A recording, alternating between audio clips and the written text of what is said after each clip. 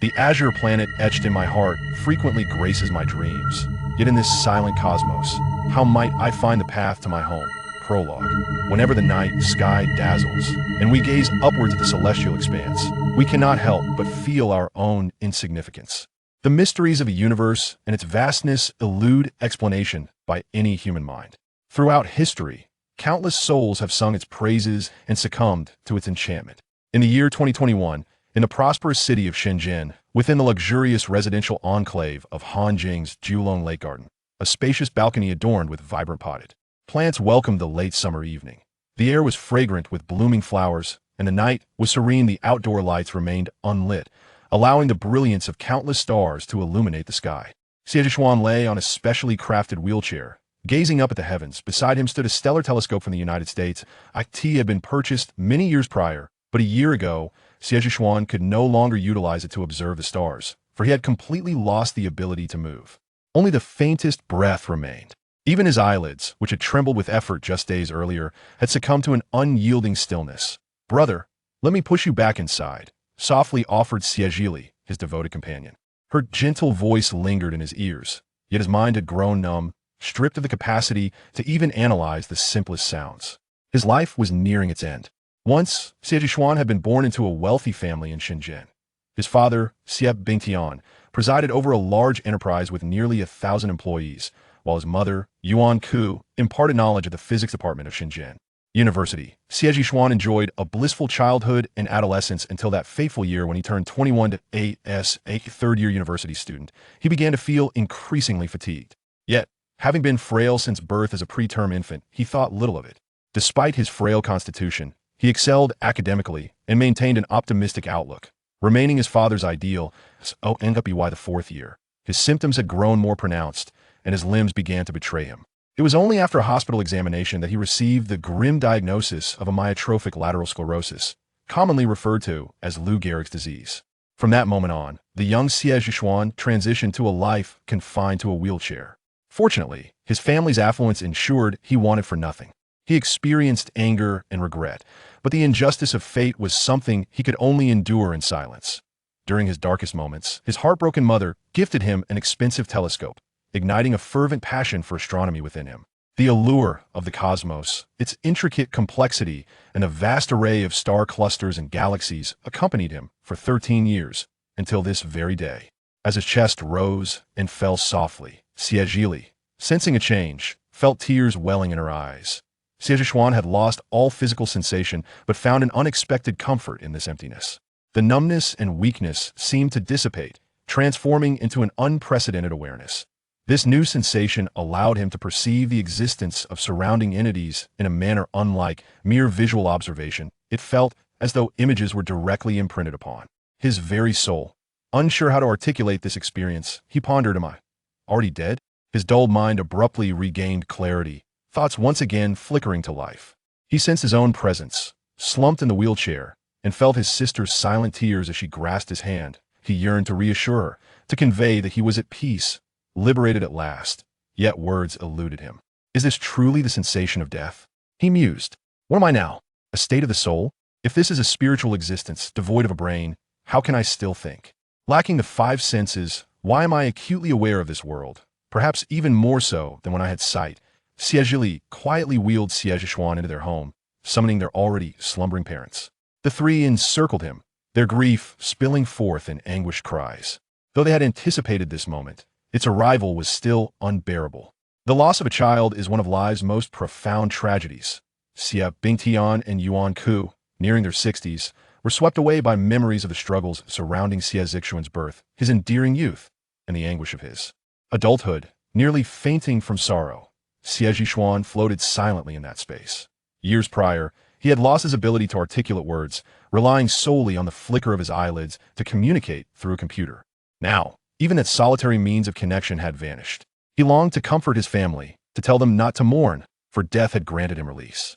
Bing dialed for an ambulance, and a team of doctors labored over Shenzhen, ultimately pronouncing him deceased. His body was placed in an ice casket.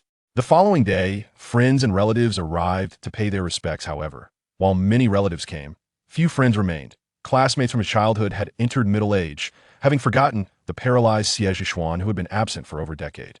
Silently observing it all, an overwhelming sorrow enveloped him. Reflecting on his life, he recalled years of diligent study and hope for the future, only to be met with despair upon learning of his terminal illness.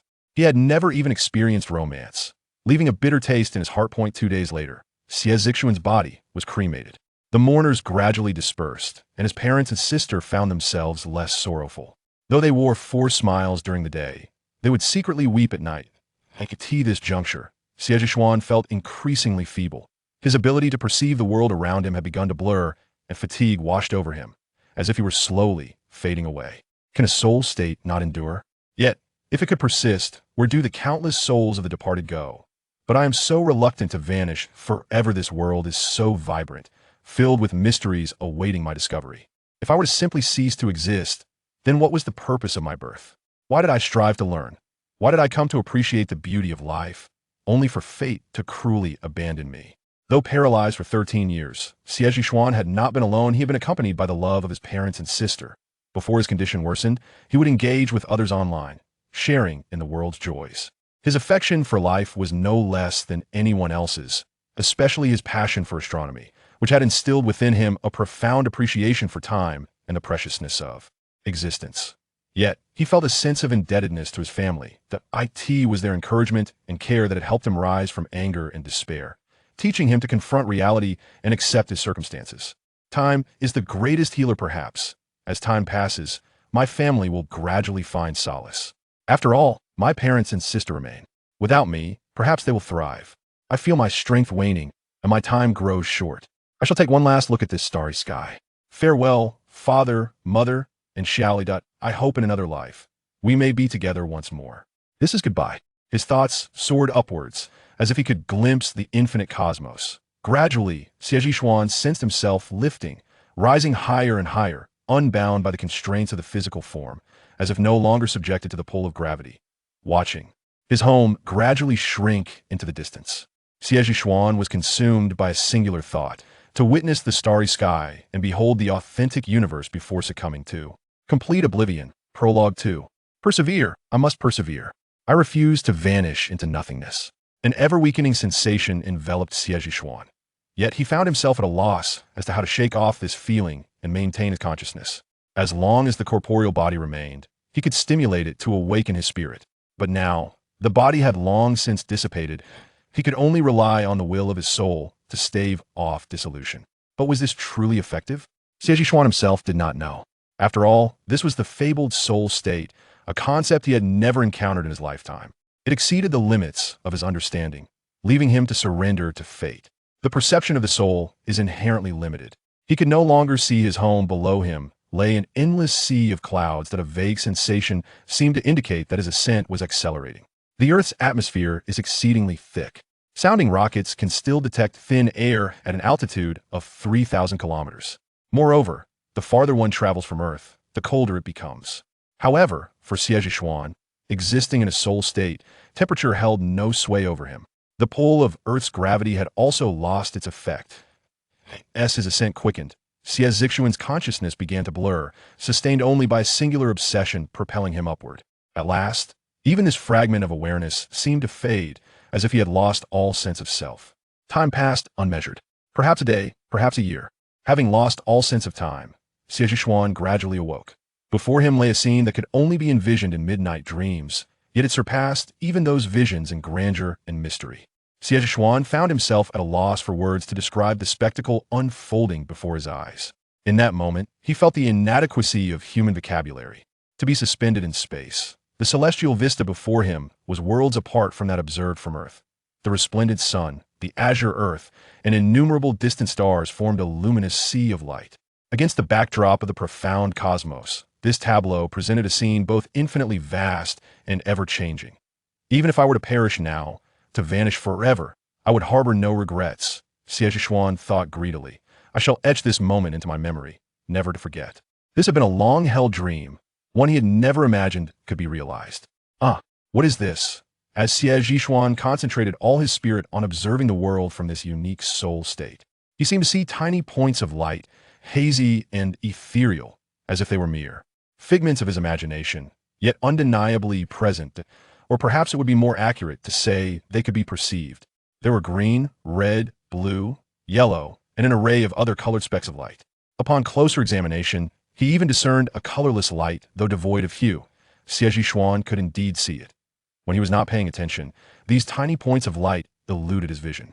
But when he focused intently, he discovered they were omnipresent.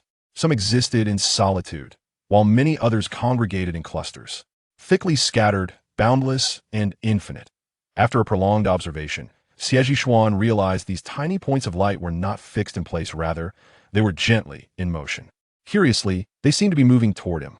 It appeared that his soul state had the ability to draw these tiny points of light closer. The universe is vast and limitless, and Xuan had no inkling of where he was drifting. In the short distances, there were no points of reference. He could not ascertain if the tiny points were moving towards him or if he was moving towards them. Another considerable span of time passed. Xuan sensed that he, like a magnet, could attract these tiny points of light into his soul. In his wake, the tiny points vanished. I do not know how many days have passed. I should not have endured for this long. I should have already dissipated. Yet, I am still conscious it must be due to these tiny points of light. Have I absorbed them? When I first died, only 3 days had passed, and I was already feeling weak, sensing the urge to dissolve. Yet here, I feel no such fluttering sensation. This proves that Earth lacks the presence of these tiny points of light. Thus, they must only exist in space. And upon absorbing these tiny points, have they transformed into sustenance for my soul? Could they be what sustains me from vanishing? Anyone faced with the prospect of survival from the brink of despair would feel exhilaration, and Xuan was no exception. Realizing he would not truly die, he felt as if he had been granted a second chance. Though I cannot return to Earth, I can drift through the cosmos, personally experiencing its mysteries and uncovering its secrets. This is the ultimate aspiration of anyone enamored with the night sky and the universe. If possible, I wish to burst forth from the solar system, to escape the Milky Way and explore the furthest reaches of the cosmos. What truly lies at the end of the universe? Time on Earth is defined by the rotation of the planet. One rotation constitutes a day, and one revolution around the sun constitutes a year. But if one departs from Earth, then the concept of time dissipates. Xuan aimlessly floated through the universe. Unaware of his speed or location, the once glaring sun had long since vanished from view. In a void, devoid of body. He was stripped of smell, sound, touch, taste, and even vision was altered from what it had once been. He could only gaze upon the planets. And as the initial novelty wore off, he was left feeling lonely and fatigued. Though the sensation of dissolution had faded, his spirit grew wearier. In the soul state, there was no sleep. He did not know how to alleviate this mental exhaustion. Only when he discovered a new planet did he feel a glimmer of excitement. Yet, the distances between celestial bodies were so vast that, more often than not, he drifted alone in solitude. Human beings are social creatures, and when one exists alone in a space, the sense of isolation can drive one to madness. The universe is boundless, devoid of beginning or end. Time continued to elapse, unmeasured, perhaps a century, perhaps a millennium, perhaps 10 millennia. Xuan drifted on, aimless and devoid of hope. Only the ubiquitous, tiny points of light nourished him, preventing dissolution and allowing him to grow increasingly strong. His speed of movement had accelerated, traversing from one planet to another in ever-shortening spans of time. Moreover, he seemed to exist apart from the world itself. Even the most powerful celestial gravities appeared indifferent to him. Yet, the torment of his spirit incessantly consumed him. Having undergone the initial exhilaration, loneliness, anguish, madness, and numbness, Xuan learned the art of sleep. This so-called sleep entailed turning away from the external world, learning to close himself off in avoidance. He immersed his thoughts in memories, reminiscing about the past.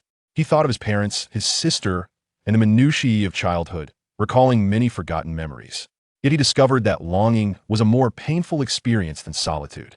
Thus, he ceased to reminisce. He wished for true death. However, he had grown exceedingly strong, his spirit robust. He did not know how to eradicate himself. Previously, while gazing at the starry sky on Earth, one would measure distances in light years, using Earth as the reference point. Drifting through the cosmos, bereft of coordinates and time, Xuan had long succumbed to a profound disorientation spanning countless years. It was only when he discovered a planet, strikingly reminiscent of Earth yet magnitudes larger and equally azure, that a glimmer of recognition pierced his solitude. Chapter 1. Frandy. Puzel Island, situated at the easternmost edge of the Oscaria continent, lies adjacent to the Tamoya province of the Kingdom of Kunmo. Approximately 10 kilometers from the mainland, on favorable winds, a modest single-masted fishing vessel can reach this isle in just a few hours. The southwest of the island, a quaint pier constructed from elongated stones has been smoothed by the relentless caress of the sea over the years. The island itself is modest in size, stretching a mere 17 or 18 kilometers from its southernmost to northernmost points. Yet, its forests are densely packed no matter which direction one gazes. The depths of the woods remain shrouded in mystery. Only at the small pier is there a pathway, paved with stone slabs, leading to the island's heart. As the sun ascends, casting its golden rays upon the lush foliage, a venerable castle stands tall after a brief walk along the stone path. The castle, aged and adorned with verdant vines that creep along its towering walls, houses a magnificent magical tower at its center. Surrounding the tower, visible to the naked eye, is a swirling mass of pale blue water elements, moving with an ethereal grace. During tempestuous storms, fishermen caught at sea often seek refuge at this island's pier. The soldiers stationed on the island provide them with temporary lodging within the castle and ensure they have ample provisions until the storm subsides, a time-honored tradition. Upheld through generations of soldiers, as dawn breaks. While most within the castle remain ensconced in slumber, Frandy Pullman awakens, his eyes fluttering open after a night's rest. To be alive is truly splendid, he murmurs, a daily affirmation that brings him joy in the height of summer. Even the early morning air carries a hint of heaviness. Frandy rolls off the grass mat woven from shade grass, its surface dampened by the night's perspiration. He carries the mat downstairs and drapes it over a line in his small courtyard, which is not only a drying space, but also home to several pots of bright red kissing flowers, named for their resemblance to a woman's luscious lips that a gentle breeze wafts through, tinged with a faint briny scent. Looking up, he sees a brilliant blue sky, devoid of clouds, as the sun peaks over the eastern horizon. It appears today will be yet another splendid day. On the island, children of tender years have no designated tasks, their primary duty being to learn. His father, Lawrence Pullman, serves as the head chef of the castle, responsible for the culinary needs of the entire island. Under his supervision are several assistants who prepare meals for the soldiers and servants. At 9.5 years old, Frandy embodies the Pullman family's striking features. Dark hair and eyes that shimmer like black gemstones. It is only through the lens of loss that one learns to cherish what they have. Years of suffering in a previous life have instilled in him an insatiable thirst for healthiness. One that from a moment he could walk independently, the entirety of Puzel Island transformed in a Frandy's grand playground. His robust physique, honed through relentless exercise, surpassed that of his peers, and at merely 9, he stood over 1.6 meters tall. He filled a bucket with cool water from a moss-covered well, rinsed his mouth, then took a deep breath before dousing himself with the refreshing liquid. The icy water seemed to dispel the cloying heat, cascading down his bronze skin, glistening under the nascent sunlight. Refreshing, he exclaimed, feeling his mind sharpen. He wiped his face with a coarse cloth resting by the well and donned his freshly washed brown linen shorts, foregoing a shirt as he called up to the upper floors, "Mum, I'm off to play, you little monkey. Your father has just left, and now you're causing a ruckus." Gone. His mother, Amaya, retorted, her voice tinged with annoyance as she had just settled into slumber. Frandy sheepishly scratched his head. Each morning began with his father rising before dawn to work in the kitchen, and then he would dart off to play, inevitably waking her. Frandy had once ventured out without a word, only to incur his mother's wrath when she frantically searched the castle, her calls echoing through the halls. Even the esteemed Archmage Illuminate was disturbed, employing an extensive searching spell to locate Frandy, who had innocently wandered into the woods. "Stop! Stand still! You may not leave!" A shrill voice pierced the tranquil morning. His sister Annie, 2 years his senior 11, was relentless in her pursuit. Annie, who had once sulked during their mother's pregnancy with Frandy, had instantly taken to her silent, unassuming brother when he was born. Before Frandy turned 3, Annie proudly paraded him around, showcasing her little brother to the island's few hundred inhabitants, a feat she repeated for 3 long years. Frandy, with the wisdom of a mature soul trapped in a youthful body, found this incessant bragging rather tiresome. Yet, physical prowess did not equate to maturity. It was not until he was 4 that he managed to escape her grasp through a game of tug-of-war. As they both grew, Frandy's relentless training allowed him to surpass Annie in height, though he was often captured by her grasp, leading to moments where he found himself being led by her. Noticing Annie's approach, Frandy abandoned the door and seized a sturdy branch of an old willow tree that extended into the courtyard. With a swift motion, he vaulted over the low wall and dashed away. "Don't run," Annie called out, but by the time she opened the courtyard door, Frandy had vanished into the thicket beyond. Mum, Fran is bullying me. He's tormenting your sweet little daughter." Annie feigned distress, seeking her mother's aid. Soon, Amaya's voice rang out, scolding Frandy, accompanied by the sound of hurried footsteps descending the stairs, creating a lively atmosphere within the Pullman household. However, such matters were of little concern to Frandy, who had already fled into the dense woods outside the castle. Each morning was his favorite time, free from constraints or worries, inhaling the fresh air as he leapt through the towering trees like a playful monkey. Frandy cherished his current existence, a healthy body, boundless energy, loving family, and harmonious neighbors. Puzzle Island resembled the idyllic paradise described in his past lives literature, serene, tranquil, devoid of conflict, intrigue, and treachery, with no disputes over interests. Generations of residents had lived harmoniously on Puzzle Island, all supplies provided by the Oscaria Empire. Regardless of the season, on the first day of each month, transport ships would arrive at the small pier, delivering an abundance of goods. This land belonged to the esteemed Archmage Illude Leopold, and Puzzle Island existed as a fabled sanctuary within the greater Oscaria Empire.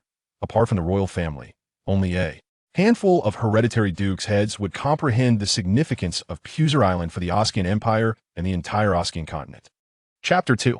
Aunt Beth in the dense jungles of Puzzle Island. Towering trees stretch skyward, their canopies resembling tents, interwoven and impenetrable to light. Various robust vines strive to ascend these majestic trunks, entwining themselves like armor around the trees, before descending from the sparser canopies to expose their forms to the sun's nourishing rays. "Curse you, you wretched blue-haired monkey. Stop right there." Frandy grasped a vine, swinging through the air. At the pinnacle of his swing, he released his grip, soaring 4 or 5 meters before landing on a branch as thick as a bowl. The golden monkey, adorned with a long tuft of blue fur on its forehead, which had taunted Frandy while perched on that very branch, had already scampered to a higher, thinner limb of another tree, continuing its mockery. Since escaping the grasp of his sister Annie that morning, Frandy had intended to embark on a straightforward cross-island training expedition. However, amidst the pristine nature, he found himself unexpectedly assaulted. The first blow struck his forehead, the second his arm, and the third nearly hit his most vulnerable spot. Fortunately, Frandy's quick reflexes saved him from the sting of an immature, spiny fruit. Frandy, now incensed, looked up to see the equally furious blue-haired monkey perched just a few meters above him, clutching a bundle of the very fruits that had been hurled at him. Feeling exposed, the monkey tossed 2 of the fruits at Frandy, then nonchalantly turned to flee. This was not the first time Frandy had been ambushed. In the past, he had often been struck from behind by this mischievous creature, only to find it vanished by the time he turned around. This time, however, he faced a direct challenge. Frandy felt aggrieved. Was it not he who had taught the little monkey how to climb? How could it expect to thrive without mastering tree climbing? He had even taken pity on the creature, fearing it would struggle to ascend, and had gently placed it atop a tree to teach it how to descend. But instead of gratitude, it repaid him with hostility. "Next time you dare to strike me, I shall pluck every last blue hair from your head." Frandy shouted at the monkey while leaping through the foliage with determination, vowing to fulfill his threat. The monkey, undeterred, screeched back defiantly. An hour later, Frandy found himself atop the highest branch of a sapling, some 50 meters above the ground, the branch trembling under his weight, threatening to snap at any moment. Meanwhile, the blue-haired monkey clung to a thinner branch a few meters above him. "Come down," it screeched. "Rest assured, I won't harm you. I once cradled you in my arms." "Really? I promise not to hurt you, just to remove a few of your blue hairs." The monkey, realizing the gravity of its predicament, could only watch anxiously from above, unable to leap to safety due to the distance to the nearest branch. Just as it prepared for an impending fate, a thunderous roar reverberated across the island, startling countless birds into a frenzied flight, creating a magnificent spectacle. Frandy, equally startled, witnessed the monkey lose its grip and plummet.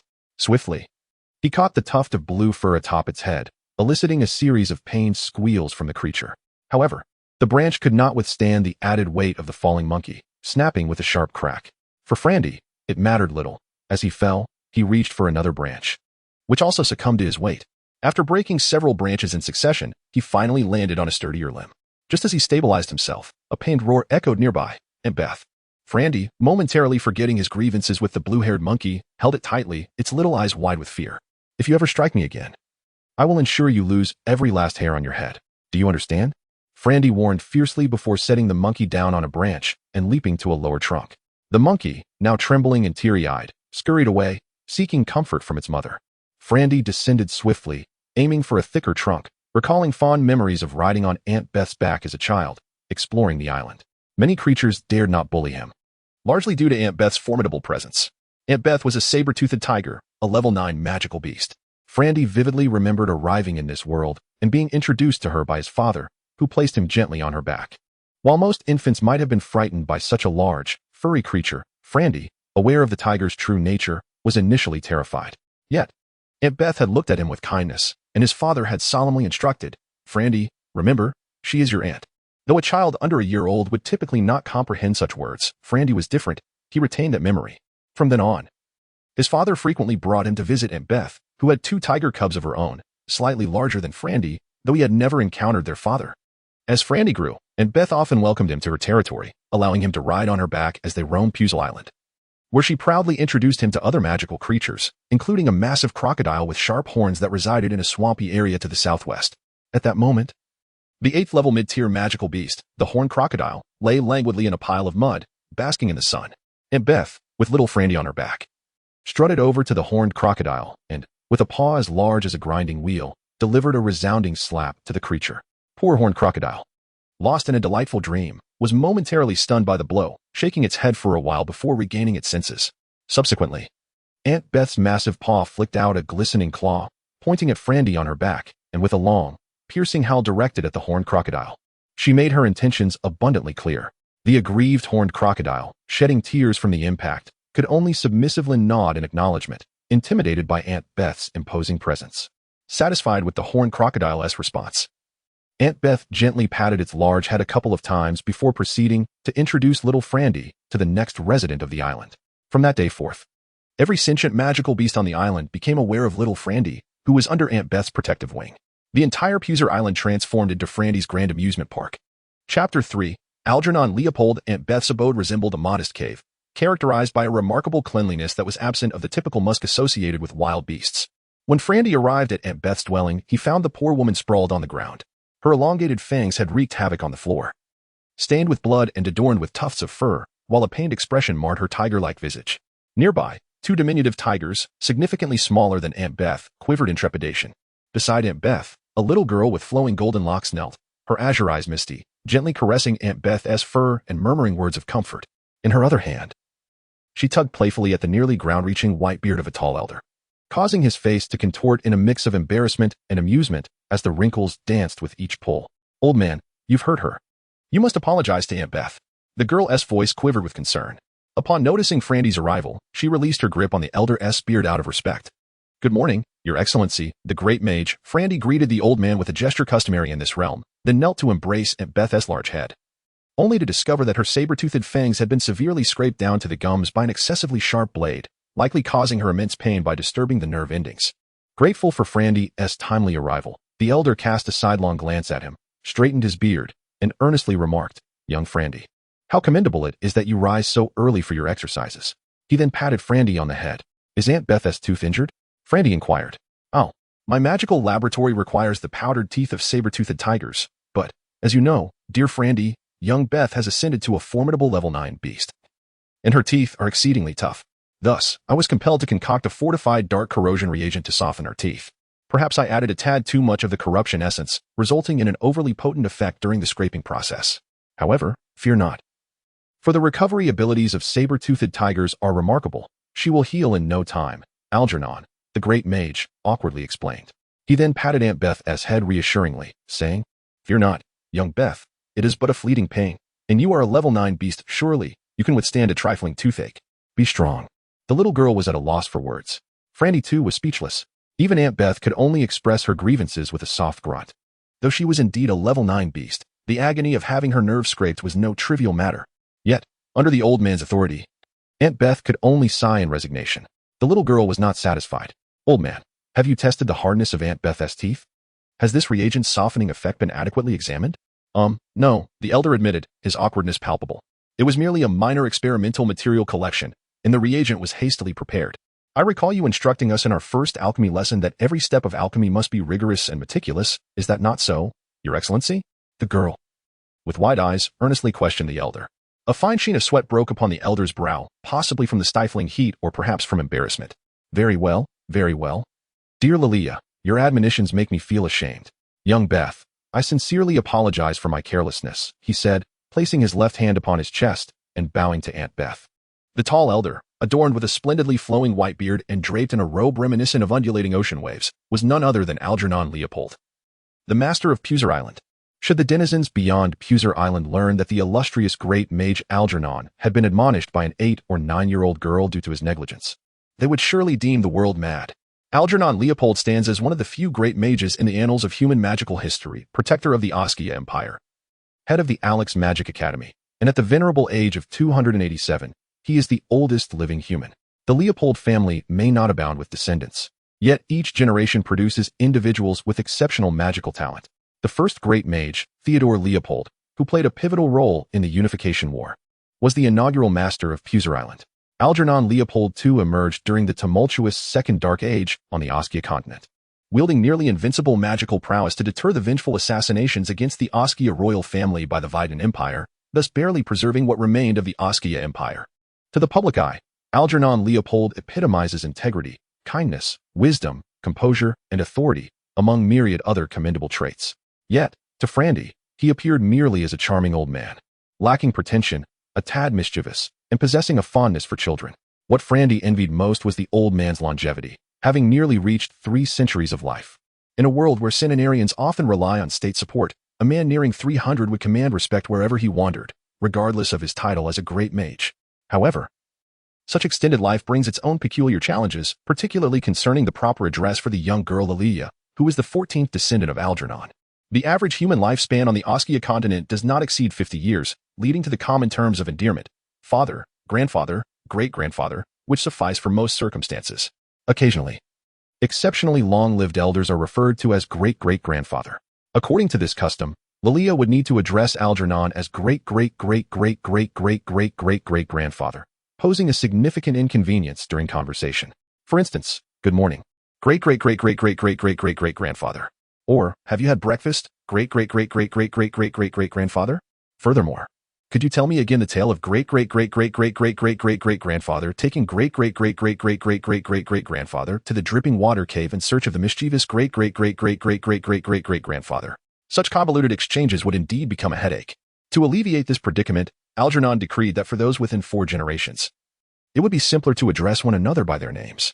All right, young Beth, this powder is sufficient for several of my experiments. With this experience in mind, I shall ensure no further discomfort during your future collections, Algernon reassured her. Upon hearing of another impending collection, Aunt Beth, whose pain had only just begun to subside, felt a twinge of discomfort return. Little Lilia, let us return. Young Frandy, you must also return for breakfast. Do not forget your morning studies. Although you excel in your studies, tardiness will earn you your grandfather's reprimand, the elder instructed. Old man, you may go ahead. I will stay here with Aunt Beth for a while longer, Lilia replied. I too shall remain, Your Excellency, Frandy declared, unwilling to abandon Aunt Beth in her moment of distress. Very well then. Just do not neglect your studies, the elder concluded. Oh, by the way, the dark corrosion reagent requires exposure to light for 2 hours to dissipate its potency. As long as the treated area is not disturbed within that time frame, there should be no issue. It is advisable to bask in the sunlight for optimal effect, the Grand Sorcerer advised. I am aware, old man. I have encountered it in your magical tome, Lilia remarked, waving her hand at Algernon as if to dismiss the old fellow. Chapter 4. Lilia is half a year older than Frandy, although they both grew up on Puser Island. Frandy is not very familiar with her. In the eyes of the island's residents, Frandy and Lilia are 2 rather unique children. This is largely due to the fact that an adult soul resides within Frandy's body. He relishes the freedom of running about and enjoys training his physique with various cumbersome apparatuses. However, he adamantly refuses to engage in games like houseplay that are typical for children. In contrast, Lilia seldom appears outside her dwelling in the magical tower. She only attends morning and evening classes and studies alongside the other children, often seen trailing behind Algernon like a little shadow. Even Lilia's brother, Ted, frequently complains that whenever he tries to play with her, she invariably declines. Thus, Frandy is taken aback by the depth of Lilia's affection for Aunt Beth. The little girl repeatedly strokes Aunt Beth's soft, striped fur. Her fingers are slender and delicate, resembling tender shoots sprouting after a rain, and under the morning sun's gentle illumination. Her small face seems to blush, while her large eyes radiate an expression of profound concern. Lilia, are you very familiar with Aunt Beth? Frandy inquires. Yes. I've known her for a long time, Lilia replies, lifting her head and gazing at Frandy with her beautiful eyes. I mean, I know you rarely leave the castle. I didn't expect you to be so close with Aunt Beth, Frandy admits, feeling a bit embarrassed. Lilia remains silent, merely continuing to gaze at Frandy. Her eyes filled with a hint of inquiry and confusion. All right, Aunt Beth, I must take my leave now. I still need to go to the dining hall for breakfast, or I might miss the morning class. I will come to see you again tomorrow, Frandy announces. Are you going back, Lilia? Frandy stands up. No. I wish to stay a little longer, Lilia replies, looking at Frandy. Then, goodbye, Aunt Beth, and goodbye, Lilia. Frandy turns to leave. Wait a moment, Frandy. What is it? Frandy asks, puzzled. Frandy. The little girl looks at Frandy, hesitating to speak. I would like to ask you for a favor, she finally says, as if she has made a decision. Of course, what do you need? Frandy responds, pleased to oblige a little girl's request. I want to go to a certain place, but I cannot get there alone. I need your help, Lilia explains. To a place? Is it far? Do we have to leave Puser Island? Frandy asks, surprised. No, it is right here on Puser Island. It is not far at all, Lilia clarifies. Then that's fine. I know Puser Island like the back of my hand. I've been to almost every corner. I can definitely take you there, Frandy assures her. If it were to leave Puser Island, Frandy would hesitate to guarantee anything, as it is indeed dangerous for 2 children under 10 to venture to the mainland without an adult. Even though Frandy possesses the soul of an adult, he is still unfamiliar with this world. However, staying within Puser Island is of no concern. Frandy has been playing on the island since he was 4 or 5 years old, and he is well aware of the dangerous spots. He has also become acquainted with the magical beasts living on the island, thanks to Aunt Beth's powerful introductions. Frandy assumes that the little girl simply wishes to explore a cave or something similar. Thank you, Frandy. I will find you after lunch, the little girl says, her delicate face breaking into a smile. This is the first time Frandy has seen Lilia smile at him. All right, I will wait for you, Frandy replies. After saying this, he gently pats the heads of the 2 little saber-toothed tigers for consolation and then heads towards the castle. Among the supplies sent from the Oskia Empire to Puser Island each month, foodstuffs constitute a significant portion. Although the island's few hundred residents cultivate some vegetables, they still rely on the mainland for meat, grains, and spices. The dining hall in the Puser Island castle is quite spacious, capable of accommodating all the island's residents at once. However, many families prefer not to dine in the noisy hall. Instead, they enjoy selecting their favorite ingredients from the storeroom and cooking at home. Frandy's father, Lawrence Pullman, is the head chef of the dining hall, so he has grown up dining there with everyone. Usually, Frandy is among the earliest arrivals, but today, due to Aunt Beth's dental pain, many people have already gathered by the time he reaches the dining hall. As Frandy enters, 2 burly men are just stepping out, having finished their meal and preparing to return to work. Both men stand over 6 feet tall. One, with brown hair, appears rather fierce, dressed in a tunic and shorts made of animal hide, with a length of rope tied around his waist. The other man, sporting a short beard, wears a cotton robe that gives him a more refined appearance. Uncle Ong, Uncle Lime, good morning, Frandy greets them. Aha, young Frandy. What brings you here so late today? Did you sleep in like little Vito? The more fearsome-looking man, Ong, ruffles Frandy's hair. The residents of Puser Island enjoy patting children's heads, as they themselves were often patted by their elders during their childhood. This tradition ultimately traces back to the great Archmage Algernon, who had a fondness for patting children's heads. Oh, some things happened this morning that delayed me. Is Vito still asleep? Frandy asks. When I went out for breakfast, I threw him from his bed into the water. He should be on his way now. If he keeps dawdling, he'll be late for class, and you know your grandfather will give him a good scolding, Ong replies nonchalantly. Just then, a small, chubby boy rushes in like a pig with its tail on fire, his head down as he barrels toward them. Little Vito, with the same brown hair as his father Ong, is still quite young and lacks the intimidating appearance of his father. His round face is adorned with a few freckles, and his eyes are small. He is about a head shorter than Frandy, which is typical for an 8-year-old. Hey, slow down, buddy, Frandy says, grabbing Vito.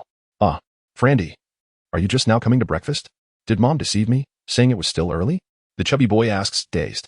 It seems the morning's chilly water did little to wake him. Before Frandy can respond, a loud smack resonates as Ong brings his large hand down on Vito's head. You little rascal, always late. If you miss class again today, I'll toss you into the 3-colored mushroom and keep you there all night. Ong scolds his son, his already fierce face growing even more menacing. The 3-colored mushroom is a carnivorous plant, with enormous petals capable of enveloping an entire grown man. Moreover, its stamen secretes a highly corrosive liquid that can dissolve captured creatures for nourishment. However, the Orangi family, who work as florists on Puser Island, have long since developed a potion that resists corrosion. As long as one applies this potion, they can avoid most magical plants' attacks and corrosive properties. Hence, the 3-colored mushroom has unfortunately become a makeshift prison, and it is said that Uncle Ong himself spent quite a bit of time confined there during his childhood. While being locked inside does not lead to corrosion, it does cause one's skin to itch, a sensation that is undoubtedly unpleasant. Little Vito has had a few experiences of this nature. Frightened, he dared not look at his father, dragging Flandy into the dining hall. The cuisine at Puser Island restaurant is exceedingly diverse, featuring ingredients sourced from the various regions of the Oskia Empire. However, for the growing Flandy, grains and vegetables simply cannot satiate his appetite. The consequence of his daily rigorous physical activity is that his diet consists solely of one category: meat. Whether it soars through the sky, runs across the ground, or swims in the sea, Flandy relishes all forms of meat. His father, Lawrence Pullman, serves as the head chef here, often saving choice cuts of meat for Flandy. The term choice meat refers to the flesh of magical beasts. The continent of Oskia is vast, with the two human empires occupying only a small fraction of the most habitable areas. Humanity's exploration has never waned, as endless forests and treacherous terrains abound with countless life forms. Among these creatures, some have inhabited regions rich in magical elements for generations, evolving through the ages.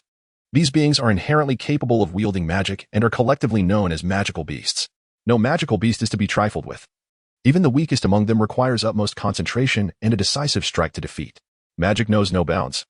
And when one witnesses a magical beast casting a spell without possessing several costly magical defenses, all that remains is to pray. This is the adage of those warriors who live by exploration. The flesh of magical beasts is exceedingly precious, the higher the beast's rank. The more abundant the magical elements within its meat, which also renders it less prone to decay. Thus, the quality of the magical beast meat that can endure transport to Puser Island is evident. The chubby Vito has already gone to queue at the serving area, while Flandy has stealthily slipped into the kitchen. Chapter 5. Fire Ferret Meat. As the head chef of Puser Island, Lawrence Pullman does not need to personally cook the food. His primary responsibilities include receiving the ingredients delivered by supply ships, inventorying the storeroom, and planning the restaurant's daily menu among other managerial tasks. At this moment, Lawrence is seated on a small stool in the chef's break room, fiddling with a small stove. The stove burns fiercely, upon which rests a peculiar iron pot, tightly sealed with its lid, save for a hollow iron tube protruding from the top, attached to an iron lump with 4 holes. Steam billows vigorously from the holes, a testament to the pot's function. The flesh of higher-tier magical beasts is notably denser. When young Flandy was merely 4 years old, his father Lawrence had simmered a prime cut of a first-tier magical beast, the golden-horned elephant, for 2 days and nights. That was Flandy's first experience with magical beast meat, and try as he might, he could not chew it down, ultimately swallowing it whole and nearly choking in the process. This incident inspired Flandy to invent the oddly shaped iron pot that the island's residents would come to recognize. After Lawrence commissioned a blacksmith to create it, he discovered that even the meat of 5th-tier beasts could be rendered tender. Flandy affectionately named this contraption the pressure cooker. Since the advent of the pressure cooker, Lawrence frequently prepared the finest cuts of high-tier magical beasts for Flandy. By the age of 9, Flandy had already reached a height of 1.60 meters, a feat attributed not only to inheriting Lawrence's tall stature and commitment to exercise, but significantly, due to his rich diet. Flandy quietly pushed open the wooden door of the break room, a rich aroma of meat wafting out. The scent was laced with a spicy note, as if the already sweltering temperature had risen a few degrees. "Father, what kind of meat is this today?" "It smells wonderful," Flandy inquired. Noticing his son, Lawrence set aside the iron rod with which he had been tending the fire and stood up, his imposing 2-meter frame resembling a mountain. He removed the pressure cooker from the stove and set it down, addressing Flandy. "This morning's supply ship brought a delightful offering, a young fire ferret from the Caddis Lava Lake. I've been cooking it for nearly 3 hours. It should be just about ready." "Is it a fire-type magical beast?" Flandy asked eagerly. "Indeed it is. An adult fire ferret is generally a 5th-tier beast, but this one is merely a juvenile, likely 2nd or 3rd tier. Nevertheless, its meat is quite tender," Lawrence replied. To Flandy, Lawrence epitomized the essence of a doting father, especially considering he had only become a parent at nearly 40. There was a gentleness about him that belied his robust and towering exterior. Almost everything of value was dedicated to his son. Releasing the steam, he opened the lid and poured the rich broth into a wooden bucket. He then took a large bowl and filled it with the already cut chunks of meat. Handing it to Flandy, "Go eat. It's getting late. Don't delay your morning lessons," Lawrence urged. After an intense morning of exercise, Flandy was ravenous.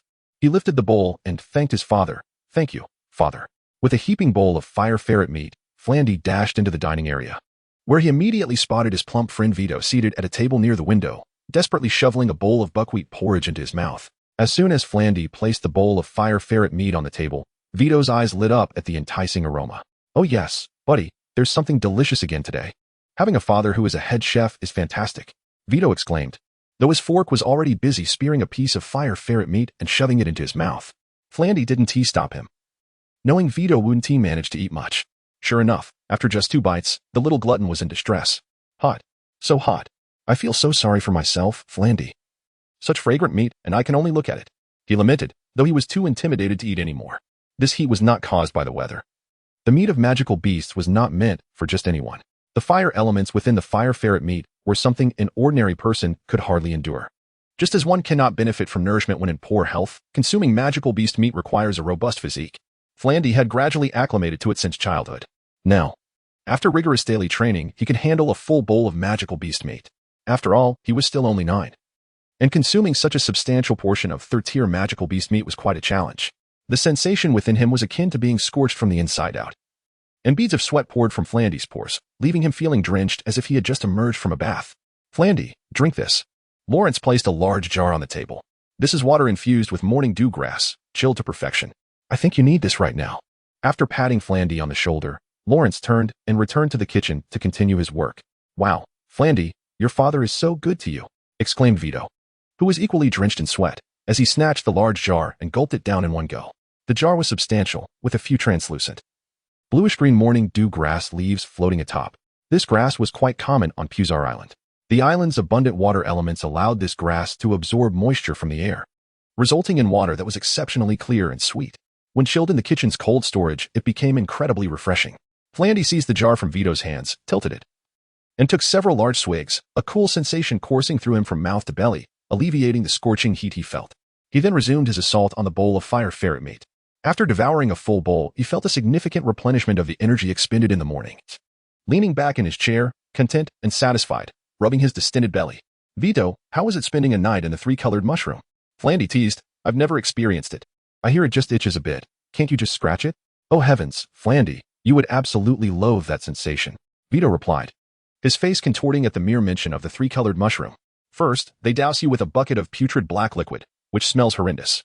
Then they throw you into that giant petal, and once it closes, you can't see or hear anything. All you can smell is the stench, like falling into a cesspool. And it itches. Oh, it itches terribly, and no amount of scratching helps. Vito shuddered at the memory, and Flandy noticed the goosebumps rising on his friend's arms. Wow, Vito. You're incredible. You managed to endure that for an entire night? Flandy marveled, feeling a chill at the thought and realizing he could never withstand such an ordeal, thus developing a newfound respect for his friend. Nonsense. Vito glanced around to ensure no one was paying them any mind, then whispered to Flandy, actually, my father only kept me in there for less than 10 minutes. I cried so hard that he finally let me out. Then how did Uncle Long say he kept you in there the whole night? Flandy asked, puzzled. That's because when my grandfather locked him in, he also cried a lot. And my grandfather told everyone he had been in there all night. In reality, it was just 10 minutes. Ha ha ha, it's a tradition in the Orange family, Vito revealed, grinning mischievously as he divulged family secrets. Flandy slapped his forehead in disbelief. It seemed that even in a different world, the concept of face saving was omnipresent. Vito, I think you'll be experiencing the little black room again tonight, Flandy declared, standing up and gathering the jar and bowl to return to the kitchen. Flandy, do not frighten me. I have committed no errors recently, Vito exclaimed, rising to his feet in agitation. Flandy tilted his chin towards the plump boy, signaling him to glance behind. Look, the morning class is about to commence. Uncle Anger has warned that if you arrive late, you shall be confined here all night. On the wall of the dining hall behind the plump boy hung an ornate magical timer. Its frame was intricately carved, and its face was divided into 32 sections, each housing a flickering flame. The flames in the first 7 sections had turned a deep black, while the 8th flame remained purple, gradually darkening. The remaining 24 flames glimmered white. Vito cast a glance backward, as if scorched by the purple flame, and shouted in panic, Heavens, I shall be late for class. With that, he bolted towards the entrance of the dining hall, as if propelled by urgency. Halfway there, it seemed a thought struck him, and he turned to shout at Flandy, Flandy, it is nearly 8 o'clock. Why are you not worried? Your grandfather will scold you for being late. Flandy, unperturbed, continued his leisurely stride towards the kitchen with his jar and large bowl. Upon hearing the plump boy's call, he turned with a smile and replied, no worries. I can run faster than you. Vito, infuriated, stormed off in silence. Chapter 6. The morning class at Puzar Island. When Flandy rushed home, took a cold shower, and donned a clean linen robe, he dashed back to the classroom just in time to see the plump little Vito finally arrive. Fortunately, the magical clock indicating the start of the morning class had yet to chime.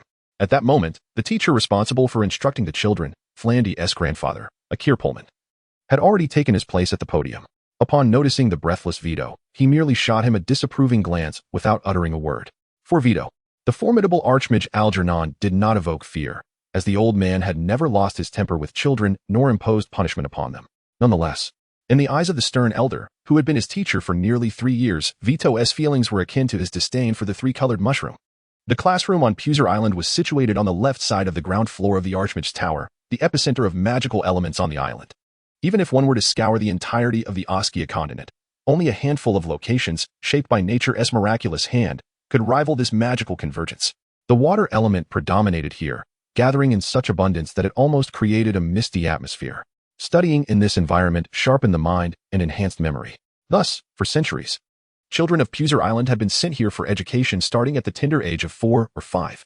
To the right of the classroom lay a library. Its collection, while not as vast as that of the Grand Library of the Oskia Empire University, was older than the history of the empire itself.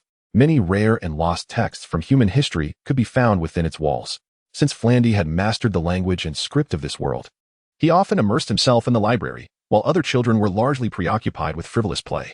This was one reason the islanders held Flandy in high regard. The teacher, Akir Pullman, was over 60, characterized by an unwavering integrity and a notably serious demeanor, which earned him the responsibility of enlightening the island's youth at Archmage Algernon's behest. With his head bowed, the chubby Vito obediently made his way to his seat, sitting in the front row due to his shorter stature compared to Flandy. Flandy's sister, Annie, who had already settled in her seat, shot an irate glare at Flandy and shook her little fist in retaliation for being left behind that morning. Just then, the magical clock, indicating the commencement of the morning class, finally rang out. The 8th flame on the magical timer mounted on the wall turned completely black, while the subsequent 9th flame shifted from white to pink. Clearing his throat, Akir drew the children's attention. Children, before we commence our lesson today, I have an announcement. In less than a month, the Oskia Empire University will open its doors, and as the headmaster of the Alice Magic Academy, the Archmage will attend the opening ceremony. Akir surveyed the children, noting their rapt attention, and nodded with satisfaction before continuing. The Archmage has not managed the academy for several years, having dedicated himself to magical research on the island, where he has developed several new magical programs. This time, he will spend a considerable duration at the academy. Therefore, he wishes to take the children aged 8 and above from the island for a magical aptitude test. Pausing for effect, Akir continued, Tade, Lilia, Annie, Flandy, Vito, Gustav, and Katrina, you have all reached the age of 8. After class, you may discuss with your families whether you wish to accompany the Archmage to the capital. Please have your parents inform me of your decision. Today's evening class is cancelled, granting you an entire day to ponder this matter. Tade and Lilia, a brother and sister from the Leopold family, appeared relatively unfazed, likely already aware of the news. In contrast, Vito was particularly elated, as he could finally escape confinement. After all, the three-colored mushroom was a rarity across the entire Oskia continent. Flandy, with the soul of an adult, felt a pang of nostalgia for Sapple Island. Yet he had grown too accustomed to it over the years. He yearned to venture out and explore the world of swords and sorcery, where countless wonders and mysteries awaited his discovery.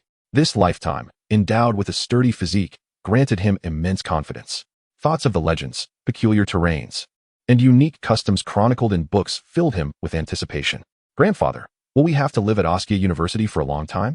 Flandy inquired, rising to address Akir. Akir, gazing at his most cherished grandson, nodded affirmatively. Yes, after taking the test, regardless of whether you possess magical talent, you will need to study at Oskia Empire University for at least 9 years before graduating from the junior department.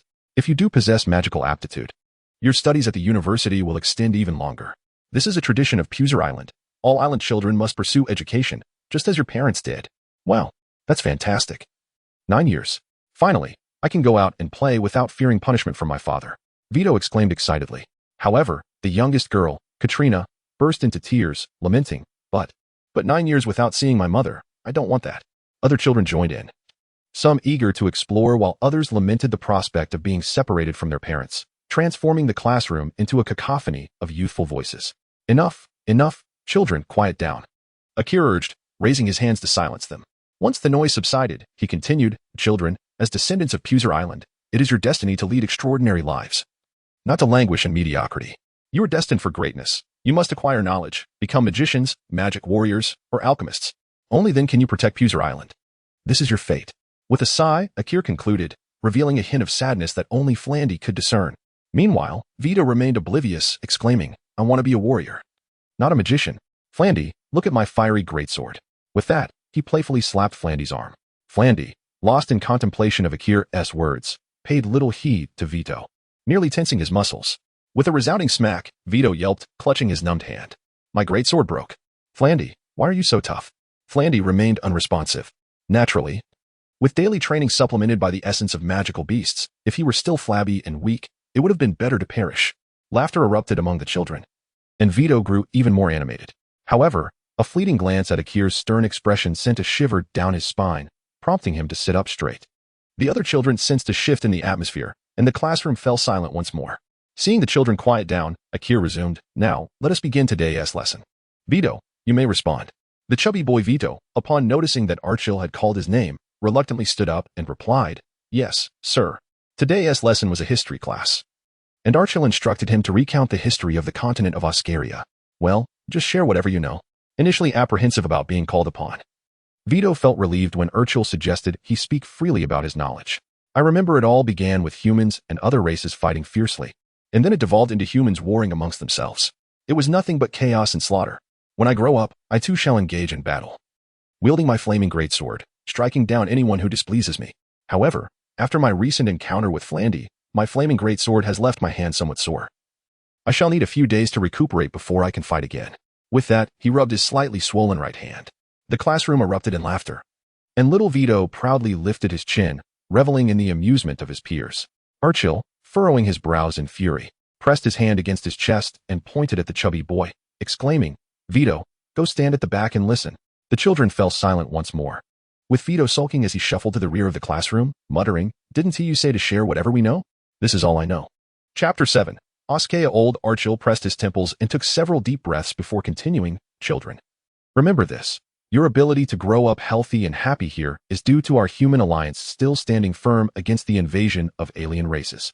Every moment, valiant soldiers are laying down their lives on the front lines. This is no mere child's game. Though you are young now, one day you may find yourselves on the battlefield, fighting to defend our humanity. The classroom was filled with children of various ages. The youngest among them could scarcely grasp Archil's words. However, older children like Frandy appeared to be contemplative, albeit still somewhat confused. Archil's gaze was melancholic. Yet as he looked upon these children, he seemed to perceive a glimmer of hope. Frandy, why don't you recount the origins of the St. Care calendar? Archil called upon his favorite grandson. Frandy had long mastered the written word of this world and had perused numerous tomes on the continent's history in the Grand Library. Upon hearing his name, he rose without hesitation. This year marks the 673rd year of the St. Care calendar. Before its inception, our humanity was preyed upon by various ferocious beasts, forced to protect ourselves only in tribal formations. Yet a single formidable beast could decimate a tribe of 1,000, leaving those unable to escape as its meal. It was Emperor Oscaria who unified our human tribes, aided by over 100 grand sorcerers, and allied with various humanoid races. After 21 years of war, during which countless brave warriors sacrificed their lives, we drove those savage beasts from this continent and established the Oscaria Empire. The year we founded our nation is referred to as the first year of the St. Care calendar. Well done, Frandy, take your seat. Old Archil said with a look of satisfaction. He continued, the Oscaria Empire encompasses the entire continent, hence it is known as the Oscaria continent. However, this vast land still harbors many lesser beasts in remote areas that have yet to be cleared. By that time, Emperor Oscaria had grown old. For the sake of administration, he divided the Oscaria Empire into 5 kingdoms, each inherited by a prince. Having concluded his narrative, old Archil surveyed the attentive little ones. Even the chubby boy Vito at the back was wide-eyed with interest. He then lowered the black curtain he used for teaching and retrieved a dark wand from a pouch made of beast hide at his waist. He brought the wand close to the black curtain, and a subtle white light emerged from its tip, forming a map-like shape on the fabric. Children, behold. This is the entirety of the Oscaria continent. He pointed to a small dot on the lower right of the map, saying, This dot represents our Puzzle Island. Observing the children's astonished expressions, old Archil continued, No matter where you go in the future, remember this mnemonic when consulting a map. North is up, south is down. West is left, east is right. By committing this to memory, you will never lose your way with a map in hand. The children erupted into chatter, some reciting the mnemonic while younger ones asked their older peers where left and right were. The older children explained that the hand holding the fork is the left hand, while the one holding the knife is the right hand. These were habits cultivated from a young age, making it easy for even the littlest ones to understand. Yet the chubby boy at the back was unconvinced and loudly queried, Mr. Archil, why must north be up? Why can't south be north? Why is west left and not right? This sparked further discussion among the children, who began to ask questions. Frandy placed a hand on his forehead. He had not anticipated that this mnemonic existed on the Oskea continent as it did on Earth, yet he could not articulate why. Old Archil rapped the desk, commanding silence. Children. Once the room quieted, he resumed, this is a convention that humanity has followed for centuries. If you remember it, you will be able to comprehend maps drawn by others. The children nodded in understanding, though the chubby boy still seemed poised to speak. Old Archil preempted him, saying, Vito, you must memorize this mnemonic, or I shall instruct your father to confine you in the three-colored mushroom for an hour. The chubby boy boasted. I wouldn't be scared if my father locked me up for an entire night. Archil replied with a knowing smile. Is that so? Then I shall personally supervise. At this, the chubby boy fell silent, casting a wary glance at old Archil. Word of the Orange family's affairs had become common knowledge, even to Frandy. So Archil was undoubtedly aware of it as well. It had become an open secret on Puzzle Island. Once the room settled again, Archil used his wand to draw several white lines on the map, explaining, when Emperor Karaskea partitioned the kingdoms, he granted the territory on the right, the eastern lands, to his second son, Borgoskea, naming it the Kunmo Kingdom. The territory on the left, the western lands, was bestowed upon his third son, Abneroskea, naming it the Yadin Kingdom. The southern lands were given to his fourth son, Bernioskea, and named the Terra Kingdom. The northern lands were granted to his fifth son, Moroskea, known as the U Kingdom. The central region, the most fertile and level land, was inherited by the emperor's eldest son, Mykonoskea. Frandy had already encountered this history in the Grand Library, having seen even the maps drawn by old Archil. The maps in the book titled Geography of the Continent were far more detailed than those on the Black Curtain. For instance, old Archil had not depicted the area of the Dukmahan battlefield in the lower right corner of the map. According to the texts, the Dukmahan battlefield served as the boundary between humanity and the beasts that had been driven to another continent. Consisting of a vast depression that only emerged during the autumn months when the sea receded, few intelligent beasts existed among them, as they did not construct large vessels. Moreover, those aquatic beasts rarely ventured ashore, their hefty bodies ill-suited for traversing land. Thus, the human alliance had constructed countless fortifications and barriers on their side of the battlefield, known as the Dukmahan defense line, to fend off the beast's onslaught. Sir, what about the Vidin Empire? I have heard my father mention that it is also a great empire. Why is it absent from the map? Asked Katrin, the daughter of the island's library administrator, who had just turned 8. She was a plump girl with a love for books. Though her young age limited her literacy, she primarily enjoyed the illustrations within. The emergence of the Vidin Empire is a sorrowful chapter in our human history, one with a long tale to tell. When you reach the Oskea Empire University and study diligently, you will come to understand this history, old Archil said, a heaviness evident in his tone, unwilling to elaborate further. And what of our Puzzle Island? Which kingdom do we belong to? Little Katrin pressed on. Our Puzzle Island does not belong to any empire, nor to any kingdom. It belongs to all of humanity. Archil replied. Old Archil replied solemnly, a hint of pride gracing his features. Why is that? The little girl inquired persistently. These matters are beyond your years. You will understand when you grow older.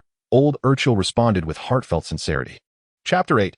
Luncheon. As the 12th tiny flame on the magical timer hanging in the classroom turned black, the enchanted clock chimed with its familiar sound. Old Archil rolled up the black curtain and returned his wand to its holder, turning to the children and saying, that concludes our lesson on continental history for today. Ted, Lilia, Annie, Frandy, Vito, Gustav, Katrina, you should discuss with your families tonight. If you decide to accompany the great Archmage Algernon to the University of Oskea, make sure to cherish this time with your families for the next month. Today's evening class is cancelled, while the other children will resume their classes tomorrow. Now, off you go to the dining hall. With that, old Archil exited the classroom. Wow, no class. Hooray. Frandy's friends erupted in joy, especially the chubby Vito, who was so ecstatic he hardly knew how to contain himself. Does that mean we can sleep in every day? He shouted gleefully. Are you not afraid your father will toss you into the pool every day if you do? Frandy doused Vito's enthusiasm with a splash of reality. Vito's face fell momentarily, but he soon resumed his jubilant antics, exclaiming, if I can't sleep in, at least I can play all day long. Ha ha ha. The younger children, though oblivious to the University of Oskea, were uplifted by their older siblings' excitement. Little did they know that their brothers and sisters were about to embark on an extended holiday while they remained behind to listen to old Archil's stories. Typically, after the early class, Frandy would join his friends for lunch in the dining hall. However, today was different. He was halted by the charming voice of the little girl. Lilia, Frandy, please wait a moment. Just as he was about to dash to the dining hall to evade his sister's clutches, he was seized by his sister Annie. Though Annie intended to pinch Frandy hard, his flesh was too resilient, so she resorted to delivering a few playful punches instead, glaring at him in frustration. Frandy had little recourse against his overly clingy sister, accepting the playful blows as if they were a gentle massage. However, he resolved not to encourage Annie's bullying behavior, gently patting her head in retaliation. Lilia watched the playful tussle with a soft smile. Annie, don't pick on Frandy. I have something I need him to help me with. Annie was not well acquainted with Lilia, as Lilia seldom played with the other children, preferring to remain in the company of Archmage Algernon. All right, I'll spare you today. But next time, you mustn't leave me behind to play alone, Annie said, pouting to show her displeasure. Lilia nodded apologetically to Annie and gently addressed Frandy. I need to prepare many supplies for the place I'm going, but I've already gathered everything. I invite you to lunch, and then we can set off together, shall we? Grateful to escape Annie's clutches, Frandy eagerly agreed, delighted at the prospect of avoiding those childish games only girls played. He shot a triumphant glance at Annie, stating, Sister, Lilia has invited me to lunch, so I won't be dining in the hall. Please inform Father that I will be playing with Lilia this afternoon. Annie stormed off in anger, casting a resentful glare back at Frandy. Lilia, where are we going? Frandy inquired. He was familiar only with the first floor of the Archmage's tower, which housed the classroom and the grand library, along with a meeting room and a hall. But he was unaware of what lay beyond that. The Leopold family, who were said to reside in the tower, had their own magical laboratory within its walls. Is Frandy joining us for lunch today? Ted, a boy with golden hair and azure eyes, asked. Ted was 2 years older than Lilia and 1.5 years older than Frandy, though he was slightly shorter in stature. He was slender and charming, enjoying the company of his friends. Yes, brother, I invited Frandy to lunch and have some matters I would like him to assist with, Lilia replied to Ted. Wonderful. I'm usually stuck dining alone with you, and it gets dreadfully boring, Ted said gleefully, pulling Frandy along as they exited the classroom and bounded up the polished stone steps to the second floor. Frandy had never ventured to the second floor of the magical tower, which was unremarkable in appearance, adorned with intricate patterns on the walls whose purpose was unknown. The air was rich with the essence of water, and there were numerous rooms, as Ted and Lilia resided there. Puserl Island was the Leopold family's domain, and its members were few, typically serving or settling in the Empire of Oskia after reaching adulthood. Currently, only 2 children remained on the island with old Algernon, while their parents were absent, leaving many rooms unoccupied. Ted led Frandy to the dining room on the second floor, which was modest in size, where 2 maids were preparing lunch. A weathered wooden table, draped with a cloth, stood at the center, flanked by 3 wooden chairs. The table was adorned with silver cutlery. Vanny, Julie, I've brought Frandy for lunch, Ted announced to the 2 maids. One of them, who was placing fruits on a silver plate, turned with a warm smile, saying, Frandy, is this your first visit to the magical tower? Did Ted invite you? The other maid also smiled at them. The maids were not mere servants. Vanny and Julie were residents of Puserl Island, working in the tower solely to care for Ted and Lilia. Actually, it was Lilia who invited me for lunch. Thank you both, Frandy replied. Ted seated Frandy on his left and Lilia on his right, while Vanny placed neatly folded napkins on their laps and arranged the knives, forks, and spoons. Frandy had never experienced such formality at the grand dining hall, where meals were served without fuss. The meal was abundant, featuring fruits, meats, and various sauces that Frandy had never encountered in the grand dining hall, but found quite delectable. Lilia dined with grace, remaining silent, embodying the essence of a refined lady, while Ted engaged Frandy in lively conversation, clearly thrilled to share a meal with a friend after enduring the monotony of solitary dining. Frandy, where will you go to play after lunch? Ted asked. Vito, Gustav, Roy, and I have planned an outing to the waterfall in the west, where there are fascinating little lizards that change color based on what you bring near them, Ted exclaimed excitedly. Frandy was well aware of the color-changing lizards Ted mentioned, having explored every corner of Puserl Island. However, he held little interest in the creatures that resembled the chameleons from his past life. Moreover, there were several adult lizards nearby, considerably larger in size. Yet these beings were not magical beasts and lacked any semblance of intelligence. Upon hearing that Ted intended to play with the small lizards, Lilia, who had been quietly dining, interjected, Brother, you mustn't touch them. Their skin is toxic. Ted was taken aback by this revelation and inquired, Lilia, how do you know that? Have you played with those little lizards? Lilia set down her knife and fork, her expression turning serious as she replied. The old man took me there once to scrape the venom off the colorful lizards for experimental purposes. He warned me that the toxicity is severe. Even a mere touch could cause one's hand to rot away. So, brother, you mustn't touch them. Alarmed, Ted quickly assured her, I would never touch them. We only want to see how they change colors. Frandy chimed in, I've been there before. The smaller ones are not frightening at all. But that waterfall conceals several larger ones, nearly as tall as you. This revelation made Ted somewhat fearful, and he turned to Frandy, asking, that big? Are these so-called colorful chameleons magical beasts? Ordinary wild animals pose little threat, as a common warrior could easily vanquish them, even if they are venomous. What is truly terrifying are the magical beasts. If one were to provoke them without understanding their attributes, the consequences would surely be dire. However, on Puser Island, the situation is quite the opposite. The magical beasts there are generally of a higher order, like Aunt Beth, possessing intelligence comparable to that of humans. They typically do not harm the island's inhabitants.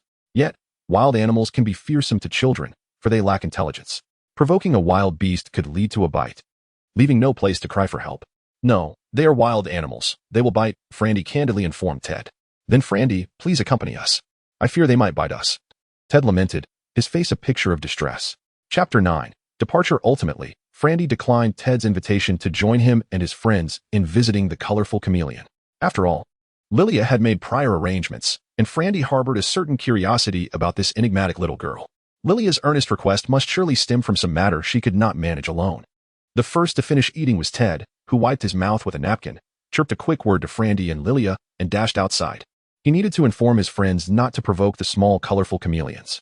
These reptiles could reach his height and measure over 3 meters in length, should they be agitated. A group of children would stand no chance against such formidable creatures. Frandy was the second to finish. He consumed his meal with hearty bites, rather unrefined. Though no one in the bustling dining hall, neither adults nor children, seemed to mind or instruct him on proper table manners. He relished this vigorous way of eating. Had it not been for Ted engaging him in conversation, he would have completed his meal even sooner. Lilia was the last to finish, and Frandy did not have to wait long for her. Although the young girl was not particularly swift in her dining, her appetite was considerably less than that of the two boys. The task of clearing the table was left to 2 waiting attendants, while Lilia led Frandy to her room. Referred to as Lilia's room, it was not her sleeping quarters but rather the sitting area. However, to Frandy, it felt more like a laboratory. The room brimmed with jars and peculiar instruments he could not comprehend. Numerous books and research materials were scattered about, but the clutter was meticulously organized, reflecting Lilia's attentive nature. In one corner near the door lay a large bag resembling a travel pack from a past life, alongside a smaller one. Both had shoulder straps, suggesting they could be carried on one's back, yet lacked the multitude of pockets typical of a travel bag. Frandy, this is my preparation. These are all items we might need. Please help me carry this larger bag while I take the smaller one. My strength is limited, so I must ask for your assistance, Lilia said earnestly. Frandy picked up the larger backpack, estimating it weighed around 40 to 50 pounds, indicating a substantial load. However, this weight posed little challenge for Frandy, despite his youth. Wow, there's so much. Lilia, where are you going, and what's in this bag? Frandy exclaimed in surprise. Lilia hesitated for a moment, seemingly steeling herself before addressing Frandy with gravity. Frandy, this journey will bear risks, yet it is of utmost importance to me. I cannot seek help from anyone else. I earnestly request your assistance. Seeing Lilia's serious demeanor instilled a twinge of concern in Frandy. Yet, gazing into the girl's hopeful eyes, he felt reassured by his own strength and the fact that they were not departing from Puser Island. He bravely patted his chest and declared, rest assured, Lilia, nothing dangerous will happen with me around. Thank you, Frandy, Lilia replied sincerely.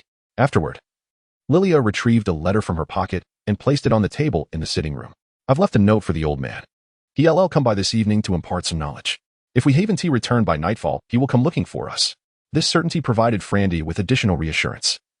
After all, Puser Island was under the watchful eye of the Grand Wizard Algernon, as long as they did not stray too far. The wizard's broad-range detection spells would surely locate them.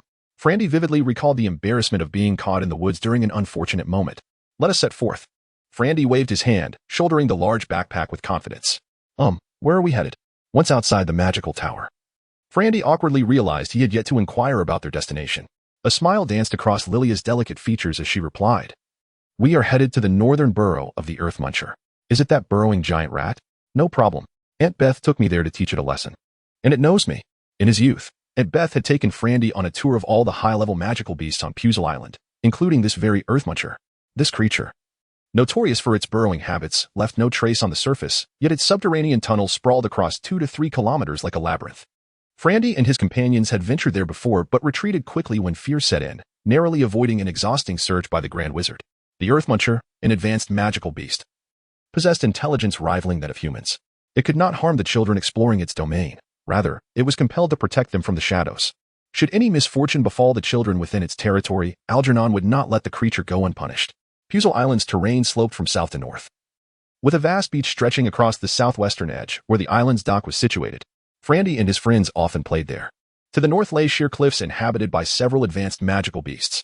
The Earth Muncher's territory was located here, primarily due to the elevated landscape which allowed it to burrow without encountering water.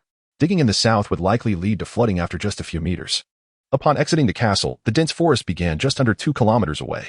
Continuing onward, towering ancient trees loomed above, their branches lush and leaves abundant, while the ground flourished with vibrant wild grasses.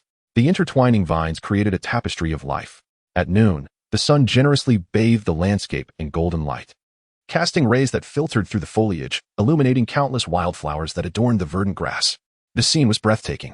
Having played in the woods since childhood, Frandy was well acquainted with the paths of Puzzle Island's forest. If Lilia were alone, she would undoubtedly struggle to navigate. After walking for over an hour, the two paused for a brief respite, burdened as they were by the heavy backpack and the rugged trails.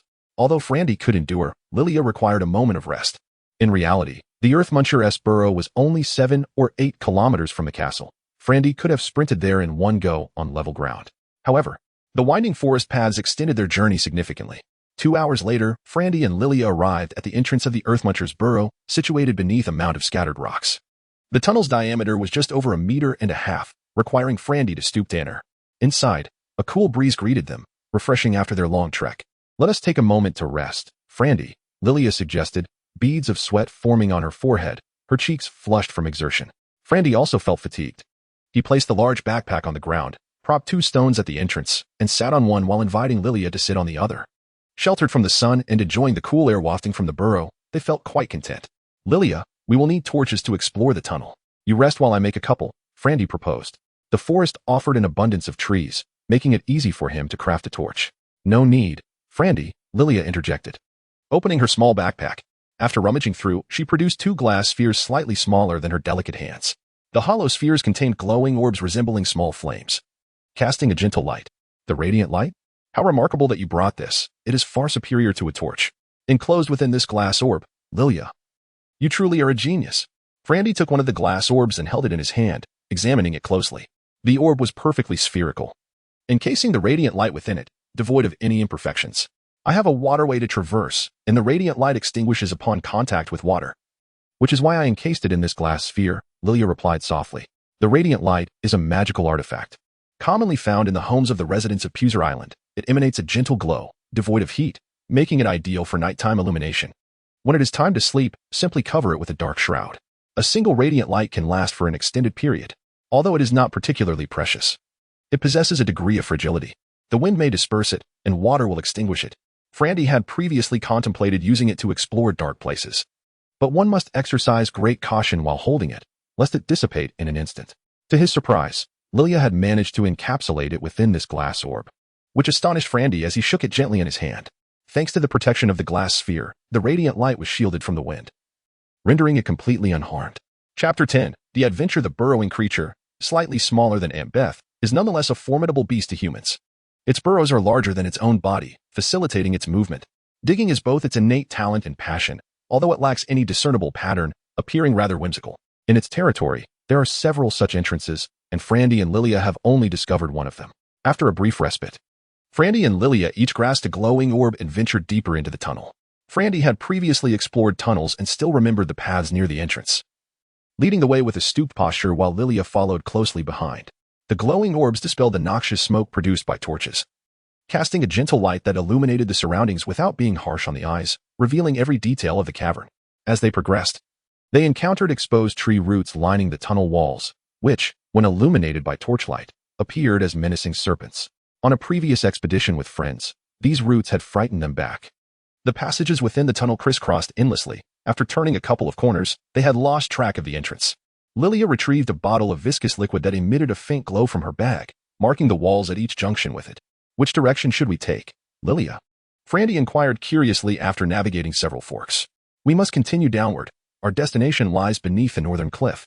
The burrowing creature's tunnels provide the shortest route," Lilia replied, marking the next junction. "Very well, we shall proceed whenever we encounter a downward path," Frandy mused, curious about Lilia's purpose at the cliff. He had once gazed down from its summit to see the vast sea below, strewn with colossal rocks, devoid of any enticing features. The burrowing creature's tunnels, though erratic, had the advantage of avoiding dead ends. As long as they maintained a general direction, they would eventually find their way out. As they delved deeper, the air grew increasingly damp and cool. Each time they spotted a path leading downward, they followed it.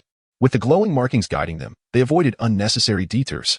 Along the way, they stumbled upon several spacious chambers, likely nesting sites, yet they had yet to encounter the large creature. which probably sensed their presence but chose to ignore them. After what felt like an eternity of turning, Frandy estimated they had descended several dozen meters. Lilia took out a water bottle, and they shared a few sips. Suddenly, as they passed a junction, Frandy felt a gentle breeze stir within the stillness of the tunnel. Pausing to attune himself to the sensation, he discerned the breeze emanated from the right passage. Lilia, there's a draft here. This might lead to an exit, he remarked. Lilia approached to feel the wind herself, her face lighting up with excitement. There really is a breeze, Frandy. Let us head this way. Following the wind, they navigated another junction, feeling the airflow intensify and the temperature grow less damp. Ahead, sunlight began to filter into the passage. After rounding the bend, the tunnel opened up dramatically. Where Frandy had previously needed to bend slightly to fit, the cavern now soared to heights of 7 or 8 meters. And ahead lay the azure sky. The walls were composed entirely of rock, with a thick carpet of dry grass and enormous feathers scattered across the ground.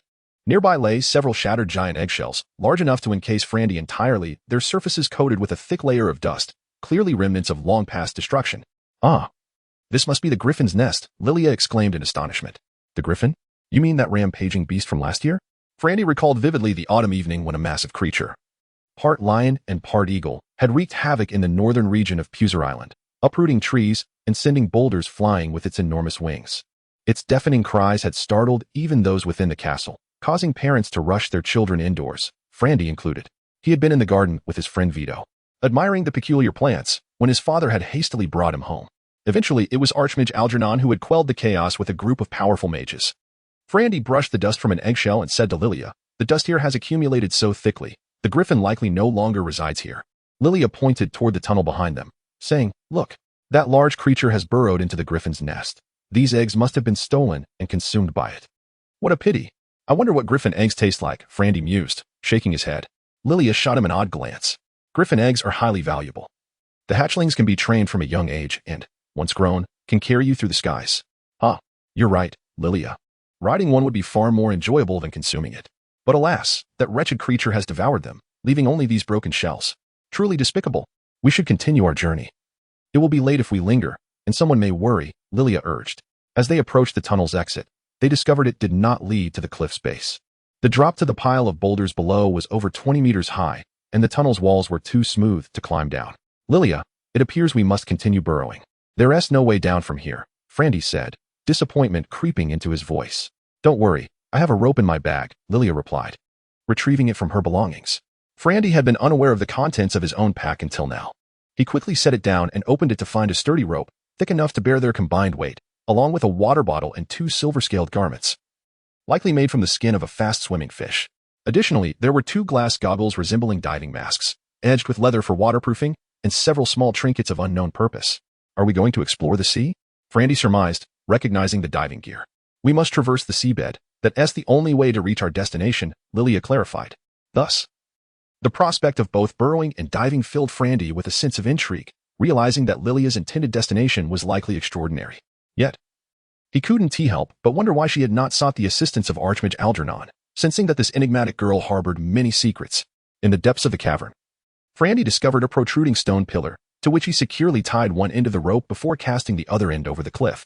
The length of the rope that Lilia possessed was ample, with more than 20 meters remaining to reach the base of the cliff. After a moment of contemplation, Frandy drew the rope back, measured approximately 5 meters from the end, and severed it with a sharp rock. He then fastened one end around his waist and called out, "Lilia, come over here." Lilia, who was gazing out from the entrance of the griffin's nest to ascertain their surroundings, approached upon hearing Frandy's voice, inquiring, "What is it, Frandy?" He secured the other end of the rope to her slender waist, explaining, "I excel at climbing ropes, but I fear you may not be able to grip it firmly and might slip. This way, we shall be connected, ensuring our safety." "Thank you, Frandy." Lilia expressed her gratitude. The 9-year-old girl felt exceedingly fatigued by this point. When she had peered down from the cave's mouth, a wave of trepidation washed over her. Had the matter not been so significant, she questioned whether she would have faltered. Frandy then removed his shirt, folded it several times, and handed it to Lilia. Noticing her puzzled expression, he elucidated, "Climbing the rope can be quite abrasive, especially when descending, as the temperature can become unbearable. Use this to cushion your grip. It will make things much more comfortable." Though Lilia was meticulous and had envisioned every detail of their journey, she had evidently overestimated her capabilities, for she had never climbed a rope before. "If you give this to me, what will you use?" Lilia asked anxiously. "Haha, I'm a boy after all. Climbing ropes and trees is my forte," Frandy replied with a sense of pride. Once he had secured his backpack, Frandy approached the cave's entrance and declared, "I will descend first. You stay above. If you find it too difficult, just call out to me." With that, he tugged on the rope to ensure its strength, feeling confident in its security, and began to slide down slowly. Lilia placed Frandy's shirt beneath the rope, and indeed, it alleviated the pressure on her hands. Mimicking Frandy's technique, she gradually descended. Since they were tied together, Frandy was cautious not to descend too quickly, and as they neared the ground, Lilia's grip began to falter with about 7 or 8 meters remaining. Frandy instructed her to rest her feet on his shoulders for a moment, allowing them both to safely reach the base of the cliff. Chapter 11. Expedition 2. At the base of the cliff lies a series of enormous boulders, which likely fell from the precipice at some unknown time. The tumultuous sea waves ceaselessly batter these stones, sculpting them into bizarre and varied forms. The sun hangs slightly to the west, still within the midday glow, casting shimmering golden rays upon the rocks. The ocean is a deep azure, its depths unfathomable. Lilia had already determined their direction at the entrance of the griffin's nest. As her feet touched the boulders, her small hands quickly lost their strength. After resting for a while, she pointed westward and said to Frandy, "It's right there. We just need to go a bit further west. We are quite close now. There are too many rocks here, and the path is treacherous. Let us not untie the ropes around our waist just yet. I'll go ahead, and in places you cannot pass, I will pull you up," Frandy advised. "All right." Lilia nodded vigorously, feeling that seeking Frandy's assistance was indeed a wise decision.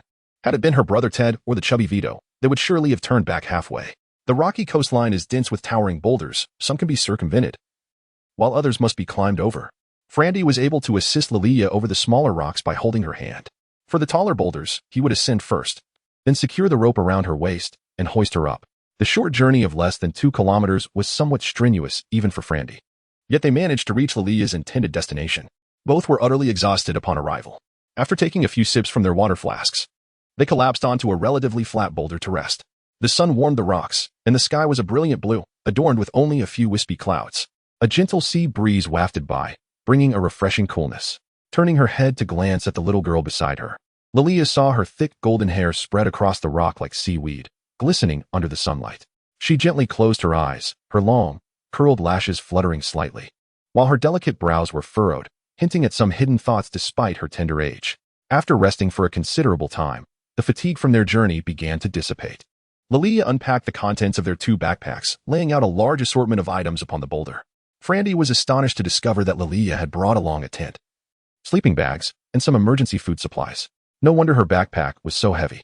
Lilia handed Frandy a larger garment made from the skin of a silver shuttle fish, stating, "This attire will enable us to swim faster in the sea while keeping us warm. You should wear it over your clothes." She also presented him with a glass diving mask, explaining, "This will allow us to see clearly underwater." Additionally, she revealed a mask fashioned from the gills of the anguilla sea beast, which could provide breathable air while submerged. Known as the undersea sleeper, the gills possess a unique structure that enables them to thrive in the depths of the ocean. "Hey, Lilia, such remarkable treasures," Frandy exclaimed as he accepted the diving gear. "With these 3 items, we need no longer flounder on the surface. We can explore the ocean floor." As he unfolded the silver shuttle fish skin outfit, he noted its ample size, designed for easy wear. The collar, cuffs, and pant legs were lined with a layer of soft leather, secured with small straps to prevent water from seeping in. The edges of the glass mask were also adorned with leather, featuring small straps to secure it behind the head. The mask made from the anguilla sea beast's gills included a tube for breathing, with an additional strap for safety around the neck. Once they donned the diving gear, they stowed the remaining items back in their backpacks, finding a crevice among the rocks to conceal their belongings, covering it with a small stone to prevent loss. Holding the glass sphere that emitted a radiant light, Lilia felt that the idea of tying themselves together with rope was particularly prudent. She reattached the rope previously used to secure the silver shuttle fish skin outfit around their waists. "Frandy, once we're in the water, stay close to me. There are many invisible whirlpools beneath the surface. We must not be drawn in. We must be cautious," Lilia cautioned. "Rest assured, Lilia, I often play in the sea, and with the rope tying us together, we won't be separated. My swimming skills are quite proficient," Frandy replied confidently. "Very well, let us venture into the sea." The sun-warmed water glimmered as they stepped onto the rocks, gradually immersing themselves in the ocean. The rocks were coated with a thick, slippery film from the sea, making their descent treacherous. Hand in hand, the 2 children supported each other until the water reached their waists, at which point they crouched down and began to swim. The water here was pristine, entirely unpolluted. Peering through the glass lens, they could clearly see the shellfish and other marine life clinging to the rocks below. With the breathing tube in his mouth, Frandy tested the mask made from the anguilla sea beast's gills underwater and felt the flow of air. However, It was not as smooth as breathing on land, leaving him with a slight feeling of constriction. After swimming back and forth a few times, Frandy noticed that the silver shuttlefish outfit significantly reduced water resistance, allowing him to glide through the water with ease, far more effortlessly than his previous naked escapades. It felt as though he had transformed into a silver shuttlefish, freely navigating the ocean. Lilia's diving gear proved effective, yet regrettably, she was unaware of the existence of fins. With fins, Frandy felt confident that he could swim around Puser Island in a single loop. After swimming forward for about 10 meters, the water suddenly deepened, blocking out the intense sunlight above. The depths of the dark blue sea were now beyond sight, starkly contrasting with the bright rays above. Lilia gestured downward to Frandy, who nodded in acknowledgement. They both dove towards the ocean floor. The silver shuttlefish outfit continued to perform admirably, offering minimal resistance as they descended, seemingly defying the buoyancy of the water. The gills of the anguilla beast continuously produced breathable air, prompting them to release bubbles as they swam deeper. After descending several meters, Frandy began to feel the pressure of the water's depth. Thankfully, the mask insulated his ears, making the sensation bearable. However, Lilia appeared less comfortable, her small face betraying signs of distress. The water below remained unfathomably deep, and the light was growing dimmer. Fortunately, they held the radiant glass sphere, which emitted a soft glow. The landmass of Puser Island extended into the depths, resembling the cliff they had just descended. As they ventured deeper, the light from the surface dwindled further. Utilizing the gentle illumination from the glass sphere, Frandy spotted a colossal fissure along the submerged cliff. The depths of the crack were shrouded in darkness, its depth unknown. With excitement glimmering in her eyes, Lilia tugged on Frandy's arm, urging him towards the fissure. As they approached, a powerful underwater current surged toward them. Thankfully, their hands clasped together and the rope around their waists prevented them from being separated. However, they were spun around several times before regaining their balance, only to realize they had been swept into the fissure. The fissure's sides were lined with jagged rocks, as if a colossal axe had cleaved through the underwater cliff, creating a gaping maw several meters wide. Within the crack, bizarre rock formations jutted out chaotically. Fortunately, luck was on their side, as they were not thrust against the stones by the current, thus avoiding a fate of injury. Lilia led Frandy deeper into the rift, their hands illuminated by a radiant glow that attracted swarms of small fish swimming around them. These tiny creatures were adorned in a vibrant array of colors, dazzlingly resplendent. Witnessing such beauty, Frandy felt that this journey was indeed worthwhile. The rift inclined upward, narrowing as they ventured further. At its deepest point, passage was possible only by turning sideways. Just when Frandy believed they had reached an impasse, Lilia guided him upward, astonishingly emerging from the water into an underwater cavern. This cavern was unlike the burrows of the earth gophers or the nests of griffins. It was a natural formation sculpted by nature itself. Countless colossal crystals jutted from the cave floor like swords, and Frandy could see that the largest among them soared to over 10 meters, nearly grazing the ceiling. These crystals were entirely transparent and glimmered with a myriad of hues, yellow, purple, white, casting a soft luminescence that rendered the space far from dim. Even in the absence of their radiant glow, the temperature here was remarkably high, surpassing that of the sunlit world above. Fortunately, both were clad in silverfish leather, a material that not only provided warmth in the frigid depths of the ocean but also offered insulation against the sweltering heat. Suddenly, a profound sound of breathing echoed through the cavern. Following the sound, Frandy's gaze was drawn to the left, where, illuminated by the crystal's glow, he discerned the massive head of an enormous creature, seemingly having crashed into this space, shattering countless crystal columns, yet now wedged and unable to move. Chapter 12. The aura node. The head of this colossal creature towered above even Frandy, resembling that of a turtle yet reminiscent of a serpent. Its body lay buried underground, though one could easily imagine its immense size. Frandy had never encountered such a gigantic being before and instinctively felt it must be a magical beast. Fortunately, the creature's eyes were shut, seemingly in slumber. Even so, the overwhelming aura it emanated rendered Frandy utterly motionless. Do not disturb it. This is Belgara, a deep-sea magical beast, Lilith whispered as she removed her mask. Frandy followed suit, lowering his mask and softly inquiring, "Do you recognize it? How did it come to be here?" "Well, it is a level 11 magical beast, with a shell as thick as a turtle's and a neck that stretches like a serpent's, longer than its body. No one knows why it has appeared here. All I know is that it has been in deep slumber," Lilith replied.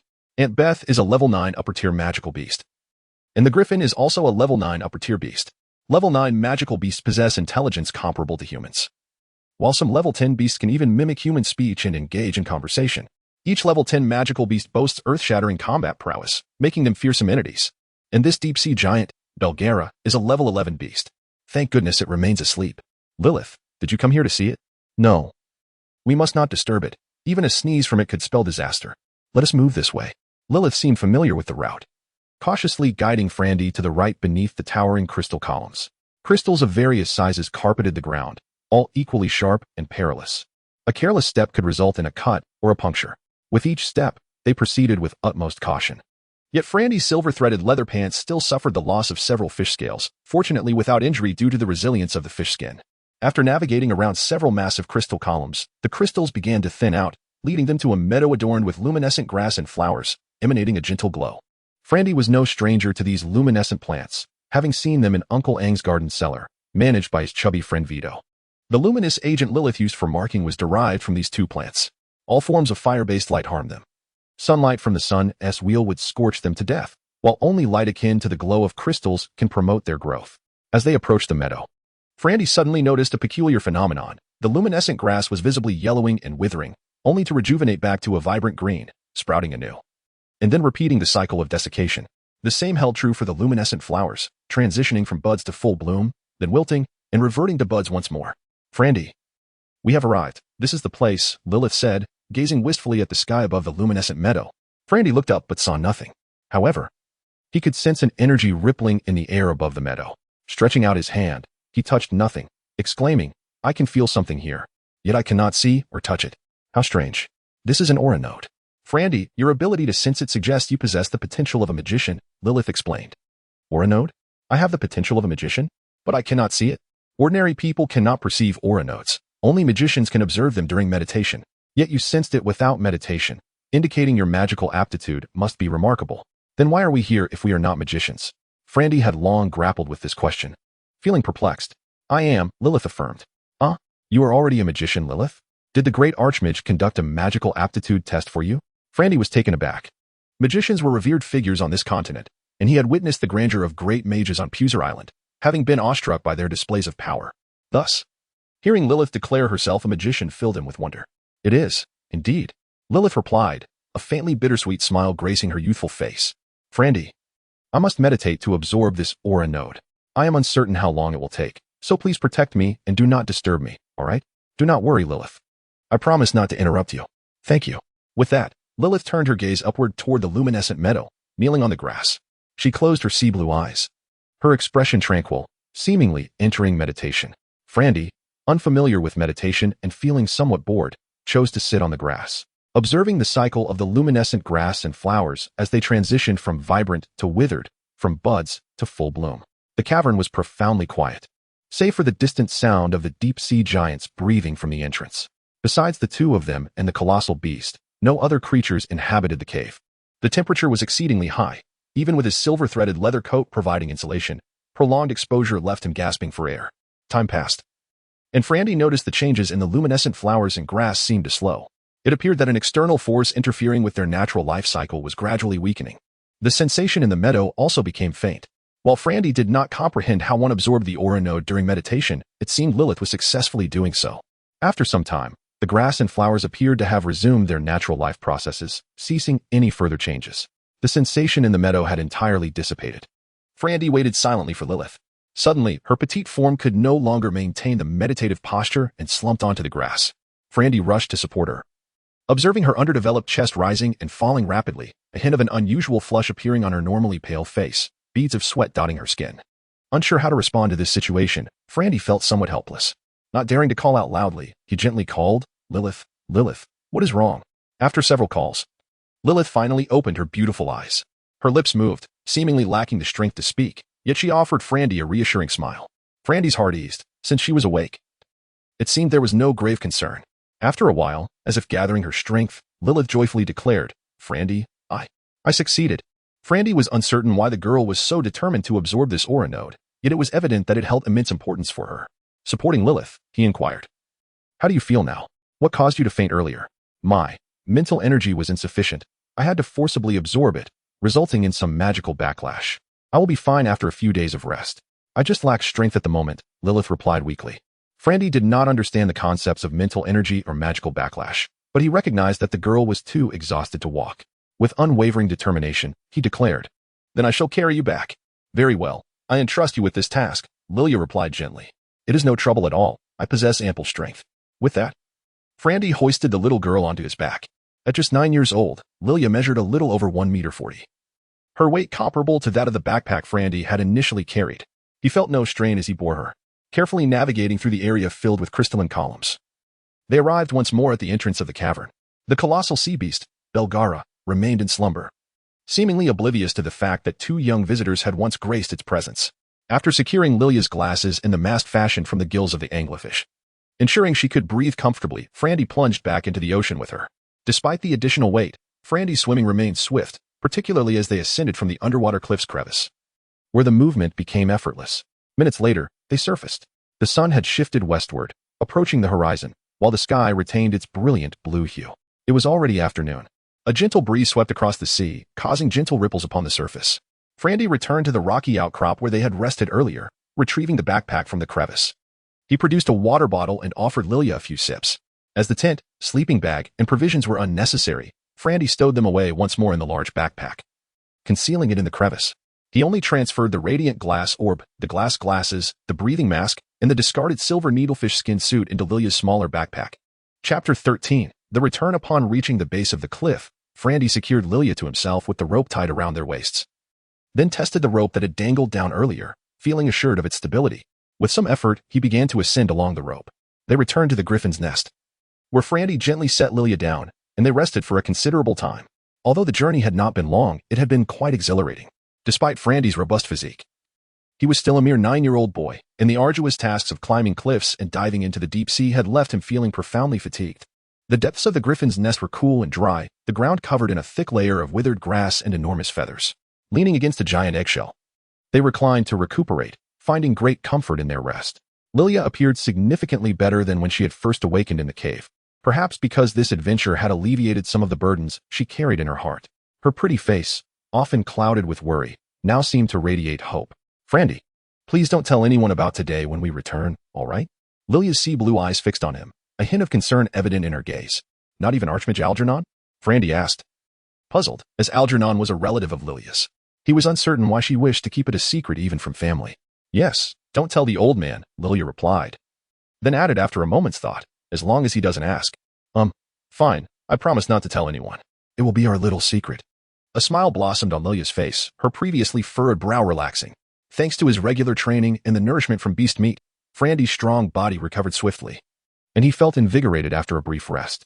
Lilia, we must hasten, otherwise, we won't make it back to the castle before dusk. Frandy helped Lilia to her feet and walked a few steps, but she faltered. My legs feel weak, and my feet are soft, Lilia lamented. Then allow me to carry you, Frandy offered. Thank you for your kindness, she replied, wrapping her arms around his neck as he hoisted her onto his back.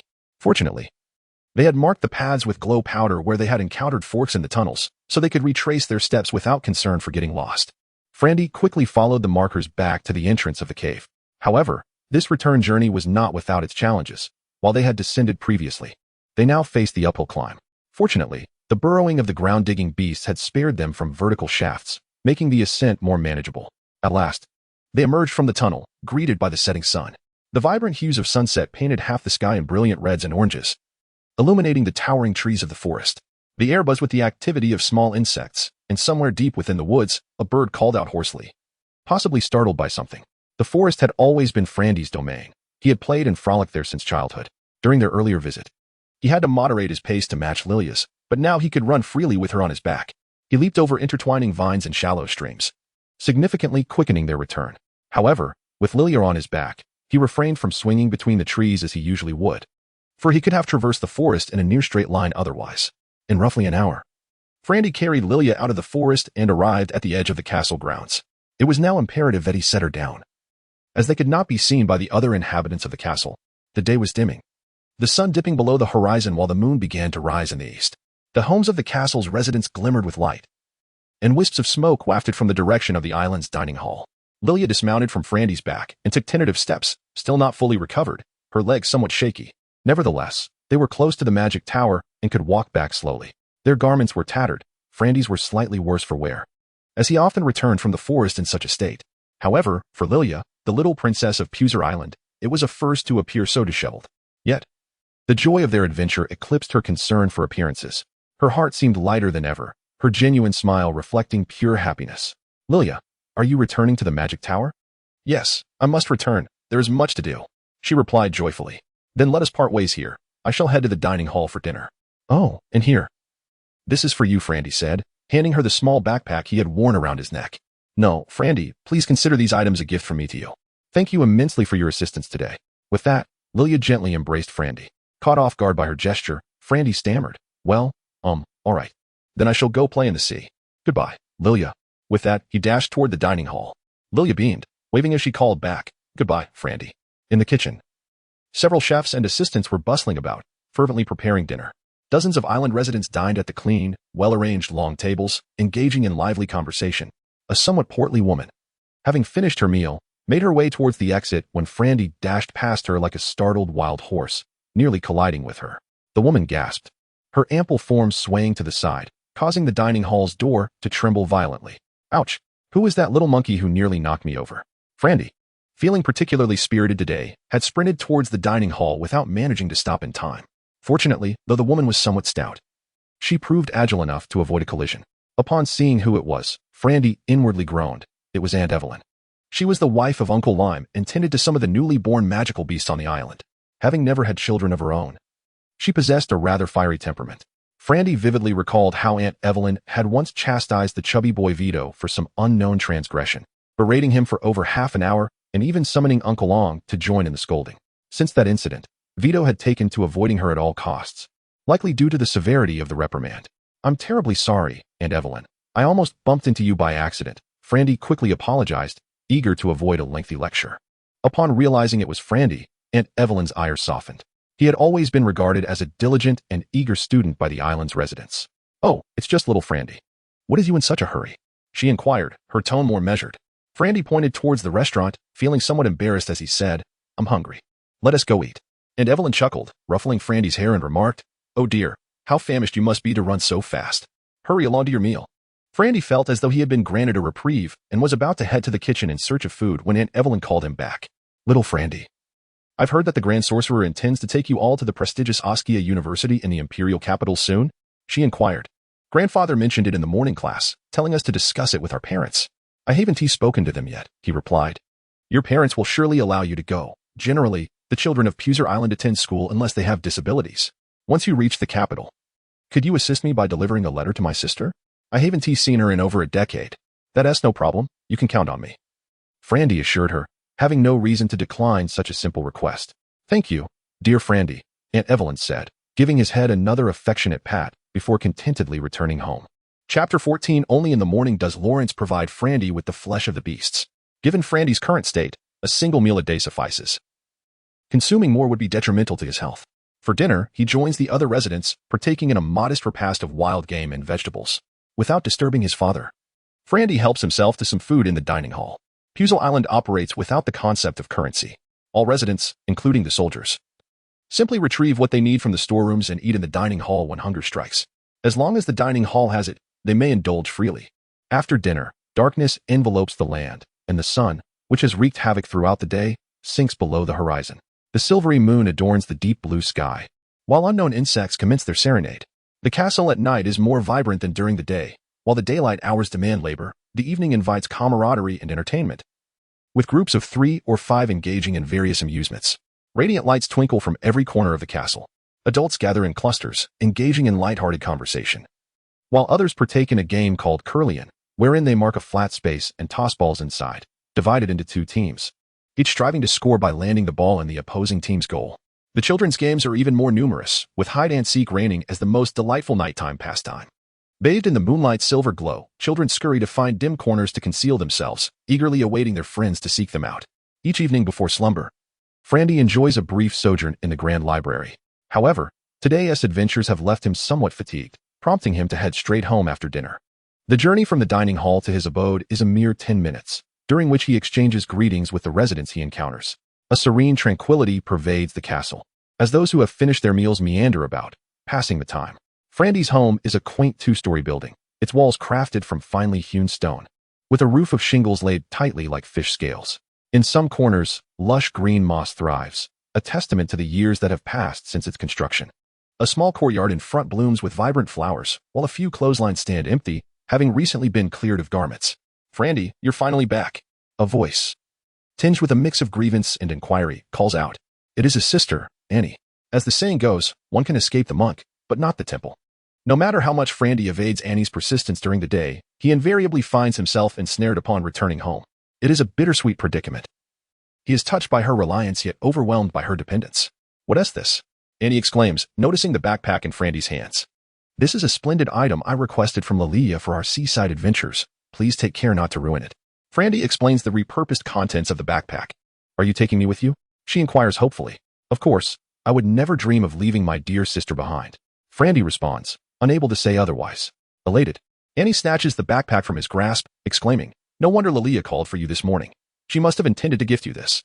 The naive girl has completely forgotten that Lilia had actually requested Frandy's assistance. Annie rummages through the backpack, inspecting its contents one by one, while Frandy patiently instructs her on their use. Though Annie is 2 years younger than Lilia, their heights are comparable, and the silvery fishskin garments fit her perfectly. Much to her delight. "Wait, the clothes are still damp. Did you take them into the sea this afternoon?" she inquires, having spotted the moisture. "Indeed. How could I dare to present them to my sister without testing them first?" Frandy replies, as if it were the most natural thing in the world. "That makes sense." Annie thinks, feeling pleased. "Where's Mom? Is she still chatting with Aunt Megan?" Frandy asks. "Mom is upstairs." Annie responds, preoccupied with the shimmering glass orb in her hands. "I'll go find Mom." Seizing the moment while Annie's attention is diverted, Frandy swiftly ascends the wooden staircase to the second floor. The second floor comprises 3 rooms. One for Frandy, one for Annie, and a storeroom brimming with assorted items. Lawrence and Amelia, his parents, occupy a room on the ground floor. "Mom," Frandy calls out. "My little monkey has returned." Amelia's voice echoes from the storeroom. Amelia, in her 30s, tends to her 2 children without a specific occupation on the island. She maintains a youthful appearance, her skin as fair as that of a woman in her 20s, clad in a flowing light blue dress that reaches her ankles, though a hint of dust betrays her recent rummaging in the storeroom. "You little rascal, where have you been playing? You're always such a mess, unlike your sister." Amelia scolds upon seeing Frandy, who has returned from the forest, dined hastily, and gone home without washing his face. Having perspired profusely during the day, both his arms and face are grimy, and his shirt, borrowed by Lilia for climbing ropes, is wrinkled. Even his trousers, soaked from the sea, bear traces of dirt from sitting on the ground. Frandy has long grown accustomed to his mother-esque reprimands. It feels as if something is amiss if she doesn't scold him daily. "Mom, did Annie tell you about our trip to the Askia Empire University with the Grand Sorcerer?" Frandy inquires. Amelia's attention shifts, and she sighs. "Annie mentioned it to me at noon." "Frandy, you 2 are children of Puzzle Island. I cannot refuse. The idea of such young ones leaving my side for so many years makes my heart ache. But since it is for education and not perilous pursuits, I must suppress my reluctance." Amelia, originally not a resident of the island, recalls how Lawrence, Frandy's father, attended Askia University at the same age. After graduation, he brought home Amelia, the daughter of a viscount, having studied together for many years. Since Annie and Frandy's births, Amelia has not returned to the capital for a decade, and she dearly misses her parents and siblings. However, Puzzle Island is far removed from the capital, requiring over 4 months of travel by land. Passing through the kingdom of Kunmo. Although Kunmo remains under the Askia Empire's dominion, the aftermath of the Second Dark Age has rendered the region fraught with conflict and treachery, making the journey perilous. "Go, you must go." A deep, somewhat rugged voice resounds as Lawrence, Frandy's father, returns home from work. Typically, Lawrence would return later, but news of the Grand Sorcerer Algernon's plan to take the children to Askia University has spread across the island. Thus, Lawrence has chosen to come home early. As the head chef of the dining hall, he has the freedom to do so. Annie ascended to the second floor alongside Lawrence. While the Frandy family of 4 gathered together, their opinions largely in concord. During the initial magical aptitude test, the inability to condense magical seeds precluded them from becoming wizards, relegating them instead to the role of a magical swordsman, a status that had long been met with disdain by their grandfather. "Annie, Frandy, since you are to pursue your studies in the imperial capital, you must strive to become wizards. Bring honor to your father," Lawrence expressed to the 2 children with a hint of regret. The potential for magical talent and the possibility of becoming a wizard could only be ascertained during the magical aptitude test, a determination beyond the control of Annie and Frandy. Lawrence merely placed his hopes upon his 2 children when he spoke thus. "Once you arrive in the imperial capital, be sure to visit your grandparents. I wonder how their health fares. It has been over a decade since I last returned." Amaya also urged. With their parents having consented to their enrollment at Askia University, the decision for Annie and Frandy to pursue their studies was thus firmly established. Chapter 15. The magical airship freed from the early and late classes at the Magic Tower. Frandy delighted in playing in the forest each morning after indulging in a sumptuous feast of beast meat. He revisited the abandoned griffin nest, where he collected several enormous feathers, which he fashioned into a pair of flippers after covering them with leather. Thus, his diving gear was complete. And he frolicked on the southwestern beach of Puser Island with Annie and his companions. Unfortunately, the diving set was only sufficient for 2 friends to venture into the sea at a time, requiring multiple turns for the 7 of them to enjoy the water. This only intensified the envy of the younger children, aged 4 to 7, who had to wait several years before they could attend the Academy of Askea. For now, they could only obediently listen to Grandpa Archer's tales and learn the most basic knowledge in the grand classroom. Since their last adventure, which yielded a spirit node, Flandy had not seen Lilia for quite some time. When they last parted, she had mentioned being busy with many matters, leaving Flandy curious about the mysterious girl's endeavors. With only 2 days remaining before their departure to the imperial capital, Flandy followed his usual routine of having breakfast prepared by his father, Lawrence. Upon entering the kitchen, he found the beast meat still cooking under pressure. Flandy, today the Grand Mage is unveiling the super magical airship, the Leopold, Lawrence exclaimed, his eyes sparkling with excitement. A lot of people are going to see it. I plan to join them shortly. A magical airship? It can fly? Flandy asked, his curiosity piqued. Of course, it flies even faster than a griffin. When I attended the academy in the imperial capital, I rode on it once. The journey from Puser Island to the capital takes only a day and a night. Lawrence replied proudly. Why haven't I seen it before? Is it here on Puser Island? Flandy inquired. The airship is a delicate thing, requiring an astronomical amount of magical essence for each use, so it cannot be left exposed to the elements. The Grand Mage has stored it underground, right in front of the magic tower. But isn't the square in front of the magic tower just large stones? Does it take excavation to use the airship? Flandy questioned, puzzled. You'll see for yourself. The spectacle is quite magnificent, Lawrence assured him. All right, father. Wait for me. I will join you shortly. Today's meal featured a Tier 3 magical beast called the Moonwatch Rhinoceros, a water-type creature. After removing its thick exoskeleton, the tender meat was a delight for Flandy, perhaps due to the excitement surrounding the unveiling of the magical airship. Everyone in the dining hall finished their meals much quicker than usual, and by the time Flandy finished, only a few diners remained. Come, Flandy, let's go together. Lawrence, as the head chef, had no need to help with cleaning up. Upon exiting the dining hall and heading towards the magic tower, Flandy noticed many residents converging in that direction, chatting and laughing as if in celebration. Arriving at the small square in front of the magic tower, Flandy found a considerable crowd gathered, but they all circled the edges of the square, leaving the center vacant. The Grand Mage Algernon stood at the entrance of the magic tower, accompanied by several archmages. Flandy's grandfather, Archer, was among them. In the crowd, Flandy spotted Mamu Emilia, who was with Annie and her sister Katrin, seemingly engaged in conversation, oblivious to Flandy and Lawrence's presence. To the right of the magic tower, Flandy noticed Lilia and her brother Ward, whom he hadn't seen for a long time. Lilia caught sight of Flandy, smiled warmly, and waved him over. The crowd was not overly dense, but Flandy, wary of being spotted by his sister Annie, tactfully maneuvered around to join Lilia and Ward. Unlike the last time they met, when she appeared weakened from magical backlash, Lilia now radiated vitality. Dressed in a light pink gown adorned with purple gauze, her delicate arms were exposed, and her long golden hair was gathered with a simple band. Her youthful face was strikingly beautiful. Flandy, you're here too, Lilia exclaimed cheerfully. My father said it would be an eye-opening experience, so he brought me along. I'm glad to see you here, Lilia, Flandy replied, equally pleased. Indeed. The magical airship is only used once every few years. We certainly cannot miss this occasion, Lilia remarked matter-of-factly. Flandy observed the small square, which he usually passed through on his way to classes. It was paved with large stones, each measuring over 1 meter long and half a meter wide, weighing well over 1,000 pounds each. Are they really going to lift each stone? Flandy pondered aloud. Be patient, Flandy. Just watch. It will begin shortly, Lilia responded. Just as she finished speaking, the crowd surged with excitement as Grand Mage Algernon stood at the center, wielding a vibrant green staff. The staff's tip was encrusted with a clear activation gem, and as he pointed it forward, a brilliant blue light erupted, enveloping the entire square in shimmering waves reminiscent of the ocean. The other archmages followed suit, directing their staffs towards the square. Dazzling blue beams converged, and white light burst forth from the gaps in the stone pavement. As the blue and white lights gradually merged, Flandy watched in awe as the massive stones seemed to defy gravity, lifting into the air layer by layer. To his astonishment, the square's surface was composed of 3 layers of these gigantic stones, each floating harmoniously in mid-air, perfectly aligned.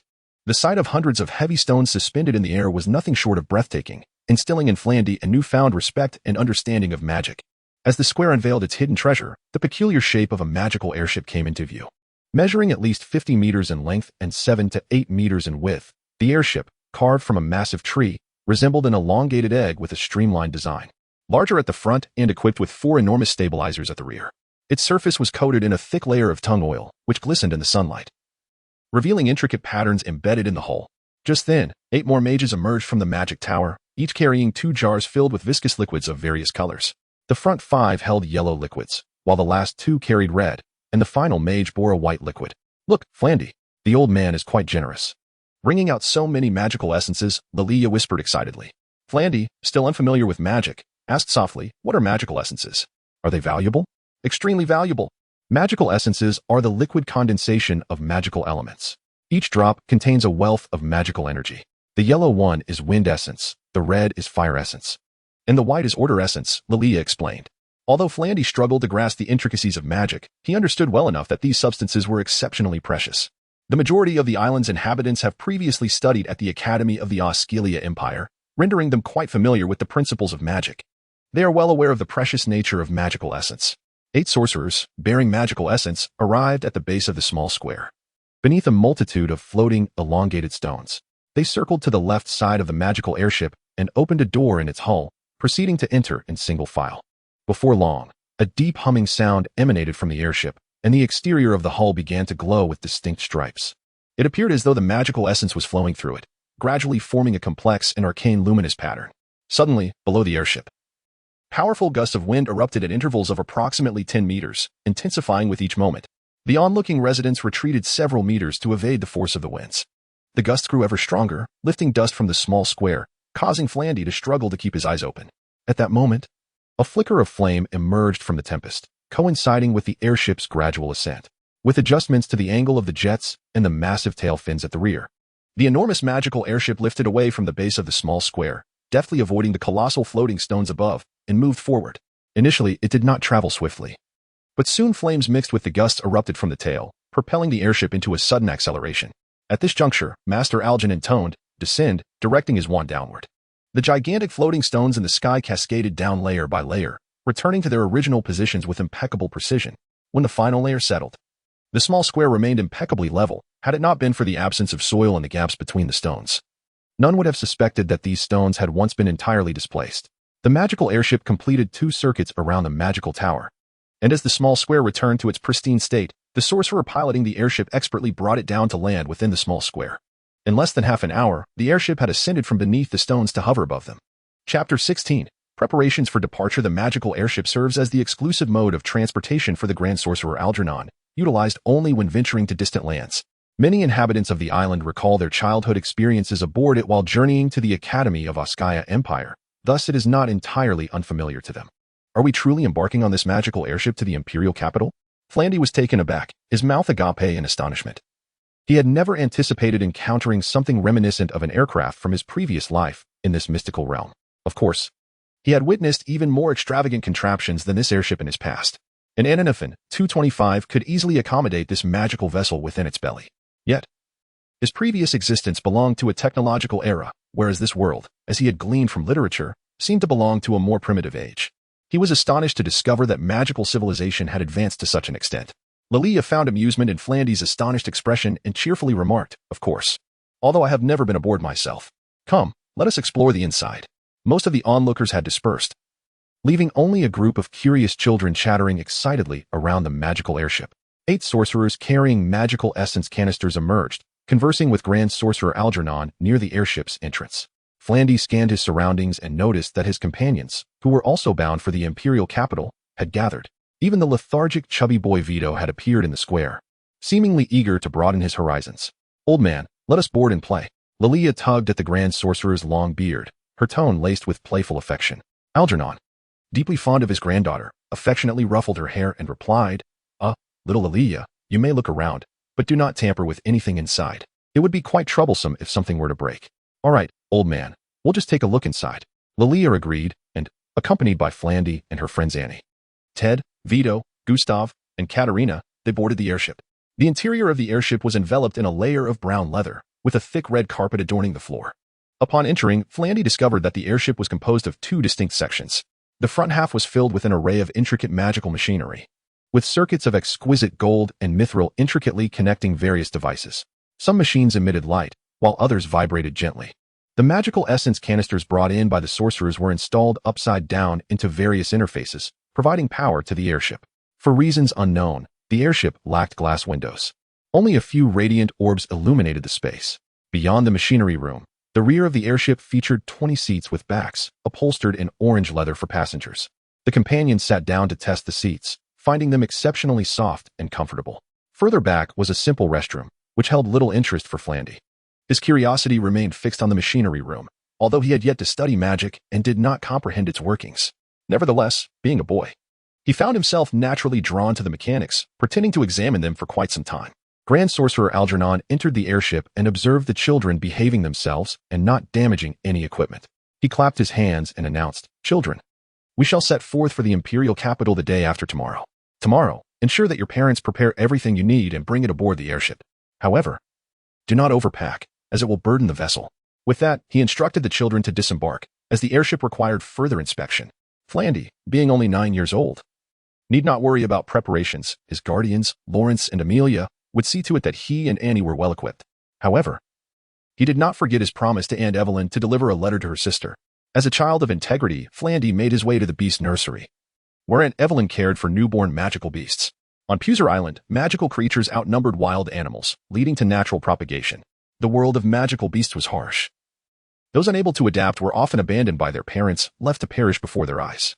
If such creatures were discovered by island residents, they would be brought to the nursery for care, with hopes of rehabilitation before being released back into the wild.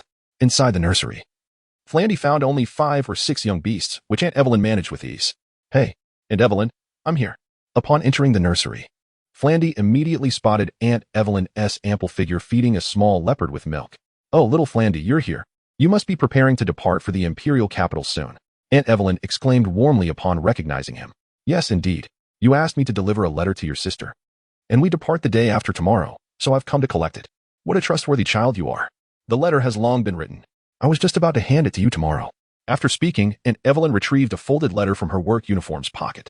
The envelope, crafted from craft paper, appeared stuffed, indicating her deep longing for her sister and the multitude of words she wished to convey. "Once you arrive in the imperial capital, seek out Miss Gina at the Hanfield Marquette and tell her how much I miss her." Aunt Evelyn paused, a hint of melancholy in her voice. "Perhaps she is no longer a miss. It's been over a decade. She must have married by now, and her children may have already grown. After marrying Uncle Lime, Aunt Evelyn had not been blessed with children, and each mention of offspring brought a shadow of sorrow to her heart. She poured all her maternal affection into nurturing the frail young beasts, attending to them with meticulous care. Flandy, sensing her wistfulness, deftly shifted the conversation. "Are you also a member of the Hanfield family?" "Ha. I am not of the Hanfield lineage. My family belongs to the Orange family. Ongarangi is my brother, and that little piglet Vito is my nephew." Flandy then understood why he had witnessed Aunt Evelyn reprimanding Vito so sternly the other day. If he hadn't offended her, perhaps he had caused trouble elsewhere. "Then why do you refer to Miss Gina as your sister?" "Ah, that is a longer story. We were classmates at the Academy of Oskaya, residing in the same villa during our studies.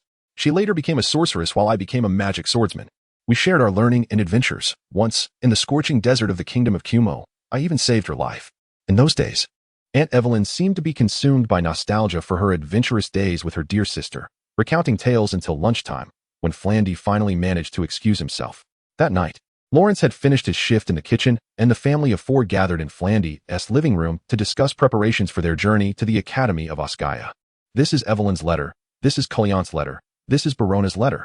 Amelia laid a large stack of envelopes on the table, leaving Flandy and Annie in a state of astonishment. "Should we write a letter to see you as well? He was quite instrumental during our battle with the 5th-level magical beast, the fallen tree demon," Lawrence suggested quietly. "See you? That boy who once pursued me? Are you certain you wish to write to him?" Amelia glared at Lawrence with a disapproving expression. All right then," Lawrence conceded, realizing he was outmatched. With a knowing glance exchanged with Flandy, Amelia handed him a hefty envelope. Upon receiving it, she presented him with a leather pouch, its weight causing his hand to dip momentarily. As he opened it, a dazzling array of gold coins sparkled under the light, captivating his gaze. Amelia, with a hint of dissatisfaction, remarked, "The esteemed Archmage Algernon prohibits carrying excessive gold. It is indeed burdensome. Use these 1,000 coins as your pocket money, and should you require more, do not hesitate to seek assistance from your grandparents." Flandy and Annie had lived on Puser Island since birth, possessing little understanding of gold's value. Fortunately, Flandy, in his previous life, was aware of the allure of wealth. Although uncertain of the purchasing power of gold coins in this realm, he was familiar with the adage that money could topple even the mightiest heroes, and thus he stowed the coins away. Eventually, Lawrence solemnly produced 2 medallions crafted from an unknown metal, each emblazoned with the image of a proud lion. The reverse side bore intricate engravings of a spear and a magic staff, adorned with elaborate patterns encircling the majestic lion at the center. He entrusted these to Annie and Frandy, his voice tinged with melancholy as he addressed the children. This is the emblem of the Pullman family. Though our lineage has dwindled to merely 5, including your grandfather, the illustrious history of the Pullman family remains unsullied. When you arrive at Askia University, it is imperative that you wear this emblem upon your chest during formal occasions. It is your duty as descendants of the Pullman legacy. Chapter 17. The journey. At the earnest insistence of Frandy, the pressure cooker was added to their luggage, further contributing to the already hefty load. Early the next morning, the Frandy family of 4 transported their belongings to the magical airship. Lawrence, having taken the day off work, felt the weight of impending separation from his 2 children, who would be leaving for a long while. As a father, he had much advice to impart. Frandy and Annie chose not to venture out, instead relishing a day of togetherness at home. Lawrence and Amelia meticulously reviewed their acquaintances from the imperial city, classmates, teachers, partners, and friends, transcribing their former contact information onto a piece of parchment, which they entrusted to Frandy. Parchment retains its integrity far longer than paper, preserving the couple's connections from their time in the capital.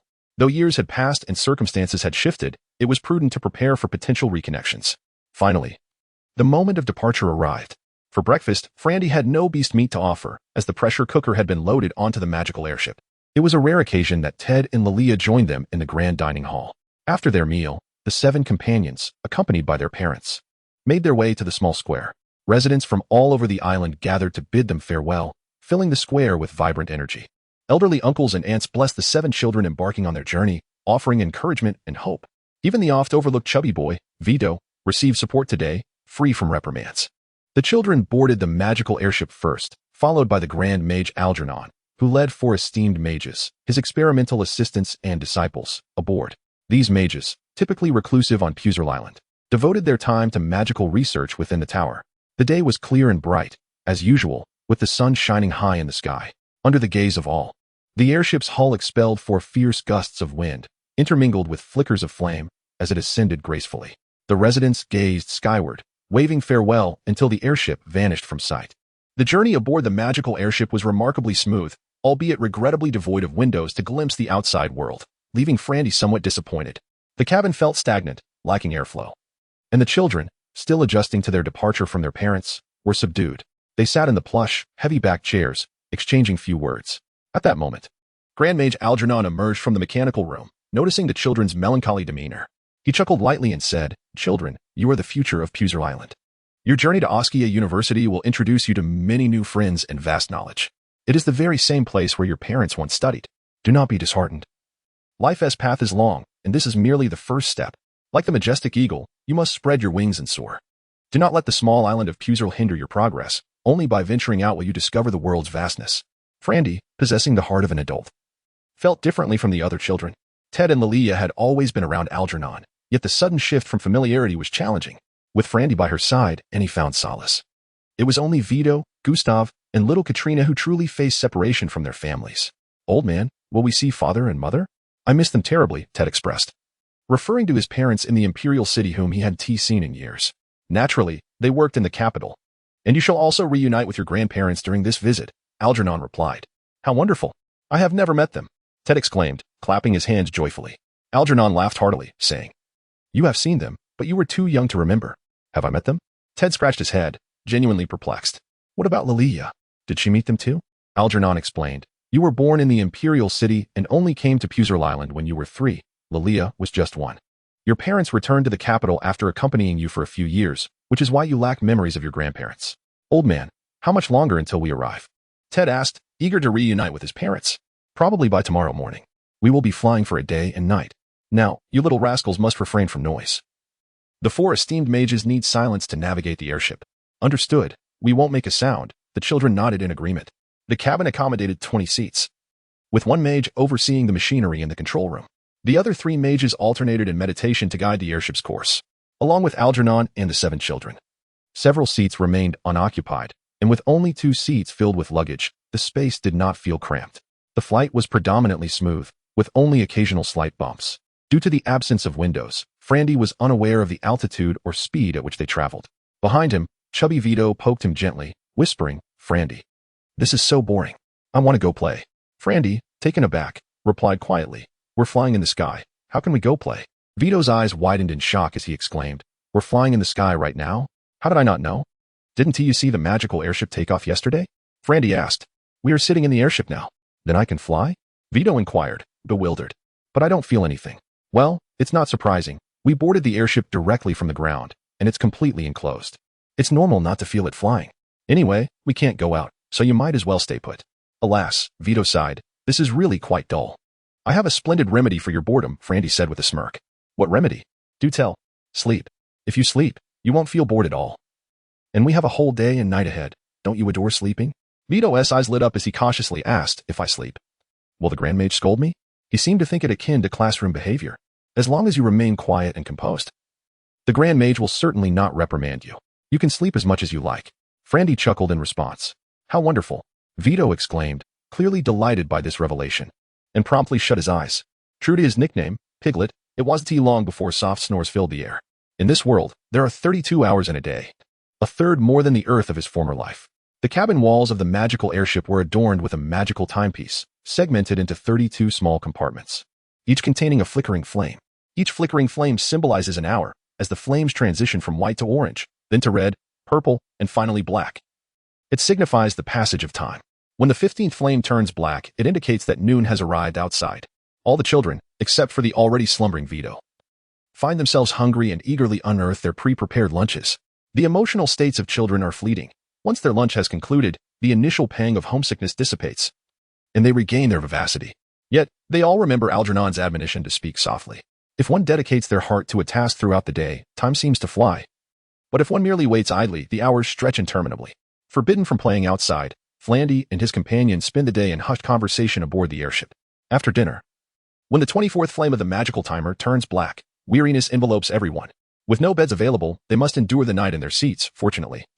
The reclining chairs are exceptionally soft and comfortable, and the children, being of petite stature, find it bearable. Poor little Vito, having slept through the entire day, is now wide awake when bedtime arrives, unable to find slumber despite his closed eyes, while his friends have already drifted into dreams, leaving him in solitary torment. The night passes in silence, save for Vito. As Frandy nears the brink of awakening, the magical airship gently shudders. The great wizard Algernon opens his meditative eyes and announces to all, we have arrived at the imperial capital. Chapter 18, The Palace Before Dawn.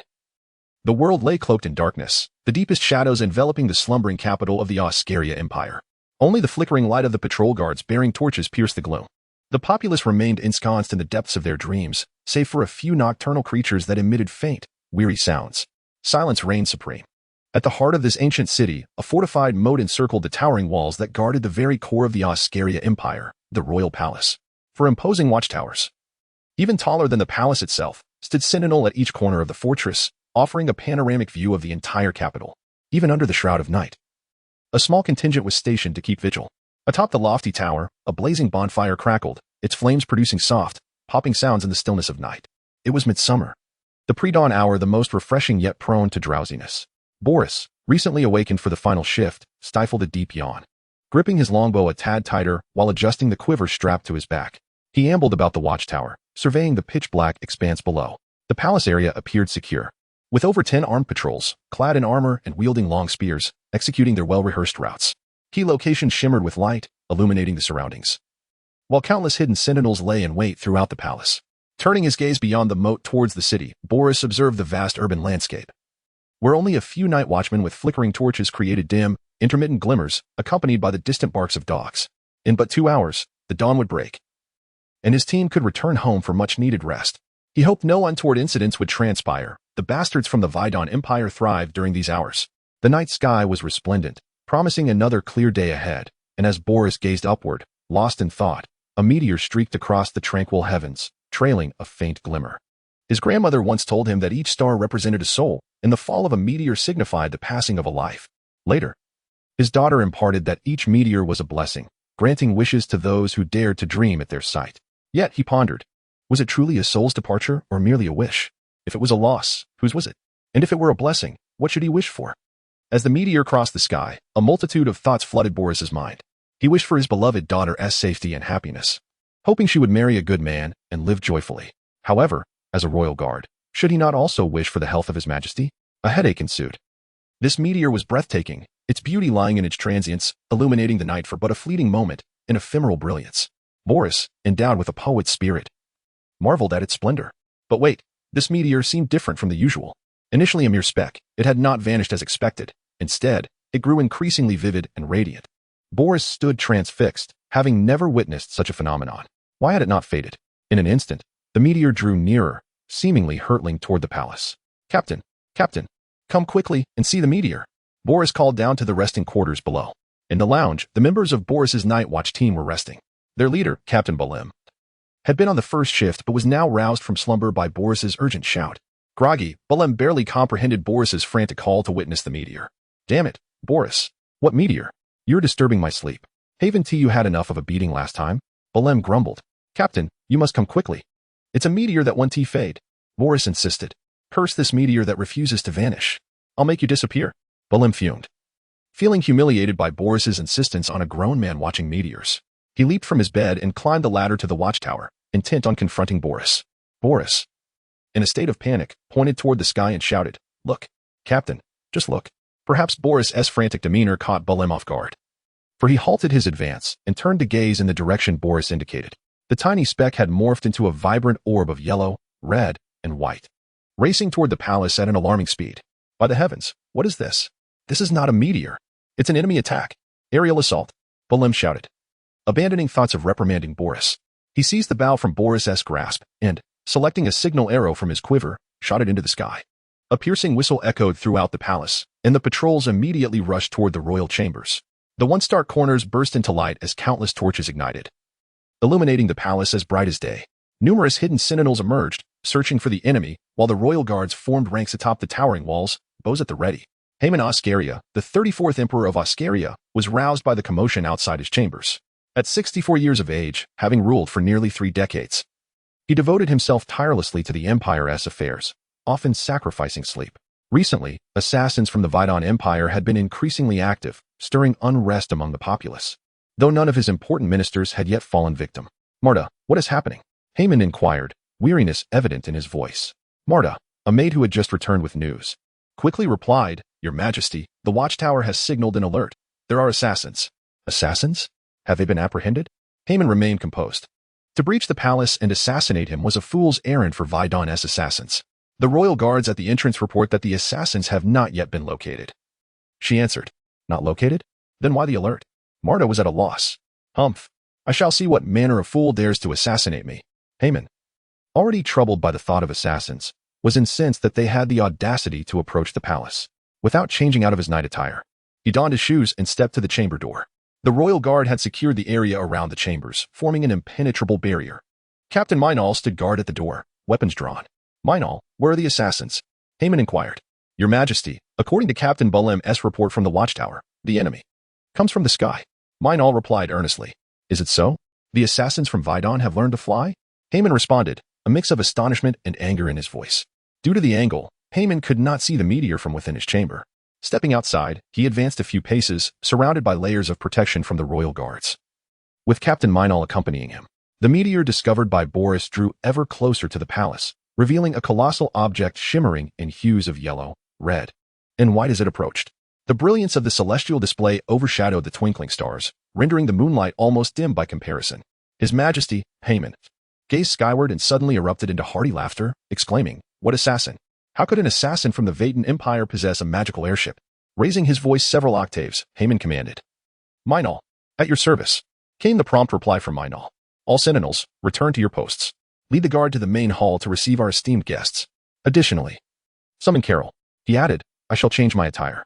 Carol Dominguez, a peer of Haman and his most trusted court minister, had grown up alongside him. Each day, he attended to the royal household's needs, overseeing meals, attire, guest receptions, celebrations, and even the management of royal finances and human resources. Minal, somewhat perplexed, hesitantly inquired, Your Majesty. In a buoyant mood, Haman cheerfully replied, Minal, do you know what that is? Gesturing towards the luminous phenomenon in the sky.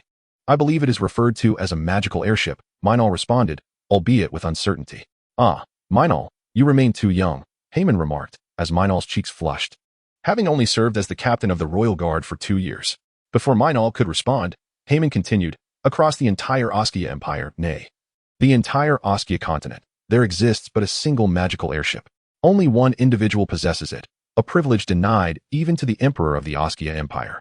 Meinl, genuinely intrigued, inquired, "Who is it?" "It is none other than the guardian of our Oskia Empire," Haman declared with grave seriousness. Chapter 19. Arrival. The cabin, sealed for an entire night, held a somewhat stagnant air.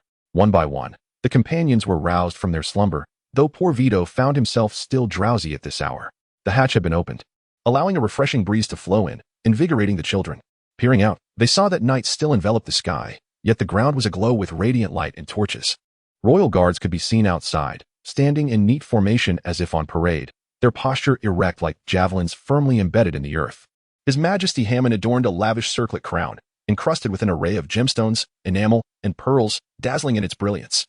He wore a ceremonial robe of crimson with a yellow lining, embellished with golden trims, exuding an air of grandeur. Behind him stood Carol Dominguez, the Minister of Imperial Affairs. Due to time constraints, there had been no opportunity to assemble a ceremonial escort. Only Minor, accompanied by 500 palace guards, had formed an orderly line to welcome the arrival of the magical airship. Archmagus Algernon, alongside 4 great sorcerers, led 7 children from the magical airship. Hammond and Carol stepped forward, placing their left hands over their hearts and bowing respectfully, uttering, "Great Archmagus Algernon, we warmly welcome you back to the imperial capital." Algernon slightly inclined his body in return, expressing, "Your Majesty Hammond, I apologize for disturbing your repose." Having resided on Puser Island for 5 or 6 years, Algernon's return brought a sense of reassurance to the beleaguered Emperor Hammond, who had been troubled by the Vito Empire. With the continent's foremost Archmagus now in the capital, the petty miscreants of the Vito Empire would surely think twice before causing unrest. Frandy trailed behind Algernon, absorbing the conversation while surveying the Grand Palace. Historical texts he had perused indicated that the palace had once suffered significant damage. However, it had been meticulously restored. As dawn had yet to break, he could only discern the classical architectural style reminiscent of a bygone era, symmetrical, with tidy outlines, exuding solemnity and magnificence. Under the personal guidance of His Majesty Hammond, Frandy accompanied Archmagus Algernon to the palace's reception hall. The most striking feature of the hall was an enormous oil painting, depicting the grand scene of Emperor Kale Oskia driving away monstrous beasts, vibrant and full of momentum, showcasing a rich tapestry of historical imagery.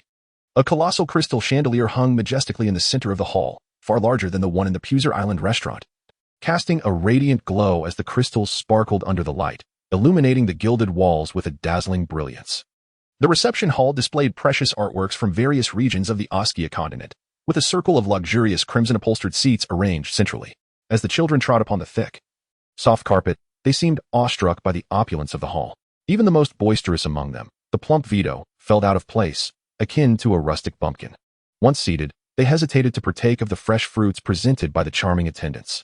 Observing the children from Puser Island, who resembled little monkeys in their awkwardness, Archmagus Algernon spoke to Hammond, "Your Majesty, these children are of suitable age from Puser Island. I have brought them here to study at the University of the Oskia Empire." He gestured towards Ted and Lilia, the offspring of Tyro and Amisa, adding, "You once sent them gifts upon their birth." "Ah, Ted, Lilia, how much you've grown.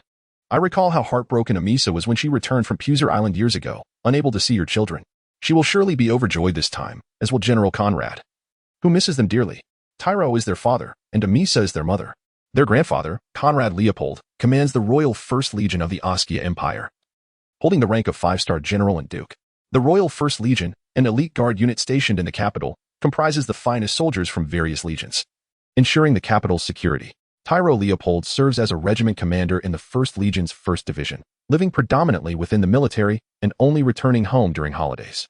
In truth, Ted and Lilia have a great-grandfather, Nureddin Leopold, a great sorcerer who, engrossed in magical research at Oskia University, has long been out of touch with the outside world.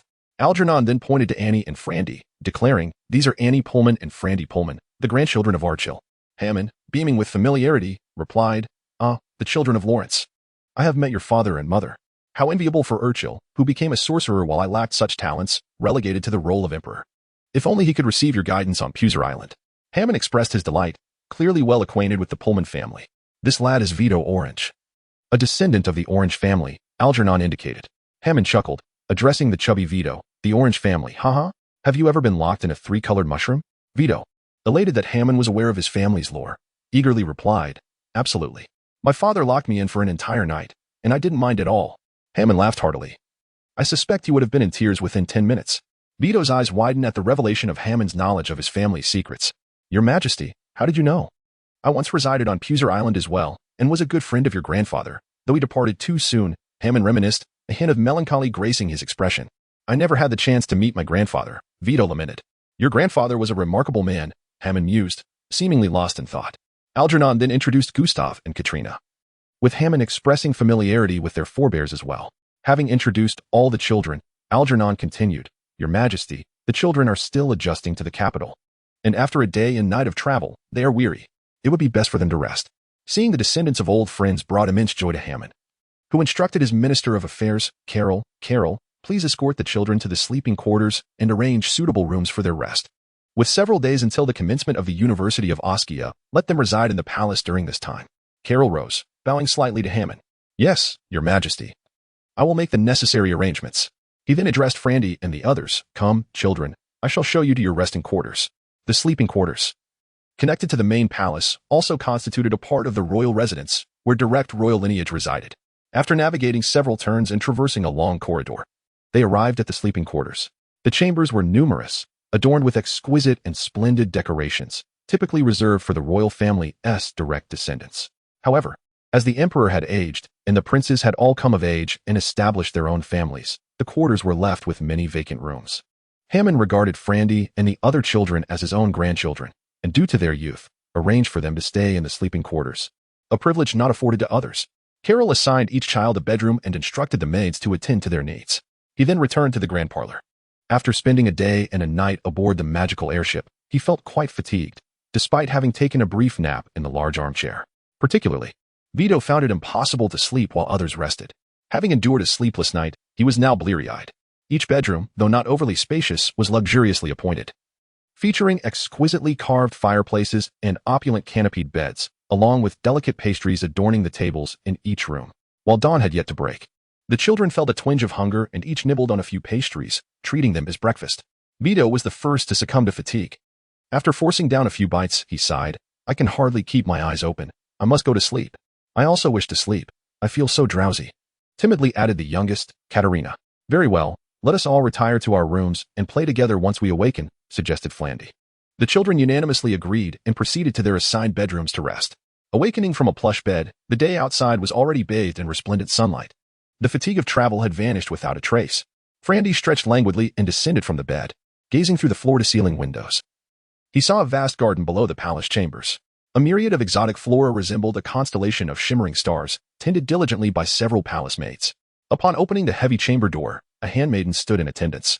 Has everyone awakened yet? Frandy inquired of the maid. Not yet, young master. You are the first to rise. The handmaiden replied gently. Very well, I shall repose for a while longer. With that, Frandy moved to close the door, mindful that this was the imperial palace, where unceremonious wandering might be inappropriate. Young master, a moment, the handmaiden interjected. Madame Arenia instructed that she be notified upon your awakening and that of your companions. Madame Arenia? Frandy queried, puzzled. Madame Arenia is the wife of the Minister of Palace Affairs, Carol, and a court official. Very well, then inform her. I shall rouse the others forthwith. With that, Frandy began rapping on the doors of the adjacent chambers. Tap, tap, tap. Save for the portly Vito, Ted, Lilia, Annie, Gustav, and Katrina were already awake. Apparently unaccustomed to such opulent accommodations, they were occupied with examining the various objets d'art on display. At Frandy's knock, several small heads emerged. At that moment, the handmaiden who had gone to summon Madame Arenia returned, followed by a dignified dowager of approximately 60 years, exuding an air of noble refinement. Her countenance was benevolent, her demeanor serene, and her gestures graceful. Approaching Frandy and his companions, she said with gentle elegance, Children, Grand Magus Algernon has departed for the Oscurian Imperial University. Before his leave, he entrusted me with your care. When will the old fellow return? Ted inquired, betraying a hint of anxiety at Algernon's absence. Master Ted, fret not. The Grand Magus has already notified your parents, who will come to collect you, and Miss Lilia, Madame Arenia reassured. Papa and Mama are coming, Ted exclaimed, leaping with joy. And Annie and Frandy, your maternal grandparents have also been informed, Madame Arenia added. Annie and Frandy, having never ventured beyond Sar Island, had no recollection of their grandparents and thus exhibited no particular excitement, merely offering perfunctory acknowledgments. As for Vito, Gustav, and Katrina, they had no kin in the imperial capital and thus received no such notifications. Perhaps all mages harbor a predilection for tranquility, as did Grand Magus Algernon. He had chosen to land the magic airship under the cover of night at the palace, where news was less likely to spread, rather than at the bustling Oscurian Imperial University, where gossip thrived. Otherwise, even with a nocturnal arrival, the news would have already permeated the capital by now. Frandy, Ted, and Gustav took turns knocking on the door, eventually rousing the slumbering Vito. The poor, beleaguered boy, having endured a restless night, found awakening after only 3 or 4 hours of sleep even more arduous. Ted and Lilia's home was situated in the heart of the imperial capital, the Leopold Ducal Manor being a landmark known to all. It was the residence of the Oscurian Empire's guardian, though Grand Magus Algernon was often at either the Oscurian Imperial University or Saar Island, rendering the manor long unoccupied.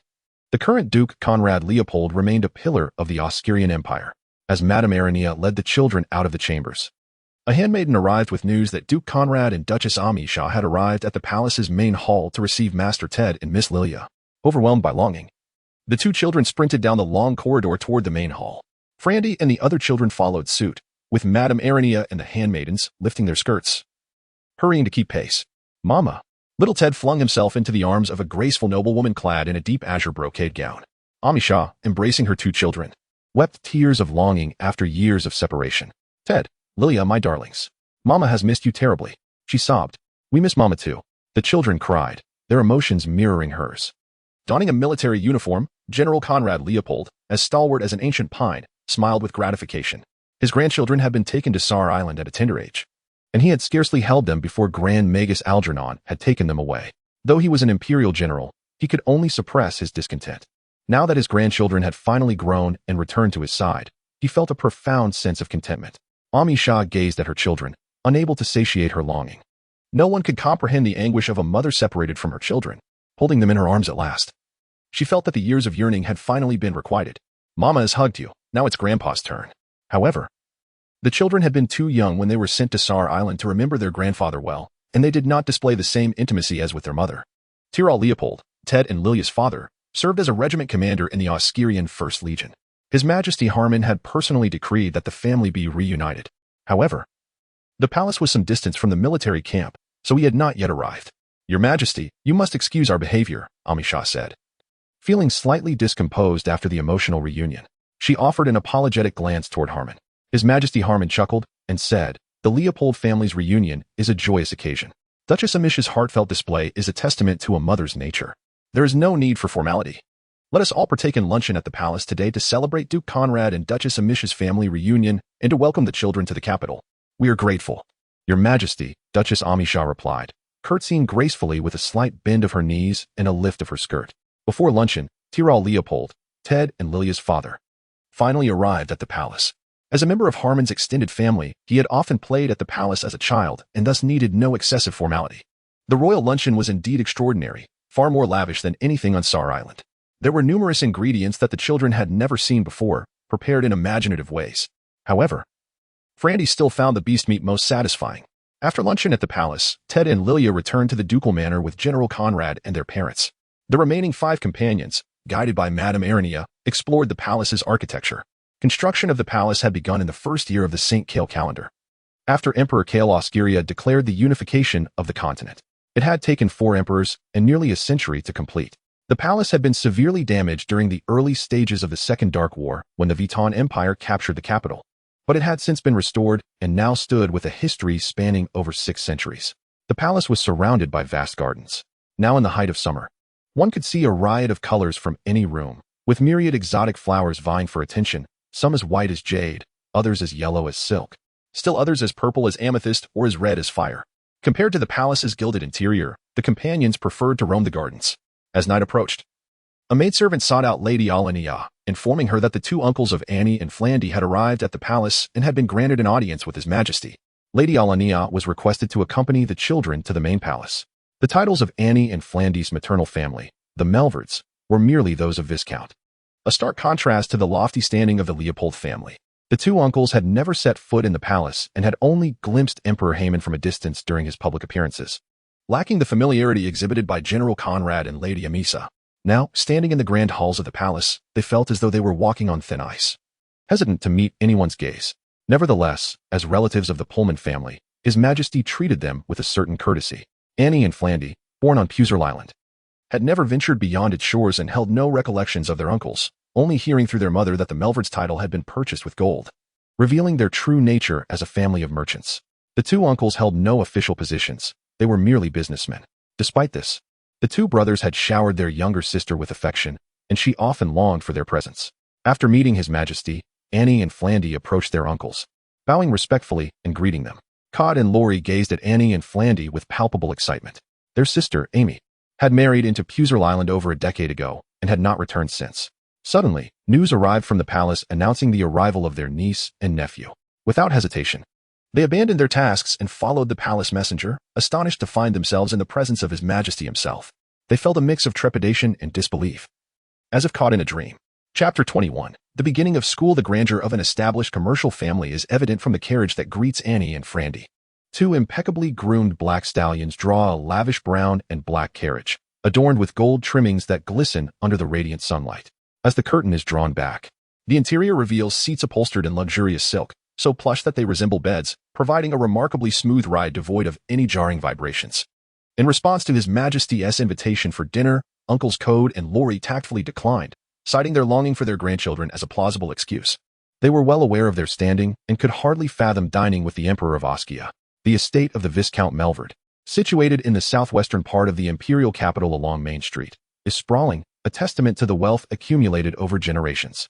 Although the title of Viscount was granted through monetary donation, the family is of noble lineage, and a venerable one at that.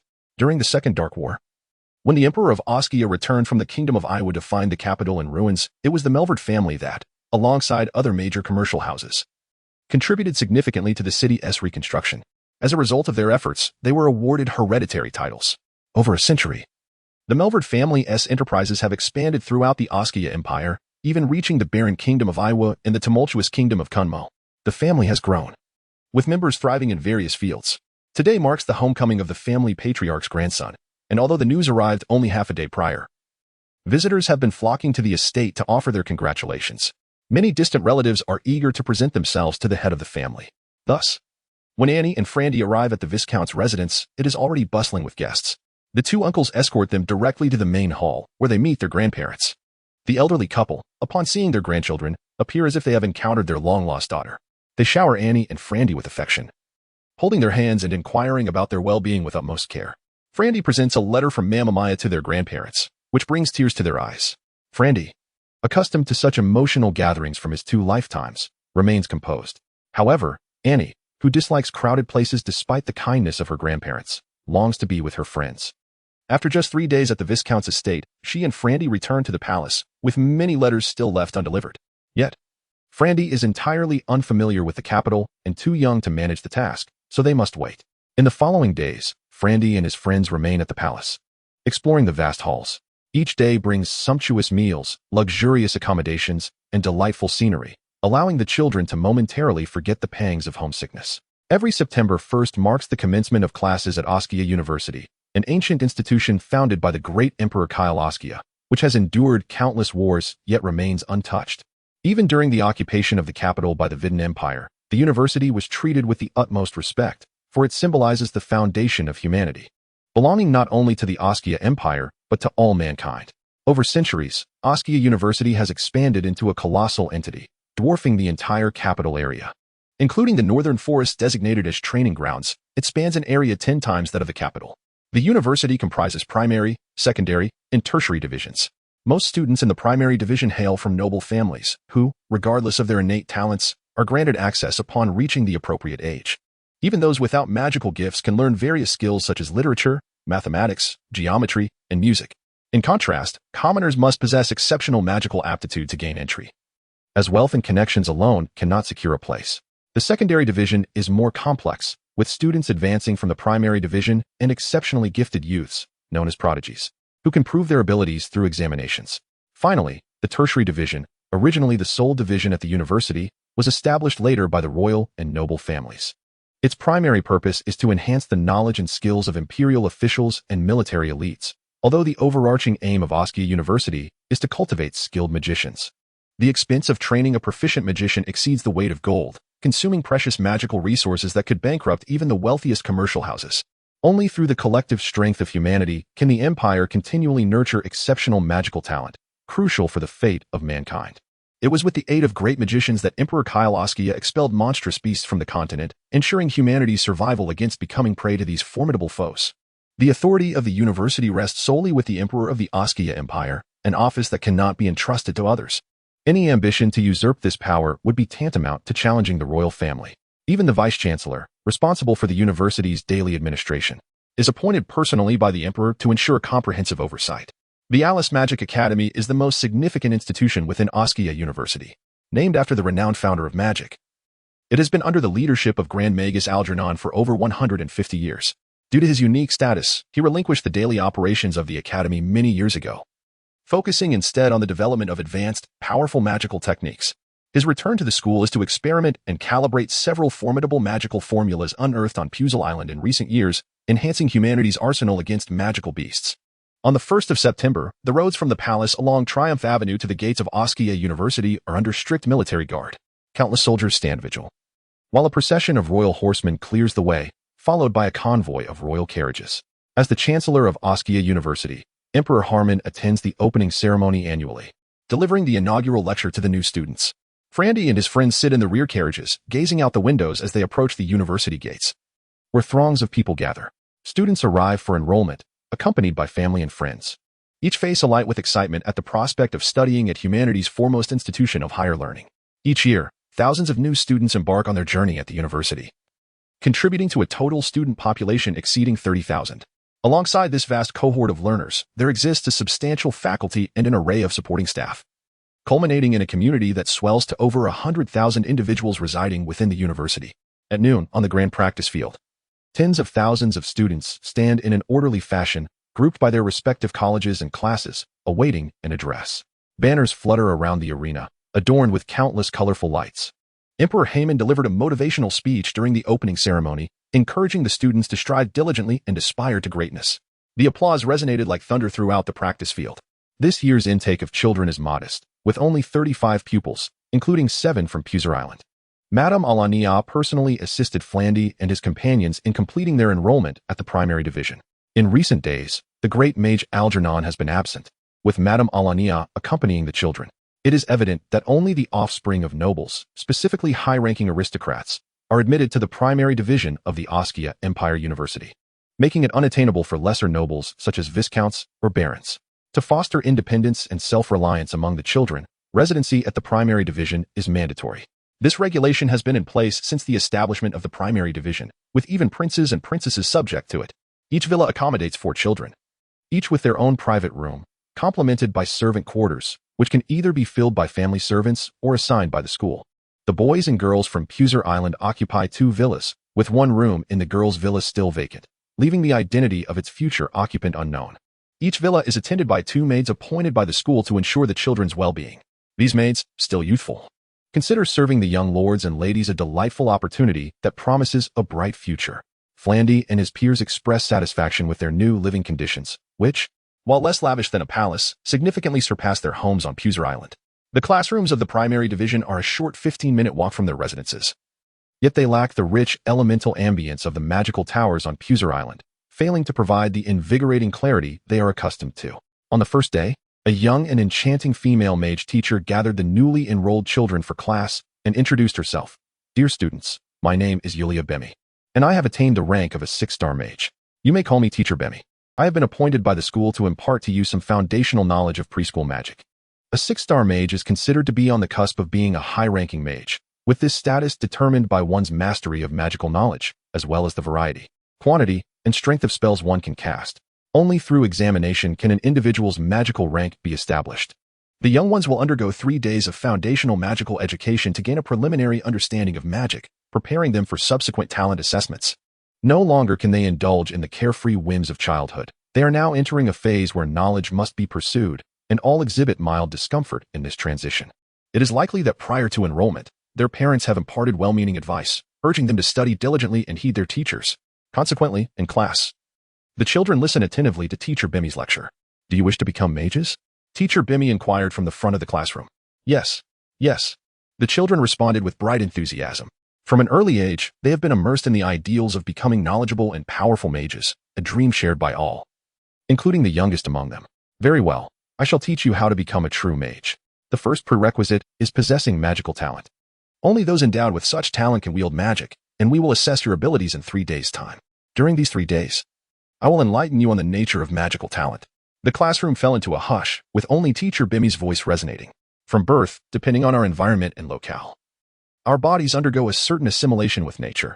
This assimilation manifests within us as magic vortices, which are a form of talent, fundamental and critical. The second form of talent is mental strength. Only with robust mental fortitude can one meditate, capture elemental forces, and manipulate magical seeds. What is mental strength, you may ask? It encompasses attention, concentration, and memory, and can extend to include willpower and self-control. Do you remember events from your early childhood? Can you recall your very first memory? I remember breaking a porcelain piece at 3 and being scolded by my mother. One child exclaimed. I fell from the slide at 4 and it hurt terribly. Another added. I don't remember anything from my early years. They chattered, creating a cacophony of voices. All right. Dear students, please remember to raise your hands before speaking. I will call upon you to answer, Teacher Bimi gently urged, tapping the desk to signal for quiet. Once silence prevailed, she continued. What you have just shared pertains mostly to memories formed after the age of 3. But what if before that age? We retain no recollection. This illustrates the essence of mental strength. As we grow, so too does our mental fortitude. During magical practice, meditation can significantly enhance this strength. However, attempting to practice magic with weak mental strength can be perilous. Thus, children may only begin their first meditation at the age of 8. A conclusion reached by mages over many years of experience. 3 days from now, during your magical assessments, you will meditate for the first time under the protection of grand mages. Now, let me explain what meditation entails. It is a state of inward reflection during which one engages in magical practice, allowing us to perceive or sense the existence of our internal magic vortices. This sensation is difficult to describe, and external magical elements can only be detected in this introspective state. While meditating, you must harness your mental strength to activate your internal magic vortices, attracting external magical elements that correspond to your innate attributes, thereby forming magical seeds. The quantity of these seeds is a critical factor in a mage's potency, and I will gradually teach you the methods of attraction. Next, let us discuss magical attributes. In nature, there exist 4 primary attributes: earth, fire, water, and wind. These elemental vortices are fundamentally present within each of us. Additionally, there are 2 auxiliary attributes, order and chaos. These attributes can enhance the power of magic and facilitate control, particularly within the realm of alchemy, where adept manipulation can yield wondrous alchemical creations. The 6 primary magical elements are the most abundant in nature, yet many other magical elements exist beyond these.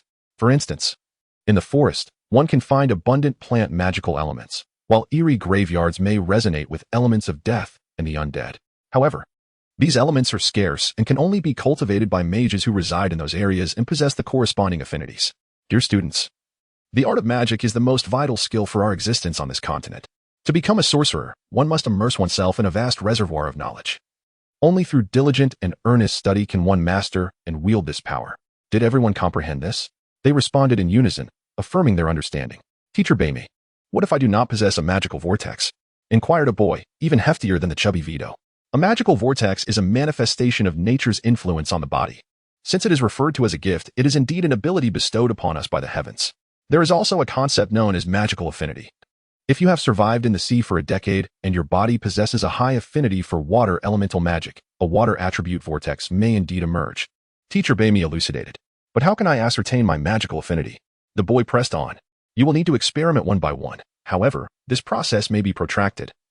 And if fortune does not favor you, it could take decades. Is there no alternative? It appeared that this chubby student was quite anxious about his lack of magical talent. Indeed, there is another method, albeit one that is elusive, Teacher Bami replied. What is it, sir? My grandfather is a marquis. He will surely find it. The boy insisted, unwilling to concede. Spirit nodes. Since the inception of magic on this continent, no more than 10 spirit nodes have ever been discovered. Only these nodes can be absorbed by humans to form magical vortices, but this remains a legend, documented solely in books. At this revelation, the chubby student fell silent, realizing that this was not something that could be attained through power or wealth. Only Flandy was struck by a sudden realization as he glanced at Lilia seated in the front row, for she had once recounted to him that during their venture in the crystal caverns beneath Puser Island, they had encountered precisely such a spirit node. Chapter 23. The first meditation for 3 days, Teacher Bemi instructed the students, during which they gained a foundational understanding of magic. However, a sense of unease lingered as they feared their lack of magical aptitude. On that morning, the students arrived at the classroom in a steady stream, as was their custom. It was the day for the magical aptitude test, a moment they anticipated with both excitement and trepidation, uncertain if their destinies would be rewritten. Today, there would be no regular class. Once the students settled in, the doors swung open, revealing teacher Bimmy alongside a venerable figure clad in a deep blue robe. A long-bearded elder, accompanied by several other wizards garbed in various hues. The children of Pusar Island recognized the illustrious Archmage Algernon. Just as they were about to rise to greet him, Algernon raised his hands, gesturing for silence and stillness. Standing behind the teaching desk, teacher Bimmy respectfully introduced Algernon to the class. The students gaped in awe, their mouths agape, gazing reverently at the great man. The higher the nobility, the more they understood Algernon's greatness, and his deeds had been passed down through generations. From a young age, these children had absorbed much about him, to the point that their ears seemed calloused from the tales. Once the introduction concluded, teacher Bimmy bowed gently and relinquished the teaching desk to Algernon. His voice, aged yet robust, resonated through the classroom. Children, today marks your magical aptitude test, and I shall guide you through it. I trust that during these past 3 days, teacher Bimmy has imparted to you the fundamental principles of magic, so there is no need for me to reiterate them. Now, children, follow me. With a nod to teacher Bimmy, Algernon strode confidently out of the classroom. Teacher Bimmy directed the children to form 2 lines, following the Archmage closely.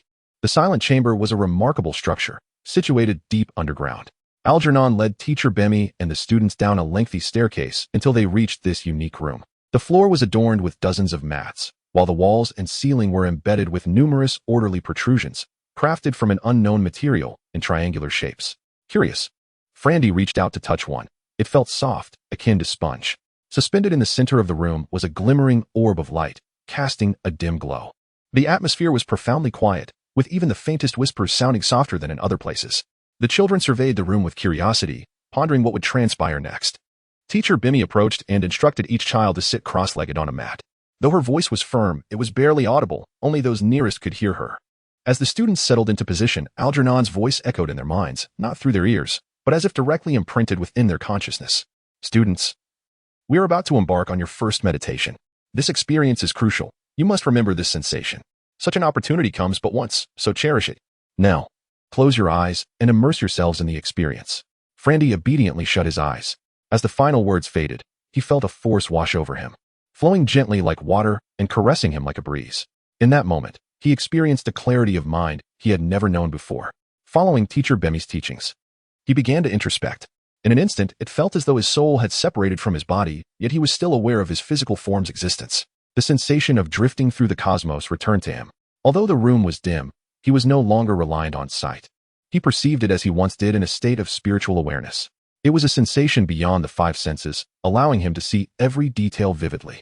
The small points of light he had previously observed re-emerged, more densely packed here than among the stars of the universe, an array of colorful specks seemingly intertwined. A cosmic tapestry. Through 3 days of study, Frandy recognized these luminous points as the magical elements teacher Bimmy had described. Overwhelmed with wonder, he directed his introspection inward. He beheld several massive, swirling vortices of magic within him, each a different hue: red, yellow, blue, green, white, and black, representing all 6 elemental attributes. Upon closer inspection, although invisible to the naked eye, he could distinctly sense a colorless vortex hidden among the 6. It spun quietly, a mystery that teacher Bimmy had never mentioned. Yet, with this rare opportunity before him, he had no time to ponder its nature. Teacher Bimmy had taught that the number of magical vortices determined one's magical aptitude. Frandy noticed that although he possessed all 6 attributes, he had only 1 vortex for each. This suggested that his magical talent was rather modest. However, possessing even 1 vortex could still lead to becoming a wizard, provided he could nurture a magical seed. Thus, Frandy resolved to attract an external fire element to one of his fire vortices. Following teacher Bimmy's guidance, he selected a fire element from the dense array of magical particles surrounding him, concentrating his mental energy on it, gently coaxing it toward his fire vortex. The element seemed intrigued by Frandy, readily approaching and being drawn into the swirling vortex. The first magical element was successfully captured, invigorating Frandy. This was a pivotal step in becoming a wizard. If the magical elements resisted his guidance, it would signify a lack of magical talent. Continuing his efforts, Frandy targeted another fire element, which also complied easily, being absorbed by the vortex. However, as the number of guided fire elements grew, Frandy's heart sank. 1, 2, 10, 20. 100. After guiding 100 fire elements into the vortex, despair began to creep in. The purpose of the vortex was to convert magical elements into magical seeds. Yet teacher Bemi had indicated that novice apprentices typically required between 10 to 30 elements to form a single seed. If one could coalesce 50 elements, that would be a mark of genius. Only through prolonged meditation, skill development, and the strengthening of the vortex could a more powerful magical seed be formed. To condense over 100 elements into a seed would signify the status of an apprentice wizard, while 500 would indicate the prowess of a formal wizard. Undeterred, Frandy persisted in guiding the fire elements into the vortex, even after surpassing 300 elements. The vortex showed no signs of the fullness that teacher Bimi had spoken of during her lessons. The magical vortex can be understood as possessing a capacity limit. As an increasing number of magical elements are drawn into the vortex for transformation, it experiences a sensation akin to satiety. Only when the influx of magical elements surpasses its threshold does it convert these elements into a magical seed. Frandy, awaken. Just as Frandy was guiding the 331st magical seed, the voice of Archmagus Algernon resonated within his mind. Frandy felt his soul's state abruptly vanish, yielding control to his physical form. Slowly, he opened his eyes. Upon doing so, he noticed that his classmates had already roused. The tall figure standing before him was none other than Algernon. Young Frandy, have you been meditating all this time? Algernon inquired. Frandy responded earnestly, Yes, my lord, I have been engaged in meditation. However, due to the silence of the chamber, Frandy's voice was barely audible, heard only by Algernon before him. Ah, splendid. Algernon nodded approvingly.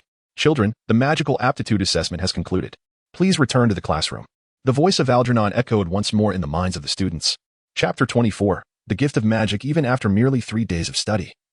The students found this delightful classroom far more agreeable than the somber chamber where they had undergone their magical aptitude tests, despite their awareness of the impending judgment of fate. The classmates returned to their desks as the Grand Magician, Algernon, stood before the class. Dear students, you have completed the test of magical aptitude, yet remember, such talent does not dictate your entire future. Throughout the illustrious history of the Empire of Oskia, countless individuals devoid of magical gifts have left an indelible mark on history. Do not despair or feel disheartened. This does not define your destinies. What you require is unwavering confidence and a resilient spirit. Dedicate your lives to the service of humanity. The future is unpredictable, and it is shaped by your endeavors. You hail from the most noble families in the Empire. Thus your starting point far exceeds that of many commoners. Therefore, strive earnestly, dear children. Do not disappoint your lineage, nor tarnish your family's crest. Rise to the occasion. For the future of the Empire relies on you. Algernon's impromptu speech rekindled hope in those students who had felt despondent about their prospects as magicians. Now, I shall pose some questions, and I encourage you to respond with honesty by raising your hands, Algernon declared, his serious gaze sweeping across the assembly of students. Under his formidable scrutiny, the children tucked away their private thoughts. Those who have not entered a state of introspection, please raise your hands. Algernon inquired with authority. 16 students raised their right hands. Algernon glanced at teacher Bemi, who then guided the students who had raised their hands out of the classroom in an orderly fashion. Now, those who could not command the magical elements to enter the vortex of magic under the guidance of your mental prowess, please raise your hands, Algernon continued. This time, 7 students raised their hands and were escorted out by teacher Bemi. Algernon looked at the remaining 12 students with a satisfied smile and continued. Those who have not formed magical seeds, please raise your hands. Frandy had guided 331 magical seeds into the vortex of magic, yet none had materialized. Reluctantly, he raised his right hand. This time, 3 students from Puser Island, including Frandy, along with 3 from the imperial capital, raised their hands. However, Algernon did not instruct teacher Bimi to take them away. Instead, he regarded them with kindness. Lilia, Annie, Vito, Katrine, Sherry, Hansen, you 6, step forward. The 6 children eagerly walked to the front. Release your magical seeds at your fingertips. Only Lilia, Annie, Vito, and Sherry appeared composed, extending their right index fingers before them.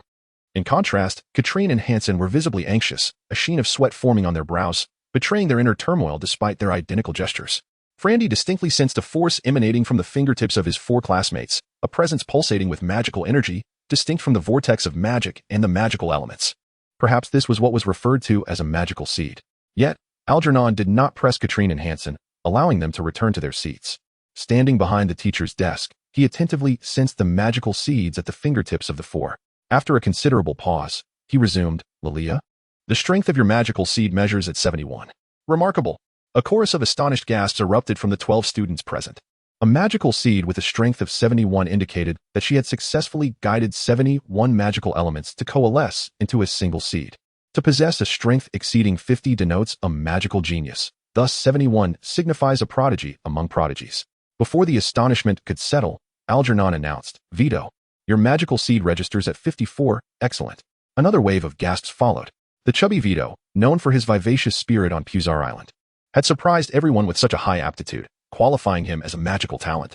"Annie, your magical seed strength is 31. Sherry, yours is 17, Algernon continued, reporting the aptitude levels of the next two students.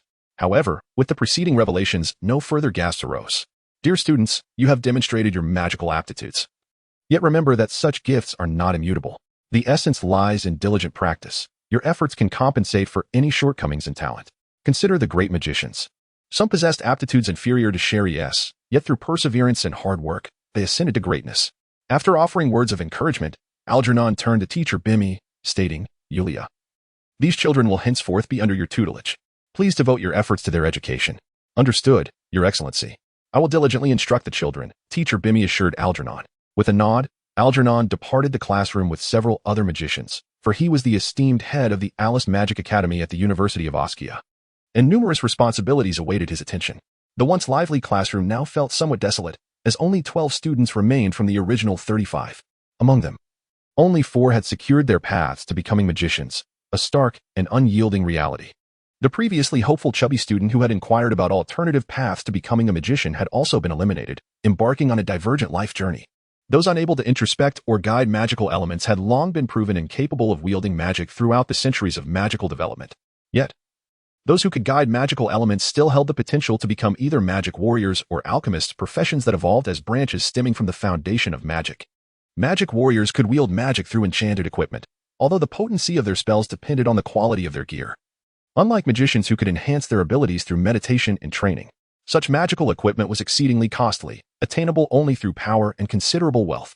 Nevertheless, bolstered by their martial prowess, magic warriors remained formidable entities. Alchemists, on the other hand, represented a preferred vocation for those physically frail, incapable of martial training, yet possessing some degree of magical aptitude. This profession demanded extensive knowledge and exceptional practical skills to create items imbued with magical properties, effectively serving as the ideal partners for magic warriors, providing them with magical equipment to enhance their combat capabilities. Frandy's absence from being taken away indicated that he could still aspire to either of these professions. Both required an understanding of magical knowledge, thus the 12 students could continue their studies together. "From this day forth, I shall officially assume the role of your homeroom teacher. In the coming years, I will primarily instruct you in foundational courses, while other teachers will guide you in specialized subjects. Should you encounter any challenges or difficulties in your daily lives, feel free to approach me, and I shall endeavor to assist you," teacher Bimmy announced from behind her desk. Now fully embracing her role as a mentor, ready to shoulder significant responsibilities. "Lilia, Vito, Annie, Sherry, you 4 are now officially recognized as magic apprentices," teacher Bimmy declared, outlining the future paths for her 4 students. "Frandy, Ted, Katrina, Hansen, Gustav, Owen, Ferguson, Neve, you have the potential to become either a mage warrior or an alchemist. I have previously introduced both professions. You may choose according to your own conditions. However, there is no need to rush. Take your time to contemplate. These 2 professions share certain similarities, and as you are still young, it is wiser to solidify your foundation before making a decision." Teacher Bimmy, "Is it possible to choose both professions?" Frandy inquired. "It is indeed possible to pursue both, as there are numerous talents within the school who excel as both mage warriors and alchemists. However, each individual tends to have a focal point. Considering our time and energy are finite, I do not recommend selecting both professions unless you believe you possess exceptional talent. Can I choose all 3 professions?" interjected Vito, who was currently basking in self-importance, nearly overwhelmed by the weight of his newfound title as a magical prodigy, his confidence soaring to unprecedented heights. "As long as you can excel in your studies without hindering your magical progress, acquiring additional knowledge in other areas can indeed be beneficial," teacher Bimmy responded gently. Chapter 25, Confusion Today marks a pivotal moment in the destinies of the children. Following the magical aptitude test, some classmates remained in the classroom, feeling a tinge of regret, yet relieved to continue their studies in magic. As for the emotions of those who were taken away, they remain a mystery. Teacher Bimmy announced the end of class, granting the children an afternoon off to recuperate before embarking on their formal studies the following morning. "Frandy, if you don't behave, I might just have to give you a good thrashing. I am a magician now," and declared, waving her tiny fist triumphantly as she threatened Frandy. "And you are my sister. Isn't your role to protect your younger brother?" Frandy feigned a sense of grievance. "Ha ha ha, Frandy, don't be afraid. I am here to protect you. My talent surpasses even Anne's. I am a genius," chubby Vito exclaimed, somewhat carried away by his own excitement. Frandy felt a pang of dejection, baffled as to why he could not condense a magical seed. He turned to Vito and inquired, "Hey, buddy, how did you meditate?" Vito, brimming with enthusiasm, replied, "In that quiet room, I couldn't hear anything, and I felt a bit anxious. Then, the Grand Magus instructed me to close my eyes and truly feel, so I did. Suddenly, I couldn't hear anything, couldn't see anything, and was unsure what to feel. I almost fell asleep. Somehow, my mind cleared, and I vaguely saw many spinning circles inside my body. I think they are called magical vortices." "Yes, magical vortices. How many do you have, Chubby?" Classmates chimed in, eagerly asking, "How many do you have?" "Lots of blue ones. I have 3 blue vortices," Vito boasted. "Wow, I only have 1 blue one," came the voice of Ferguson. Frandy felt embarrassed to mention that he possessed only 1 magical vortex of a single attribute and urged Vito to continue. "Then I searched and found a blue water element. It was reluctant to come, but I teased it with the promise of tasty food, and it flew over. As soon as it got close, it was gobbled up by my magical vortex. Haha. And then what? And then what?" Frandy sensed a disconnection, as he could clearly see the myriad of small dots within and outside his body without needing to search deliberately. "I kept looking for a long time, and they were all tricked into my magical vortex. I lost count of how many I caught. Eventually, it felt like my magical vortex was stuffed, and then it produced a magical seed, just like a bowel movement." Listening to Vito's tale, Frandy remained perplexed, unsure whether his magical vortex had an insatiable appetite or simply could not retain the magical elements. It seemed he would need to discover the truth gradually. "Ted, what about you?" Frandy asked the boy beside him. Ted replied honestly, "I was able to direct the magical elements back and forth, just like Vito. But when the magical elements approached my vortex, they wouldn't enter and instead passed right through." It appeared that Ted's situation differed from Frandy's. He distinctly felt that the magical elements had entered his vortex, yet he felt nothing. Regardless, the fact that the 7 friends from Puzzle Island could attend classes together brought satisfaction to all. In a whirlwind of excitement and anticipation, the afternoon swiftly passed. That evening, the maid prepared an exquisite dinner, though sadly, there was no beast meat available. This disappointed Frandy, as the pressure cooker he had brought from Puzzle Island remained unused. Later that night, Frandy lay on his large bed, tossing and turning, unable to sleep. He pondered the reasons behind his predicament but could not fathom the answer. Deciding to follow Teacher Bemi's advice, he focused his mind inward to attempt meditation. Teacher Bemi had previously explained that a magical novice needs an exceptionally quiet environment to enter a meditative state, ideally with other magicians present to assist in the process. The first attempt is especially critical if one cannot enter this state even under the perfect conditions with the aid of Grand Magus Algernon. The hope for success in the future is bleak. Although Frandy had already crossed this initial threshold, he remained a novice, although it was deep into the night. The distant chirping of insects still created a slight disturbance, and no magicians were present to assist him. In this environment, however, he effortlessly slipped into a meditative state. During the magical aptitude test, due to the rarity of the opportunity, Frandy had not fully appreciated this state before attempting to guide magical elements into his vortex. Now, with ample time, he could savor the experience. This state felt different from the time he drifted through the cosmos, where his soul was like a rootless duckweed, unaware of where it would float.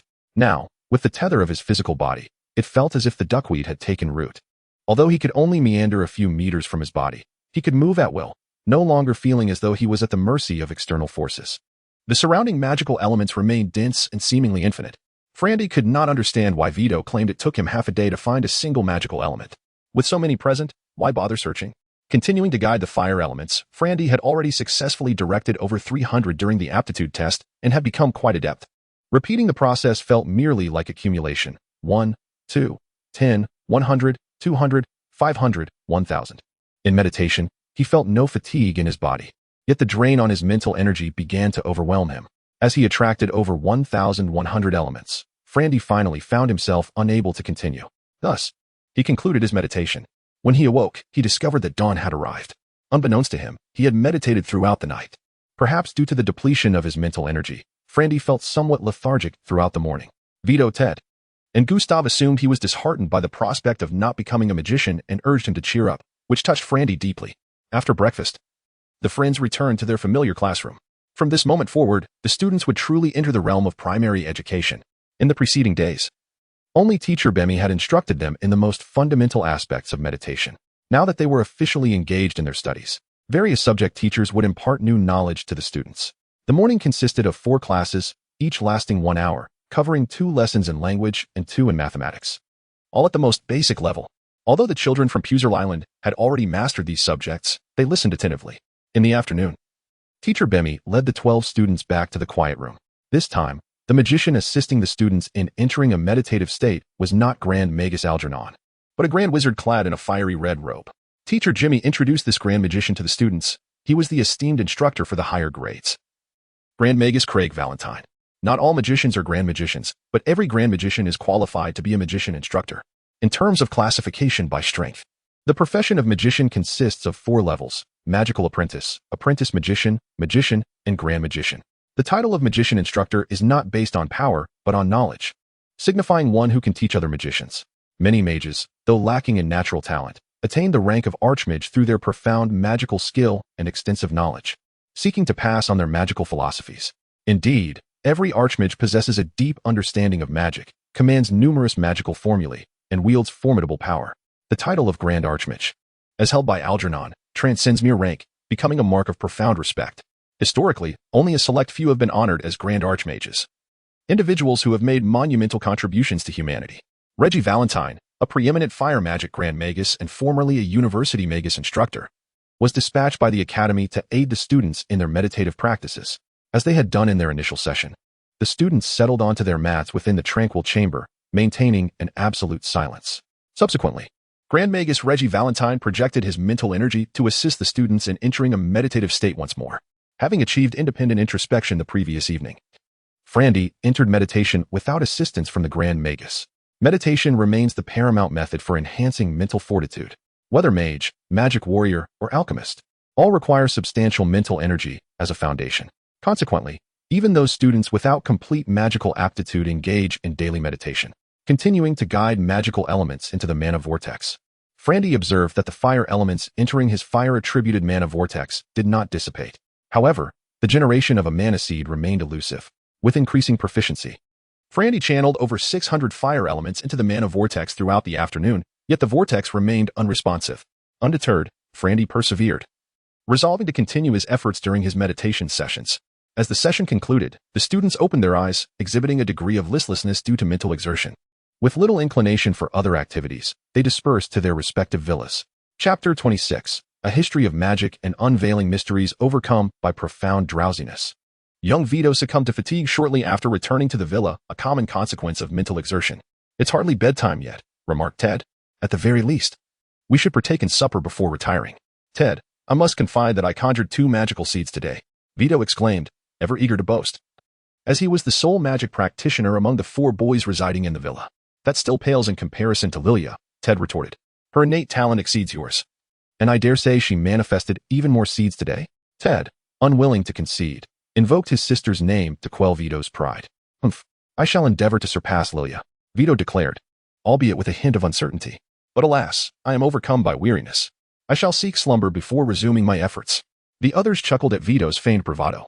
That night, Frandy persisted in his meditative practice, discovering that time seemed to accelerate during these sessions. An entire night passed swiftly. Despite foregoing sleep, he experienced only a mild languor upon waking, which soon dissipated. This particular meditation proved even more fruitful than the previous day, yielding an absorption of over 1,200 magical elements. Moreover, the magical vortex exhibited a nascent response, akin to a gluttonous individual partaking in a mere morsel, barely satiating their appetite. Nevertheless, this provided Frandy with considerable impetus. Upon awakening the subsequent day, though still experiencing a somnolent sensation, it was far less debilitating than the previous day's enervation. It seemed that Master Bimi's assertion held true. Meditation was indeed the optimal method for augmenting mental fortitude. The days unfolded in a rhythm of study and meditation. Within a week, the students had made significant strides in attaining a meditative state, no longer requiring the assistance of a grand mage or a tranquil chamber. Consequently, the morning sessions were dedicated to other subjects, while the afternoon meditation periods transitioned into magical instruction. The daily meditation was shifted to the evening hours, as those who had chosen a magical vocation came to view sleep as a luxurious indulgence. According to Vito, he was now capable of conjuring 3 magical seeds each day, a feat that elicited envy from his less magically inclined companions. Classroom instruction was entrusted to their homeroom teacher, Bemi, a 6-star mage whose expertise was more than sufficient for guiding aspiring magic apprentices. Grand Magisters, on the other hand, typically instructed low-level mages, or, at the very least, exceptionally gifted probationary mages. "Students, this marks our inaugural formal magic lesson," Before we commence, I wish to ascertain the fruits of your meditative endeavors. Lilia, how many magical seeds have you managed to conjure? Lilia rose and responded, Teacher, I have manifested 37 magical seeds. Excellent, be seated. Master Bimmy nodded approvingly. 37 seeds in a week, truly a prodigy among prodigies. Vito, and yourself? The portly Vito rose trepidatiously, stammering, Teacher, I have conjured 22. Master Bimmy remained composed. Addressing the young boy gently, it seems you have not exerted yourself sufficiently, Vito. Teacher, I feel an overwhelming urge to sleep whenever I meditate. That is a consequence of insufficient mental energy. As your mental strength grows, this will abate. Be seated. She then continued, Annie, what is your tally of magical seeds? Annie rose with a triumphant air. Teacher, I have 31. Commendable, Annie. It seems you have not been idle. Please be seated. Sherry, what about you? Sherry, a demure young girl, had been transferred from a different villa after her original classmates were culled. She now resided with Lilia and the other girls, with whom she got along swimmingly. Sherry spoke in a soft, subdued voice. Teacher, I have conjured 30 seeds. It appears the girls have been diligent. Vito, as a boy, you must not allow yourself to be outdone. Strive to cultivate your abilities. Vito's face flushed crimson as he replied meekly, I shall endeavor to do so, Master Bimmy. For today's inaugural magic lesson, I shall impart some fundamental knowledge, commencing with the history of magic. In the year 425 B.C., before St. Cale, or 1,098 years ago, Mr. Alex Simmons, the universally acknowledged founder of magic, unleashed the first, albeit rudimentary, magical fireball. This marked the first instance in history of a human wielding magic. However, due to the cumbersome nature of magical manipulation and the protracted time required to cast a spell, it lacked practical utility, serving merely as a symbolic milestone. Over the ensuing centuries, the process of casting spells was streamlined and refined, undergoing a qualitative transformation compared to its initial iteration. Furthermore, a plethora of magical theories and tools emerged, bolstering humanity's capacity to survive on this continent and providing us with the confidence to confront magical beasts. However, this development aroused the apprehension of highly intelligent, advanced magical beasts, prompting them to launch a campaign of indiscriminate slaughter against humanity. At that juncture, humanity teetered on the precipice of extinction. Then, in the year 54 B.C., the esteemed Grand Magister Theodore Leopold, whose magical seeds had attained formidable potency, repudiated the conventional method of spellcasting that relied on magical source essence. Instead, he directly harnessed the magical elements of nature through his magical seeds, thereby amplifying the potency of spells nearly tenfold and accelerating their casting speed. To distinguish him from other mages, those capable of directly manipulating the magical elements of nature were designated as Grand Mages. Each Grand Mage possessed immense power, capable of swaying the tides of battle. He imparted this method of spellcasting to other equally powerful mages, thus earning the title of the first Grand Magister in history. Algernon, the Grand Magister, is his descendant. Ted, Lilia, you should take pride in your ancestor. Lilia and Ted rose in unison, proclaiming with solemnity amidst the envious gazes of their classmates, Indeed, Master Bimmy, we take pride in our Olipot family, in our lineage. Please be seated. Master Bimmy gestured for Lilia and Ted to resume their seats before continuing. Since humanity acquired the power of Grand Mages, we have been liberated from the menace of magical beasts. Over the subsequent 3 decades, Grand Magister Theodore Leopold mentored over 100 Grand Mages. It was through the collaborative efforts of these Grand Mages that Emperor Kallios Kaskia managed to unify this continent, albeit with considerable difficulty. Therefore, mages constitute the bedrock of human prosperity and serve as our protectors. Only Grand Mages possess the capacity to contend with advanced magical beasts of level 10 or higher. Although some of you may not aspire to become mages, it is crucial to recognize that even the most formidable mage cannot achieve invincibility alone. Mages must devote themselves to daily meditation, acquiring knowledge, and honing their magical skills, leaving them with scant time to fortify their bodies or cultivate martial prowess. It is the magic warriors who safeguard the mages. Only under the protection of magic warriors can mages cast spells with equanimity. Thus, becoming a magic warrior is also of paramount importance. Teacher, what about alchemists? Are alchemists important? Master Bimmy affirmed. Indeed, they are. In certain respects, alchemists are even more vital than mages. Isn't it the mages who are most revered and important? How can alchemists surpass mages in importance? Vito retorted indignantly. In the military, there exists a type of magic source cannon capable of unleashing area of effect, level 3 spells such as Inferno and Icy Touch. As long as the magical source essence is sufficient, it can continue firing indefinitely. Students, visualize 10, nay, 100 magic source cannons firing ceaselessly. What a spectacle that would be. A single blazing fire spell could render a vast area, spanning several meters, utterly barren. The relentless barrage of 100 magical artillery pieces would conjure a scene that is terrifying to even contemplate. The magical artillery is a creation of the alchemists. One must ponder its significance. Additionally, the weapons and armor of the magical warriors, along with various civilian tools such as the luminous lights and magical timers, are all masterpieces of alchemical ingenuity. The students nodded in unison, gaining a newfound appreciation for the alchemists. Thus, these three professions are indeed remarkable. Only through their collaboration can we withstand the onslaught of magical beasts and safeguard our homeland.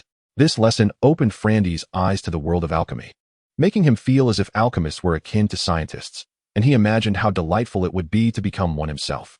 After class, Teacher Bamey addressed the students. Frandy, come with me. The rest of you, please wait a moment. I will have him bring the books for everyone. The books for other subjects had already been distributed. And since this was the first lesson in magic, Teacher Bamey chose the strongest student, Frandy, to carry the books. As they made their way to retrieve the texts, Frandy posed a question that had long troubled him. Teacher, if one fails to produce a magical seed at first, is it possible to never succeed? Teacher Bamey smiled gently and replied, throughout the history of magic, there have been individuals of great perseverance who have confronted this very challenge. They cultivated their mental prowess to extraordinary levels, compelling the magical elements to dwell within a vortex of magic, ultimately yielding a magical seed. Does that mean I could also achieve this? Frandy inquired, his spirits lifted. Teacher Bamey shook his head with a look of regret, saying, however, the process was exceedingly slow. That individual was an alchemist who began meditating at your age and took over 30 years to condense more than 100 magical seeds. It is important to note that even the most basic fireball spell requires a minimum of 64 magical seeds to manifest. Moreover, his magical seeds were quite weak, vanishing after a single use. Thus, it was a venture fraught with futility. Frandy sighed. Alas, lacking talent is truly painful. Yet, Teacher Bamey encouraged him, but Frandy, you too can attempt it. Why pursue something that seems futile?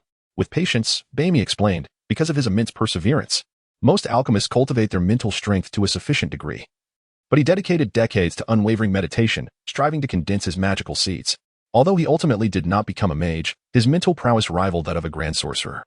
It is precisely due to this mental strength that the magical crops he produced were the most exquisite and unparalleled. Frandy felt a surge of clarity, indeed. As long as he persevered, the question of whether he could become a mage mattered little. Chapter 27. For years later that night, Frandy continued his meditation, a practice he had diligently maintained for the past week. The sensations had grown increasingly intense, as if the magical vortex within him was on the verge of saturation. Yet the coveted seed of magic remained elusive. Perhaps influenced by Master Bamey's counsel, Frandy had begun to adopt a more relaxed attitude towards the creation of magical seeds. As Master Bamey had remarked, even if one were to manifest, what difference would it make? Lilia had already condensed 37 magical seeds in a mere week. If he were to succeed tonight, he would still lag behind by 37 times, perhaps even 40, considering others were striving as well. With his heart unburdened, Frandy found tonight's meditation particularly fluid. Each magical element obeyed his commands with remarkable ease. In a moment of leisure, he even guided a fire element to circle through the various magical vortices, only to have it ultimately consumed by the vortex of fire. The previous night, he had successfully guided over 1,500 magical elements and could feel the approaching limit of saturation. However, no further reactions occurred until tonight, when, after guiding over 1,100 elements, the magical vortex ceased its absorption. Frandy perceived the fire vortex as akin to a balloon inflated to its utmost capacity. Any additional air would surely result in an explosion. The vortex spun wildly until, suddenly, a magnificent and resplendent magical seed was born. Though he had never seen another's magical seed, Frandy felt his was exceptionally large, akin to a giant infant that had finally emerged after much effort. Its brilliance was so intense that it washed out the colors of the surrounding magical vortices. Upon reflection, he calculated that this magical seed had condensed over 15,000 magical elements. A bittersweet smile crossed his face. Alas, even if he had succeeded in condensation, what did it matter? Lilia could condense 40 seeds in a week, while he had only managed one. In essence, she was progressing at a rate equivalent to his over 40 years of practice. It seemed futile. He consoled himself, viewing it merely as an exercise for his mental fortitude. With desires relinquished, the weight of disappointment diminished. As he maneuvered the magical seed within his body, it responded even more obediently than the magical elements. It felt as though it were an integral part of him. With but a thought, the seed manifested where he wished. Extending a finger, he willed it forth, and it emerged effortlessly. It appeared he still possessed a complete magical aptitude, albeit at a slower pace than others. Frandy guided the magical seed around his room with fluid grace, his control unwavering. While in a meditative state, he could perceive its radiant glow, however. Once it materialized outside his body, its brilliance failed to illuminate the surroundings. rendering the darkness unchanged. As he propelled it through the window, it soared several meters before he sensed a strain in his control, as though it might dissipate if pushed any further. Alarmed, he swiftly retracted it within. After all, it was the fruit of a week's arduous effort. He could not afford to lose it lightly. In the brief span of time, Frandy felt his mental energy wane, a familiar dizziness returning. It seemed that directing the magical seed consumed far more mental fortitude than guiding the magical elements. Yet, he reassured himself. For this was precisely his goal, to strengthen his mental prowess. Days turned into weeks, and weeks into years. Before long, for years had elapsed. During the first 3 of those years, his classmates completed their foundational studies and ascended to the secondary division. In this new phase, the 12 students who had once shared a classroom began to diverge. Aside from a few theoretical classes held together, they spent much of their time apart, reconvening only in the evenings on Puser Island. Lilia, Vito, Annie, and Sherry had officially become apprentice magicians, engaging in studies and simple experiments within their respective magical mentors' laboratories. Ted and Frandy had commenced training as magical warriors, with Frandy continuing his alchemist studies alongside the magical warrior curriculum. Now approaching 14, Frandy had grown significantly taller, nearing 6 feet. His physique had begun to take shape, and he was currently drenched in sweat, practicing alongside his peers in the martial arts department of the secondary division. Step back. Wind sweeps the clouds. A middle-aged instructor led the group of young warriors from the training platform, adorned with a badge featuring 2 crossed swords and 7 stars, indicative of his rank as a 7-star swordsman. In the military, such a title signified a position as a mid-level officer, commanding at least 1,000 subordinates. Only the prestigious Askia University could afford to engage him for the training of these young aspirants. The instructor commanded the near 100 youths to take a step back, their large swords sweeping through the air in a graceful arc before they turned to strike forward. Advance. Charge forth, he bellowed. The youths, ranging from 13 to 18, moved forward with determination, their swords slicing through the air as they executed their commands. Amidst the throng, Frandy blended in, his stature and build comparable to those around him. Only those familiar with him would marvel at the height and strength of this 13-year-old. Frandy felt a sense of joy. As a child on Puser Island, he had reveled in running and physical exertion. The 3 years of elementary schooling in the imperial capital had stifled him, yet now, in secondary school, he could finally stretch his limbs and train in martial arts alongside his classmates. Whether as a magical warrior or a conventional warrior, physical prowess was essential for combat, unlike magicians who could attack from afar. Thus, martial training was of utmost importance, with only a handful among the 100 youths destined to become magical warriors. Warriors and magical warriors occupied distinct classes, their status is vastly different. In battles against magical beasts, low-level warriors were mere fodder, only those of higher ranks could stand a chance. Conversely, magical warriors, empowered by magic, could deal lethal blows to these formidable creatures. For Frandy, the prospect of once again tasting magical beast meat filled him with happiness. Although the meat was not always tender, its flavor was satisfying enough. Regrettably, such meals were only available once a week. After the morning training session concluded, Frandy and Ted returned to their villa for a refreshing shower. When Gustav returned, the 3 enjoyed lunch together, while their plump companion, Vito, remained at the distant magical laboratory, opting not to return for the midday meal. One slender Ted has begun to mature, and after a year of rigorous training, he has grown considerably stronger than in his childhood. Meanwhile, the robust Gustav has chosen not to become a magic warrior, but instead has devoted himself to the accumulation of magical knowledge, preparing to become a wise alchemist. This decision has proved beneficial, as he diligently takes detailed notes during the alchemical theory classes each morning, which he shares with Frandy, providing substantial assistance to him. Currently, Frandy primarily focuses on training as a magic warrior, with alchemy as a supplementary pursuit. As for the path of the wizard, it remains merely a hobby. Nevertheless, he has not neglected his studies in wizardry. Vito, Annie, Lilia, and even Sherry have all contributed to his understanding of the theoretical aspects. However, Vito's performance has been rather lackluster, and at times, Frandy finds himself teaching him in return. Each day is filled with purpose, as the 7 children of Puser Island, along with the newly joined Sherry, engage earnestly in their studies, brimming with hope for the future. Chapter 28. The first alchemy the afternoon lesson was an alchemical experiment class, and Frandy and Gustav arrived early at the grand laboratory. Though the middle school laboratory accommodated only about 30 students, its spaciousness allowed each student a substantial workbench, cluttered with an array of instruments, tools, and some precious materials. When Frandy and Gustav reached the laboratory, the professor teaching the alchemy course had yet to arrive, but many classmates were already present, diligently preparing for the afternoon's lesson. "Hello, Katrina, you've come quite early," Frandy greeted the girl seated in the front row. This young lady, who had a penchant for learning since her days on Puser Island, consistently ranked among the top in her alchemical studies. Busy with her preparations, Katrina replied, Frandy, Gustav, you two are a bit late today. Hurry up and get ready. All right. Frandy and Gustav settled at their adjacent workbenches and began processing their materials. Becoming an alchemist requires mastering two fundamental and frequently utilized materials, refined gold and mithril. Refined gold is unparalleled in its ability to transmit magical essence without any loss during the process, albeit at a cost far exceeding that of ordinary gold. Conversely, mithril can conduct mental energy, allowing the alchemical products to be controlled and utilized by their users. Unsurprisingly, mithril is not much cheaper than refined gold. Frandy prepared to draw out strands of refined gold and mithril, a fundamental skill for any alchemist. Due to the high value of these materials, it is imperative to use the minimum amount possible while maximizing their effectiveness. Moreover, some advanced spells require intricate circuits that necessitate drawing the refined gold and mithril into exceedingly fine strands to concentrate their properties within a reduced area. Failing to achieve this could lead to a dagger engraved with a rapid spell appearing grossly bulbous due to insufficiently drawn materials, an outcome that would be scorned by all alchemists. The initial task of drawing strands is not overly difficult, but the challenge lies in producing the final fine wire. Pulling a standard rod of refined gold or mithril through a minuscule hole in a steel plate, which is only slightly larger than the standard rod, is a delicate task. Among all metals, these two are relatively soft and possess excellent malleability. When drawn through progressively smaller apertures, they yield strands finer than a human hair. These wires, inscribed according to the designs of magical arrays, can form wondrous magical artifacts. Both Frandy and Gustav focused intently on their drawing tasks.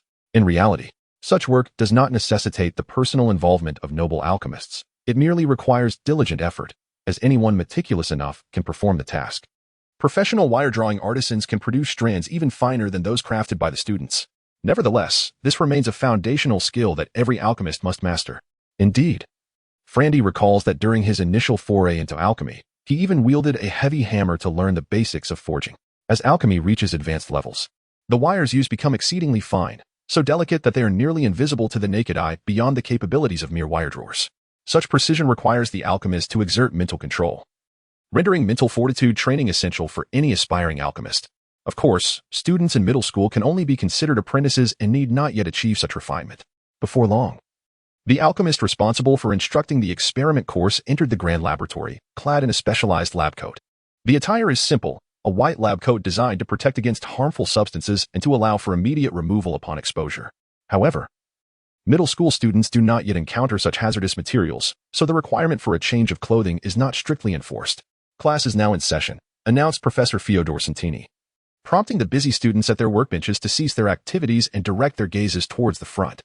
Have you all completed the enchanted crystal task I assigned the other day? He inquired. Many students responded affirmatively, while a few sheepishly shook their heads in shame, indicating their incomplete work. Seeing that most had fulfilled the assignment, Professor Santini nodded in satisfaction and continued, since the majority have acquired their enchanted crystals, we will proceed with the next lesson. Those who have not obtained theirs may observe the operations of their peers.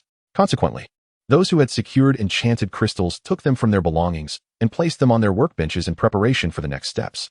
Enchanted crystals are natural minerals that undergo magical processing to become crystals. They possess a significant characteristic, the capacity to house magical seeds for nurturing.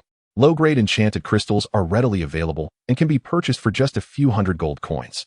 However, this is not an accessible amount for the common folk, as several hundred gold coins would comfortably sustain a family for over a decade.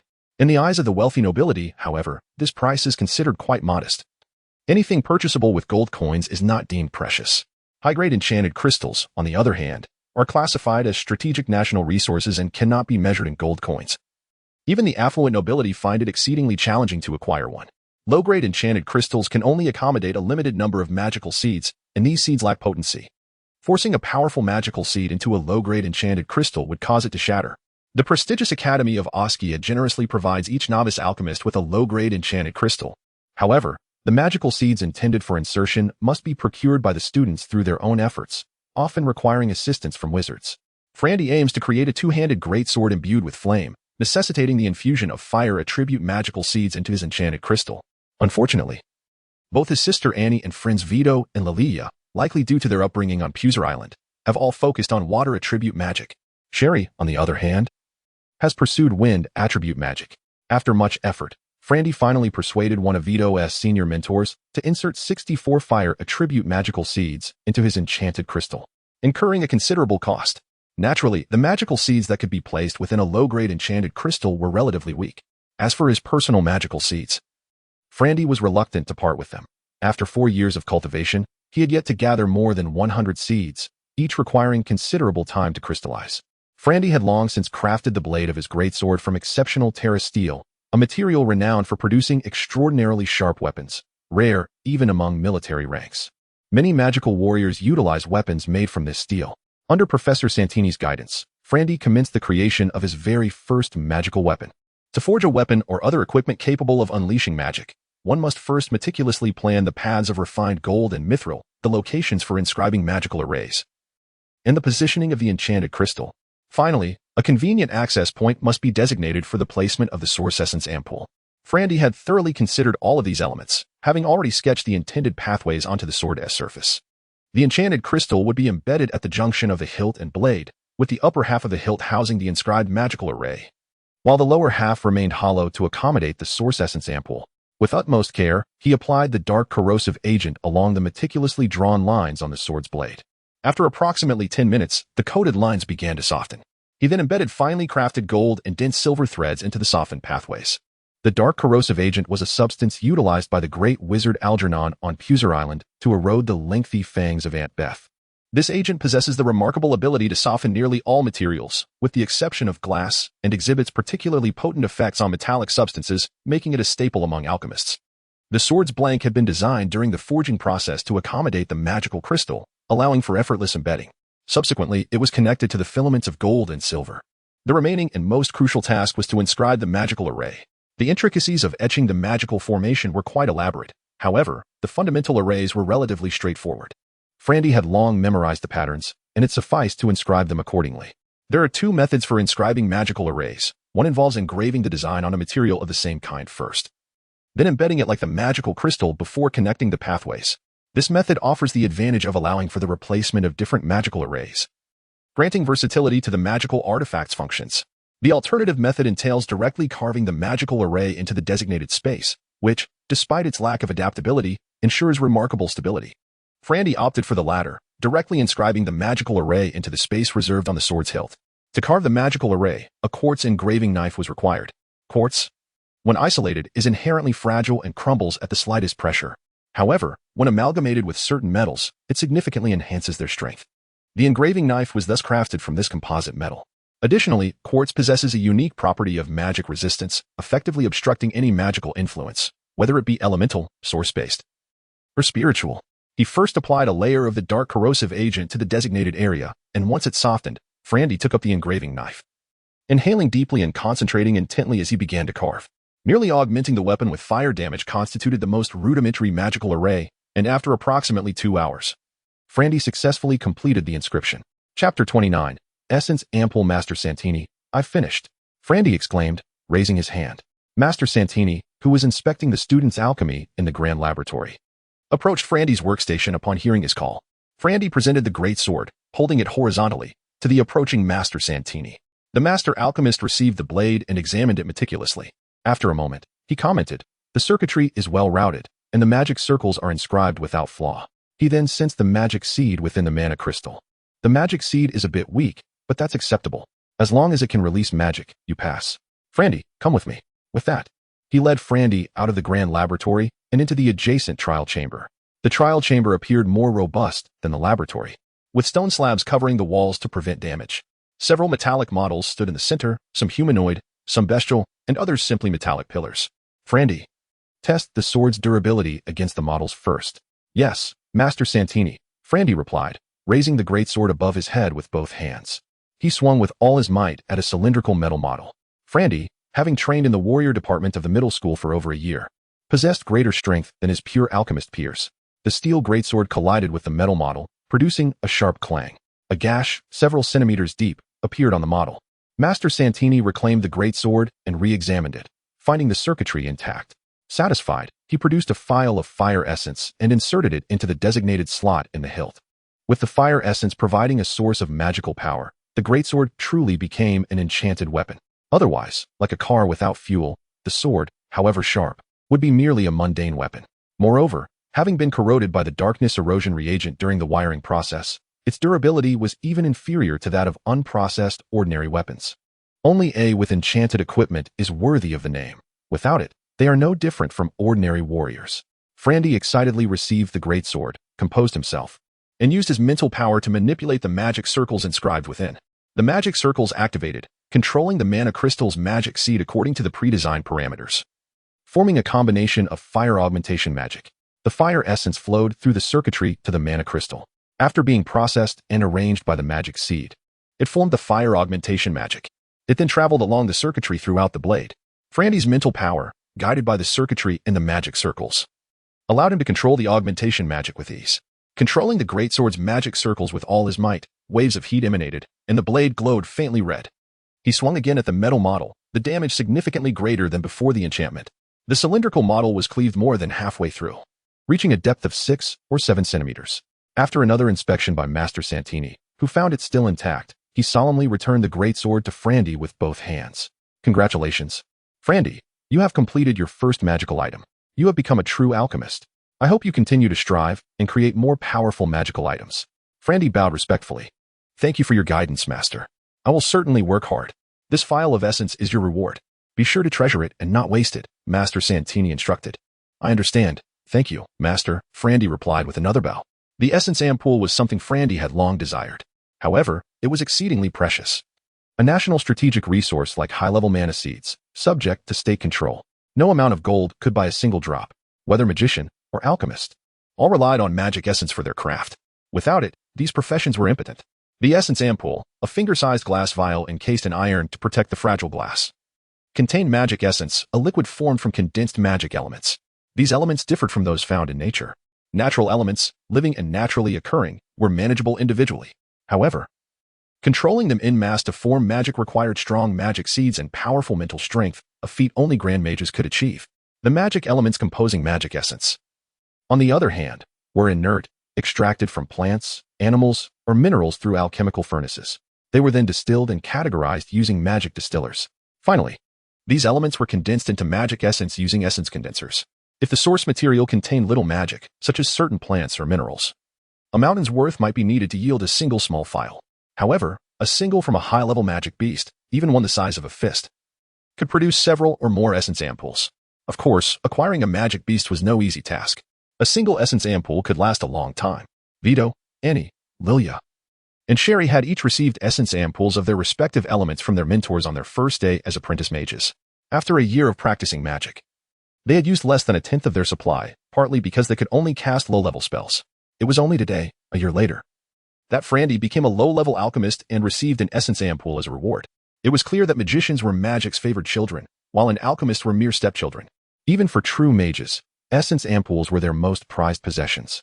That was why Frandy, even after accumulating 64 magic seeds, had not sought his friend's help to experiment with magic.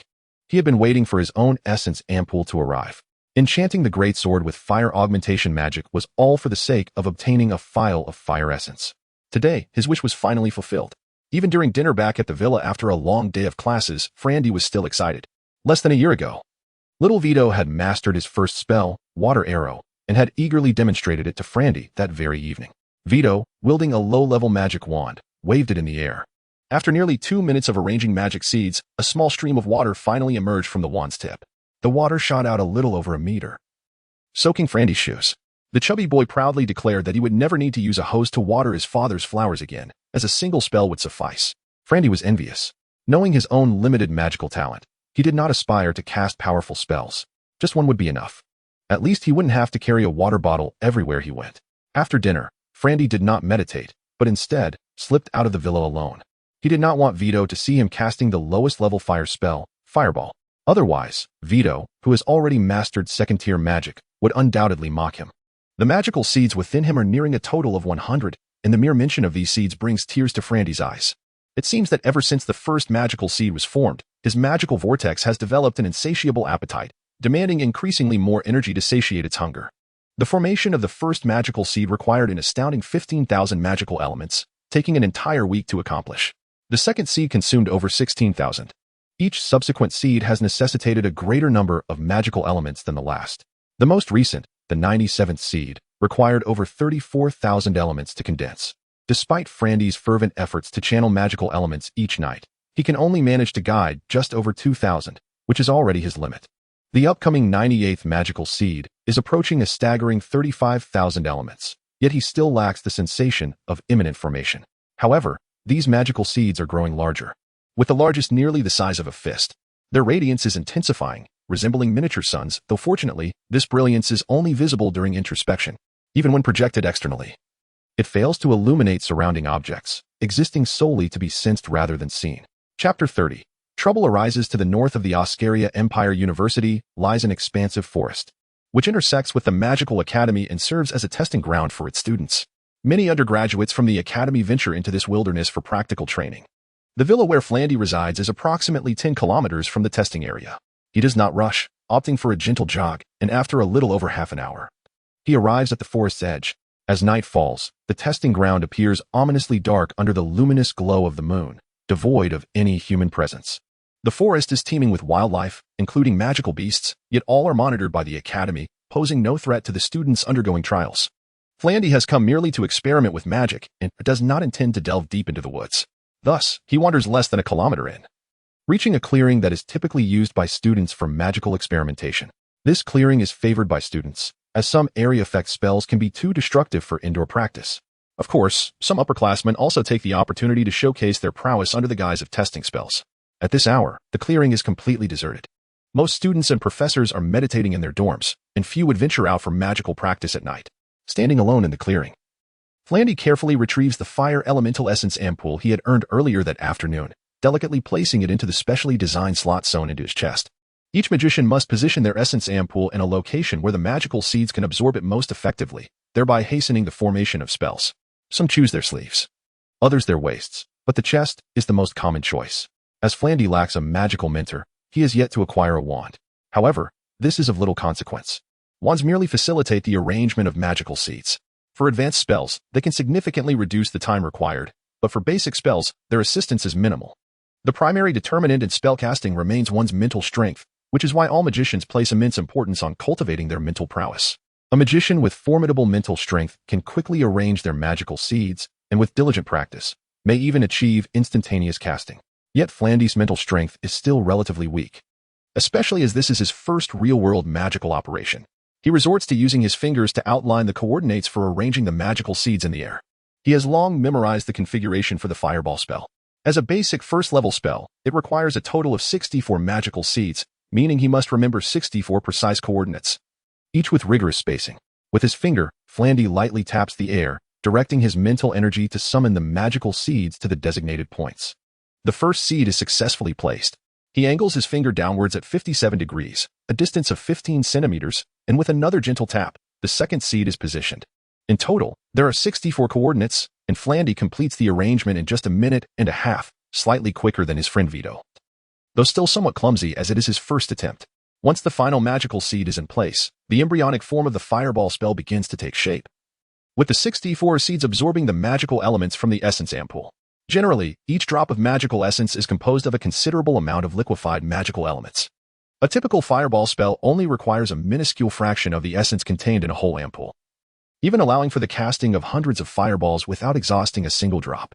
However, as Flandy completes the placement of the last magical seed, a tremendous force begins to voraciously draw from the ampoule, depleting its contents at a visibly alarming rate. In mere seconds, the ampoule is entirely drained, leaving Flandy aghast. His hard-earned supply has vanished.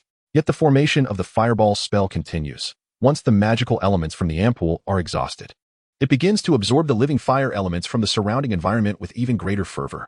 Countless fire elements converge around the 64 magical seeds, transforming into a blazing inferno. The fireball swells rapidly, far exceeding the size that an ordinary apprentice magician could conjure. Flandy, having never witnessed a grand magician's fireball, is certain that none could rival the magnitude of his creation. As the fireball's diameter surpasses 2 meters, the intense flames singe his hair, radiating light so bright that it nearly blinds him. Realizing the peril of allowing this colossal fireball to continue accumulating energy, Flandy hastily directs his mental force to propel the immense sphere toward a large boulder in the clearing. The 2-meter-wide fireball hurtles forward, striking the boulder with incredible speed. The impact produces a deafening explosion that shatters the boulder into countless fragments, scattering them into the air. Yet, the fireball continues on its path, barreling through the forest. Vines and wild grasses are incinerated in its wake, leaving a charred gash in the once lush ground. Towering trees stand no chance against the advancing inferno. They are cleaved in two and topple to the ground. The trees on either side are similarly engulfed, igniting into towering flames that crackle and roar. Small animals, previously slumbering beneath the foliage, are jolted awake, frantically fleeing in terror. None can fathom the magnitude of fire elements contained within this volatile sphere. The fireball travels nearly 2 kilometers before colliding with the rocky face of a small hill. The distant thunderous roar reverberates through the air, shaking the ground. As flames erupt skyward, cascading down like celestial petals, Flandy stands in stunned silence, witnessing the fiery chaos before him. The inferno rages uncontrollably, fueled by the evening winds, consuming all in its path. Various creatures desperately attempt to escape, yet many find themselves ensnared in the fiery grip, issuing anguished cries in their final moments. It resembles a scene from the depths of hell. Panic grips Flandy's heart as he realizes the enormity of his blunder. What to do? He is utterly at a loss. He must flee. In a frantic scramble, he darts away from the scene, akin to a startled rabbit, avoiding a direct return to his villa. Instead, he takes a lengthy detour around the academy before finally retreating to his room, his head hung low. The commotion has already roused those in the academy nearest to the forest. Faculty and students alike terminate their meditations, rushing towards the source of the thunderous noise. As they arrive on the scene, the flames burn even more fiercely, with waves of heat palpable from a distance. Shock and alarm ripple through the crowd, as they are left bewildered by the unfolding catastrophe. Suddenly, a thick cloud obscures the moonlight, and a chill wind sweeps through, heralding the onset of a gentle rain. As the rain intensified, it swiftly transformed into a torrential downpour, drenching the burning trees and creating a swirling mist. The gathered crowd sought refuge beneath the unscathed trees, their hearts filled with uncertainty, yet no one dared to speak. The deluge persisted for several minutes, extinguishing the raging inferno, only to abruptly cease. The dark clouds dispersed, allowing the moon's silvery light to once again grace the earth. Ladies and gentlemen, you may disperse. A venerable voice resonated abruptly within the minds of the students and instructors. It was the voice of Archmage Algernon, a sound they all recognized, for it accompanied the commencement of each academic year at the Magical Academy. Even those unfamiliar with it sensed the gravity in the expressions of those around them and remained silent. Thus, the crowd gradually made their way back to the academy, each departing in their own direction.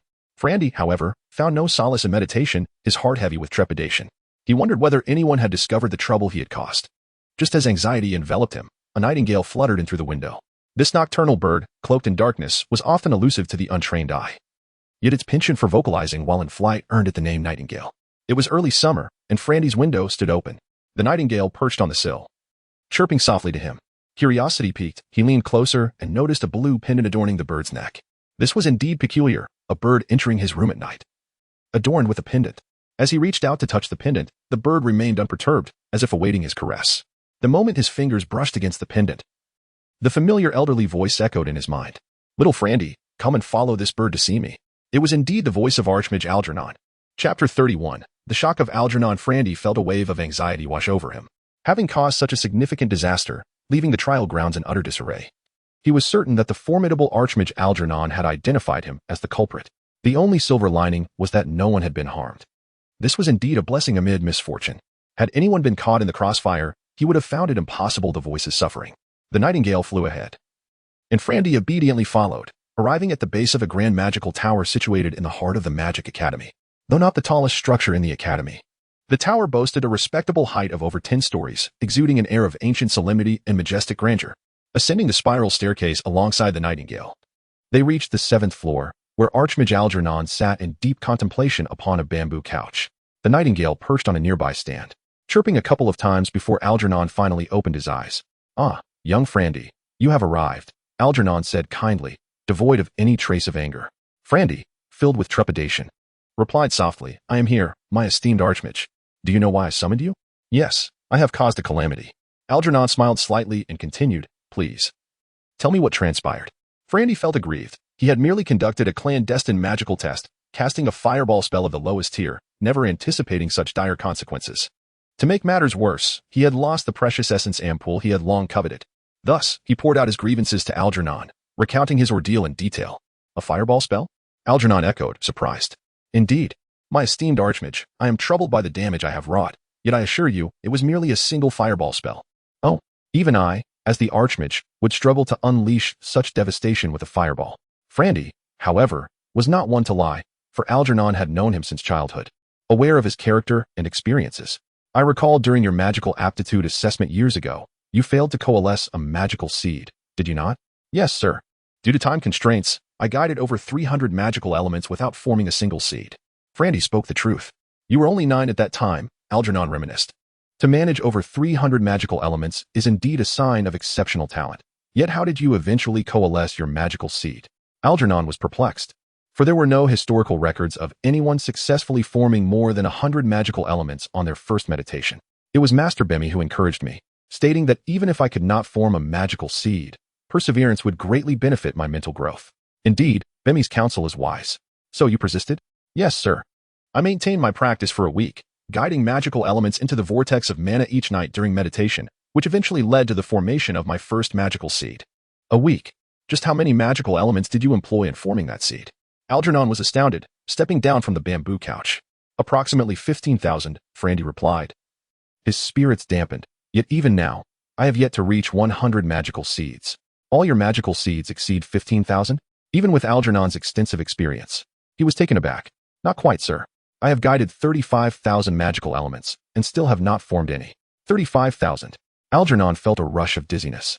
Incredulously staring at Frandy. Release the magical seeds you have recently formed from your fingertips.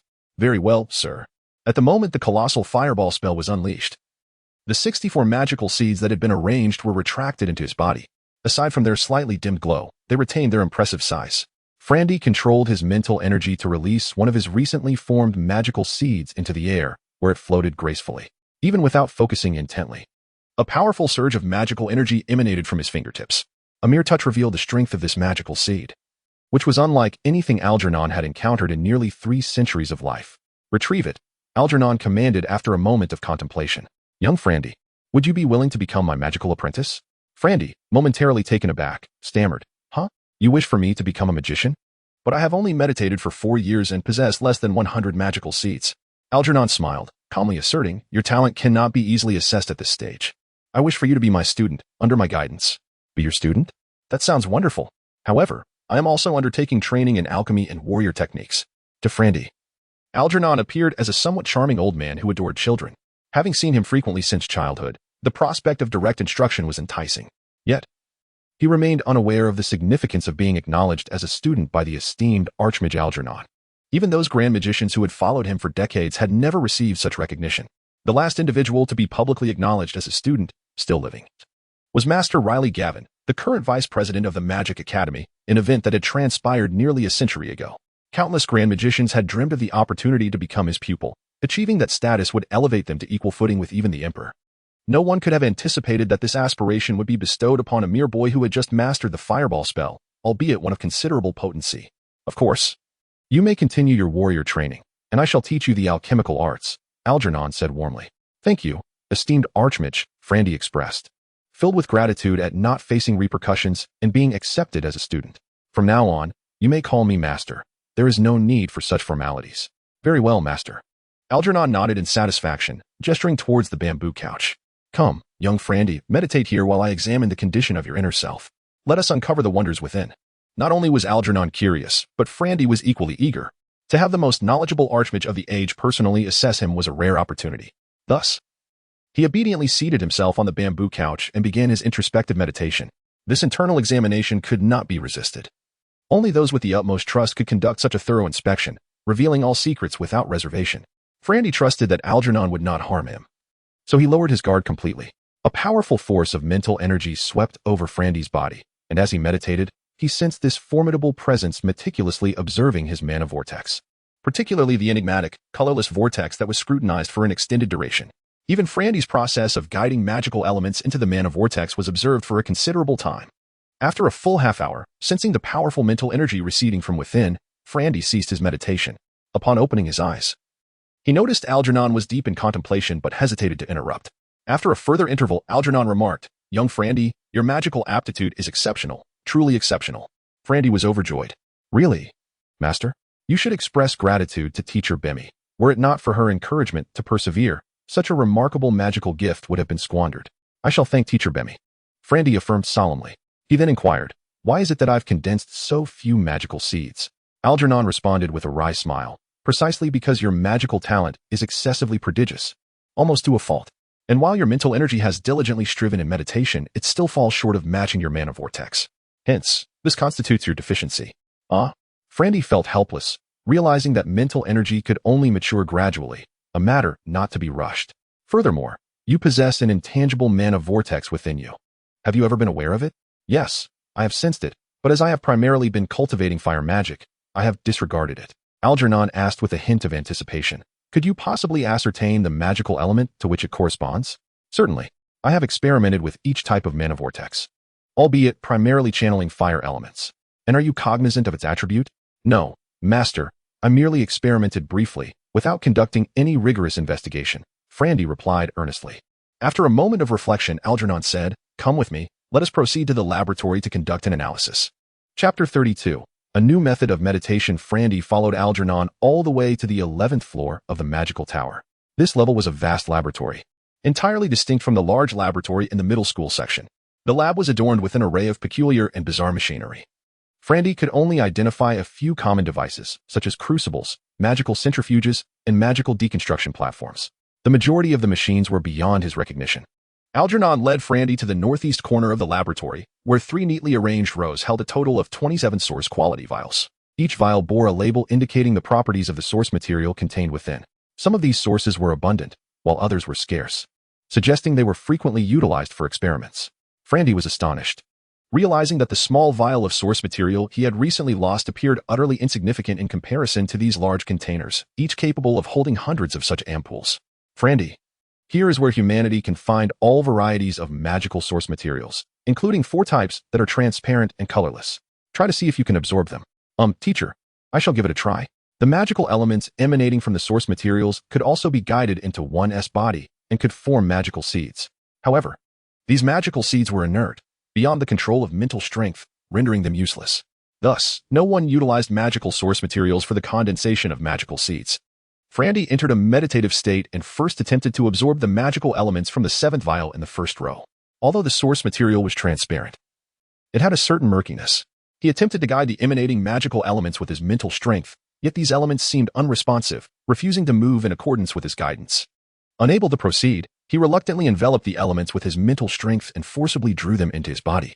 The formless whirlpool of magical energy spun a few times, but remained unyielding. It appeared that the properties of this magical element differed from those of the whirlpool and could not be absorbed. Frandy pondered and then wrapped his mental strength around the magical elements from the 9th vial in the 2nd row. Following the same method, he still could not absorb it. In short order, he had tested all 4 transparent source vials, yet none aligned with the properties of his inner whirlpool. Teacher, none of these can be absorbed, Frandy said, disappointment evident in his voice. Do not be disheartened, young Frandy. This is actually a good sign, Algernon reassured him.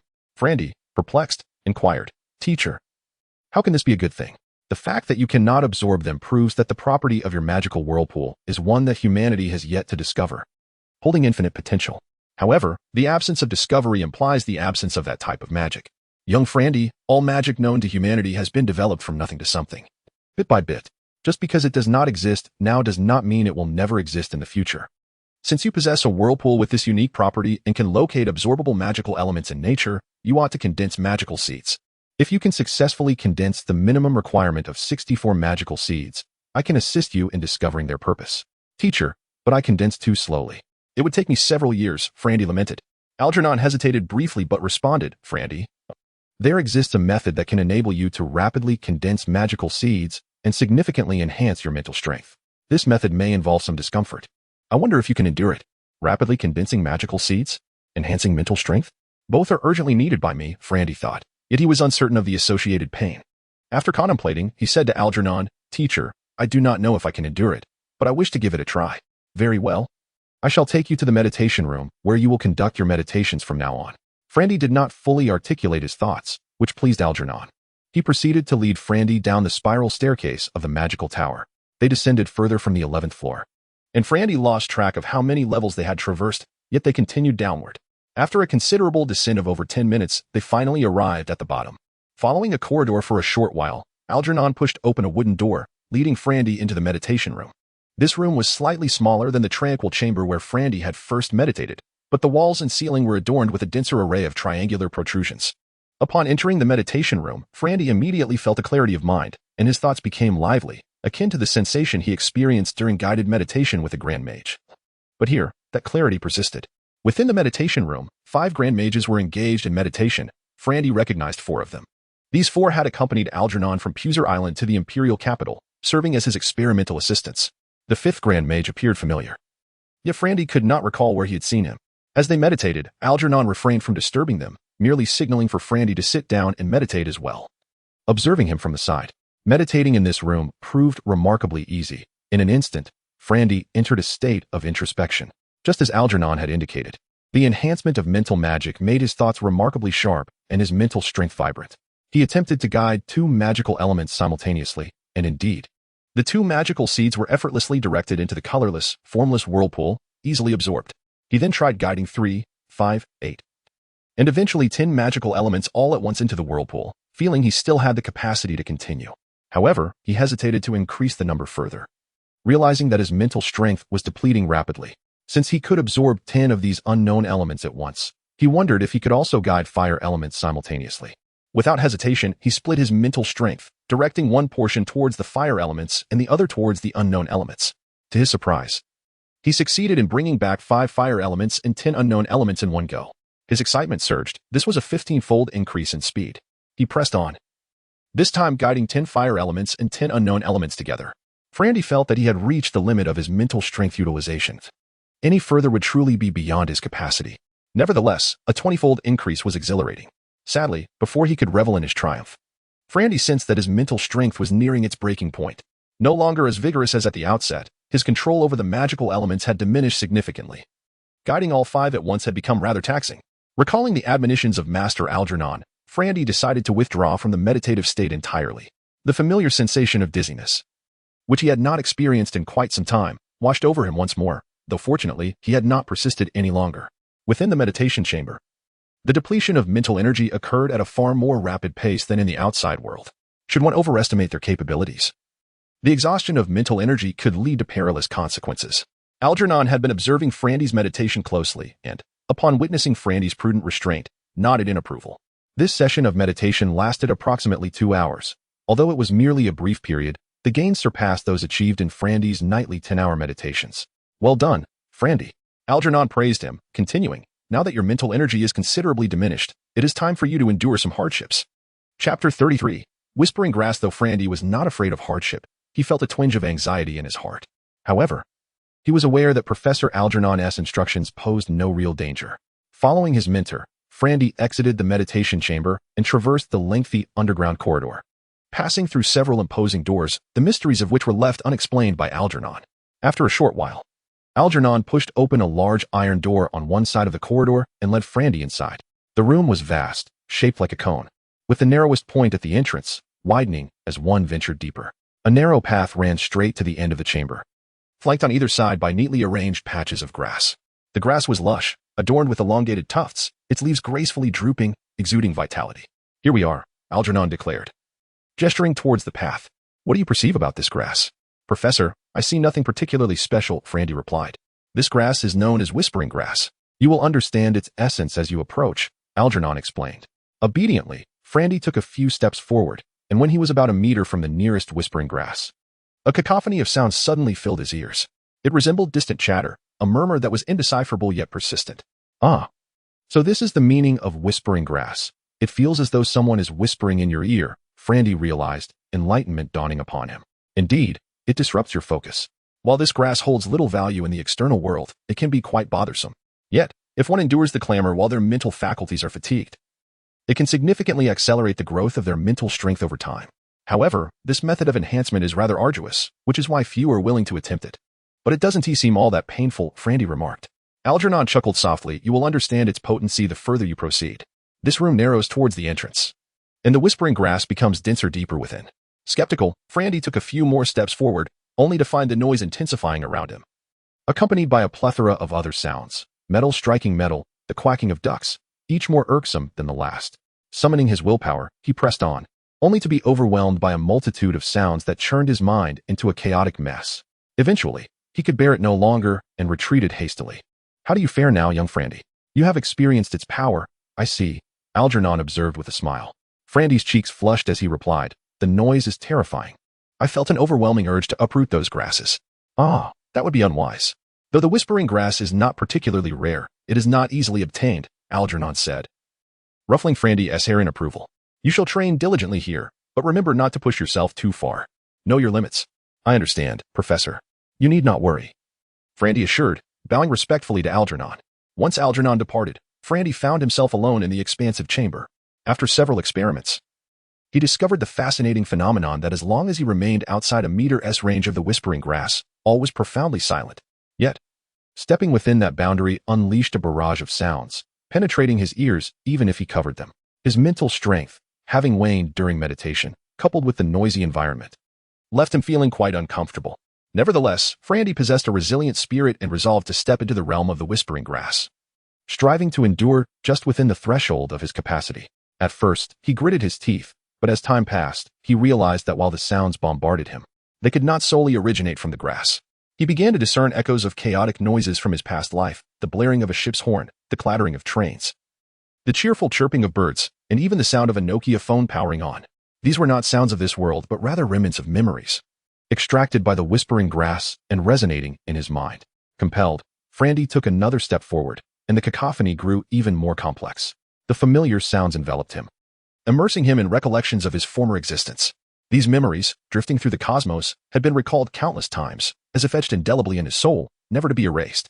Frandy trudged forward, yearning to hear more of the sounds he once knew. Yet, memories remained just that, mere echoes of the past, never equaling the visceral sensation of experiencing them anew, regardless of the surrounding clamor. Unbeknownst to him, he had traversed halfway down the narrow path. "Brother, let me help you back to your room." A voice pierced through the chaotic background noises, ringing in Frandy's ears. Ah. Frandy was overwhelmed. This was the last phrase he had heard in that world. The soft voice of his sister echoed in his ears, and he lost control, disregarding Algernon's counsel, driven solely by the desire to hear more. He strained his body, racing towards the end of the path. In an instant, a multitude of sounds erupted around him, and Frandy's vision blurred, plunging him into darkness. When Frandy regained consciousness, he found himself lying on a bamboo couch on the 7th floor of Algernon's magical tower. The memories of the room filled with whispering grass felt ethereal, as if merely a dream. "Awake?"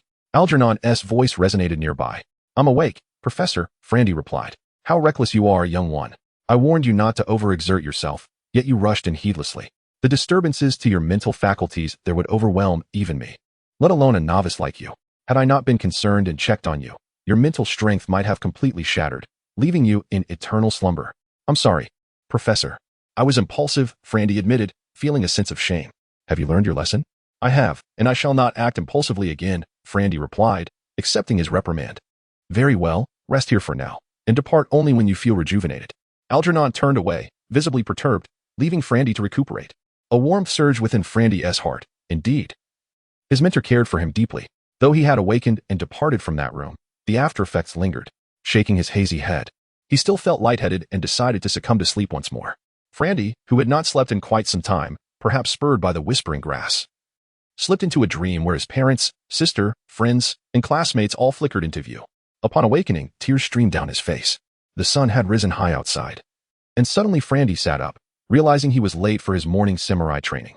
Just as he prepared to dash to the training ground, a nightingale perched on a nearby stand chirped a couple of notes, then spread its wings to land at the edge of the bamboo couch. Indeed, the bird wore the blue pendant around its neck. Reaching out to touch the pendant, Algernon's voice echoed in his ear. "Young Frandy, once you have rested, come find me." "Very well, Professor S. Words are paramount. It appears I must forego today's training." Following the nightingale's call, Frandy emerged from the magical tower and found himself in the training grounds of the university division. The scale of the university's training area surpassed that of the middle school division by a considerable margin, with thousands of trainees perspiring vigorously on the field. The nightingale fluttered into a building, leading Frandy through a labyrinthine path until he finally encountered Master Algernon. At that moment, Algernon was engaged in conversation with a formidable magic warrior, whose towering stature was accentuated by armor pulsating with arcane energy. Upon Frandy's arrival, Algernon introduced him, saying, "Walkley, this is the young lad." He then turned to Frandy and continued, "Young Frandy, this is Walkley Oma, an 8-star magic warrior. He shall be your instructor in martial skills henceforth." Frandy was taken aback. His teacher had procured an 8-star magic warrior for him. Nevertheless, he respectfully bowed to Oma, greeting. "Greetings, Master Oma." The instructors of the middle school division had only been 7-star warriors, and Oma's rank, though just 1 star higher, represented a vast chasm in both strength and status. "Greetings, Flandy," Oma acknowledged with a nod, then turned to Algernon, stating, "Your Excellency, the Grand Magus. Rest assured that I shall take full responsibility for his martial training." Algernon, with a gentle pat on Flandy's head, admonished, "Young Flandy, heed Master Oma's guidance and refrain from overexerting yourself, understood?" Flandy, feeling a flush of warmth, replied, "Rest assured, I shall be attentive." With that, Algernon departed. "Flandy, I have accepted the Grand Magus' commission. You are to come here every morning to train with me," Oma declared with a serious tone. "Yes, Master Oma," Flandy affirmed. They commenced with an assessment of Flandy's physical capabilities, which satisfied Oma greatly. However, when it came time to evaluate his martial skills, Oma furrowed his brow. True to his responsible nature, Oma initiated Flandy's arduous training journey from that moment forth. Chapter 34. The Spatial Storm. After concluding the morning training, the physically and mentally exhausted Flandy returned to the villa. Following a meal with his companions, he was summoned by the Nightingale dispatched by Algernon to the Magic Tower. Originally, the afternoon was designated for alchemy class, but henceforth, all lessons would be personally instructed by Algernon, with alchemical experiments scheduled in the grand laboratory of the Magic Tower. Upon their meeting, Algernon presented Flandy with a hefty stack of materials, insisting that he memorize everything thoroughly and consult him with any uncertainties. The leisurely pace of his previous studies had vanished. Daily training, learning, meditation, and the torment of whispering grass constituted Flandy's new routine. In the presence of whispering grass, Flandy managed to restrain his emotions, retreating only when he reached his limit. It must be said that this method of strengthening mental fortitude proved remarkably effective. Over time, Flandy found himself meditating for increasingly prolonged periods in the meditation chamber. 3 months later, having concluded an evening of meditation without subjecting himself to the torment of whispering grass, Flandy made his way to the laboratory on the 11th floor. Algernon had instructed him to seek him out when he had condensed 64 unknown magical seeds, and today, he had finally achieved this milestone. "Teacher," Flandy called to Algernon, who was engrossed in a magical experiment. "What is it, young Flandy? Please wait until I finish this experiment." Algernon replied without turning his head.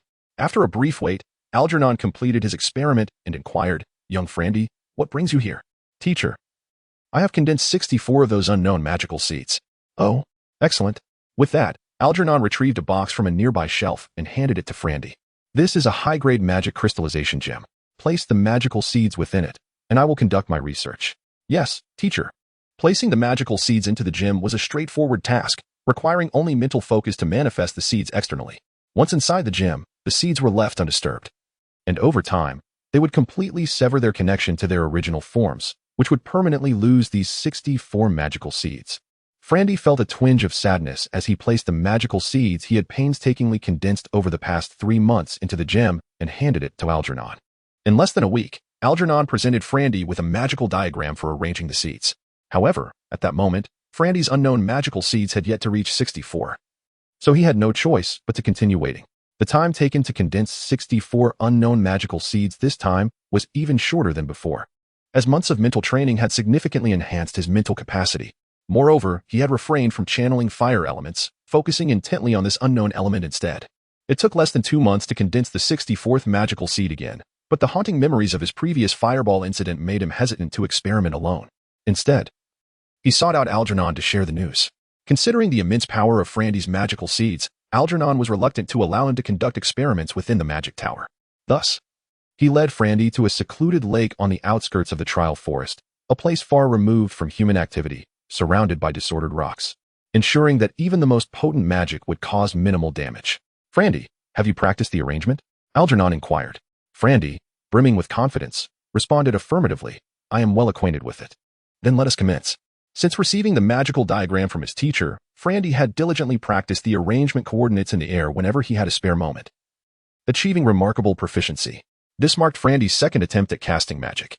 He cautiously faced the lake, utilizing the wand given to him by Algernon to position the magical seeds precisely.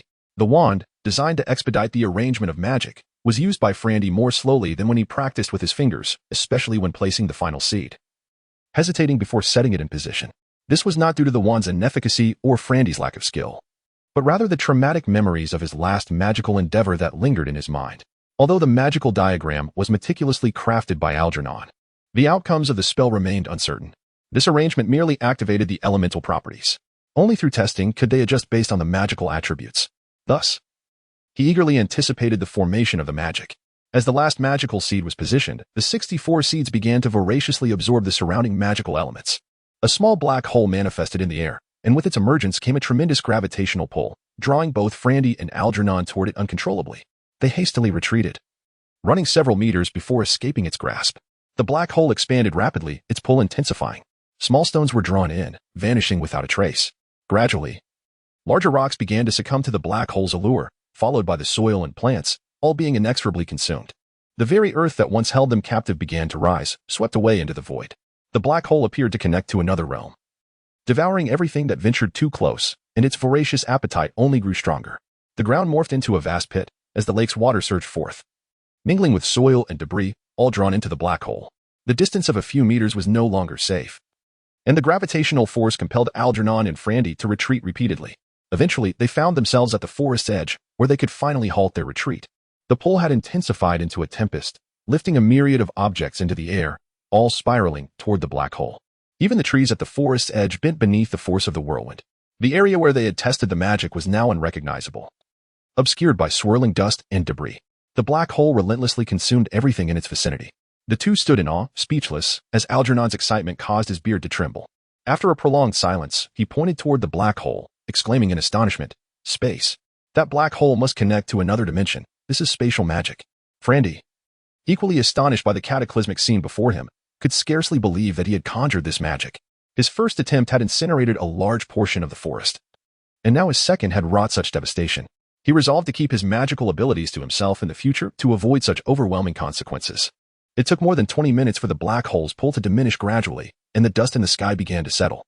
The area where the magic had been cast had vanished entirely, leaving behind only a massive pit, measuring several meters in diameter. The lake's water continued to flow in, and before long, this place would form a small lake, connecting with the larger one. Fortunately, this site was far from the Magic Academy, and no one witnessed the spectacle. Unbeknownst to anyone, the first instance of spatial magic in human history had emerged in this very spot. Algernon gazed at the gaping pit left in the wake of the destruction, lost in contemplation. After a considerable pause, he finally spoke. "Little Frandy, henceforth, entrust all the spatial magic seeds you condense to me. Refrain from casting spells altogether." With a crestfallen expression, Frandy lamented, "Teacher, not only spatial magic, but I dare not cast any spells from now on. A mage who cannot practice or cast spells, can he still be called a mage? That won't be necessary. In the future, you can condense seeds of order and use them to control the magnitude of your spells." "Ah? You can control the magnitude of spells? I've never heard of that before." Algernon, somewhat amused and exasperated, responded, "Seeds of order were originally meant to enhance control over spells. But you would use them to suppress magical power. Indeed, every mage desires their magic seeds to be more robust and their spells more potent. No one complains that their magical power is too great. Only a prodigy like Frandy would ever find himself in such a predicament." Chapter 35, The Birth of the Magic Activator. The academic journey at the Academy of Magic in the Oskia Empire has been a joyous one, at least in the eyes of Frandy. Each day unfolds with a regimented routine, tortured by Professor Oma in the morning, endured under the tutelage of Professor Algernon in the afternoon, and subjected to the rigors of the meditation chamber in the evening, followed by the torment of the whispering grass. Nevertheless, the experience is profoundly fulfilling, as it is filled with relentless training and study, leaving no room for personal time. Even the villa where he resides is seldom visited, and encounters with friends are infrequent.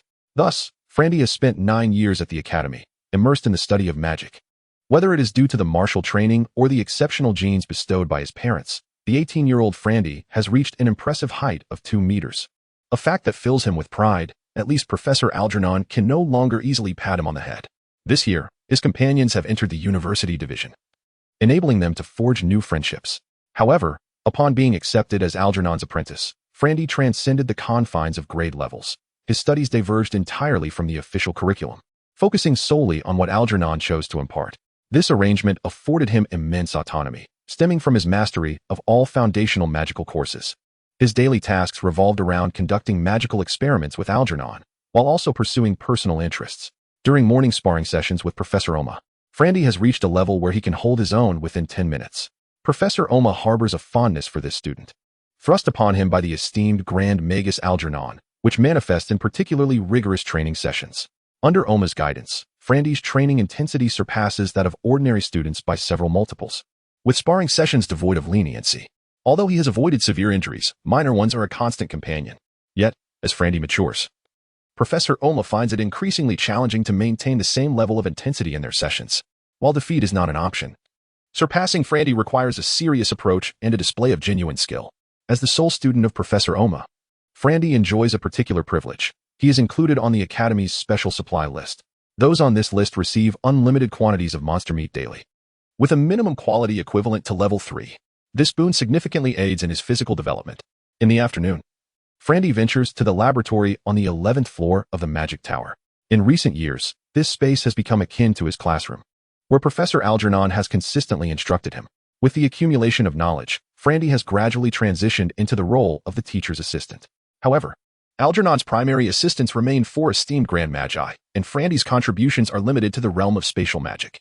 Currently, research in spatial magic has stagnated, lacking progress for some time. Frandy now enjoys ample time for independent study. The spacious laboratory accommodates a workbench where he experiments with various intriguing projects. Stacks of meticulously crafted designs clutter the surface. His current focus is on a pivotal magical device, the Magic Activator, a project he conceived and named himself. After nearly half a year of research, he is on the brink of a breakthrough, yet the most crucial step eludes him. Frustrated by yet another failed design, he crumples the paper and discards it into the nearby trash bin, a receptacle that serves as the sole product of spatial magic. After years of relentless research, Algernon has finally resolved the issue of black hole suction. He constructed a miniature black hole by embedding 64 magical seeds within a mana crystal, utilizing the power of order magic to return the suction force to the black hole itself, thereby allowing for a series of experiments. Regardless of what is thrown into it, the black hole remains insatiable, devouring everything. If an object is tied with a rope and thrown in, it can be retrieved for a short duration. However, with time, the rope deteriorates on the other side, rendering the object irretrievable. Should a living creature be cast into it, only a lifeless carcass can be retrieved. Experiments have been conducted with cold-resistant and heat-resistant animals, all meeting the same grim fate, including the resilient dung beetle. No one knows what lies beyond, nor does anyone dare to investigate, for the magic is perilously dangerous. Consequently, research has been temporarily halted until a safer method is discovered.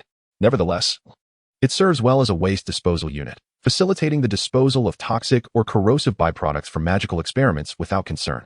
Currently, Frandy is developing a device capable of storing mental energy. If successful, even ordinary individuals could wield simple magic. The principle relies on the transmission of mental energy through fine silver wire. By elongating and thinly drawing the silver, forming a closed loop, mental energy could circulate indefinitely. Tests indicate that a 50-meter length of fine silver wire allows a unit of mental energy to complete a circuit in approximately 1 second. Thus, with the guidance of several logical gates, it could activate a magic array and return to the source, creating a continuous cycle. Yet, a pressing issue remains. Mental energy diminishes with use. Although the amount required to activate a magic array is minimal, it is still a concern for prolonged use. If only there were a device to amplify mental energy. Frandy ruminates, struggling to identify materials that might achieve this effect. Aside from fine silver, what else could transmit mental energy? After a moment of contemplation, he swiftly arrives at a solution: mana crystals. Without the control of a magic array, a mage can directly cast spells using a mana crystal, albeit with diminished speed and power since the magical seeds within are not their own. Yet, this raises another question. What distinguishes mana crystals from fine silver? Both exhibit energy loss, and mana crystals may be inferior in this regard. After all, fine silver possesses ductility, allowing it to be fashioned into slender, elongated forms. What unique properties do mana crystals possess? They are transparent and allow light to pass through. Could crafting a convex lens from mana crystal enhance the amplification of mental energy?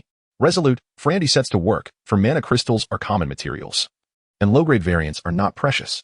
In the laboratory, he selects a small piece of low-grade mana crystal and begins to shape it on the deconstruction workbench, employing grinding stones for refinement and polishing it with a piece of monster hide. The entire afternoon is consumed in perfecting this convex lens. As dinner approaches, he finally achieves a remarkably smooth finish. Connecting the fine silver wire, he channels his mental energy through, only to be met with disappointment. The lens not only lacks amplification properties, but the mental energy incurs a slight loss after passing through the mana crystal. Despite the failure of this experiment, Frandy remains convinced that success is attainable in theory. What went awry? Perhaps connecting the slender fine silver wire directly to the lens was a flawed approach. With this thought, Frandy retrieves a small piece of fine silver and begins to carve a magical array upon it, a diffusion core array and a concentration core array. This will enable the dispersion of mental energy to match the lens's diameter before reconvening and directing it into the silver wire. Let's see if this works. Mithril. Being a pliable substance, obviates the need for a dark corrosion reagent. A quartz graver will suffice for its carving. Thus, with alacrity, he fashioned the two cores and assembled them. Once more, Frandy unleashed his mental energy. This time, the psychic force traversed the diffusion core's magic array. Then through the converging lens of the mana crystal, subsequently passing through the convergence core's magic array. Upon its return via the mithril conduits, the intensity remained unchanged. Input mirrored output, suggesting a flawed methodology. Yet, magical experimentation is often thus. Triumph is forged in the crucible of countless failures, and experimental setbacks are commonplace. Frandy began tidying up, intending to proceed to the dining hall for supper. As he turned, a sudden thought struck him. Incongruous.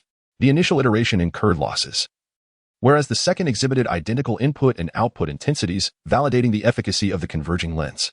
Therefore, let me experiment with an intermediate-grade mana crystal. Possessing fewer impurities than its lower-grade counterpart, its permeability to mental energy should be superior. Even a marginal improvement would suffice. Intermediate mana crystals are considerably more precious than their lower counterparts, capable of containing a mage's magic seed, and even, in meager quantities, a grand mage's magic seed. Though present in the laboratory, acquisition necessitates reporting to Algernon. Fortunately, despite the lateness of the hour, Algernon had not yet departed the laboratory. Whereupon Frandy approached Algernon, stating, "Master, I require an intermediate mana crystal for experimentation." Despite their relative scarcity, intermediate mana crystals are of little consequence in Algernon's estimation, and he readily acceded. Furthermore, Master, I may be compelled to forego a portion of my meditation time today. I anticipate a protracted endeavor. Only then did Algernon inquire, "Is it of grave import?" "Indeed, Master. It holds profound significance for me." Observing Frandy's solemn countenance, Algernon acquiesced to his request. Chapter 36, The Birth of the Magic Activator after obtaining permission from Algernon. Frandy selected a piece of intermediate magic crystal from the material rack and proceeded to deconstruct it on the workstation. He meticulously polished it with a whetstone, resulting in a much purer intermediate magic gemstone lens compared to the earlier low-grade crystal. Holding this lens, he returned to the workstation to replace the previous lens with the new one and initiated the experiment once more, channeling his mental energy through the mithril wire. It traversed the diffusion core and the lens before converging at the core. As the mental energy returned from the other end, Frandy felt a minuscule yet tangible increase in its potency. "Yes, success," he exclaimed with excitement. He then connected both ends of the mithril wire, forming a closed loop. Once again, he infused the wire with a surge of mental energy, observing closely. The energy, upon breaking free from Frandy's control, began to cycle repeatedly. Each time it passed through the lens, it experienced a slight amplification, gradually growing stronger. The capacity for mithril to transmit mental energy was finite. Thicker wires conveyed greater strength, while thinner wires transmitted less. Frandy had crafted this mithril wire exceptionally fine. After countless cycles, the mental energy within the wire finally reached its maximum threshold. When the energy passed through the lens again, the convergence core's magic array could only accept the upper limit of the energy, with the excess dissipating behind the lens. Excellent. Let it continue.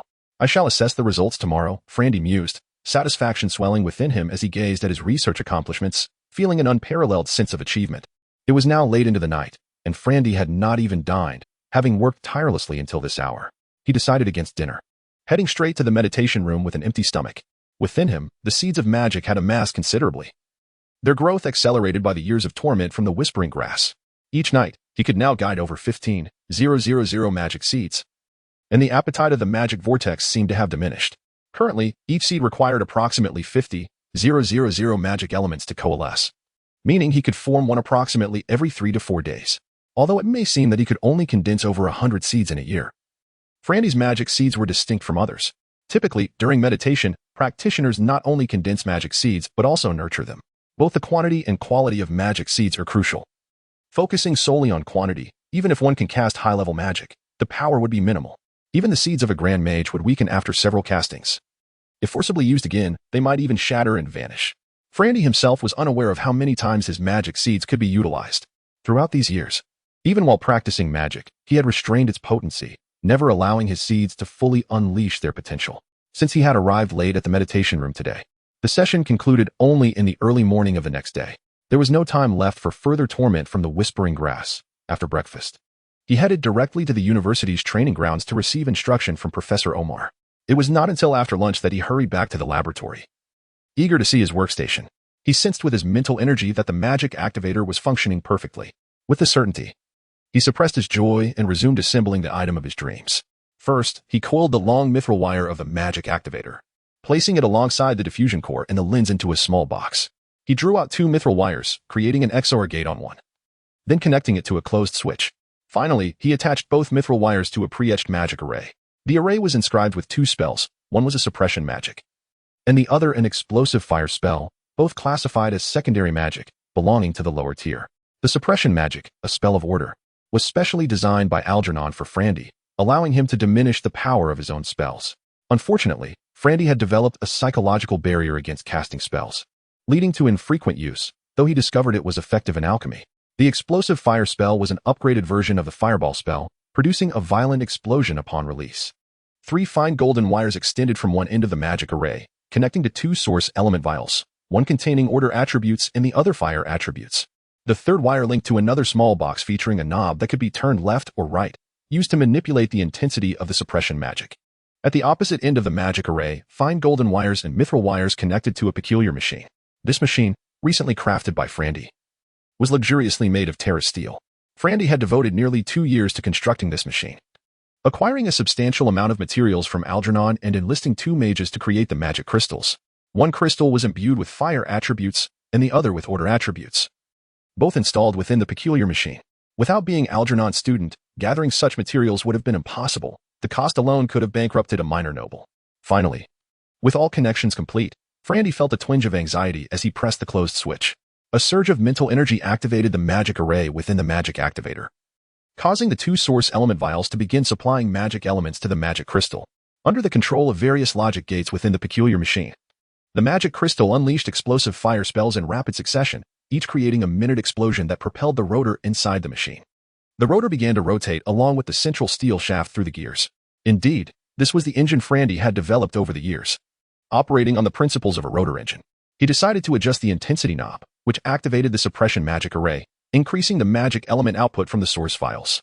The engine speed accelerated dramatically. After turning the knob 1/3 of the way towards a stronger output, the engine's rotation became exceedingly rapid, even beginning to tremble and emit a dull roar. It seems further testing is required to ascertain the horsepower, Frandy pondered, rotating the knob back. The engine's noise diminished to near silence, and the central shaft slowed down. This mode should be highly efficient in conserving source elements, requiring extensive testing to determine conversion rates. Having reached this juncture, he could finally claim that years of hard work had borne fruit. Hearing the commotion, Algernon observed Frandy tinkering with his machine yet remained indifferent, as Frandy had been at it for 2 years, merely making it spin without any substantial utility. However, the conceptual approach to utilizing suppressed explosive spells to propel a triangular object was quite ingenious, employing gears to rotate the central shaft. While the mechanics were clever, it did not enhance combat capability.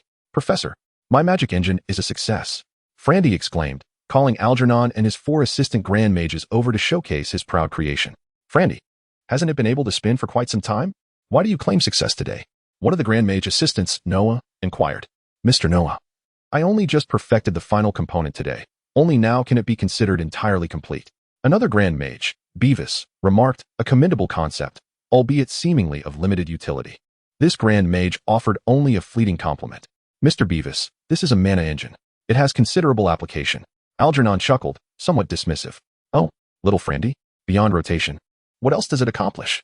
Others' lack of comprehension was tolerable, but Algernon was his mentor. He needed to grasp the significance of this mana engine. Frandy's eyes darted about. "Teacher, please wait. I shall craft another device." He then retrieved 3 metallic plates from the shelf. These azure plates were 30 centimeters in length and 10 centimeters in width, and quite thin. The Grand Mage Beavis hastily interjected, "Frandy, that is my experimental aquamarine iron. It is quite precious.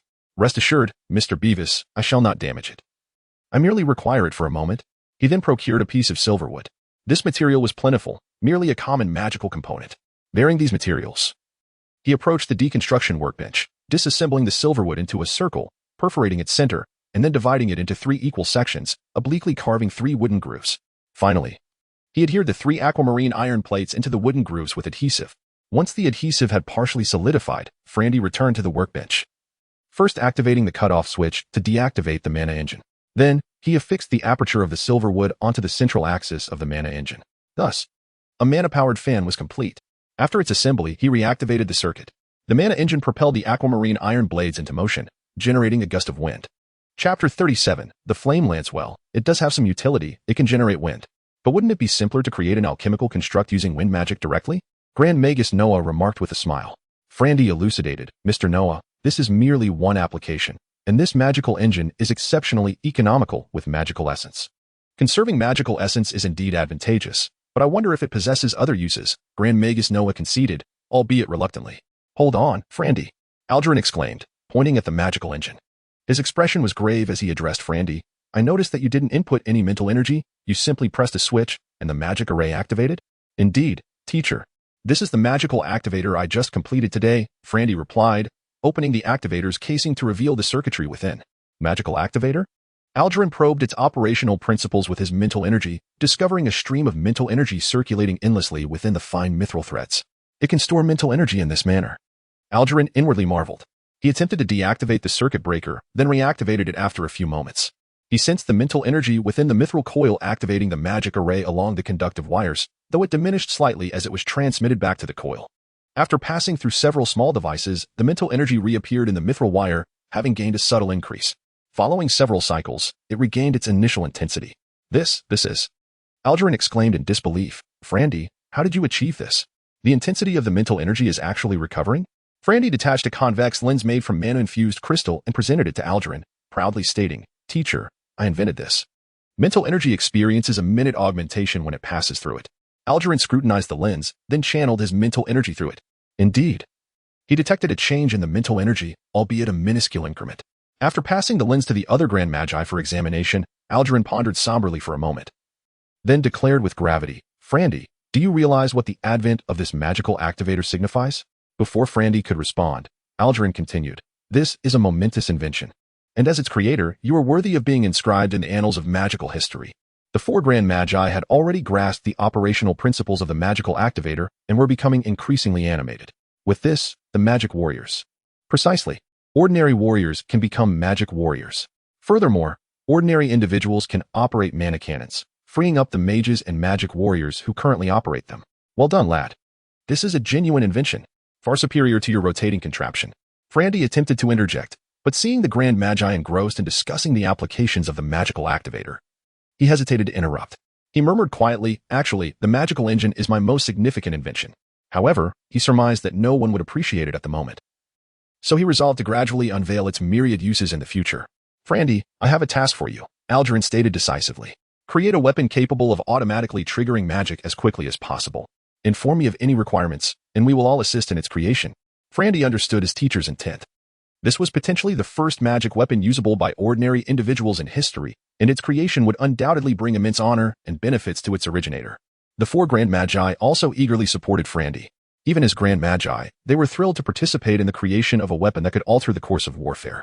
After a moment's contemplation, Frandy replied, Teacher, I would like to create a lance, as the magical activator is still somewhat bulky, making it unsuitable for fitting into a sword or dagger hilt. Algernon readily agreed. A lance is an excellent choice.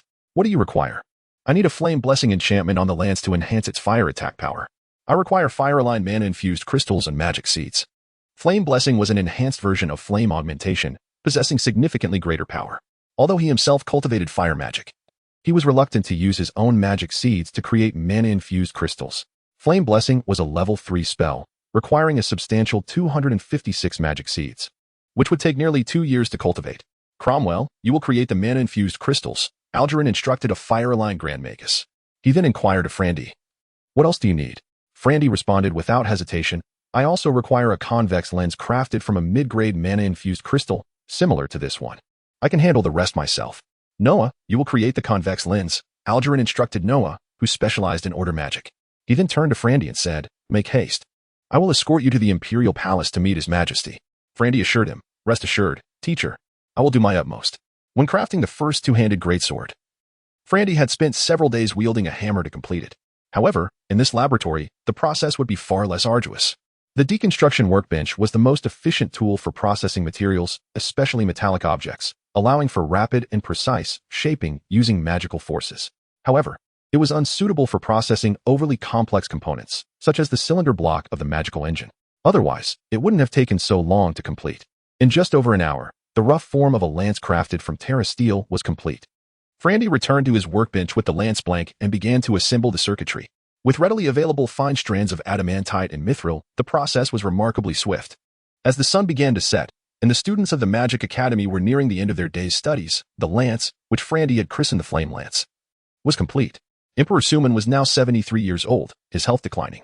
Over a year prior, he had summoned Crown Prince Bowen Oskia back to the imperial capital to participate in government affairs and prepare for the transfer of power. Crown Prince Bowen Oskia was precisely 50 years old, having previously been stationed in the Kingdom of Kunmo, where even the King of Kunmo was his vassal. Without his presence, the Kingdom of Kunmo would likely have already aligned with the Vitan Empire. His recall was a necessary measure, as Emperor Suman was advanced in years, and the succession of the 35th Oskia Emperor was paramount to the empire. As for the Kingdom of Kunmo, Emperor Suman had dispatched the 4th prince to oversee it, though whether he could maintain control remained to be seen. Emperor Harman and Crown Prince Bowen had just finished dinner and were discussing pressing matters of state when Minister of Palace Affairs Myral entered. Your Majesty, Grand Magus Algerin has arrived with Frandy. Then hastened their entry. There is a matter I wish to discuss with the Grand Magus, Emperor Harman replied, setting down his documents, adjusting his attire, and leading Crown Prince Bowen to the entrance of the Hall of Governance to receive them. Shortly thereafter, Algerin and Frandy, guided by palace maids, arrived before the Hall of Governance. In the years since his arrival in the imperial capital, Frandy and his companions from the Isle of Puzel had attended the New Year's banquets held annually at the imperial palace. In moments when His Majesty Hammond is not preoccupied with state affairs, he occasionally extends invitations for their visits. His affection for these children is profound. Their presence evokes the warmth of long-lost friends reuniting after many years. Consequently, young Frandy feels quite at home within the palace walls. And aside from the magical academy in the estate of Viscount Melwood, this place is perhaps the most familiar to him. Your Excellency, the Grand Mage, you have arrived, remarked His Majesty Hammond, along with the Crown Prince Bowen, as they both bowed to Algernon. Turning to Frandy, the monarch kindly said, Little Frandy, it has only been a few days, yet you seem to have grown taller. The Crown Prince Bowen also acknowledged Frandy with a nod, though his gaze was drawn to the firearm resting upon Frandy's shoulder. The recently crafted flame gun was concealed beneath layers of cloth to maintain discretion. Algernon, foregoing pleasantries, stated directly, Your Majesty, we must proceed to the confidential chamber. Instantly, the expressions of Hammond and the Crown Prince turned grave. For the confidential chamber is only summoned when matters of great significance to the empire arise. After dismissing all the palace maids, the Crown Prince led the way to the underground confidential chamber. The door to this chamber is exceptionally thick, and no outsiders are permitted within. Not even the royal guard may approach. The Crown Prince himself opened the door, and once all four entered, he closed it securely behind them. Your Excellency, the Grand Mage, what urgent matter has arisen? Hammond inquired anxiously. Do not fret, Your Majesty. It is a matter of good tidings, Algernon reassured him, then turned to Frandy, instructing, unwrap the flame gun and present it to His Majesty. Certainly, Master, Frandy replied. He carefully lowered the weapon from his shoulder, methodically unwrapping the layers of cloth, and then, with both hands, he presented it before His Majesty Hammond. Chapter 38. How to reward Frandy. His Majesty King Hammond scrutinized the blazing spear for quite some time before asking, Your Excellency, the Archmage, is this a magical weapon? Indeed, Your Majesty. This is a magic weapon crafted by Frandy himself, imbued with the blessing of fire, which he has named the Blazing Spear, Algernon replied with a hint of pride. After all, Frandy was his student, and a teacher inevitably feels joy when their student achieves greatness. King Hammond and Prince Bowen exchanged glances, both puzzled. Although it was crafted by Frandy, it was merely a magical weapon. Even if it were precious, there seemed to be no need for such a solemn discussion in the council chamber. Sensing their confusion, Algernon continued, Bowen, please take hold of this spear. Prince Bowen, uncertain of the reason he was asked to do so, complied and accepted the spear from Frandy's hands. In his youth, although he lacked magical talent, he had studied at the Academy of Oskia and received training as a knight. However, due to his engrossment in political affairs during middle age, his martial skills had significantly diminished. The spear, entirely forged from Terra steel, felt heavy in the hands of the over 50-year-old Prince Bowen. Bowen, you will notice a small switch at the base of the spear. Press it while keeping the spear pointed forward. Be cautious not to harm yourself, Algernon instructed. Indeed, Prince Bowen found a tiny button near the spear's tip. He pointed the spear towards the empty space and pressed it. Suddenly, with a whoosh, a flame erupted from the spear's tip, radiating intense heat. Thanks to Algernon's warning, the spear was aimed forward, keeping it at a safe distance. Otherwise, he would surely have burned himself. Could it be? Prince Bowen stared in astonishment at the flames dancing at the spear's tip. He knew he lacked mental power and could not even perform introspection. His dreams of wielding magic had long since extinguished. Yet, Unexpectedly, this blazing spear fulfilled that dream. Excited, he gathered his strength and swung the spear through the air several times. The fiery tip traced arcs of flame, showcasing its formidable power. This is a magical weapon that even an ordinary person can wield, King Haman exclaimed, realizing why Algernon had brought such a significant matter to the council chamber. This could alter the fate of the empire, perhaps even that of humanity itself. Consider the countless distinguished warriors who were reduced to mere cannon fodder on the battlefield simply because they could not wield magical weapons. If they were all equipped with such magical arms and armor, they could transform into magic warriors. The combat capabilities of magic warriors and ordinary soldiers differ vastly, with a profound disparity in both attack and defense. This would drastically enhance the strength of the Imperial Army. Indeed, Flandy had invented a device known as the Magic Activator, enabling ordinary individuals to utilize magical items. Algernon duly acknowledged his disciples' contributions. This is a fortuitous boon for humanity. King Haman bowed to Flandy in gratitude. Flandy, taken aback, hurriedly waved his hands in protest. Your Majesty, please do not feel obligated. I cannot bear such honor. You may not realize it, but the significance of this device for humanity is immense. However, I believe the Archmage understands, Algernon gravely remarked. Indeed, the Beastmen have not assaulted us for nearly 50 years. Should another wave of Beastmen occur, it could be on a grand scale. This device will not only arm countless warriors as magic warriors, but can also lead to the development of larger magical weaponry for combat. Prince Bowen, enamored with the blazing spear, waved it a few more times, though the confines of the council chamber limited his movements. The temperature in the room had already risen significantly, compelling him to switch off the device and halt the magic. Your Majesty, Flandy must be rewarded, Prince Bowen excitedly declared to King Haman, his admiration for Flandy surging, no longer viewing him as a mere child. A reward was indeed necessary. However, King Haman appeared troubled. Noticing the king's dilemma, Prince Bowen earnestly stated, Your Majesty, merit must be rewarded, and Flandy has rendered an invaluable service to humanity. A mere title of Viscount does not suffice. His implication was clear. Flandy deserved at least the rank of Earl. King Haman chuckled wryly. Bowen, I understand, but you may not yet know Flandy's surname. Prince Bowen was genuinely unaware, having met Flandy only a few times and knowing him merely as Algernon Esprotchi. Your Highness, I am Flandy Pullman. Flandy introduced himself. Pullman. Prince Bowen was momentarily speechless, pointing at Flandy. So, you are a child of the Pullman family. Is Lawrence Pullman your father? Indeed. Your Highness, Flandy answered earnestly. I also have a sister named Annie. Even Prince Bowen could not suppress a smile at this revelation, turning to King Haman, the Pullman family. Heirs to the Grand Duke is certainly not a title that can be awarded to a mere Viscount. Heir to the Grand Duke? This time it was Flandy who was taken aback. How had he become the heir to the Grand Duke? Seeing Flandy's bewilderment, Prince Bowen chuckled. Flandy, your Pullman family was one of the 12 dukes at the founding of the nation. Each ducal family kept a branch on Puser Island to prepare for unforeseen events.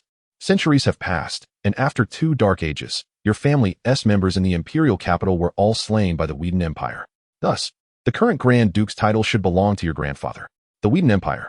Flandy had not anticipated such deep-seated enmity with the Wheaton Empire, perhaps due to his youth.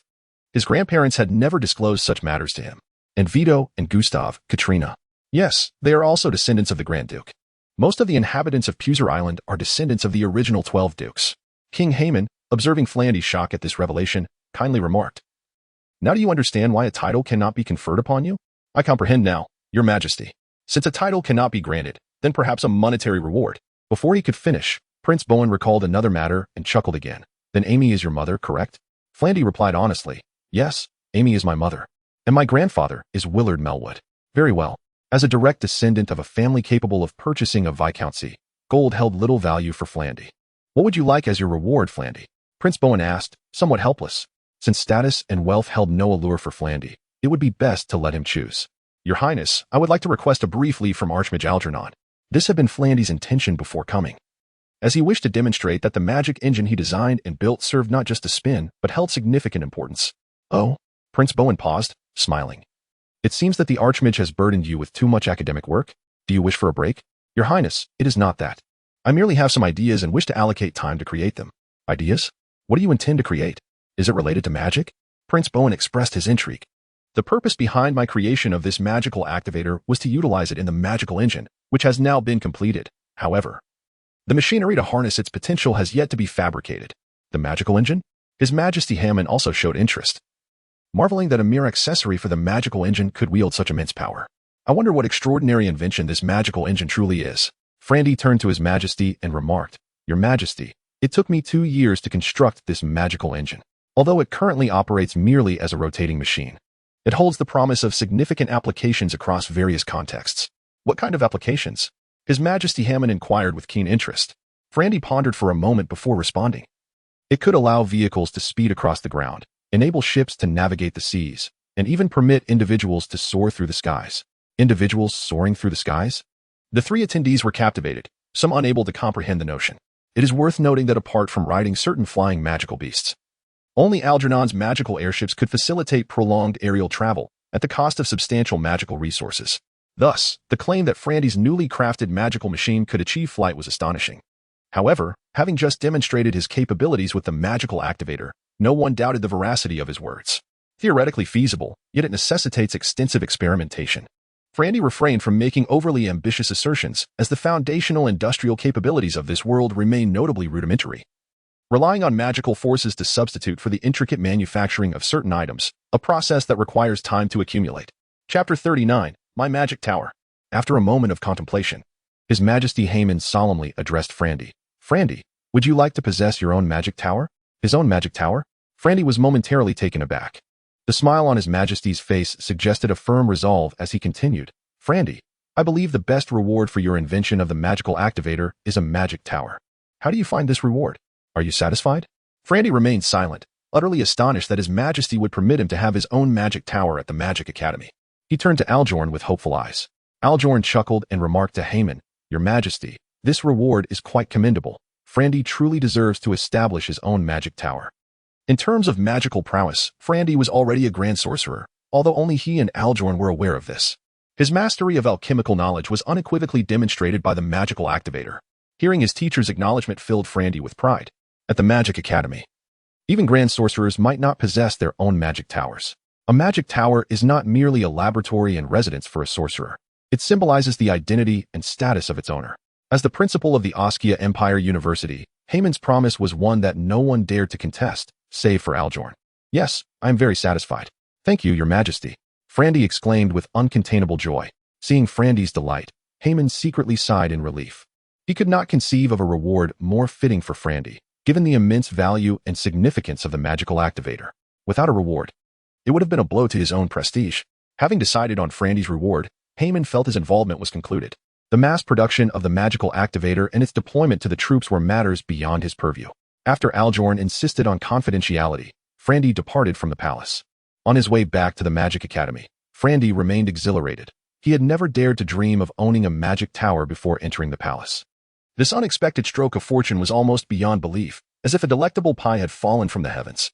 Unbeknownst to Frandy, Algern and His Majesty Hammond had been busy deliberating, and in recent days, even several grand sorcerers had become exceedingly occupied. Their presence was scarcely seen within the magic tower. Meanwhile, the matter concerning Frandy's magic tower was entrusted to Vice President Rely Gavin of the Magic Academy. By all accounts, Vice President Gavin was Frandy Sr. Having been a direct disciple of Algern, albeit having graduated long ago, he had spent decades assisting his teacher with various school affairs as Vice President. As Vice President, Rely Gavin naturally possessed his own magic tower. Upon receiving news from his teacher, although he had yet to see the magical activator, he was already deeply impressed by this junior. With His Majesty Hammond bestowing a magic tower upon Frandy, Gavin could not afford to be negligent. He summoned Frandy to his own magic tower. This tower was markedly different from Algern's. While Algern's tower exuded a more experimental atmosphere, Vice President Gavin's resembled a grand library, filled with an array of diverse materials. Frandy, my teacher says your invention is exceedingly significant. What is it that has garnered such esteem from him? The kind-hearted Gavin, over a century old, inquired. Frandy beamed as he replied, it is a magical activation device that can activate the magic arrays on magical items, enabling ordinary individuals to utilize them. Ordinary individuals can wield magical equipment? Gavin paused, then joyfully exclaimed, so common warriors could also use magical weapons and gear? Indeed. Which is why His Majesty has rewarded me with a magic tower. If this device is as you describe, then a mere magic tower would hardly suffice to honor your contribution, Vice President Gavin affirmed. However, I do not seek further rewards. Having my own magic tower is already more than satisfactory. Being a fellow disciple of Algern, Vice President Gavin understood Frandy well. He recognized that Frandy belonged to the distinguished Pullman and Melvard families, lacking neither power nor wealth. He could only shake his head and chuckle ruefully. I suppose His Majesty is quite perplexed about what reward to bestow upon you. In the end, he can only grant you a magic tower. Frandy chuckled in response. Vice President Gavin then composed himself and asked earnestly, "So, Frandy, where do you wish to establish your magic tower?" "There is an abandoned magic tower near the forest and lake to the west of my teacher's tower. I wonder which grand sorcerer it once belonged to." That location. Gavin hesitated. It was once the tower of a brilliant alchemist. Had he possessed magical talent, my teacher might have taken him as a disciple. An alchemist? Frandy was somewhat astonished. Isn't it only grand sorcerers who can own their own magic towers? That brilliant alchemist was named Emahal, though he was not a sorcerer. His alchemical prowess was exceptional. He developed a magical device that earned him the right to possess his own tower, a situation quite similar to yours. Then why was it abandoned? Alas, Gavin sighed, a tinge of regret in his voice. One fateful night, while conducting research, a catastrophic explosion occurred, demolishing half of the tower. Emahal himself perished in the blast. Since then, no one has dared approach that tower. How tragic, Frandy exclaimed. Alchemy is indeed a perilous profession. The process of experimenting with the arrangement of magical seeds to form a cohesive magical pattern is fraught with challenges. No one can predict the consequences of even the slightest deviation in a magical seed. Moreover, various items infused with magical elements, such as the blood of magical beasts, magic cores, or enchanted minerals, can react violently when combined, leading to all manner of dangers. Since you favor that location, I shall dispatch several earth mages and craftsmen tomorrow to dismantle the remains of the old structure and construct your new magic tower, Vice President Gavin assured him. Thank you, Vice President Gavin. Frandy bowed respectfully. Upon exiting Vice President Gavin's magic tower, Frandy's heart brimmed with anticipation. His choice of the abandoned magic tower was also motivated by its proximity to his former villa, nestled conveniently between Aljorn's tower and his residence. Additionally, the location's closeness to the forest and lake offered a picturesque view. Having already sought leave from teacher Aljorn and with no pressing matters at hand, Frandy decided to visit the site of his future magic tower and contemplate its design. After approximately 40 minutes of walking, he caught sight of the remnants of the magic tower standing by the lakeshore. Surrounded on three sides by forest, the pathway, once paved with stone, was now overgrown with weeds due to years of neglect. The flourishing forest had concealed the path. This once 9-story magic tower was not particularly tall among the towers at the Magic Academy. Gazing at the dilapidated walls, one could imagine the force of the explosion. The 9th floor had vanished completely, while only half of the structure remained from the 8th to the 3rd floors. As the wind swept past the tower, crumbling stones occasionally tumbled down. Circling around the dilapidated magic tower, Frandy discovered a small stretch of beach by the northern lake. This beach was evidently not a natural occurrence. It must have been transported here by the alchemist craftsman from an unknown location. The lake was in close proximity to the magic tower, merely 30 or 40 meters away. Its crystal-clear waters revealing a pristine bottom. The gentle breeze stirred the surface, creating delicate ripples. Ascending the spiral staircase to the 3rd floor, he noted that the initial levels were relatively well preserved. However, upon reaching the 4th floor, he was met with the sight of immense cracks marring the walls. The further he ascended, the more the tower's walls deteriorated. By the 6th floor, the spiral staircase had vanished, leaving only 2 walls riddled with gaping holes. Standing on the crumbling floor of the 6th level, Frandy gazed into the distance. It was now twilight, the sun sinking low, while a mighty wind swept through the forest, causing the trees to bow in submission. Chapter 40. The Arcane Lift. What could that be? A glint of gold, cast by the sun, flashed from the lake not far off, catching Frandy's eye. The water rippled gently, making the light dance, easy to miss at a casual glance. Frandy descended directly from the 6th floor, the height of several dozen meters posing no challenge to him now. He approached the source of the light, finding it not far from the shore. Wading in, the water barely reached his knees. Reaching down, he unearthed a palm-sized plate of refined gold from the sandy lake bed. Refined gold, a metal capable of transmitting elemental essence from magical source matter without loss and immune to rust, gleamed even after years submerged. This particular plate was slightly warped.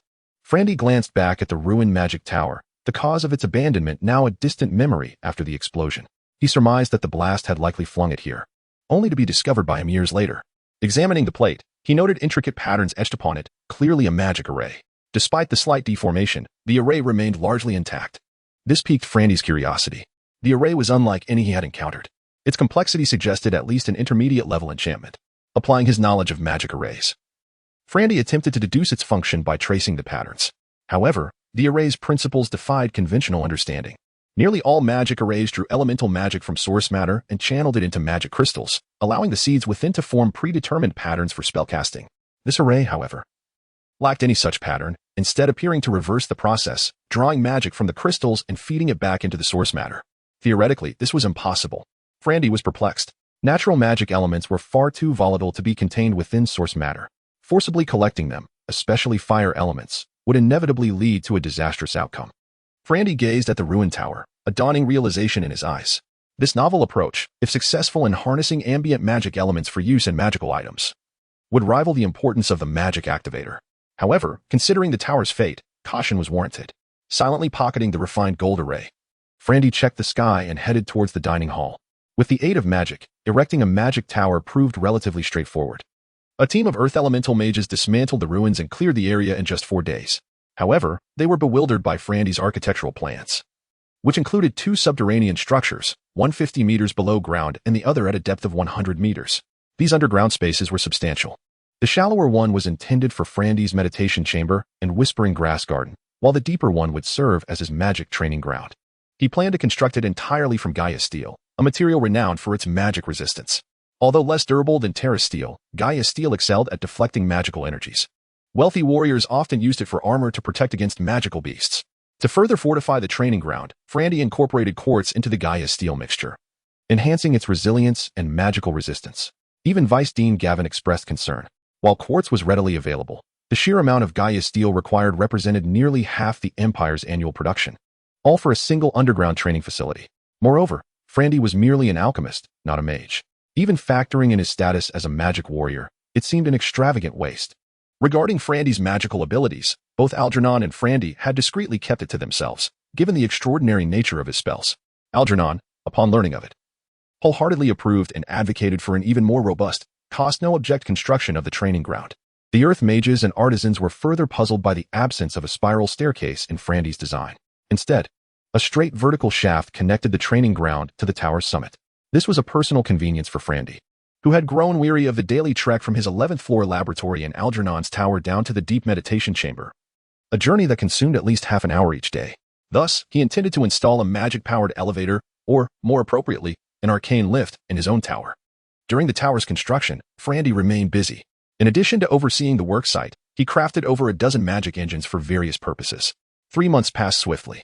Thanks to the efforts of the earth mages and artisans, the tower's main structure, including the underground facilities, was largely complete. The tower retained its 9 stories in similar height. However, the south-facing side now featured a spacious plaza paved with massive flagstones reinforced with earth magic. The adjacent flower beds were still a work in progress, but their completion was only a matter of time. Frandy was currently on the 9th floor, installing the arcane lift. He had commissioned the artisans to build an enclosed iron box as the car, fitted with a sliding door on one side. The entire lift was suspended from a steel beam at the tower's peak by a slender Terra steel chain. Precision magic arrays were installed on each floor of the vertical shaft, ensuring accurate stops. The car was large enough to accommodate 20 or 30 people. As no one had ever installed such a device before, Frandy had to undertake the task himself. For secrecy, he encased the magic activator within a steel block to prevent prying eyes. Any attempts to forcibly breach it would only destroy the activator. Fine silver wires extended from the block, connecting to the cutoff switch and the magic arrays. For ease of use, the magic engine was mounted atop the car, with a silver wire running to the interior, connecting to buttons corresponding to each floor. This allowed the lift to stop at any floor except the 9th. The 9th floor control button was deliberately omitted, requiring Frandy to use mental energy to control the magic engine to reach it.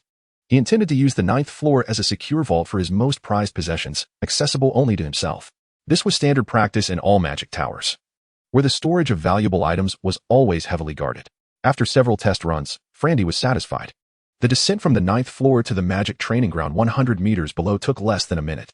However, the ascent was more laborious due to the car's weight, straining the magic engine. It took nearly 5 minutes to reach the top. Realizing the need for more power, Frandy adjusted the magic array's control knob slightly. Upon restarting, the ascent time from the underground structure to the 9th floor was reduced to under 2 minutes, which finally brought a sense of satisfaction. The construction of the magical tower was largely complete.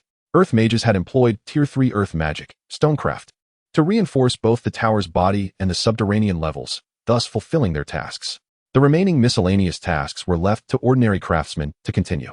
Chapter 41. Inauguration. The magical tower stood desolate, bereft of the instruments of experimentation and the accoutrements of daily life, while the latter could be readily procured with mere coinage.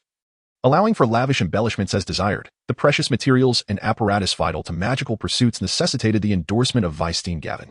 Thus, Frandy found himself once more at the Vice Dean's tower, reminiscent of a library. As the Academy's Vice Dean, Rayleigh Gavin's days were consumed by myriad responsibilities. Frandy patiently awaited his return for over 2 hours amidst the tower's literary treasures, which piqued his interest in establishing a library within his own tower. Upon Gavin's return, a servant promptly informed him of Frandy's presence, leading him directly to the grand library on the 4th floor. "Frandy, how fares your tower's construction?" Gavin inquired. "It is complete. Thanks to your consideration, Weisstein," Frandy replied with contentment. "I have come to invite you to behold it." "Nay, I shall abstain. The mere sight of your magical trial chamber fills me with dismay," Gavin lamented. Still vexed by the allocation of such a prodigious quantity of Gaia steel for a single chamber, a decision permitted only by Master Algernon, Frandy chuckled assuredly. "But Weisstein, I have incorporated a novel magical mechanism within the tower." Gavin cast a sidelong glance. "Ah, so you seek additional magical contraptions?" Undaunted, Frandy persisted. "A visit would prove enlightening. I assure you, it is unlike anything you have encountered before." Intrigued, Gavin inquired, "Does it involve the application of a mana activator?" "Not merely a mana activator, though it forms a component thereof. More precisely, it is the implementation of a mana engine," Frandy clarified. "A mana engine?" Gavin echoed, the term unfamiliar to his ears. Due to Algernon and his 4 Grand Mage assistant skepticism towards mana engines, the concept had not been widely disseminated. "Then I must witness this firsthand." Led on. A new magical device warranted the Weisstein's scrutiny. Frandy rejoiced inwardly at Gavin's acquiescence. Soon, they arrived at the base of Frandy's tower, where he guided Gavin into the centrally located magical lift. The lift car, a plain iron box devoid of ornamentation, bewildered Gavin. Upon entering, Frandy closed the sliding door and gestured to a row of circular buttons. "Simply press the button corresponding to your desired floor, sir." Suppressing his curiosity, Gavin gently tapped the button marked with an 8. A slight tremor ran through the iron box, followed by a chime. Frandy reopened the door, revealing that the once visible forest had vanished, replaced by the treetops of distant giants. "Remarkable. We have ascended to the 8th floor with such alacrity?" Gavin exclaimed, confirming their arrival. "Is this the application of a mana activator, Frandy?" "A mana engine, sir," Frandy corrected. "The mana activator is but a component thereof." Enthralled by this novel device, the centenarian Weisstein's interest was piqued. Returning to the car, he pressed the button marked -2 without allowing Frandy to close the door. The lift plummeted earthward, inducing a sensation of weightlessness as the tower's levels blurred past. In a mere minute, they reached the subterranean magical trial chamber, 100 meters below. A protective structure guarded the chamber's entrance, revealing a vast space forged from Gaia steel infused with quartz. Illuminated by shimmering orbs, the chamber emanated a yellowish metallic sheen. Gavin's spirits dampened at the sight of such extravagant protection, questioning the caliber of magic that would necessitate such fortifications. Only a forbidden spell would truly test its limits. Any lesser incantation would be a gross underutilization. After a cursory glance, they ascended to the meditation chamber and whispering grass plantation on the -1 floor. The meditation chamber's walls and ceiling were adorned with triangular protrusions, but the devices for emitting mental stimulation magic were yet to be installed, rendering it a mere quiet room. The whispering grass plantation, recently sown, had barely sprouted and could not yet exert its disquieting influence. After numerous ascents and descents, Gavin expressed his admiration for the magical lift, even venturing to its apex to scrutinize its operational principles. The mechanism was simple. A mana engine drove a shaft of terra steel, winding and unwinding chains of the same material to propel the lift vertically. "Frandy, this lift is truly exceptional. Would it be possible to install one in my tower?" Anticipating this request, Frandy generously replied, "Certainly. Now that you comprehend the principle, a mere mana engine suffices. I have prepared one for you and Master Algernon." "Thank you, Frandy." Gavin responded gratefully. The task of modifying the tower and installing the lift fell to mages and artisans. Frandy merely provided the mana engine. Within a month, Frandy's tower was complete. Magical tools and equipment were systematically installed, and Gavin generously allocated new and expensive devices and rare materials, much to Frandy's delight. The ground floor served as a lavish reception hall for visitors. The 2nd floor housed a banquet hall and dining room for daily meals. The 3rd floor was reserved for future servants, whose services would free the mages from mundane tasks. The 4th floor was a circular library, sparsely populated with books awaiting future expansion. Frandy contemplated introducing movable-type printing to contribute to the cultural advancement of the Escalia Empire. The 5th and 6th floors served as guest quarters for future research assistants. The 7th and 8th floors are dedicated to the magical laboratories, replete with an abundance of experimental apparatus, much to Frandy's satisfaction. The 9th floor, however, is the most crucial level of the entire magical tower, housing a diverse array of rare materials, surpassing the reserves of most magical towers, and ranking among the finest within the entire magical academy. This impressive collection is a result of the goodwill exchange for the 2 magical engines. Presently, Frandy finds himself the sole occupant of the expansive tower. contemplating summoning his companions to this remarkable place. The environment and comfort here far exceed that of the quaint villa, and the well-equipped magical apparatus will undoubtedly serve to enhance the capabilities of his friends. Chapter 42. The Pursuer of Sister. On that evening, after classes at the university, Frandy returned to the quaint villa where he once resided. Although he had rarely returned in recent years, his old room had been preserved for him. Ted, Vito, and Gustav were chatting at the dining table, awaiting the servants to prepare dinner. While Frandy, Vito, ever observant, was the first to spot Frandy as he entered. "Hey, guys." Frandy greeted his long-lost friends. Ted and Gustav were equally delighted to see him, rising to embrace him warmly. "Frandy, it's been several months since you last visited," Ted exclaimed. "Yes, I've been utterly swamped these past few months and scarcely had a moment to spare. When I last returned, the magic activator had yet to be created. I had been troubled by this device for quite some time and only came back to the villa for a brief respite. Months have flown by, and the magic tower has now been completed. At last, I have time to return. Are you just here for a short while again?" Ted asked, disappointment creeping into his voice. "I actually have something important to discuss with you all." "What is it?" "Frandy, if you're facing difficulties, do let us know. We will certainly help you." The earnestness of his friends touched Frandy deeply. "There's no rush. After we dine, we can discuss it further after visiting my sister," Frandy suggested. Then turned to the maid preparing dinner, saying, "I'll be dining here tonight, so please prepare a little extra." Years had passed, and the two former maids had long since married. The new young maids, although not strangers, were not particularly familiar to Frandy. They worked swiftly, and soon enough, dinner was served at the table. "Frandy, what is it that you wish to discuss with us?" asked the plump Vito, his mouth full of food. "Well, I would like to invite you all to move in with me." "Move to your place? Aren't you studying at the magic tower of Archmage Algernon?" Gustav asked, astonished. "Why would you want us to move there?" "King Haman has constructed a magic tower for me, and it has just been completed. I find it quite lonely living there by myself, so I thought it would be wonderful if you could all come and stay with me," Frandy replied earnestly. "What?" His three friends' eyes widened in disbelief. "Your magic tower?" Ted asked incredulously. "Impossible. How can that be? I am the magician here. Why don't I have a magic tower?" Vito exclaimed, stamping his foot in frustration. "Is it the magic tower constructed by the eastern lakeside?" "Yes, precisely that one." "Then what are we waiting for? Let's go now." The eagerness of his friends to see the tower was palpable, but Frandy held them back. "Calm down. Let's finish our dinner first. The magic tower isn't going anywhere. We can visit it any time." "All right." Though persuaded to continue dining, their pace quickened considerably, shoveling food into their mouths with fervor. Annie, Lilia, Katrina, and Shelley had been residing in the adjacent villa. Although Shelley was not originally from Puser Island, the four young ladies had become as close as sisters over the years. When Frandy and his friends descended the stairs, they found a crowd gathered at the entrance of the neighboring villa. A few students from the Magic Academy were arranging vibrant bouquets of flowers at their door. A young, handsome man with brown hair was directing the arrangement, surrounded by several female classmates who wore expressions of envy and admiration. After a moment, the boys had arranged the flowers into a heart shape, and the brown-haired youth stood in the center, calling out to the villa, "Annie, from the first moment I laid eyes on you, I fell deeply in love. Please come down and stop hiding from me. My heart is sincere. Please believe in me." The surrounding classmates cheered, urging Annie to come downstairs. Frandy and his friends stood in stunned silence, taken aback by the unfolding spectacle. Just then, a window on the second floor opened, and a bucket of cold water was suddenly poured down. It splashed directly onto the brown-haired youth, soaking his head and scattering the flowers he held. Frandy instantly recognized the culprit as his sister, Annie. The group of students beside the brown-haired boy erupted in outrage, shouting and preparing to storm into the villa to confront Annie. However, the brown-haired youth stood motionless, letting the water run down his hair and clothes, staring blankly at the second-floor window. What does she have to be proud of, just because she's pretty? How dare she splash Senior Gran? One girl fumed. Exactly. What has this Pullman family, anyway? Who knows where they come from? Just because they have magical talent, they think they can show off at the academy. Another girl expressed her jealousy. I heard they're from a small island. Something like Puser Island. Wow. Annie is just a country girl from a small island who came to the capital? No wonder I always thought she seemed so unsophisticated, remarked a freckled girl with thick lips, gazing adoringly at the brown-haired youth standing among the flowers, as a few male classmates prepared to pound on the villa's door. The brown-haired youth, Gran, anxiously interjected, "Ingram, Jeremy, stop." The boys paused, turning to look at Gran, who seemed at a loss for words. He cast one last lingering gaze at the second-floor window before turning away, dejectedly departing. Frandy could hardly believe that someone was pursuing his sister. He turned to the nearby Vito and asked, "Who is that man?"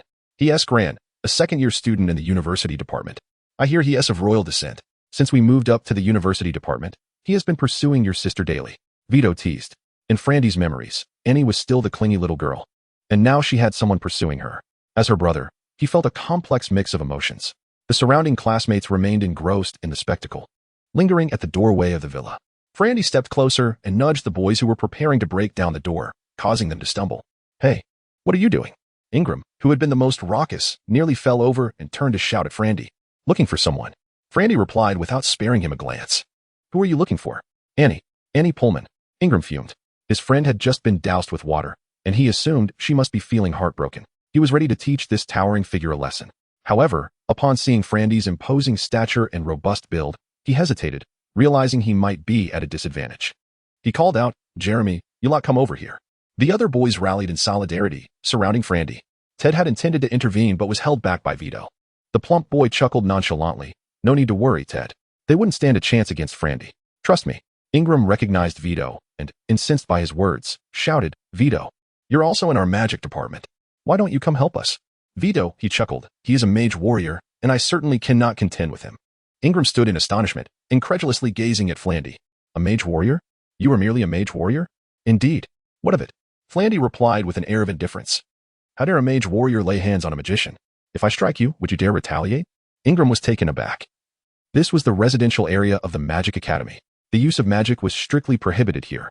A magician who engages in physical combat with a mage warrior without utilizing magic is courting death. Ingram found himself at a loss for words. At that moment, the door of the small villa swung open, and Annie burst forth like a gust of wind, skillfully grasping Flandy's arm. "Flandy, where have you been? You haven't visited me in months." Annie's face was a portrait of grievance. "I've been utterly swamped. I only just found the time to come. You must not forget to seek me out, no matter how busy you become. I've missed you." Annie playfully smacked Flandy's arm twice as a form of reprimand. The surrounding students were wide-eyed, unable to believe the scene unfolding before them. Flandy waved to Vito, Ted, and Gustav, and followed Annie into the villa. The classmates who had been surrounding Flandy were left bewildered by the unexpected turn of events and did not attempt to intervene. Once the group had entered the villa, the onlookers outside finally regained their composure. No wonder she rejected Senior Gran. It seems she already had a man. Humph, Senior Gran is too infatuated. Falling for a woman like this. "Hey, I bet Senior Gran is still unaware," one remarked. "Should we inform him?" "Of course we should. He needs to see Annie's true nature. Just moments ago, he had headed in that direction. Let us hurry after him." A gaggle of girls dashed off toward the path Senior Gran had taken, eager to deliver the news and seize his heart while he was in despair. Chapter 43. The arrival of friends. Are you saying that His Majesty Harmon has gifted you a magical tower?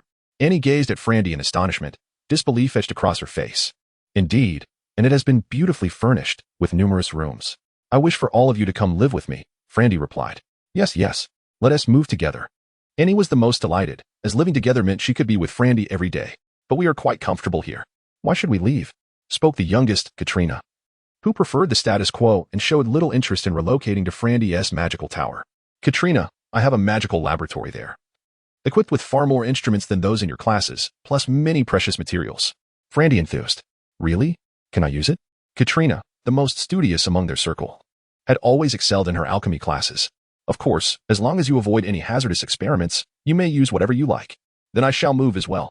Having been convinced, Katrina's excitement grew. Frandy then turned to Lily and Shelley, adding, "I also have a meditation room for everyone's use." Lily smiled gently, replying, "If you want us to move, then we shall move." "Shelley, you should join us too," she encouraged. "Since everyone is moving, leaving me behind is out of the question." "I shall move as well," Shelley declared confidently. With everyone in agreement, Frandy was elated. He warmly invited his friends. "Come, let me show you the magical tower." The eager Vito could hardly contain himself, rushing out of the small villa, though he hesitated at the door.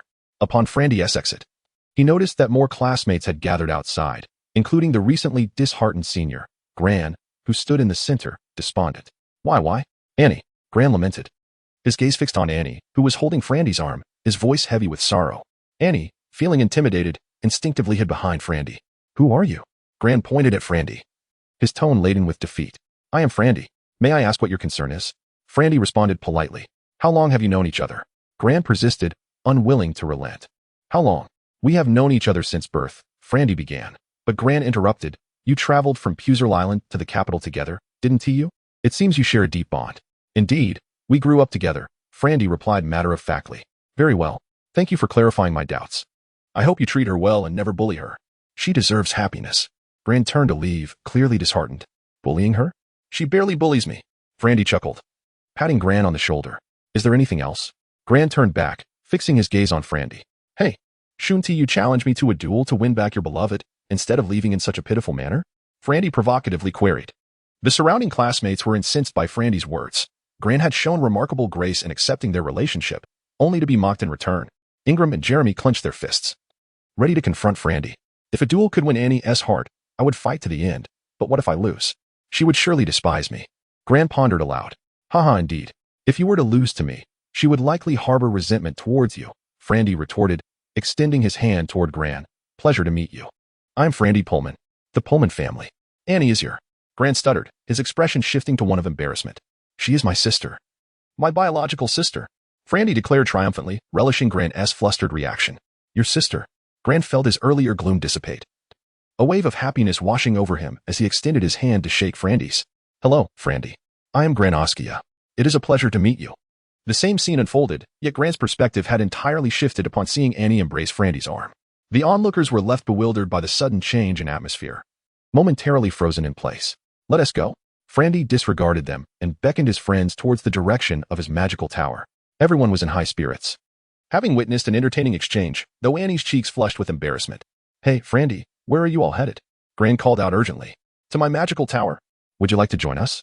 Frandy invited. Absolutely, I would love to. Gran eagerly replied. Annie lightly tapped Frandy's back and whispered, Frandy, why are you inviting him along? I find him rather interesting, she admitted. Humph, he just circles around me daily. I hardly find him interesting, Frandy chuckled, contemplating how he would have dealt with Gran had he pursued Annie with the arrogance of his royal status, even if it escalated to involving His Majesty Harmon. Frandy wouldn't have minded. However, Gran's demeanor seemed genuinely affectionate towards Annie, albeit his approach was somewhat blunt, not considering her shy nature. This made Frandy hesitant to act against him, sparking a curiosity about the potential dynamics of having a brother-in-law. Frandy's magical tower was only a 20-minute walk from the villa, and soon they arrived at the forest path leading to the tower. It was a narrow trail flanked by dense woods, with branches intertwining above. As dusk fell, lights adorned the path, illuminating the surroundings as brightly as day. Following the path through the wooded corridor, a 9-story magical tower came into view. Wow, whose magical tower is this? Is it newly constructed? It's stunning, Gran exclaimed, the only one unaware that the tower belonged to Frandy. Though night had set in, Frandy had placed numerous shining lights around the flower beds in the plaza beneath the tower.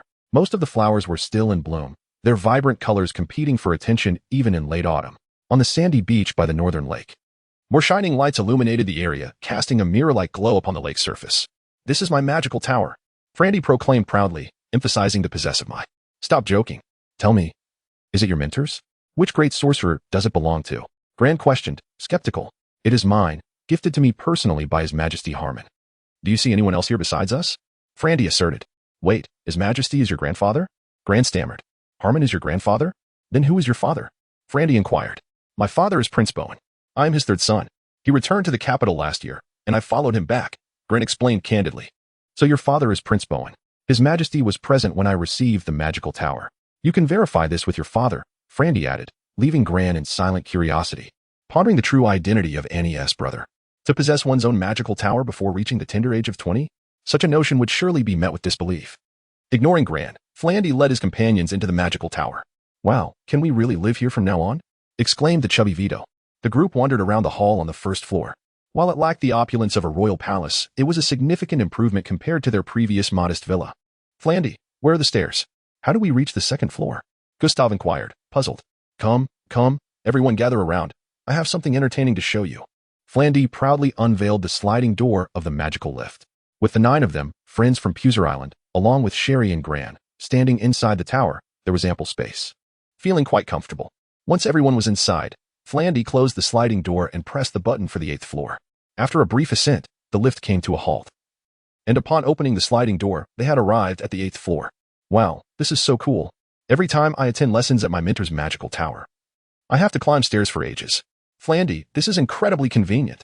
Vito, who despised climbing stairs, remarked. This is a magical lift. I invented it. Frandy replied with a beaming smile. I truly hope my mentor could install such a thing. It would save me from climbing stairs every day. However, that old man is notoriously stubborn and would certainly refuse, Vito lamented, his expression one of dejection. Katrina and Gustav, both studying alchemy, were still trying to comprehend the workings of the magical lift, persistently questioning Frandy. However, the explanation was too complex to convey in a moment, so Frandy simply said, Don't worry, We will all live together, and I will explain everything to you in detail later. Only Lilia observed Flandy with a curious gaze, quietly standing to the side. Come, let me show you the rooms, Flandy beckoned, as they took the magical lift to the 6th floor. Chapter 44. Moving in the 5th and 6th floors of the tower are designated for habitation, with the 5th floor containing 12 rooms, while the 6th boasts 10 larger accommodations, specifically designed by Frandy for his companions. Each person has been assigned a room, and everyone is exceedingly pleased. The expansive views and the picturesque surroundings, flanked by forests on 3 sides, provide an invigorating atmosphere. Residing here offers a refreshing awakening infused with the scent of the forest. A far superior experience compared to the small villa they had inhabited for nearly a decade. Frandy, will you be living here permanently? Annie asked, a hint of longing in her voice. Most of the time, yes. I will occasionally visit my mentor for instruction, he replied. That is splendid. You know, I truly miss you when you're away. Annie's sentiment was met with a warm understanding from Frandy, who, having matured alongside his companions, no longer found her childhood clinginess bothersome. Tomorrow, we shall all move in, and we can see each other daily. Frandy reassured her. Annie sighed softly. What troubles you, sister? Frandy inquired. I miss our father and mother, she whispered, her words casting a shadow over the group's excitement. Even Frandy found himself reminiscing about their childhood on Puser Island. I miss them too. Katrina, the youngest, confessed, recalling how often she had secretly wept upon arriving in the capital. Indeed, it has been 9 years since we last returned. I wonder how father and mother are faring. We had promised a holiday, but the journey is so arduous. It takes nearly a year to go back and forth. Lamented the group. I even find myself nostalgic for the 3-colored mushroom. It has been ages since I last encountered it. Vito reminisced about his days trapped within the peculiar fungi. Noticing the somber mood, Frandy attempted to lighten the atmosphere. Friends, we have grown up. Our parents will be delighted. A few more years of hard work, and once we graduate from university, we can return to Puser Island. I wish we could go back right now. Even if just for a day, Gustav mused. Shirley, having grown up in the capital, was unfamiliar with the prolonged separation from family, thus unable to fully comprehend her friend's feelings. Is Puser Island fun? Could you take me along when you return? She asked curiously. Absolutely. Puser Island is incredibly enjoyable. Have you ever seen a giant lizard that changes color based on its surroundings? And there are plants that can capture people, along with large rodents that dig tunnels, creating a maze underground. Those were our childhood adventures. Vito excitedly recounted his cherished memories. Glenn, though still a stranger to the group, felt a spark of interest, silently resolving to join them on their next visit, having heard tales of Puser Island from his grandfather and father during his youth. Come, let me show you the meditation room. We shall meditate there tonight, but remember, do not overexert yourselves. When your mental energy wanes, return to rest, Frandy interjected, shifting the conversation away from nostalgia. The meditation room, a privilege reserved for great wizards, housed magical devices that demanded precious resources for prolonged use, burdens that ordinary mages could ill afford, as none had prior experience in the meditation room. Frandy cautioned them against exhausting their mental faculties, which could pose dangers. For now, he preferred to keep the Whispering Grass Plantation a secret. For while it could enhance mental strength, the experience of its torment was not one to be taken lightly. He decided to wait until their abilities and maturity had progressed further before introducing it. That night, they spent in the meditation room. Though only Frandy managed to endure the entire night, Ted was the first to succumb, unaccustomed to the demands of meditation after his daily physical training. Following him were Gudtaf and Katrina, whose lower mental stamina made their endurance brief. The remaining companions, Annie, Lilia, Shirley, Vito, and Glenn, who were all proper mages, managed to persist for a significant portion of the night. Ultimately, it was Lilia who faltered, leaving the room as dawn broke. Perhaps it was the joy of shared company that made this meditation experience more fulfilling than usual, as Frandy typically meditated alone in the presence of several elderly mentors. With friends by his side, even the guidance of magical elements felt more pronounced. The following morning, after breakfast in the dining hall, the group sought permission from their mentor to move in, having accumulated numerous belongings over their 9 years in the villa. For maids from the villa accompanied them to continue serving the young lords and ladies. To Frandy's surprise, after everyone had settled into their rooms, Glenn arrived with 2 maids. Expressing a desire to stay in the tower, he also brought a letter from Prince Bowen, requesting Frandy to accept Glenn as his son. Reluctantly, Frandy acquiesced but assigned him a room on the 5th floor to prevent undue entanglement with Annie. Frandy felt an overwhelming sense of happiness, living alongside his closest friends, equipped with the finest magical laboratory to fulfill his aspirations, and in an environment that would surely bolster his strength. His heart brimmed with contentment. The next day commenced with everyone attending their respective mentors for lessons. The tower, now devoid of anyone but Frandy and the maids, felt eerily quiet. Ascending the magical lift to the 7th floor, he entered the main laboratory, where various small magical instruments were neatly arranged. The more cumbersome and less frequently used devices were stored on the 8th floor. Without a laboratory assistant, and with Gustav and Katrina in class, Frandy found himself alone in the well-equipped laboratory, which he found oddly peaceful. From a storage box beside the workbench, he retrieved a golden magical array he had discovered on the beach, crafted by the previous owner of the tower, who had met his tragic fate due to it. Although Frandy had possessed it for some time, his recent preoccupations with the tower had delayed thorough examination. The magical array had slightly warped over time, prompting Frandy to take out a specialized drawing of magical arrays and carefully transcribe its intricate patterns with a quill. While he had grasped the general principles behind the array, several intersecting lines remained enigmatic. As he meticulously scrutinized the lines on the drawing, seeking to understand the purpose of each pathway, he spent the entire morning deciphering less than a quarter of the array. It became evident that this magical array differed significantly from traditional designs. Frandy increasingly perceives the former alchemist as a true genius. The intricate designs on this blueprint are replete with ingenious functionalities that have greatly benefited him. After sharing lunch with his companions, he dedicated the afternoon to further study the schematic, encountering several perplexing issues along the way. He intended to seek guidance from Professor Algernon, yet the instructor was unavailable, compelling him to delve into the tomes within Vice-Dean-Gavin's magical tower. Thus, he spent his days immersed in research, reuniting with friends at midday and evening, and adhering steadfastly to his meditation sessions in the contemplation chamber each night. A week elapsed, during which Frandy meticulously analyzed every line and intersection of the magical array depicted in the blueprint. He sensed a significant enhancement in his alchemical proficiency. This magical array operates in stark contrast to conventional ones, while typical arrays channel magical elements through refined metal into a mana crystal. Arranging the magic seeds within according to the prescribed formations to conjure spells, this innovative array transforms the magic seeds in the mana crystal into collectors. It gathers the ambient magical elements from nature, subsequently directing them through refined metal to a traditional magical array. This process eliminates the need for mana vials to supply magical elements, directly using the transmitted magical essence to forge spells. Should this concept prove viable, it would hold monumental significance for the Empire and humanity alike. For instance, regarding the military's paramount weapon, the mana cannon, the successful implementation of this array could facilitate an unceasing barrage of magic. Not only would it conserve mana resources, but most crucially, utilizing the elemental magic from nature would exponentially amplify the potency of the released spells. This enhancement delineates the disparity between ordinary sorcerers and grand magicians. Chapter 45. The failure of the magical experiment. Regrettably, this esteemed alchemist must have erred in some manner, resulting in his untimely demise before he could unveil this groundbreaking invention. It was not until several decades later that I stumbled upon it. Frandy felt a twinge of relief. Having thoroughly familiarized himself with the magical array, he was now prepared to commence his experimentation. The catastrophic explosion that once obliterated the magical tower served as a grim reminder of the inherent dangers involved.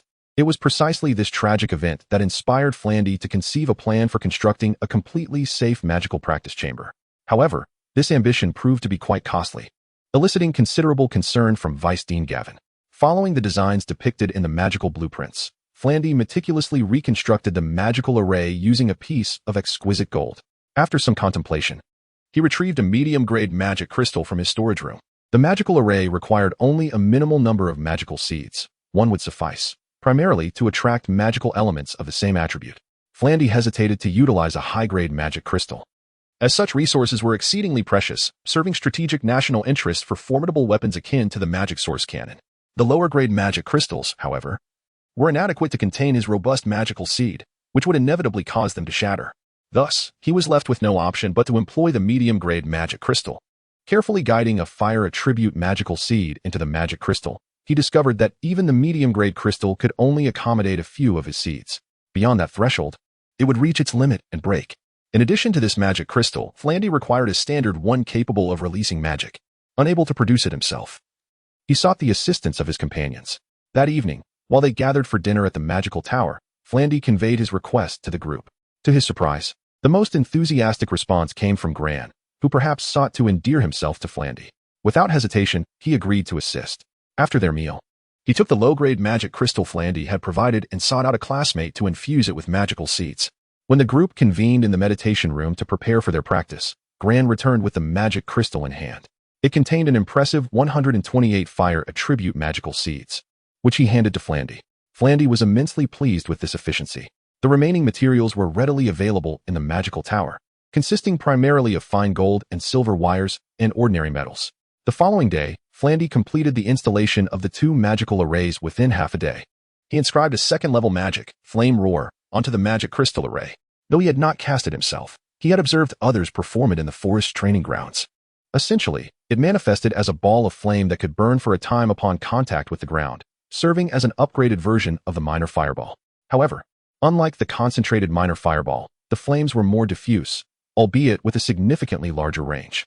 After lunch, while his companions engaged in their studies, Flandy ventured to the underground practice chamber with the 2 magical arrays and some wires, intending to test area effect spells. This practice chamber was notably spacious, necessitating the consumption of considerable Gaia steel. At the exit of the magical staircase was a protective chamber, constructed with materials even sturdier than the walls of the training room. Designed to safeguard the practitioner's safety, Flandy positioned the 2 magical arrays at the center of the training room and extended a silver wire into the protective chamber. He secured the thick Gaia steel door, ensuring that even the most violent magical reactions would pose no threat to him. Channeling his mental energy through the lengthy silver wire, he activated the Flame Roar spell. However, due to the absence of a source quality ampoule to supply magical elements, the magical seeds within the magic crystal, despite being arranged and prepared, did not release any magic. The crucial moment had arrived. The success of the device designed to absorb natural magical seeds hinged upon this experiment. Flandy cautiously transmitted his mental energy into the magical array. Upon activation, his magical seed within the medium-grade magic crystal began voraciously absorbing fire elements. Following the connected fine gold wire, the fire element swiftly transferred to the low-grade magic crystal, resulting in the release of a second-level Flame Roar. This spell could be directed. Yet due to its extensive coverage, it was somewhat diffused and failed to travel far, landing on the steel floor not far from the magical apparatus. For a second-level spell, the Gaia steel only suffered minor scorching, with no other apparent damage. Success! Flandy exclaimed joyfully. However, before he could savor his triumph, his mental energy detected a hint of trouble through the silver wire. Perhaps it was the low level of the magical seeds, or the low-grade magic crystal's inadequate capacity. In any case, after consecutively releasing 2 flame roars, the magical seeds within the magic crystal rapidly weakened, depleting them entirely. Meanwhile, the array designed to absorb magical elements had accumulated an overwhelming amount of energy. Before the 3rd flame roar could be unleashed, all 128 magical seeds vanished. The magic crystal, still receiving input, could no longer withstand the influx of magical elements, shattering with a sharp crack. Without an output, the colossal fire attribute magical seed within the medium-grade magic crystal continued to absorb fire elements. These elements amassed within the magical array, and when Flandy sensed something amiss, a tremendous explosion erupted. The force of the blast was so immense that, had it not been for the thick walls of Gaia steel, it might have rivaled the cataclysmic explosion of the super fireball Flandy had previously unleashed. Nevertheless, even within the protective chamber, Flandy was left disoriented, taking considerable time to regain his composure. After a lengthy interval, Flandy opened the protective door and stepped into the practice chamber, only to discover that all the magical apparatus had been utterly obliterated, leaving behind only scattered remnants upon the floor. The explosion was likely more ferocious than that caused by the earlier genius alchemist's experiment, as even the fine gold apparatus designed to absorb magic had been shattered. Unlike the previous incident where it had merely been deformed. Well, that was a complete failure. Flandy felt disheartened. Every step forward in the realm of magic is paved with numerous failed experiments. Persistence is key, and eventual success is assured, as long as the approach is sound. Returning to the 7th floor laboratory, he opened the magical journal on his workbench to document the lessons learned from this experiment. The primary cause of this failure was the excessive speed at which natural magical elements were absorbed, while the magical array responsible for releasing them could not keep pace, leading to a catastrophic accumulation of energy culminating in an explosive disaster. My magical seeds were too powerful. Next time, I shall utilize ordinary seeds for absorption. Additionally, the level of the releasing spell was too low. The 2nd-level spell required minimal magical elements. Perhaps I should try a 3rd-level magical array next time. Closing the magical journal, Flandy closed his eyes in contemplation for a moment before embarking on a new flurry of activity. He once again crafted the absorption magical array using fine gold and proceeded to inscribe a 3rd-level wind magic array, Blade of Storm. At this juncture, the drawbacks of lacking a magical assistant became apparent. The seemingly simple 3rd-level magical array required magical seeds that Flandy had to solicit from others. This exemplified the disparity in resources. Those grand sorcerers possessing their own magical towers commanded great prestige, with numerous mages eager to follow their lead, effortlessly acquiring the magical seeds they desired with but a command. Among Flandy's companions, only Shelley is a wind magic sorceress. However, The third-level magic requires a staggering 256 magical seeds. If the sorcerer were to cast magic alone, these seeds could be replenished through internal cultivation. Yet, once placed within the enchanted crystal, they are permanently lost. Although 256 magical seeds may not seem excessive, Shelley has only recently become a formal sorceress and will need several days to gather them. While studying at Master Algernon's magic tower, Flandy could have sought assistance from the esteemed wind sorcerer, Bivis. However, now that he possesses his own magic tower, requesting aid might not be outright refused. But it would certainly be an awkward endeavor. Well, it seems he must swallow his pride and turn to Shelley for help, Flandy pondered. Chapter 46. Yet another failure in the evening. Upon returning from school to the magic tower, Sherry was summoned by Frandy to the laboratory. Frandy, what do you need me for? Sherry, a quiet and exceptionally beautiful girl, was always serene, absorbed either in her studies or practicing magical gestures. Although her talents were modest, her diligence was commendable. Frandy stated plainly, Sherry, I require a wind elemental magic seed for my experiment. Would you be able to implant a level 3 wind spell into this? Of course. Just hand me the enchanted crystal, and I shall return it to you by tomorrow morning, Sherry replied without hesitation. Thank you so much. Frandy expressed his gratitude as he handed her 2 enchanted crystals. There's no need for formality between us, Frandy, Sherry said, her cheeks slightly flushed. We are friends, are we not? Yes, indeed, we are friends, Frandy quickly affirmed. With a giggle, Sherry added, then I'll let you get back to your work. I won't disturb you any longer. With that, she slipped into the magical staircase and returned to her room, leaving Frandy somewhat bewildered in the laboratory. The next morning, Sherry indeed fulfilled her promise, delivering the 2 enchanted crystals to Frandy without waiting for further thanks, as she hurried off to school with Annie and Lilia. As Frandy held the crystals, warmed by Sherry's touch, he felt a flicker of understanding. Shaking his head, he returned to the laboratory. The remainder of the experiment was prepared. Only the 2 enchanted crystals were needed. Consequently, Frandy soon found himself in the underground magical testing chamber with 2 sets of magical devices. As before, Frandy concealed himself within the protective chamber, using a silver wire to activate the magic array with his mental energy, closely monitoring the operation of the magical devices. This time, due to the magic seeds within the enchanted crystals being Sherry's, they lacked the extraordinary potency of Frandy's own seeds. Thus, the absorption of the natural magic elements occurred at a considerably slower pace than in the previous experiment. Though slow, the operation was smooth. As the magical elements flowed through the fine golden wires to the enchanted crystal imbued with 256 magic seeds, the seeds aligned and combined, gradually forming a storm blade spell. With a whoosh, a small tornado materialized in the testing chamber, sharp wind blades swirling within.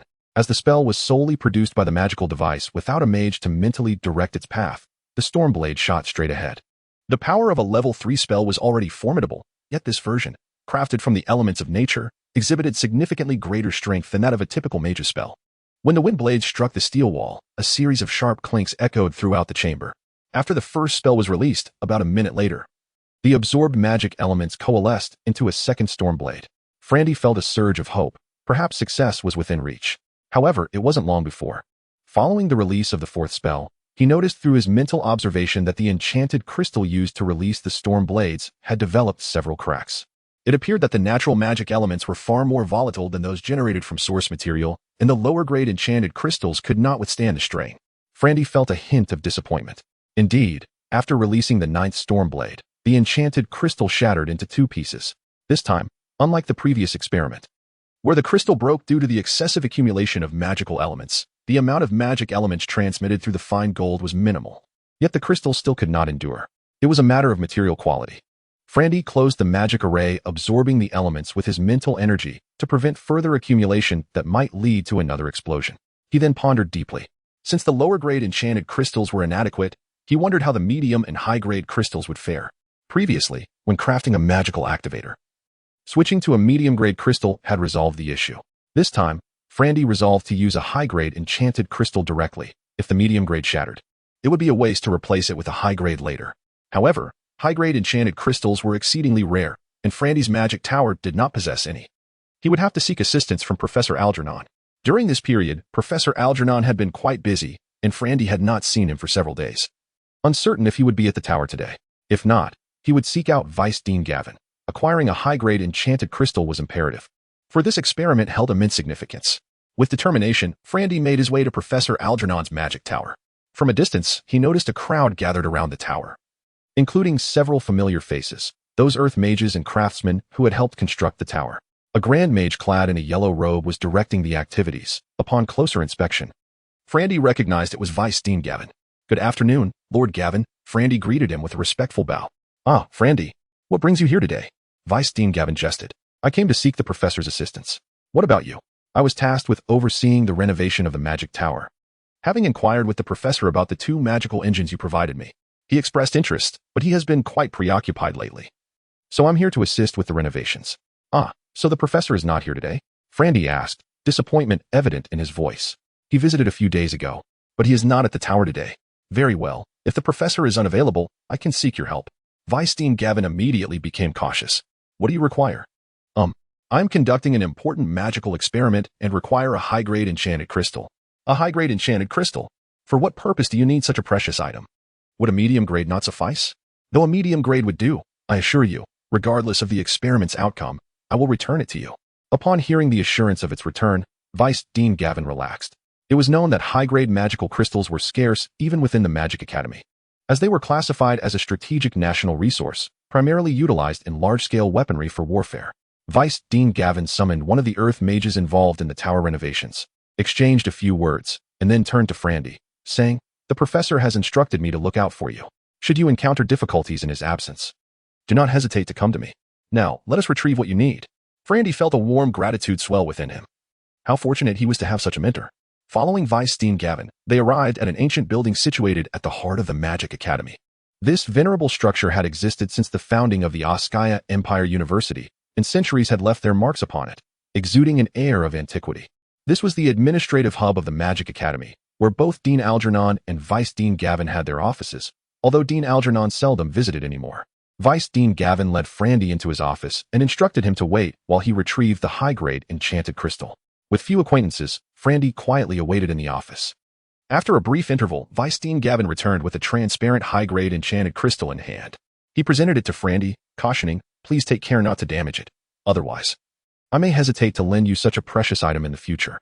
Frandy took the crystal, a shy smile gracing her lips as she hesitantly inquired, Lord Gavin, could you possibly assist me in infusing it with wind-based magical seeds?" Gavin, the deputy dean, was renowned as a master of wind magic. "What? You wish for me to help you infuse magical seeds?" Gavin retorted, his expression one of indignation. "Please do not be angry. This high-grade enchanted crystal is far too precious. If I were to seek the aid of another sorcerer to infuse it with inferior seeds, it would be a waste. Only your magical seeds can unlock its true potential. I assure you, I shall return it. I merely wish to borrow it for a moment." "I feel as though I have become your experimental assistant," Gavin replied, begrudgingly conceding to Frandy's reasoning. Indeed, allowing such a rare artifact to fall into the hands of an ordinary sorcerer would be a considerable waste. Reluctantly, he agreed to infuse the enchanted crystal with his own 256 magical seeds. Most high-grade enchanted crystals were typically reserved for unleashing third-level magic, contingent upon the seeds of a grand sorcerer. This was due to the fact that magical seeds required nurturing and could not be utilized indefinitely. To release fourth-level magic, one would need to nurture the seeds for an extended period after each use, making it impractical for frequent deployment. Such potent powers were reserved for the most critical moments, to be unleashed without regard for cost. Chapter 47. The third failure and the magic core. Unexpectedly, the task was accomplished with such ease. Overjoyed, Frandy expressed his gratitude to Vice-Dean Gavin before darting back to his magic tower. Ascending via the magical lift, he returned to the magical experimentation chamber. Fortunately, the previous magical experiment had not caused any damage, save for a low-grade magic crystal. Everything else remained intact. Replacing it with the newly acquired high-grade magic crystal was a trivial matter. Within less than 5 minutes, Frandy resumed his experiment, drawing from the earlier experience. He confidently activated both magical arrays simultaneously, focusing intently. This time, he distinctly sensed that the rate of absorbing magical elements could not keep pace with the high-grade magic crystal. It took nearly half an hour before the first Blade of Storm was unleashed. Although both were level 3 spells, one utilized the Grand Mage's magic seed, while the other was merely an ordinary seed just entering the realm of magic. The disparity in power was at least tenfold. The Blade of Storm wreaked havoc in the experimentation chamber for an extended period, the slicing winds causing the walls to resonate loudly. It took a full 10 minutes before the tempest finally subsided. Frandy remained utterly absorbed, attuned to the inner workings of the high-grade magic crystal, not daring to relax for even a moment. Each spell required nearly half an hour to cast. While the pace was slow, it was undeniably steady. By the time dinner approached, he had managed to cast only 6 Blades of Storm. However, as the seventh blade was unleashed. The worst fear materialized. A slight loosening appeared within the high-grade magic crystal. If this continued, it would inevitably lead to a crack. Frandy decisively halted the absorption magical array and removed the high-grade magic crystal. Alas, another failure. Fortunately, he noticed it early. Had the crystal been damaged, Vice Dean Gavin would have surely berated him. Though there were no tangible losses, Frandy felt immense disappointment. It seemed that the abundant magical elements from nature inflicted significant harm on the magic crystal, the absorbing magic array S crystal. With all elements flowing through the fine golden wires, was comparatively unharmed. With a heavy heart, he took the magical lift to the second-floor dining hall, where his companions had already returned from school. The maids were preparing dinner, and everyone was animatedly discussing something at the dining table. Hey, have you heard? Vice Dean Gavin's magic tower has also installed a magical lift identical to ours. Many magic masters have gone to see it, exclaimed Katrina. The magical lift was an alchemical item, and many viewers were professors of their instructors. The chubby Vito chimed in excitedly, haha. Surely no one knows that we have been using the magical lift for ages. Tomorrow, I can boast to my instructor. When I returned today, I saw that the old man's magic tower was under construction too. They must be preparing to install a magical lift as well, added Ted. Frandy's magic tower was not far from Algernon's, and he was always the first to know since he passed by on his way back from the university's training grounds. Of course, Grand Mage Algernon is Frandy's teacher, so naturally, Frandy would be concerned about his mentor, and said proudly, feeling a sense of pride in having such a brother. Although they had long known that Algernon had taken Frandy as a student, the friends remained unaware of the reasons why. They had yet to discover that Frandy possessed the ability to wield magic, as his powers were so formidable that he refrained from revealing them in public. Frandy, what is the matter? Asked Sherry, who noticed Frandy's somber expression as she sat quietly at the table. Oh, it's nothing, just a failed experiment. Even the magic crystal you helped me insert is shattered, Frandy replied, pulling the low-grade magic crystal from his pocket to show Sherry. It's all right, if you need it. I can still assist you with the insertion, she replied casually. Just some magic seeds, they accumulate daily. Frandy, if you require water-type magic seeds, I can help you with the insertion as well, comforted Lily, who was also present. Yes, count me in, Vito hurriedly added. Not needed for now. But thank you all, Frandy expressed his genuine gratitude. Regardless of the setbacks, he felt reassured to have a supportive group of companions behind him. As the final dish was placed on the table and everyone prepared to dine, Gran rushed in with urgency. Hey, Gran, why are you so late today? Did your instructor keep you for extra lessons? Vito remarked gleefully. Gran ignored the chubby boy, took a moment to catch his breath, and approached and with a tender gaze. And, do you know what day it is today? Everyone fell silent. Anne's birthday had long passed, and they were unaware of any special significance to this day. Noticing Anne's bewildered expression, Gran continued, Today marks the 1-year anniversary of our acquaintance. It was on this day last year that I first met you and was captivated by you. Laughter erupted from the group, and, flustered, instinctively clutched Frandy's sleeve, wishing to hide behind him. Unfazed, Gran produced a jewelry box, gently opening it as he continued earnestly. This is a necklace made from the magic core of a 6th-level magical beast, and today, I wish to present it to you. Curious. Everyone leaned in to glimpse the contents of the box. The necklace, crafted from platinum, featured several purple gemstones, with a heart-shaped magic core at its center. Its crystalline surface shimmering and reflecting a kaleidoscope of colors under the light, and had never encountered such a scene. Her face flushed crimson as she awkwardly pushed away the offered gift. The magic core? Frandy understood its significance. In this land, countless magical beasts existed, each providing precious materials. Whether skin, tendons, bones, or flesh, utilized by humans to create weapons or armor. Among these, the magic core was the most valuable. The ability of magical beasts to unleash magic stemmed from the magical elements provided by their cores. This innate talent was naturally generated in the wild. The higher the magical beast's rank, the more magical elements its core contained.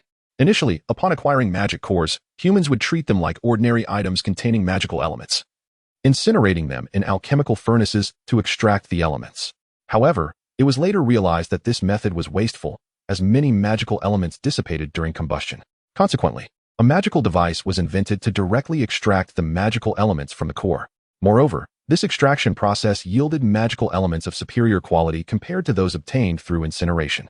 Thus, high-ranking magicians treasured this refined source, as utilizing it for spellcasting significantly amplified their power. Extracted magic cores turned transparent, lacking practical use. Yet they became favored among the nobility for their purity and ease of crafting into various forms. Wearing a necklace made from the very essence of a once mighty beast served as a symbol of status, evoking excitement among the aristocracy. It is merely a magic core from a 6th-level beast, nothing particularly remarkable, Vito remarked dismissively. Of course, Gran felt indignant. A 6th level beast is indeed formidable, and I expended great effort to acquire this magic core. Humph. A 6th level beast daring to be deemed powerful? You wouldn't understand since you've never witnessed it. Vito replied smugly, indeed, I have yet to encounter a 6th level beast. The lowest I have seen is an 8th level beast. Go on boasting. An 8th level beast requires the intervention of several Grand Magisters to handle. You spend your days in class. Having only encountered a few of the 4th and 5th level beasts nurtured by the Academy. Ted chimed in, Gran, Vito is not exaggerating. Our island of Puzur is home to many 8th level beasts, and there are even several 9th level beasts. This left Gran momentarily speechless. Gazing at the jewelry box in his hands, he suddenly felt it was somewhat unworthy. However, Frandy, wishing to spare Gran from further embarrassment, took the jewelry box and said to Gran, allow me to keep it for my sister. She will return it to me when she desires it. Fine. Gran reluctantly accepted this outcome, but secretly resolved to find something even more precious to gift to Annie. The dinner concluded amidst laughter and merriment. After dining, Frandy pondered over the jewelry box. A magic core should also be capable of storing magical elements. Once depleted, can it not be replenished with magical elements? To be honest, no magician had truly contemplated this. The only magic circle capable of absorbing the magical elements from nature was in Frandy's possession. Chapter 48, Element Collector. In any case, trying poses no harm. Although magic cores are precious, humanity has amassed a considerable quantity during centuries of warfare with magical beasts. They are the kind of items that can be procured with mere gold coins. In the eyes of Flandy, anything that can be bought with gold is a resource to be consumed freely. Thus, today, Flandy found himself at the magical training ground for the 3rd time. His previous 2 attempts had ended in failure, and he held little hope for this endeavor. He connected the fine gold wires of the magic circle for releasing spells directly to the magic core, opting not to enter the protective chamber due to the absence of danger, and activated the absorption magic array right there in the training ground. Flandy concentrated his mental energy, carefully sensing the changes within the magic core, and discovered that the attracted magical elements indeed entered the core. However, the magical elements lost their vitality the moment they entered. Though stronger than those obtained through the alchemical furnace, they could not compare to the magical elements found in nature. If this is the case, hope ignited anew in Flandy's heart. The magic crystal, which absorbed magical elements, contained only Sherry's wind attribute seed, resulting in an exceedingly slow absorption rate. Flandy decided to dismantle the magic crystal and replace it with a high-level magic crystal embedded with Vice Dean Gavin's magical seeds. Indeed, the speed of absorption increased exponentially.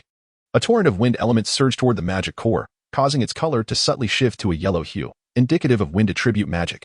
Could it be that if the magic power extractor and the source quality condenser were installed, a substantial amount of magical source quality could be produced? If so, there would be no need to connect to an offensive magic array, as plenty of magical source quality could be stored for use. Nevertheless, Flandy remained vigilant, continuing to monitor the magical devices.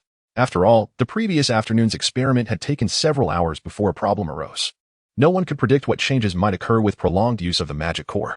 Maintaining his mental focus on the core's interior, Flandy sensed the growing accumulation of wind elements. He also noticed that although there were 256 high-level magic crystals connected to the absorption magic array, there was no configuration set to arrange them into a magical pattern. Thus, only one magic seed was effectively attracting the elements. What if I were to use my magic seed? What results would that yield? Flandy had never condensed a wind attribute magic seed before. He primarily focused on condensing fire and space attribute seeds, with additional efforts on order attribute seeds, having undergone the enhancement of the whispering grass. Flandy's mental prowess had significantly strengthened, allowing him to condense a magic seed without the week-long effort that had been required in the past. Under the influence of the mental activation technique practiced in the meditation chamber each night, he could now condense more than 10 magic seeds daily. The magic power extractor and source quality condenser were fundamental magical machines that had matured considerably, and Flandy possessed them in his own magic tower, albeit in a larger size. To be prudent, he took the magical lift to transport these 2 machines to the training room. He placed the magic core along with the absorption magic array into the magic power extractor and connected it to the source quality condenser with wires. Finally, he activated the magic arrays within both machines using his mental energy. The extraction of wind elements from the magic core proved significantly faster than the absorption magic array. Once extracted, the wind elements flowed along the fine gold wires into the source quality condenser. In a remarkably short time, the source quality vial in the condenser had already collected over a dozen drops of magical source quality, occupying 1/10 of its capacity. The speed of extraction was astonishing. Flandy was elated. He would no longer have to worry about magical source quality, as the wind elements in the magic core were depleted. The rate of source quality generation slowed considerably, now dependent on the absorption speed of the magical seeds in the crystal. After calculating, he estimated that about 5 minutes would yield a single drop of magical source quality. Flandy resolved not to visit the meditation chamber that evening, choosing instead to meditate here while keeping an eye out for any other issues. Throughout the night, Flandy successfully condensed one magic seed each of earth, water, wind, and chaos attributes, despite the absence of the mental activation technique which rendered his efficiency considerably lower than usual. Remarkably, the wind element magical source quality collected through these machines amounted to 1.5 vials. In the Askia Empire, ordinary citizens typically used copper and silver coins, rarely employing gold, which was primarily reserved for the nobility. For mages, however, their currency was magical source quality. Magical source quality is essential for all mages, alchemists, and magical warriors below the rank of archmage. It is the prerequisite for their ability to wield magic. Without magical source quality, even a mage is merely an ordinary person. A vial of wind element magical source quality, when obtained through traditional extraction methods, requires the burning and refining of a substantial amount of wind element-containing materials in an alchemical furnace. The resulting magical elements must then undergo distillation and condensation to yield even a small vial of source quality. Every magical apprentice receives a vial of their respective attributes' magical source quality upon becoming an intern mage, a gift from the Empire to support the advancement of magical endeavors. When an intern mage is accepted as a disciple by their mentor and becomes a formal mage, it is customary for mentors to bestow another vial of magical source quality. These two instances represent the only opportunities for an ordinary mage to acquire magical source quality without cost. Initially, a vial of magical source quality can be utilized for quite some time, but as one's power grows and the level of magic that can be cast increases, the demand for magical source quality rises significantly. Future acquisitions of magical source quality will require personal effort. It is worth noting that the trading of magical source quality is priced by the drop. To have harvested 1.5 vials of wind element source quality in a single night would undoubtedly incite envy and frenzy among all mages. Yet, this was merely the beginning. After a night of observation, Flandy confirmed that the magic core remained intact. This assured him of the safety of the magical device, allowing for its continued use without concern. Hey, Glenn, wait a moment. Flandy called to Glenn during breakfast. Is there something you need, Flandy? Glenn paused, preparing to head to class. Where did you get the magic core on the necklace you gave my sister? Oh, I asked Mom to send it to me. It's one of her favorite necklaces. Where can I find a magic core? What do you need that for? You can buy one at the jewelry store in town. But if you want a high-quality magic core, you'll need to go to the Maria's Love luxury jewelry store. It's the most upscale shop in the entire imperial capital. Flandy repeated the name of the store in his mind before thanking Glenn. Thanks. I'll get you a gift later. Oh, Glenn replied, pondering why Flandy would give him a gift when he desired the gift from Flandy's sister. The imperial capital was bustling, but Flandy and his friends rarely ventured there due to their studies. Their visits were usually limited to trips to the palace or to his grandfather's home, always hurriedly passing through in a carriage without ever truly exploring the city. In the campus district, there exists a service for the rental of carriages. Flandy flicked a gold coin to the driver with his fingers and climbed into the compartment of a modest carriage. To the Maria's Love luxurious jewelry store, Flandy instructed. The driver, a robust man with a dark complexion, donned simple attire, and upon receiving the gold coin from Flandy, appeared somewhat bewildered. Young master, you needn't spend so much, he remarked. Let us go. Consider the rest as a reward for your service, Flandy replied nonchalantly. The driver, taken aback by the generosity, thought it hard to believe that such a coin could be offered so freely. Why are you dawdling? Let's be on our way, Flandy urged, regaining his composure. The driver promptly responded, Of course, we shall depart at once. With that, he cracked the whip, took his place at the front of the carriage, and urged the plodding horse to commence their journey. Chapter 49, The Love of Maria luxury jewelry store. The carriage proceeded at a leisurely pace, taking over an hour to exit the gates of Askia University. Flandy gazed out the window, observing the bustling streets filled with well-dressed residents of the imperial capital, who appeared to be enjoying a relaxed lifestyle. Most of the buildings were constructed of bluish stone, interspersed with a few wooden structures. But overall they were quite low and lacked any towering edifices, reminiscent of some quaint towns from his previous life. Overall, the area maintained a semblance of cleanliness, though when the wind picked up, it stirred the dust from the roads into the air, creating a choking sensation. As the carriage drew closer to the heart of the imperial city, the surroundings began to improve. The area had transitioned away from the commoners' district, now inhabited by noble families. Servants specifically tasked with cleaning the streets were seen sprinkling water to maintain the tidiness of the thoroughfares. The number of opulent carriages also increased, signifying the wealth of the residents. The Love of Maria luxury jewelry store was situated on the most bustling street in the capital, in close proximity to the royal palace, catering exclusively to the nobility. For ordinary citizens, even working in such an establishment symbolized a status of distinction. The carriage halted at the entrance of the jewelry store, and Flandy instructed the driver to remain nearby, as he would require the carriage for his return. He then strode confidently into the opulent establishment. As expected of a store boasting luxury, the interior was lavishly adorned. However, to Flandy, who frequently visited the palace, it was nothing extraordinary. Upon entering the jewelry store, a well-dressed female attendant in her 30s, standing by the door, greeted him warmly. "Welcome to the Love of Maria, sir. How may I assist you today?" "I would like to see the jewelry made from magic cores." "Please lead me there," he replied. "Certainly, sir. You may call me Lucy." She then guided Flandy to a central counter within the store, gesturing gracefully. "Sir, here we present our collection of jewelry crafted from magic cores. Please take your time to browse." The counter was made of glass, displaying an array of exquisite pieces placed within velvet-lined boxes, each emanating an enchanting glow. The prices were steep, with even the least expensive item far beyond the means of an average citizen, who might spend a lifetime's earnings without affording it. Flandy meticulously examined each piece, only to feel a sense of disappointment. Despite their fine craftsmanship and unique designs, the quality of the magic cores was rather low. The highest grade available was merely a level 4 magic core, priced at 3,000 gold coins. "Lucy," Flandy called out. "Yes, sir. How may I serve you? Do you have any higher grade magic cores?"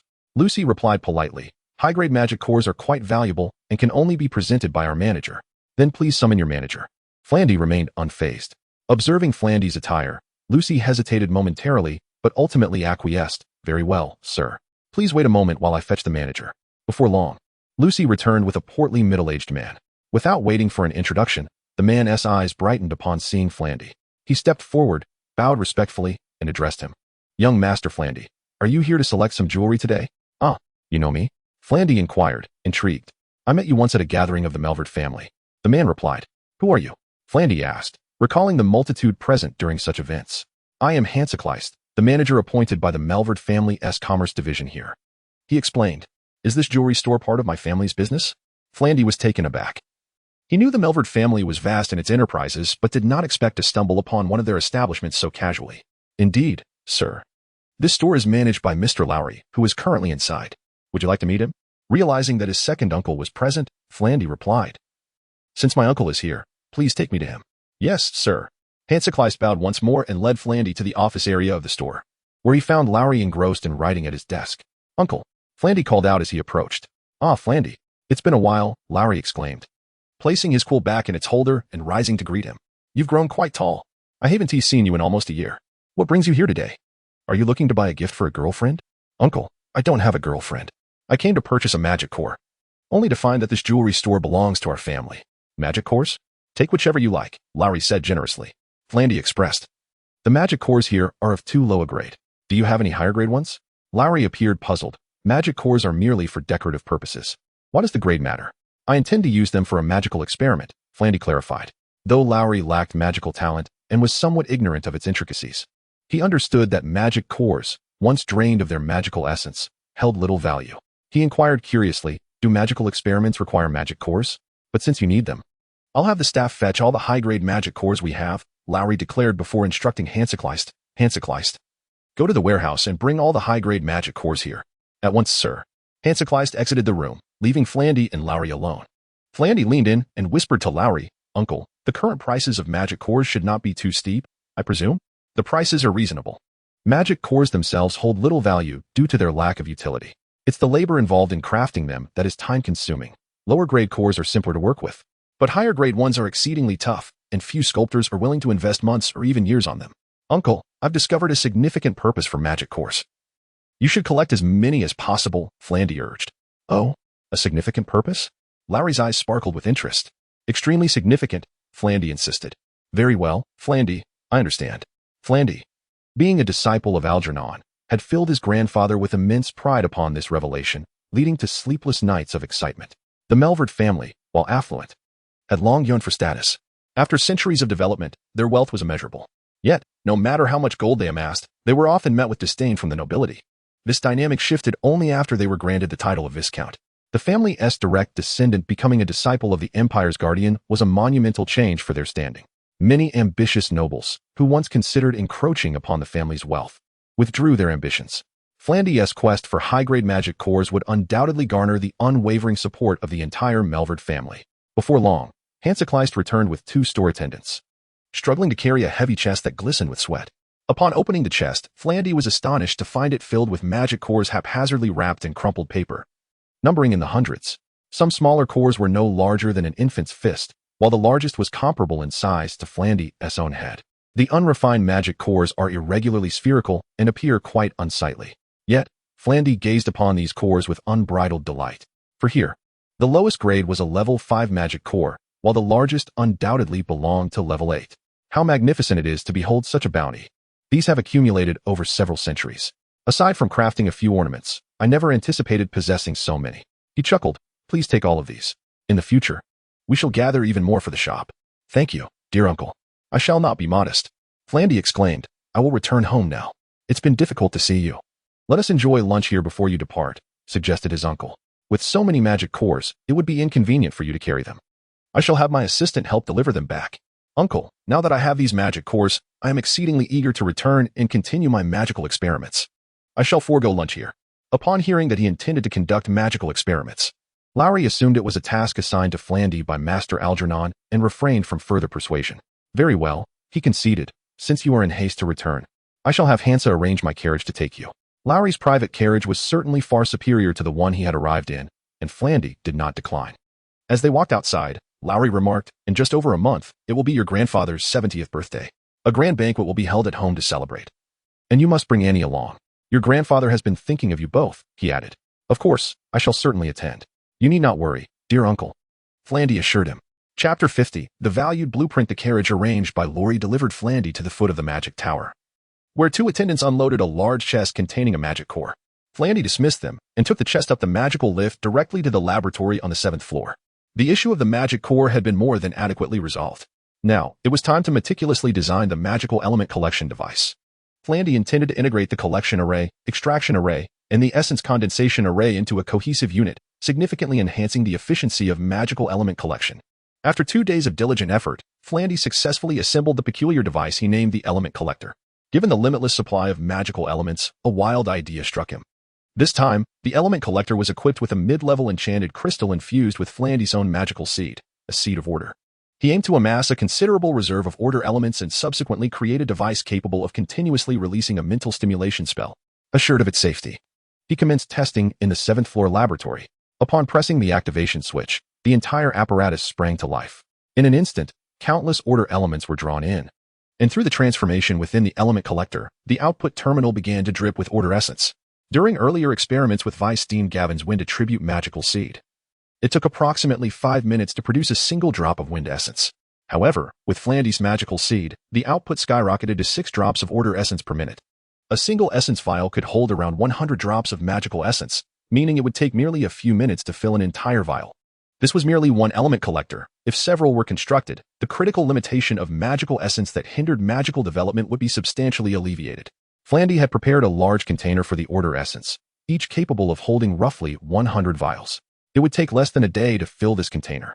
Watching the output of order essence quietly, he felt a profound sense of accomplishment. Unfortunately, his mentor was not present in the magic tower. He could only speculate on what his teacher was busy with. Otherwise, he would have relayed this news immediately.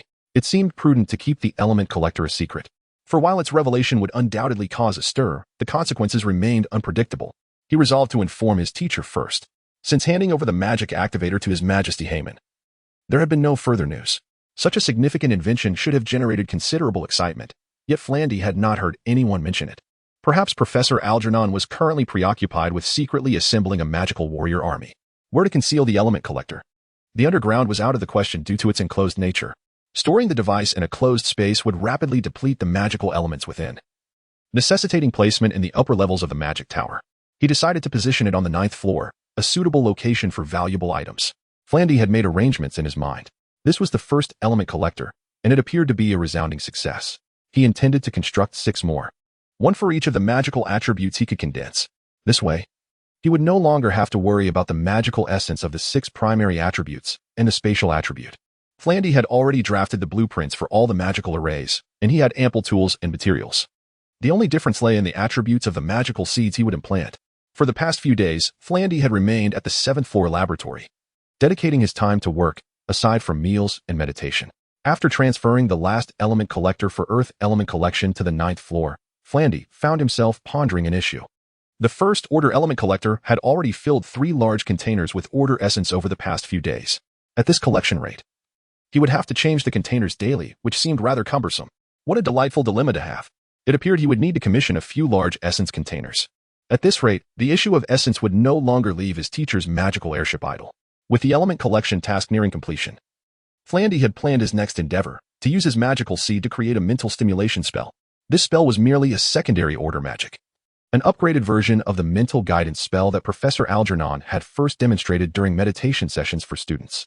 Almost every magic tower had its meditation room equipped with this spell.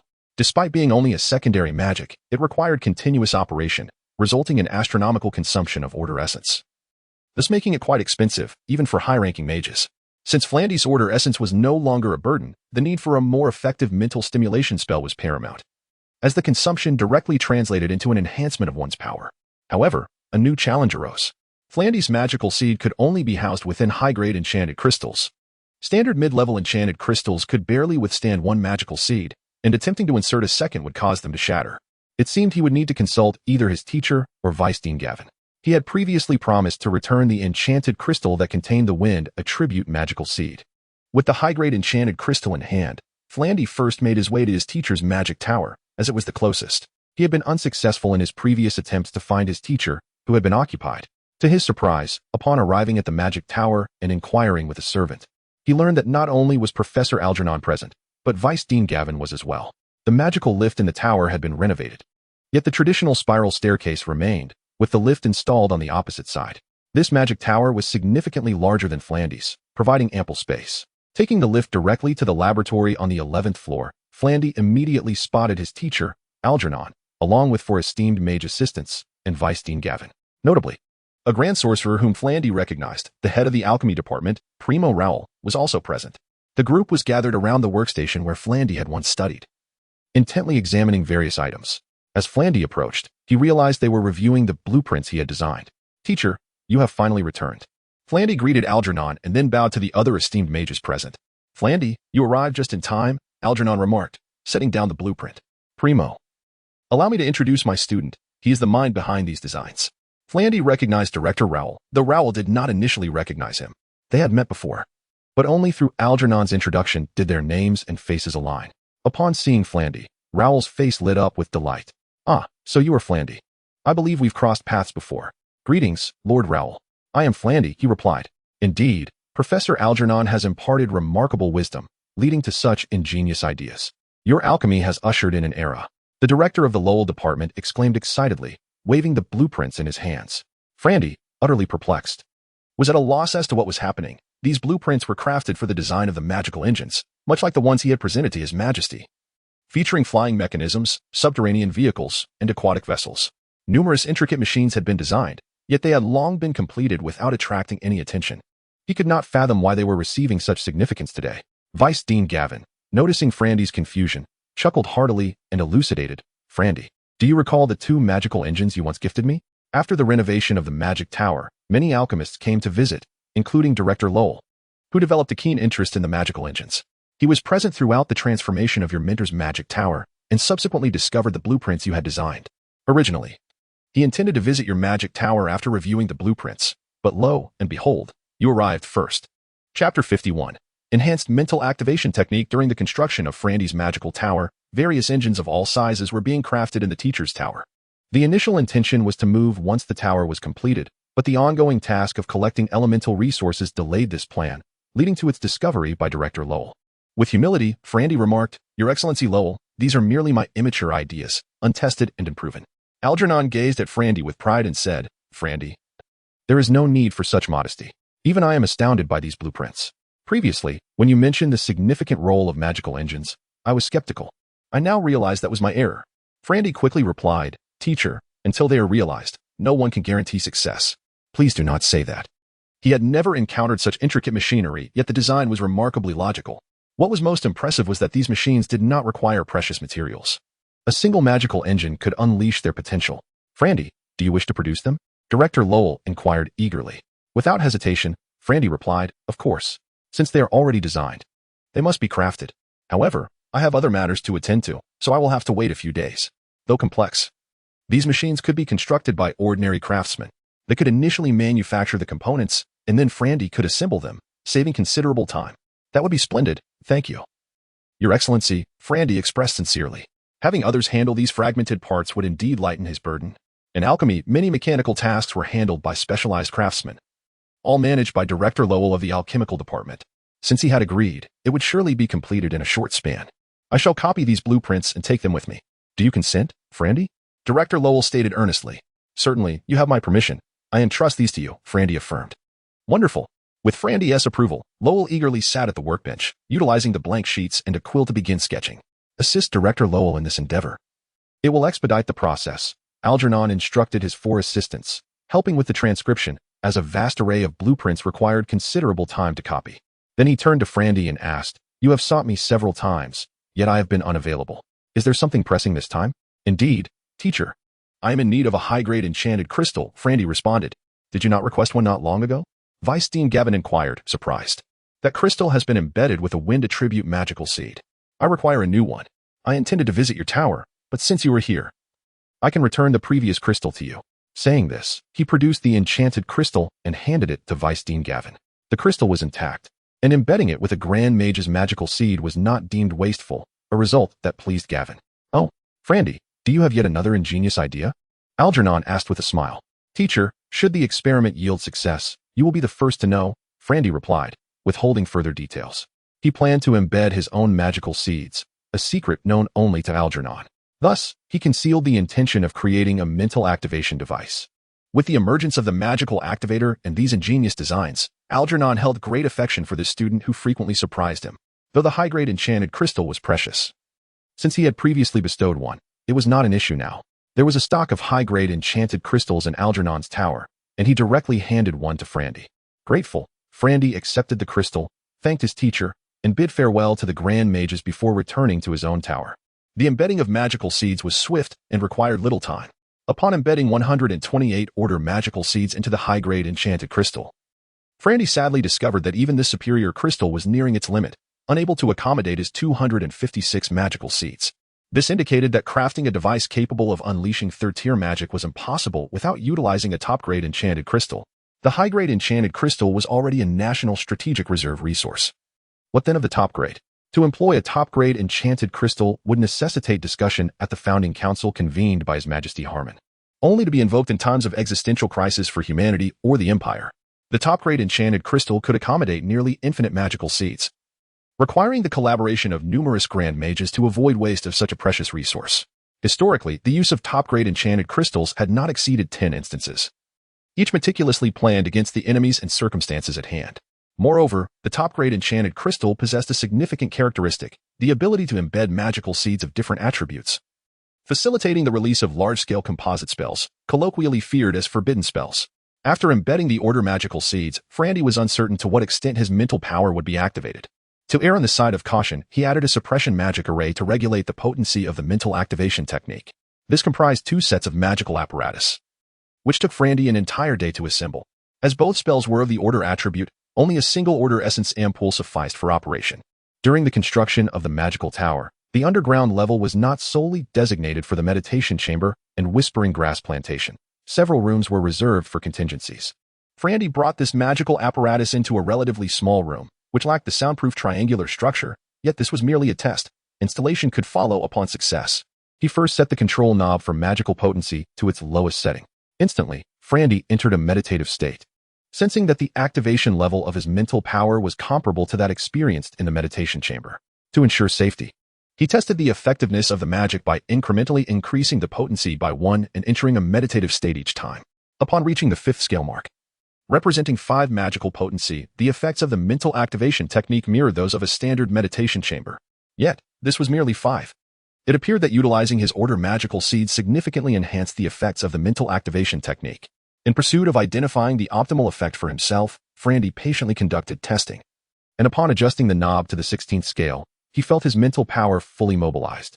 A multitude of magical elements, under his mental command, were directed into a vortex of magical energy. Although the potency of the magic had only increased slightly over twofold, The effect had escalated 4 to 5 times. Marvelous. This is simply exhilarating. Frandy's thoughts were extraordinarily clear, his mental faculties akin to the state experienced during his initial use of the meditation chamber. Engrossed in the process, he labored for 3 hours before experiencing the familiar fatigue of his mental energy, nearing depletion, prompting him to withdraw from the meditative state. The familiar sensation of dizziness resurfaced, a manifestation of mental overexertion. Upon inspecting the experimental magical apparatus, he found everything normal, except that the entirety of the order essence ampoule had diminished by 1/3. In merely 3 hours, 1/3 of the essence of the ampoule had been expended, a lavish waste that would have been unthinkable in the past. However, with the advent of the elemental collector, a sense of extravagant exhilaration coursed through Frandy. Ever since he had managed to endure an entire night in the ordinary meditation chamber, his mental fortitude had remained intact, significantly diminishing the annoyance brought forth by the whispers of the whispergrass. This peculiar flora proved most effective only when one's mental energy was nearly depleted. Thus, it was only today that Frandy made use of the whispergrass plantation within his own magical tower. This garden was constructed in imitation of the one found in the Algernon Tower, featuring a similarly conical chamber. In the past, as his mental power had grown, he had been able to penetrate 2/3 of the garden's depth. Yet, after his mental energy was entirely drained by the novel meditation chamber, he found himself starting anew. Before dawn had even arrived, Frandy could no longer endure the disturbances of the whispergrass. Consequently, he opted to take the elevator back to his quarters, indulging in a refreshing slumber. Upon awakening, Frandy felt extraordinarily rejuvenated. Although meditation could substitute for sleep, the accumulation of mental fatigue could become overwhelming. Wizards, it seemed, cherished their precious meditation time, often finding little opportunity for rest. Chapter 52. The excited archmages. This revelation led him to discover an advantage of the enhanced mental stimulation spell, as long as one's mental capacity had not reached the upper limit of the magic. Meditation could be concluded within 3 hours, allowing for a refreshing sleep without the concern of wasting time.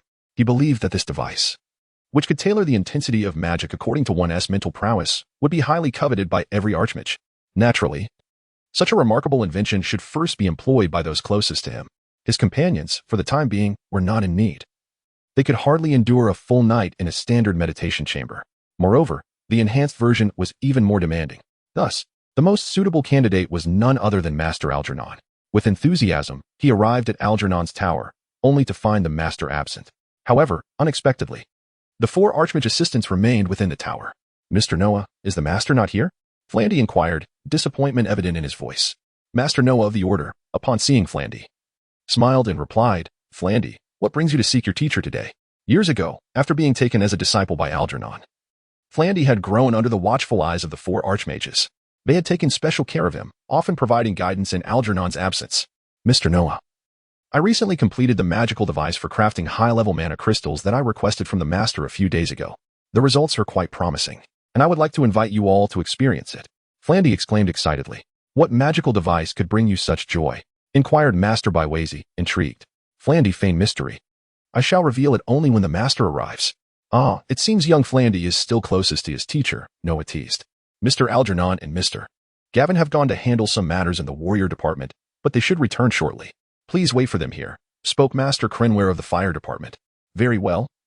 I shall wait for the master a while," Flandy replied, taking the opportunity to tidy up some belongings. After several years of living and studying here, he had numerous items to transfer to his own tower, making it an ideal moment to organize.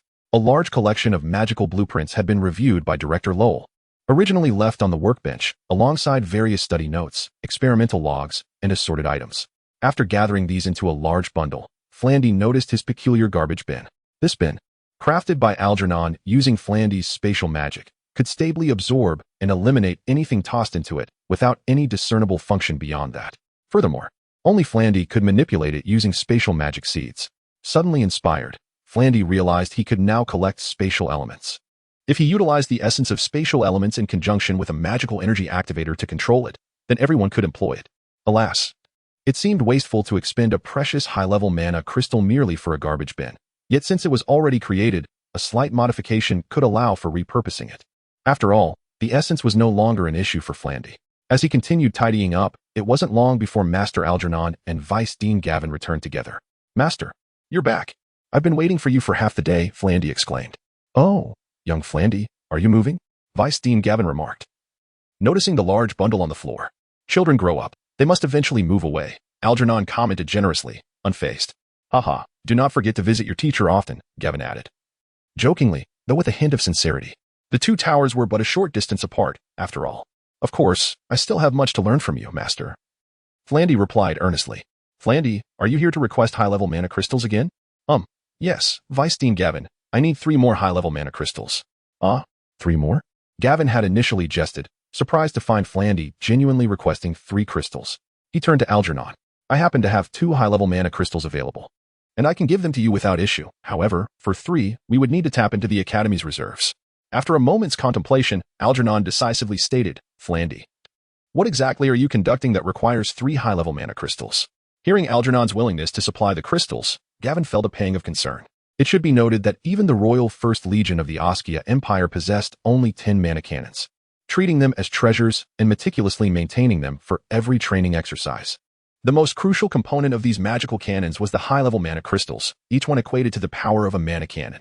Flandy's request for 3 was indeed remarkable, and Algernon's agreement stirred both Gavin's concern and a tinge of jealousy. After all, he too was a favored disciple of Algernon. Very well, let it be 2 crystals. Do not regret it, Vice Dean. Regret? Hearing Flandy relent, Gavin felt a twinge of regret himself. Flandy was adept at crafting unexpected inventions and had a prudent character, ensuring he would not engage in any reckless endeavors. Thus, Gavin added, I believe, Flandy, you should explain the necessity of 3 high-level mana crystals. As long as the reason is justifiable, we shall certainly support you. Indeed, I originally came to invite the master and gentlemen to visit my newly invented magical device. You shall see for yourselves. Very well, let us go and take a look. With the large bundle in tow, Flandy led the 6 archmages to his tower.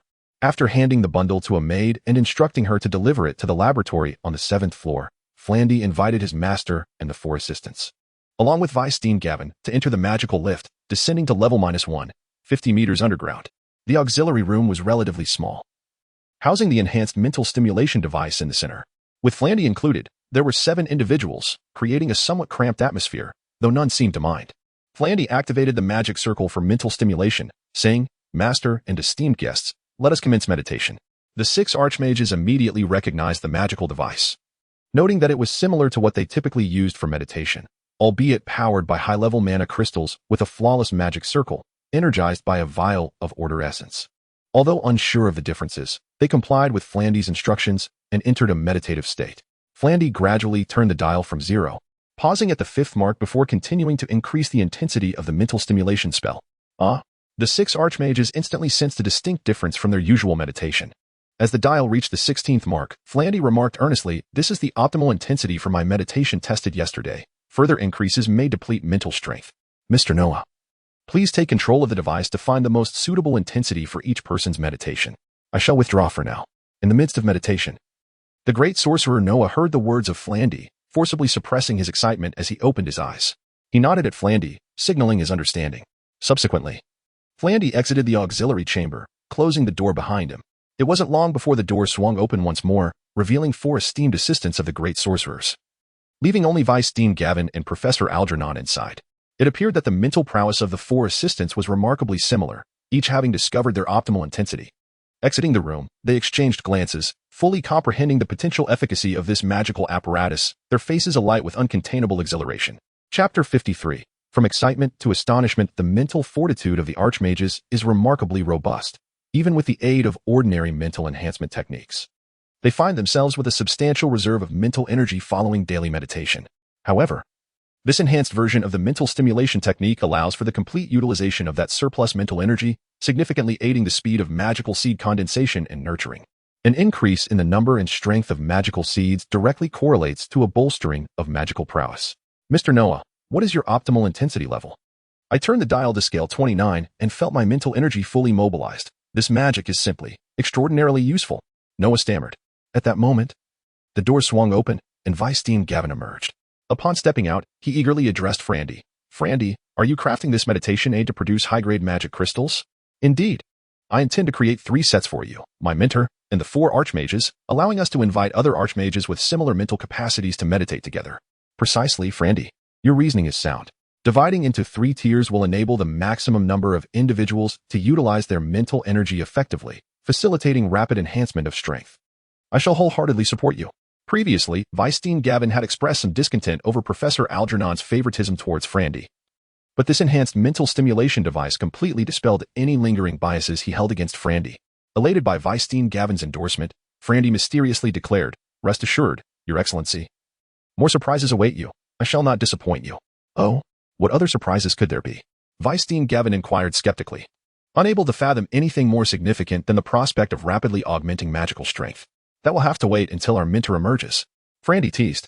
After some time, the door to the temporary chamber finally opened, and Professor Algernon stepped out, his expression tinged with regret. "Professor, what is your optimal intensity level?" Frandy asked curiously. "Haha. Frandy, I found my ideal setting only after turning the dial to 67. Wow, Professor, your mental energy is remarkably powerful." It is crucial to note that while Algernon's optimal intensity may be 4 times that of Frandy's, it does not imply that his mental energy is also 4-fold. Each increment in the mental stimulation technique exponentially amplifies mental energy's activity, even Noah's mental capacity pales in comparison to Frandy's. However, such a beneficial training method cannot be sustained indefinitely. Alas, Algernon revealed an empty essence ampoule, continuing, "I had hoped to experience it longer. But I exhausted this ampoule in such a brief span." Gavin and the 4 Archmage assistants were momentarily stunned, having been swept away by excitement. They had overlooked the considerable cost of utilizing a magic that could mobilize their entire mental energy. "Frandy, was this ampoule full when we first entered?" "Yes, Your Excellency. I had just replaced it with a full one," Frandy replied with a semblance of innocence. "Sigh, the consumption is simply too great. Even the Magic Academy cannot bear the simultaneous operation of 3 sets of this device." A collective sense of regret swept over the group. If the depletion of order essence were excessively substantial, Frandy's enhanced mental stimulation device would be rendered somewhat impractical, merely a tantalizing thought, yet too precious to employ. Algernon offered consolation. "Frandy, while it is unfortunate, your spirit of innovation is commendable. This device is not entirely without merit. If operated singularly, it can still be utilized occasionally." "Fear not, Mentor. I shall resolve the issue of order essence," Frandy replied confidently.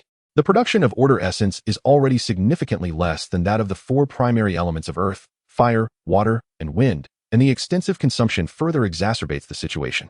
The essence Frandy could provide would merely be a drop in the bucket. "Mentor, I truly possess a great deal," Frandy proclaimed, opening another auxiliary chamber.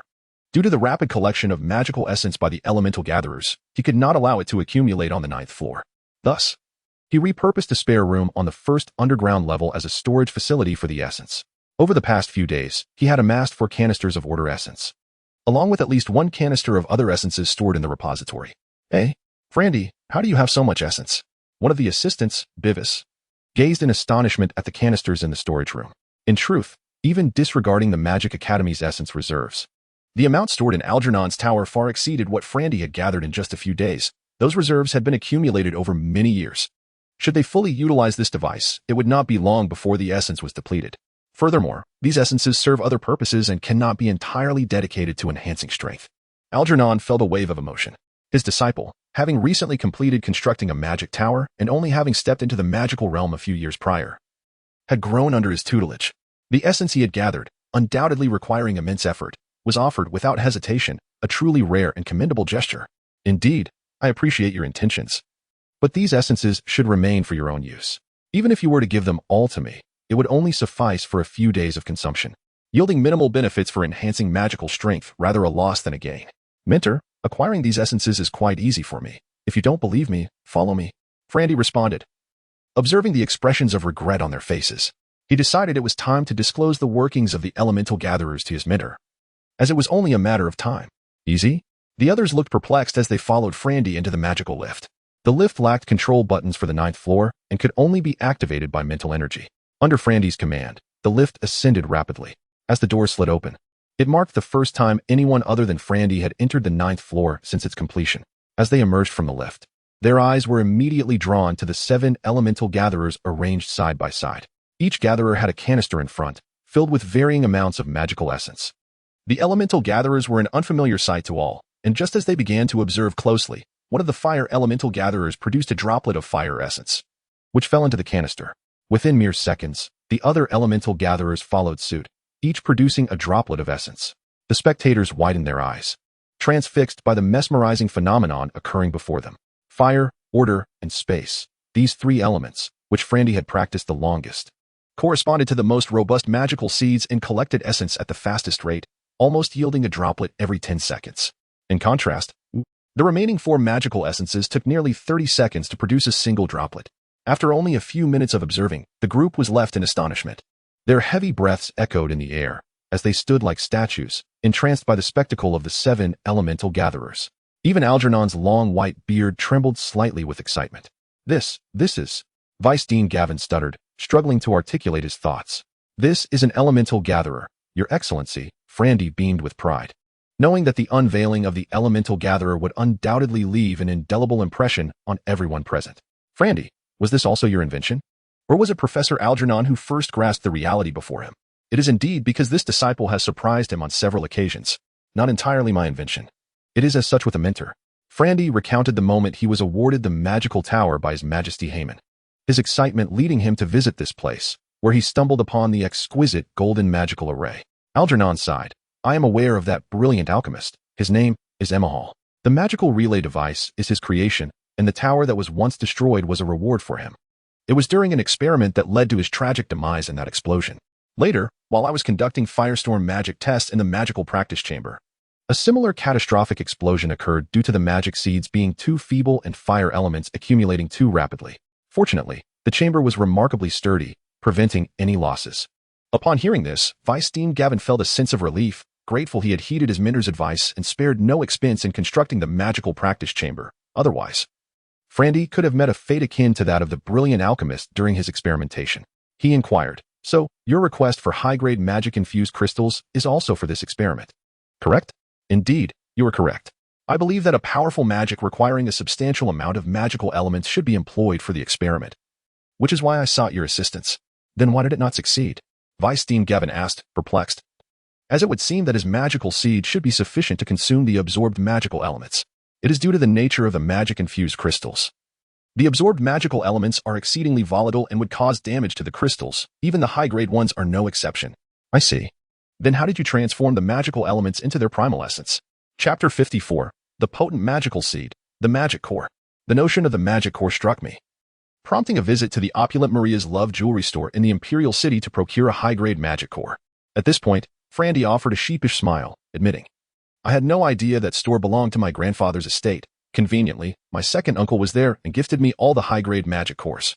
The others fell silent, pondering whether Frandy's extraordinary luck was merely a product of chance or a testament to the vast wealth of the Melward family. However, being seasoned archmages, they had long since transcended the allure of material wealth and were not particularly concerned.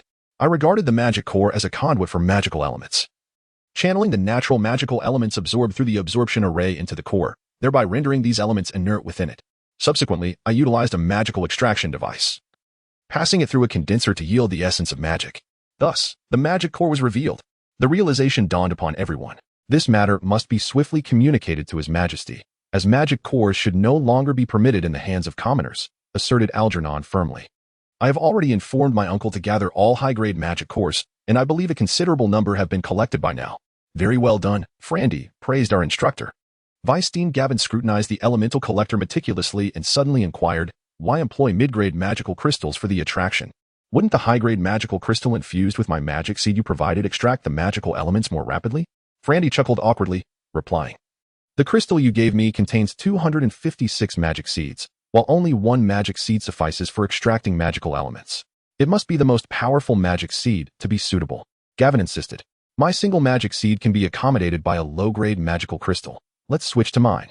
It would conserve a significant amount of mid-grade magical crystals. Gavin declared confidently, assuming Frandy chose the mid-grade crystals for aesthetic reasons. Frandy found himself at a loss for words, ultimately resorting to honesty. Your Excellency, your magic seed extracts at a rather slow rate. How could that be?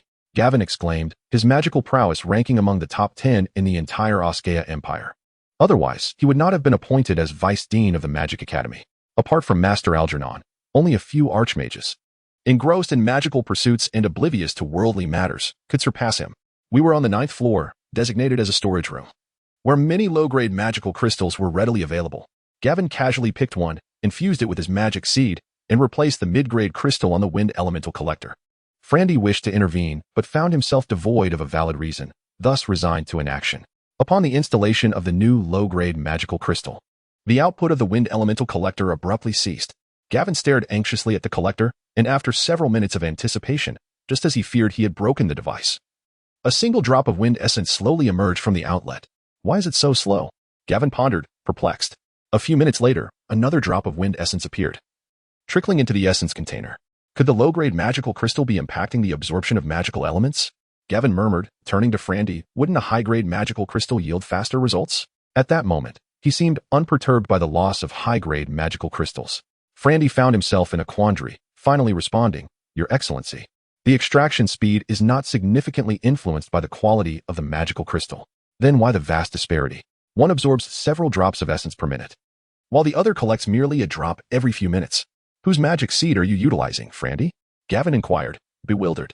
Since Weisstein Gavin had posed the question, Frandy felt compelled to respond candidly, It is my magic seed. Your magic seed? But you were unable to condense magic seeds. Gavin's confusion deepened. Master Algernon, perceiving Frandy's predicament, understood that he had previously agreed not to disclose Frandy's ability to manifest magic. Nevertheless, among those present were either his disciples or assistants, so revealing it posed no danger. Gavin, do not inquire further. That indeed is Frandy's magic seed. Only his can absorb magical elements at such a rapid pace. But why? Gavin pressed, clearly unsatisfied with the response. Because his magic seed is far more robust than yours. This statement astonished even the 4 archmage assistants. They were all aware that Frandy was merely an alchemist and had never witnessed him wielding magic. Had this revelation not come from their instructor, Gavin would have dismissed it entirely. However, since it was uttered by his mentor, he had no choice but to accept it, forcing a bitter smile. Instructor, I have been practicing magic and meditating for over a century. Is it possible that my magic seed is inferior to Frandy's? Alas, Frandy is somewhat exceptional. Even my magic seed pales in comparison. His inability to condense a magic seed was not due to a lack of magical talent, but rather because it required an overwhelming number of elements. Thankfully, he persevered with encouragement from Bimmy. Do you recall the incident in the northern forest of the academy that was set ablaze? That was the first time he manifested magic, a mere low-level fireball, but it wreaked havoc. Since then, he has become my disciple, though I have requested he refrain from displaying his magic publicly. The memory of that year, when a portion of the forest was destroyed, remains an unresolved mystery. It was finally addressed by Master Algernon, who handled the aftermath, and thus the matter was laid to rest. No further inquiries were made. The archmages present were unaware of the details, but were cognizant of the incident. A low-level fireball. Gavin mused, feeling vexed. As Weisstein, he had certainly visited the site afterward, always believing it to be an experiment by a powerful mage. He had no idea until today that it was merely Frandy's inaugural display of magic, and a small fireball at that, which caused such devastation. If a simple fireball could inflict such damage, one could only imagine the potency of Frandy's magic seed. Such innate talent is beyond mere imitation. Instructor, your unwavering support for Frandy in constructing that underground magical training facility is solely for him to hone his magical abilities? This matter had long been a thorn in Weisstein Gavin's side, as it represented half a year's worth of Gaia steel production for the Empire, something he lamented for quite some time. Indeed, his magic is not suited for the outside world. We must create a secure environment for him to practice. It all became clear. Although he had yet to witness Frandy wield magic firsthand, he finally comprehended the purpose of the training facility. Frandy, how many magical elements comprise your single magic seed now? Gavin inquired with lingering curiosity. Frandy replied earnestly, Earth, water, wind, and chaos. These 4 attributes combined form a single magic seed for the elemental collector. Each magic seed requires over 20,000 magical elements. Fire and order are still under cultivation, and now each magic seed requires nearly 60,000 magical elements for condensation. He refrained from disclosing his possession of a magic seed with spatial attributes. 60,000. Weisstein Gavin felt a wave of disappointment. His own magic seed required only a little over 3,000 magical elements. He had never heard of anyone whose magic seed demanded 60,000 magical elements for condensation. The sheer magnitude of power such a magic seed could wield was beyond his imagination. Very well, Gavin. Frandy is merely an exception. There is no need to dwell too much on his circumstances, and for the time being, let us keep his affairs confidential. Algernon addressed not only Deputy Director Gavin, but also the 4 esteemed archmages present. The assembly nodded in unison, struggling to comprehend Frandy's extraordinary magical aptitude. One of the archmages, Sacri, remarked, Frandy, since you possess a vortex of earth attribute magic, you should consider practicing earth magic. Many forms of earth magic are defensive in nature, enabling you to cast spells without causing destruction while ensuring your safety. As a master of earth magic himself, he was well versed in its intricacies. Frandy's eyes sparkled with realization. Perceiving this as an excellent approach, he bowed respectfully to Sacri and expressed his gratitude, saying, Thank you, Mr. Sacri, for your invaluable guidance. Chapter 55. The gift of rings. The source essence from the elemental collector dripped steadily, creating an inexplicable delight among the grand magicians present. Despite their ample supply of source essence, Gavin, please retrieve 3 high-level enchanted crystals from the Academy's storeroom and hand them over to Frandy for the infusion of the mental enhancement spell S magical seeds. Then construct 3 large meditation chambers. This must be done discreetly and cannot be made public. With the shackles of order source essence no longer a concern, the enhanced mental enhancement spell had found its purpose, marking a significant event for the Grand Magicians. Frandy, pass me the blueprints for the magic absorption array. I shall take custody of them. Understood, Master. I will fetch them immediately. Now, I must meet with His Majesty. The elemental collector holds great significance and requires a unified and secretive arrangement. After speaking, he exchanged a knowing glance with Frandy, chuckling, once again. His Majesty Harmon will have a headache deciding how to reward you, little one.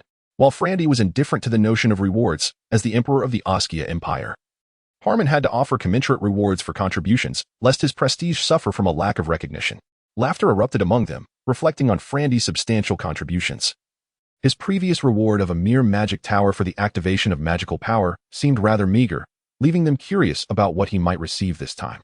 Professor Algernon allocated tasks and, clutching the blueprints Frandy had provided, proceeded directly to the palace, leaving Frandy behind to spare Harmon any discomfort. The 4 Grand Magicians assisted Vice-Dean Gavin in selecting the site for the new meditation chambers, a matter that directly involved them and thus required serious consideration. In the magic tower, aside from the servants, Frandy found himself alone. Both experiments involving the elemental collector and the enhanced mental enhancement spell had been successful. Yet he was momentarily at a loss for what to do. Remembering his promise to present a gift to Gran rekindled his enthusiasm. What should I give? Since Gran had gifted his sister Annie a necklace crafted from magic cores, Frandy decided to create a magical accessory for him as well. However, he realized he could not neglect his companions, so he resolved to make each a piece of jewelry. With determination, Frandy retrieved an 8th-level magic core from the 9th floor storeroom and returned to the laboratory. This 8th-level core, the finest among those gifted by his uncle, was ample for his needs. He could craft numerous items from it. The storeroom housed several such cores, so Frandy felt no regret in using one. The higher the level of the magic core, the more resilient it became. Gran's necklace, using a 6th-level core, had already consumed a year of labor from an ordinary master sculptor, while no sculptor would dare attempt to carve an 8th-level core due to its formidable hardness. However, for Frandy, this presented no challenge. In the laboratory of the magic tower, various tools were available for material processing, rendering the carving of an 8th-level core merely a minor inconvenience in the eyes of an alchemist. The multitude of jewelry styles from his past life far surpassed those of the Oskia continent, diminishing any difficulty in the task at hand.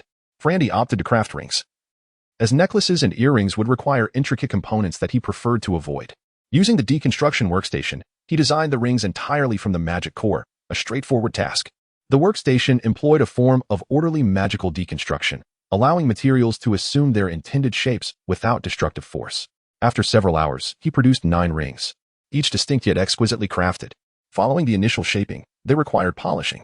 Previously, polishing a lens crafted from an enchanted crystal had taken Frandy considerable time and effort, but now, with the magical engine to assist, the process would be expedited. Returning to the 9th floor, Frandy retrieved a smaller magical engine he had created earlier and constructed a cylindrical barrel from ordinary steel, lining it with animal hide and filling it with numerous round shapes made of the same material. He tossed the 9 rings into the barrel, activated the switch, and watched as the barrel began to rotate, the friction between the hide and the shapes gradually polishing the rings to a sheen. Just as he completed these tasks, Vice-Dean Gavin arrived, bearing 3 high-level enchanted crystals. Upon entering the laboratory on the 7th floor, Gavin's gaze was drawn to the peculiar polishing machine. Each visit to Frandy's magic tower unveiled astonishing innovations: the magical ladder, the enhanced mental enhancement spell, the elemental collector, each a revelation. "What is this, Frandy?" Gavin inquired, pointing curiously at the polishing machine. "Esteemed Gavin, this is a polishing machine I have just constructed, intended for refining some small trinkets." Gavin observed closely, only to find it was merely a rotating barrel, losing interest swiftly. Perhaps the head of the alchemy department, Lowell, would have found it intriguing. But Gavin was more focused on the growth of magical prowess. "Frandy, these are 3 high-level enchanted crystals. I entrust them to you," he stated earnestly. The mental enhancement spell, a 2nd-level magic, required 128 magical seeds for infusion. Thus, 384 orderly magical seeds were necessary for the 3 high-level enchanted crystals. This represented half of Frandy's accumulated seeds over the years, yet he unhesitatingly infused them into the crystals, needing to provide no more than the seeds themselves. Gavin expressed his gratitude and hurried away with the crystals, as he had many subsequent arrangements to make. These crystals would significantly enhance the power of the Grand Magicians across the Oskia continent. The more powerful the Grand Magician, the greater the surplus of mental energy during meditation, thus amplifying the crystal's benefits. After bidding Gavin farewell, Frandy noted that twilight had settled. The servants were preparing dinner, and soon his companions would conclude their day's lessons and return to the magic tower. The polishing of the rings would still take some time, prompting Frandy to wander through the garden of his magic tower. Reminded of the advice from the Earth System Grand Magician, Sakri, he felt a surge of clarity. Initially, he had chosen fire magic for its unparalleled offensive capabilities, yet this very strength had restrained him from fully unleashing his magical potential over the years. Had he opted for defensive or supportive magic, his formidable magical seeds could have found their true utility. The Earth System excelled in defensive magic, with low-level spells such as the second-level Stone Shield and the third-level Earth Armor. Though considered low-level, the effectiveness of these spells varied dramatically depending on the practitioner. Given Frandy's powerful magical seeds, even the simplest Stone Shield would likely prove resistant against typical 5- or 6-level offensive spells. After dining with his companions, Frandy retreated to his meditation chamber. From this day forth, he resolved to shift the focus of his magical seed cultivation from fire to earth. The earth-type magical seeds were scarce in their condensation, and the magical vortex had yet to be honed. Remarkably, it now required less than 20,000 earth elements to solidify a single earth-type magical seed. With the assistance of an enhanced mental stimulation technique, Frandy astonishingly condensed as many as 6 seeds in one night. If this pace were to persist, he would be able to wield the earth-level magical shield technique within a month. This prospect filled Frandy with eager anticipation. He was curious to see the effects of his defensive magic. After a night of refinement, when Frandy returned to the laboratory at dawn, the 9 rings had been polished to a splendid, rounded perfection. True to their reputation as the most coveted adornments among the nobility, their radiant, multicolored gleam was dazzling. However, despite their elegant design, the rings appeared somewhat monotonous due to the absence of magical elements, rendering them transparent. An idea sparked in Frandy's mind. He would infuse them with magical elements before gifting them to his companions. With excitement, he took the rings to the 9th floor, where he replaced the original magical cores in the element collector. He began to channel magical elements into these rings. Lilia, Ted, and Annie, his companions from Puser Island, practiced water-type magic, while Sherry harnessed the winds and Gran commanded the earth. Since Ted, Gustav, and Katrina were not mages, he decided to present them with the transparent rings as they were. After all, there was an abundance of source material, and a brief delay in collection was of little concern. Chapter 56. The efficacy of the rings. The ring, crafted from an 8th-level magic core, was truly remarkable. By afternoon, each elemental attribute was finally saturated. To think that such a diminutive ring could harbor a magical essence equivalent to that of several dozen source quality vials. By the time the other 2 rings were infused with water elements, yet another day had passed. It was astonishing to behold the beauty of the rings imbued with magical elements. The wind element gleamed like gold, the earth element shimmered in a vibrant emerald, and the water element radiated a deep azure, as if they were flowing within the rings themselves. They emitted a soft glow that was utterly captivating, drawing the gaze and holding it captive. When Frandy presented these exquisite rings to his companions, even Vito was rendered speechless, staring at them in awe. The girls, in particular, could not help but admire the rings endlessly on their slender fingers. They are truly stunning, far more beautiful than Gran's necklace, Vito exclaimed. Gran's expression darkened momentarily, yet he could not deny the allure of the vivid green ring, pulsating with elemental energy on his finger. Frandy, how did you manage this? Gran inquired, curiosity piqued. That is a secret I cannot divulge just yet, but aren't they lovely? Frandy replied, unabashedly proud. Very well. I do cherish this gift, Gran conceded, realizing that choosing gifts for Annie in the future would be even more challenging. The ring gifted to Sherry, adorned with wind elements, appeared exceptionally elegant on her delicate finger, captivating the young girl to the point of obsession. Frandy, why is mine transparent? Ted complained. Well, since you, Gustav, and Katrina are not mages, I wasn't sure which elemental magic to infuse into your rings, so I left them empty, Frandy explained. Look at mine. It's transparent too. Oh, I see, Ted acknowledged. Lily, who was admiring her ring, curiously remarked, infusing magical elements. The magic within this core wasn't innate. You infused it yourself? Frandy, having let slip a crucial detail, had no choice but to admit, yes, it was indeed my doing. Lily's eyes widened in realization, and with a hint of mischief.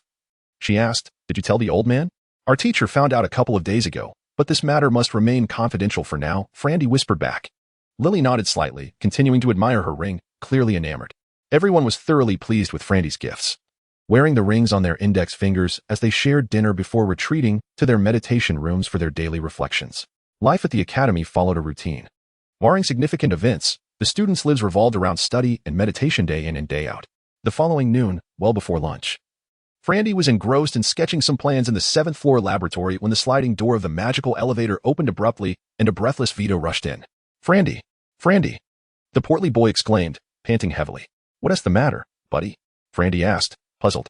Vito raised his left hand before Frandy's eyes, pointing urgently at the ring on his finger. This ring, the blue one.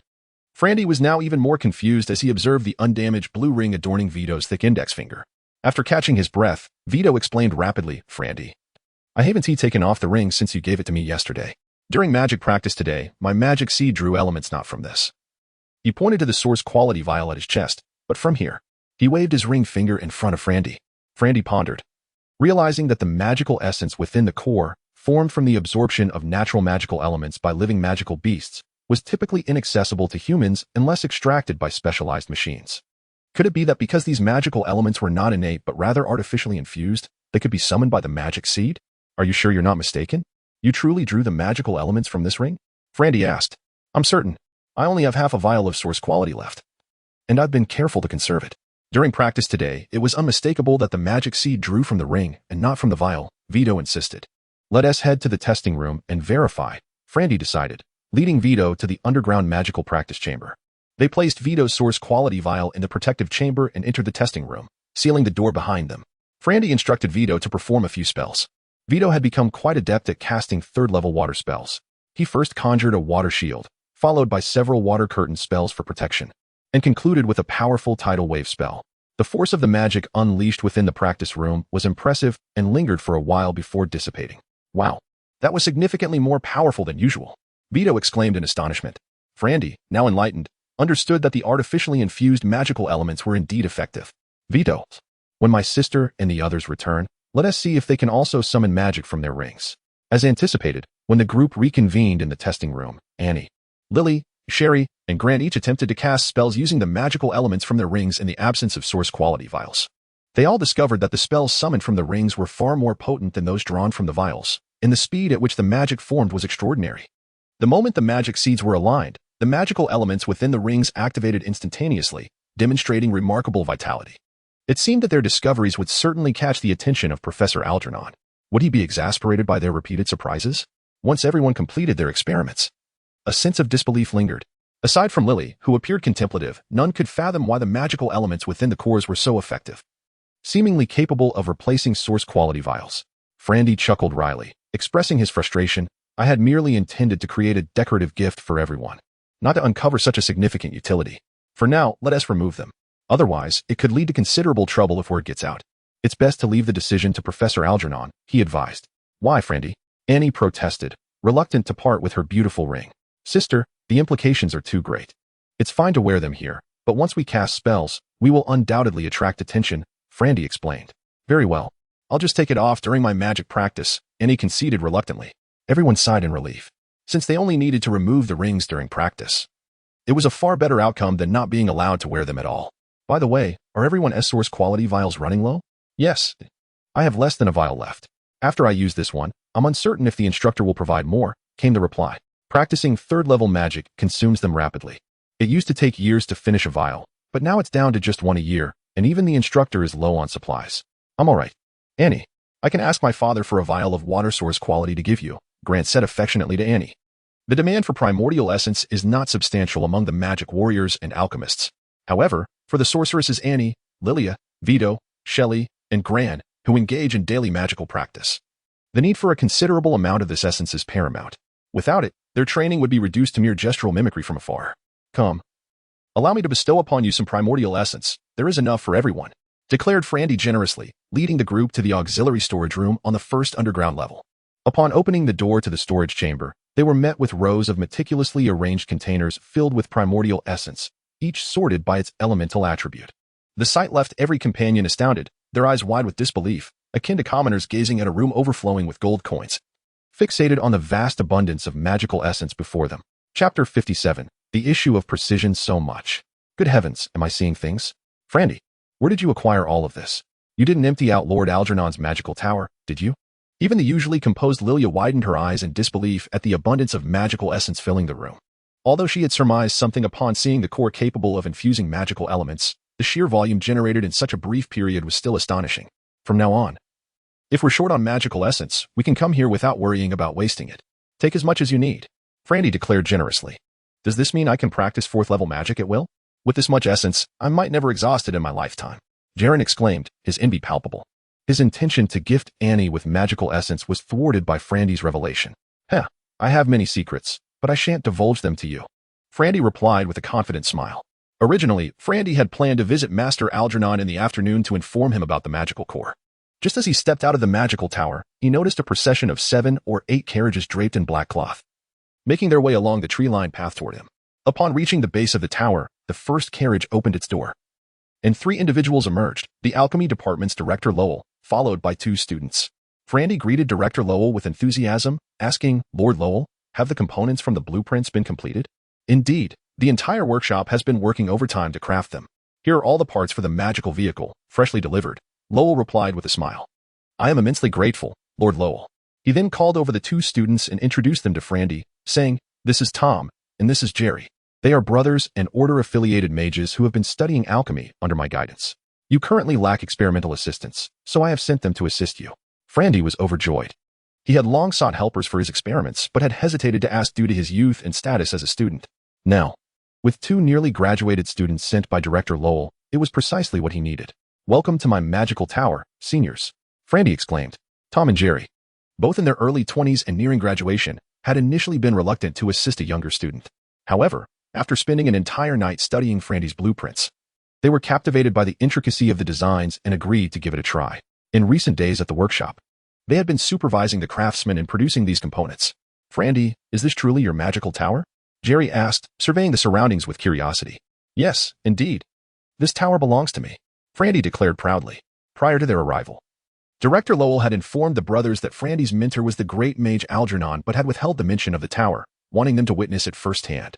Upon seeing the 18-year-old Frandy with a magical tower, their pride diminished significantly. I have examined your magical engine. It is a brilliant concept. We tested it at maximum power for an entire night, and the consumption of magical essence was negligible. It is truly efficient. Tom, the elder brother, known for his passion for alchemy, remarked, while Jerry was less inclined to express his thoughts. Thank you, Tom. However, the magical engine requires additional components to function optimally. And I will need your assistance with that in the future, Frandy replied courteously, gesturing toward a shed beside the plaza of the tower. Please unload these components over there. We shall begin assembly shortly. This shed had been constructed alongside the tower, and when it was built, the Earth Mages had not understood the necessity of such an empty structure. Frandy had insisted on its construction, and it was completed without much effort. The scattered components lay strewn about, with only a few large parts vaguely recognizable. In Frandy's previous life, a single automobile comprised over 10,000 individual components, a feat unattainable given the industrial capacity of the Oskia continent. Thus, he had simplified the blueprints whenever possible. Nevertheless, after inspecting the components, he frowned deeply. The shipment contained several hundred parts, yet many gears lacked the required precision and demanded further processing.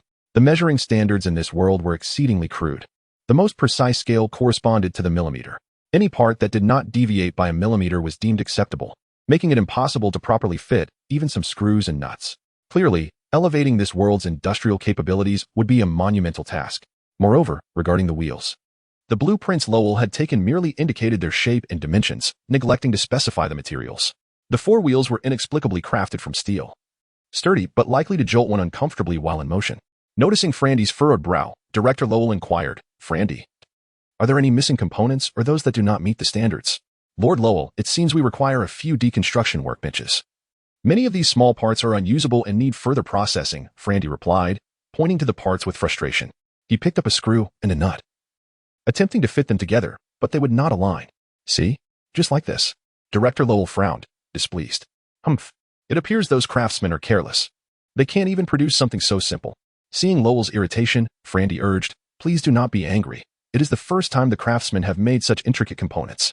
Some oversights are to be expected, and it would suffice if they improve moving forward. Lowell turned to the coachman from the workshop, coolly commanding, return to the workshop and summon the foreman. Let him see for himself. Hurry. The coachman shrank back, intimidated, and simply nodded before driving away. Also, bring 2 deconstruction workbenches. Frandy shouted after him. The workshop housed not only ordinary craftsmen but also several novice alchemists in training.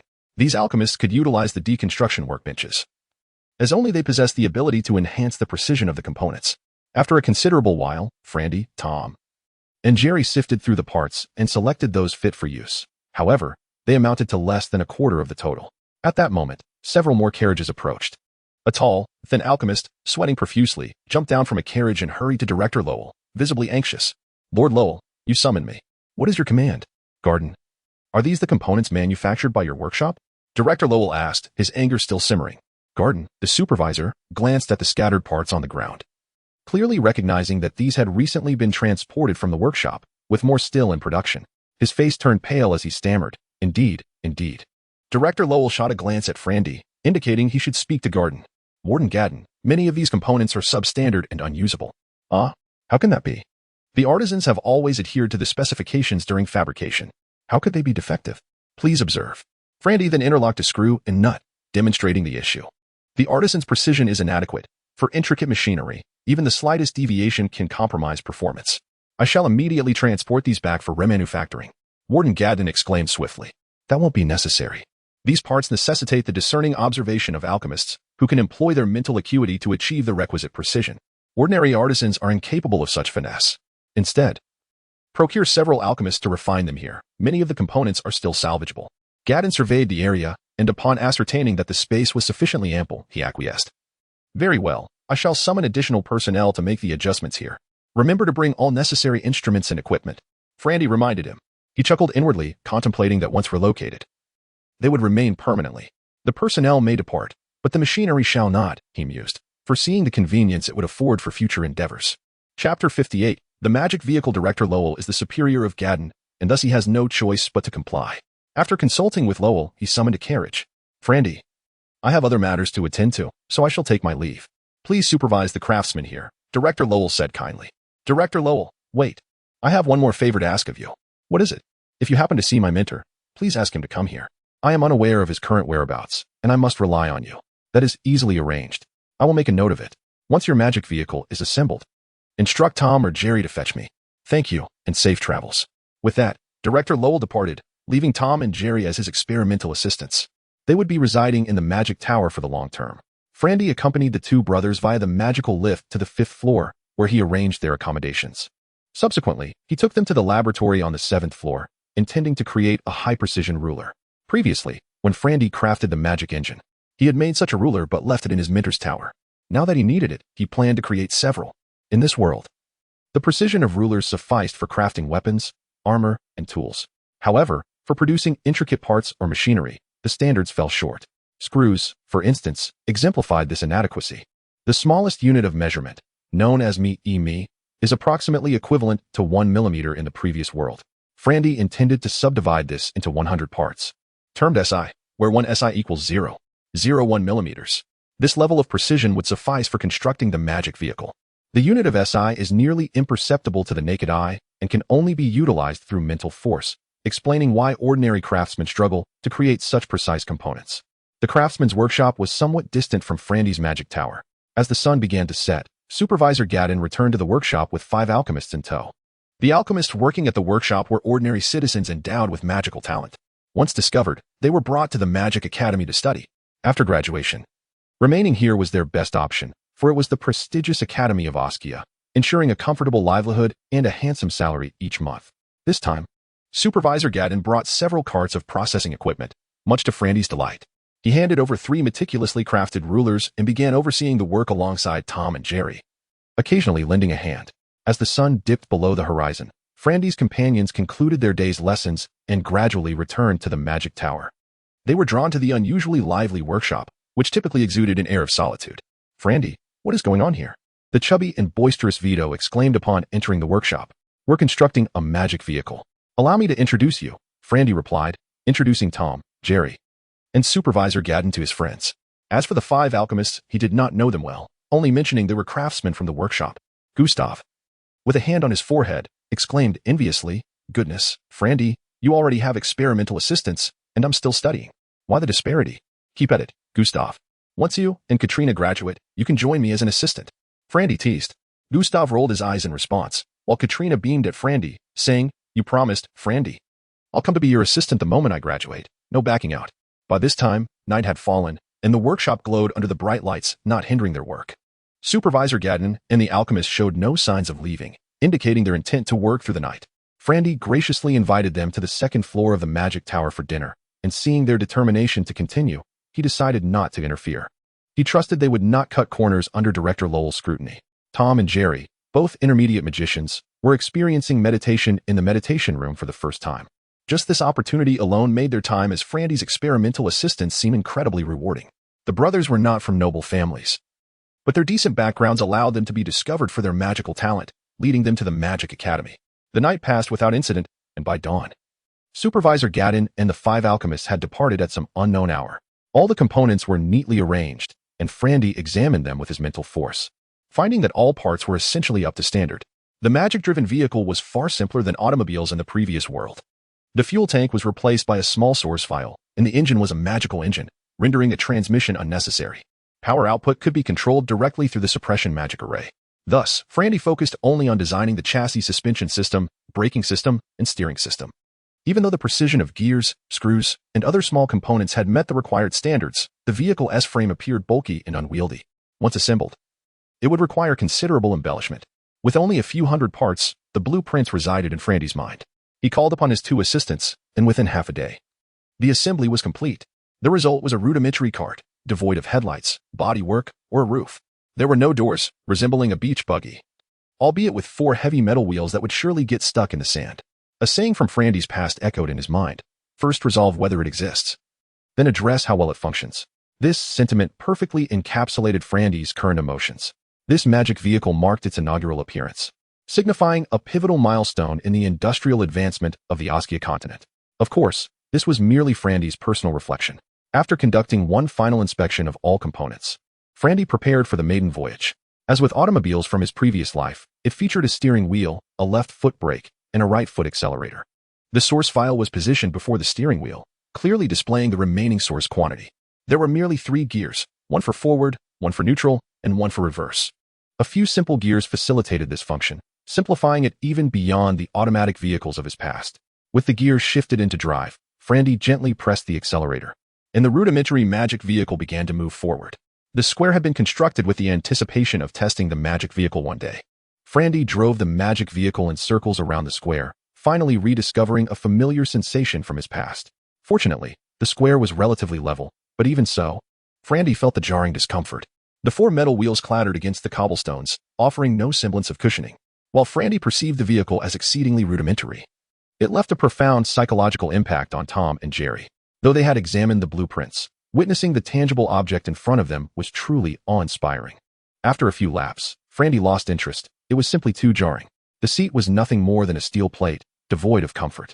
He parked the magic vehicle in front of the workshop, inviting his assistants to take a turn.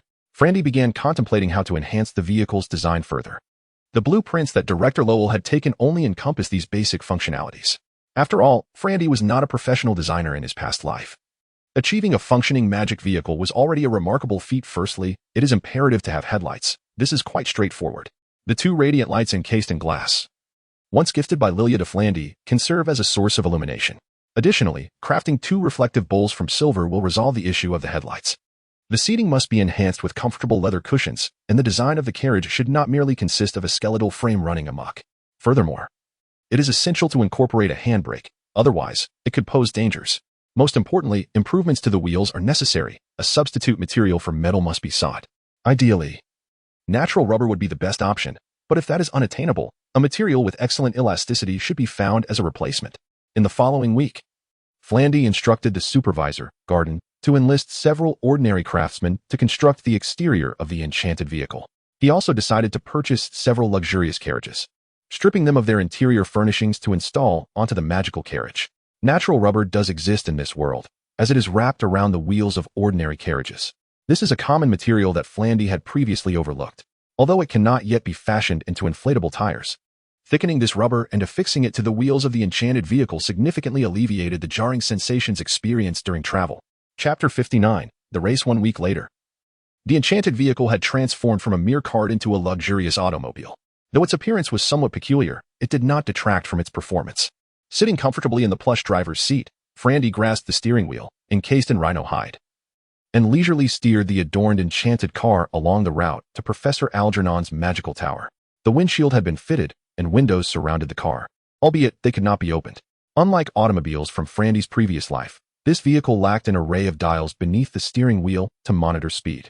Instead, 2 essence vials were inserted, revealing the quantity of essence contained within. As Frandy journeyed, fellow students and teachers paused to marvel at the sight, expressing their wonderment. It was their first encounter with a self-propelled vehicle, not drawn by livestock. However, their amazement was tempered by familiarity, as the Magical Academy frequently showcased bizarre inventions. Shortly after the enchanted vehicle's completion, a servant from Algernon's tower arrived at Frandy's tower to summon him, informing him that the professor had returned. Frandy decided to give the servant a ride along with his 2 experimental assistants, Tom and Jerry, in the enchanted automobile to Algernon's tower. After parking the vehicle beneath the tower, Frandy, accompanied by his assistants, ascended to the 11th floor laboratory via the magical lift. Tom and Jerry had long admired the Grand Sorcerer and were quite excited to meet Algernon for the first time. "Professor, I'm here," Frandy called out to Algernon, who was engaged in conversation with 4 esteemed sorcerer assistants. Frandy, did Lowell send you? Is there good news?" Algernon inquired kindly, looking at Frandy with a warm expression. "Indeed, I bear good tidings," Frandy replied with a smile, extending a ring crafted from a magical core infused with fire elements to Algernon. This ring was one of 9 that Frandy had made, reserved for himself.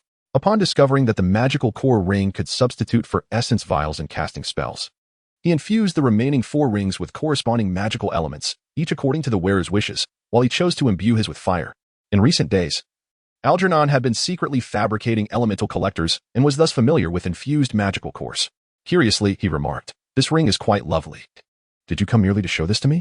"Professor, I crafted one of these rings for each of my companions."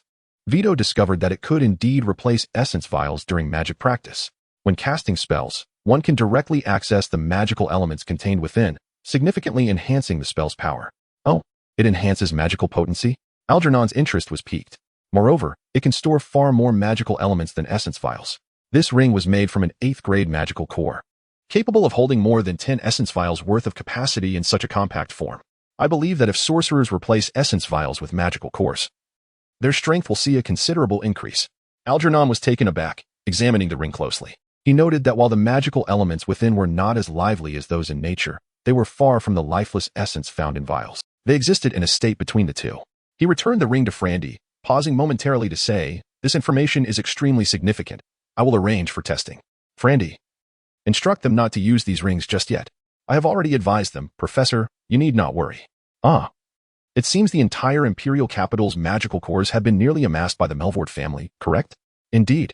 I have requested my uncle to procure magical cores diligently. However, I am uncertain of the quantity collected thus far. Do you think your grandfather would agree to offer all the magical cores to His Majesty without compensation?"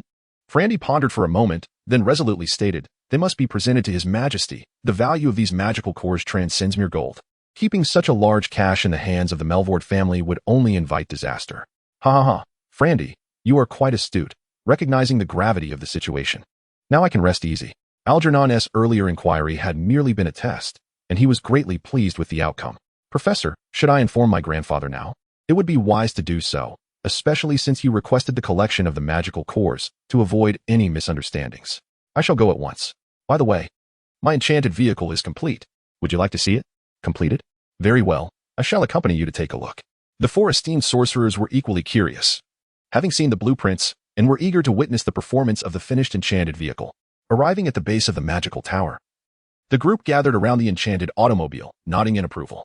Its exterior appeared impressive, yet they were uncertain about its driving capabilities. Frandy opened the door and invited the professor and the 4 grand sorcerers inside. The enchanted vehicle had 3 rows of seats, accommodating up to 8 passengers. But Tom and Jerry, feeling daunted, opted to wait outside. Algernon took the passenger seat, while Frandy navigated the vehicle in a circle around the magical tower. Thanks to the chassis suspension system and rubber tires, the ride was exceptionally smooth. However, merely circling around did not satisfy the grand sorcerers. They found it rather mundane. "Frandy, weren't you going to inform your grandfather? Why not drive straight there and put this magically powered vehicle to the test?" Algernon suggested. "Certainly, Professor. I shall accelerate." The roads within the Oskia Imperial University were still well maintained, as it was currently class time, and not many people were about. Frandy drove the enchanted automobile at a speed of approximately 60 kilometers per hour. Even at this velocity, it far surpassed any vehicle drawn by draft horses. Concerned about the presence of his esteemed passengers, Frandy maintained a steady pace. This speed rivals that of a galloping steed. Frandy, can you not go faster? Algernon exclaimed from the passenger seat. Professor, we are barely at 1/3 of the magical engine's limit. I fear that increasing the speed further may lead to a bumpy ride. Do not hesitate, let us give it a try. With Algernon's encouragement, Frandy felt reassured. He pressed down on the pedal controlling the suppression magic array, and the vehicle surged forward, accelerating until it reached nearly 100 kilometers per hour. Frandy hesitated to push further, as the vehicle began to feel slightly unsteady. While the Grand Sorcerers would likely remain unharmed in the event of an accident, the vehicle itself was at risk of damage. Nonetheless, Algernon was thoroughly satisfied with this speed. 100 kilometers per hour equated to over 27 meters per second. In this world, aside from riding certain flying magical beasts, no one had ever achieved such velocity on land. Typically, the journey from the Magical Academy to the gates of Oskia would take over an hour by horse-drawn carriage. However, Frandy piloted the enchanted car through the gates and into the imperial capital in under 20 minutes. As they entered the city, the road conditions deteriorated, prompting Frandy to reduce his speed to a pace slightly faster than that of ordinary carriages, steering southwest towards the heart of the capital. This exhilarating drive elicited great pleasure among the passengers, yet it stirred quite a commotion at Oskia University. Countless individuals witnessed the swiftly gliding magical automobile, yet remained oblivious to its nature, engaging in fervent inquiries amongst one another, giving rise to a myriad of rumors. However, the ever-composed Frandy paid little heed to such chatter, for he knew there were those who would quell the unrest. He piloted the enchanted vehicle to the midsection of Haynes Street, arriving at the estate of the esteemed Viscount Melward. The doorman, having never encountered such a mode of conveyance, was rendered hesitant by the opulence of the carriage and promptly sought to inform the steward within. Master, shall we proceed inside? Frandy inquired. Due to Algernon's elevated status, the modest Viscountess' residence was required to observe an array of formalities to receive such a distinguished guest. It is rather troublesome, Algernon mused before turning to Frandy. You may go alone. We shall not enter, but do return swiftly. Upon your return, we will venture to the palace to meet His Majesty. Very well, Master, Frandy replied, as he elegantly exited the vehicle. At that moment, the steward, Mr. Cunt, having received the doorman's message, had already arrived at the entrance. Upon seeing Frandy emerge from the peculiar carriage, he felt a wave of relief wash over him. He bowed respectfully and addressed Frandy, young Master Frandy. What a pleasure to see you. It has been quite some time since you visited the Master, who has missed you dearly. Frandy instructed, Mr. Cunt. I must see my grandfather. The esteemed individuals in the vehicle should not be disturbed. The steward replied, The Master is resting in the backyard. You may proceed directly. I shall remain here and ensure no one intrudes. Chapter 60. The offering of the magic core. Willard Melvard, the grandfather of Frandy, has reached the age of 70 this year and his health is deteriorating. With just a few days left until his birthday, it was initially thought that Frandy would only arrive for the birthday banquet. To everyone's surprise, he saw his grandson today.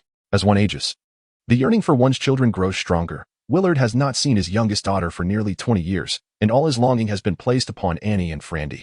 The arrival of Frandy brought him immense joy. Although he felt somewhat fatigued and intended to rest in the backyard, upon hearing from a servant that Frandy had arrived, he immediately summoned his personal attendant for support and made his way to the study of the Viscount's residence. Grandfather. Frandy entered the study to find his grandfather seated in his usual chair, albeit with a thick cushion added. He appeared significantly older than the last time they met. Upon hearing his grandson call out to him, Willard's face brightened, and his cloudy old eyes carefully scrutinized the tall figure before him, revealing a hint of affectionate warmth. Frandy, you've come. It's been quite some time since you last visited your grandfather, he said in a hoarse, aged voice, speaking slowly. Observing his grandfather's frail condition, Frandy felt a pang of discomfort in his heart, realizing he ought to visit him more often.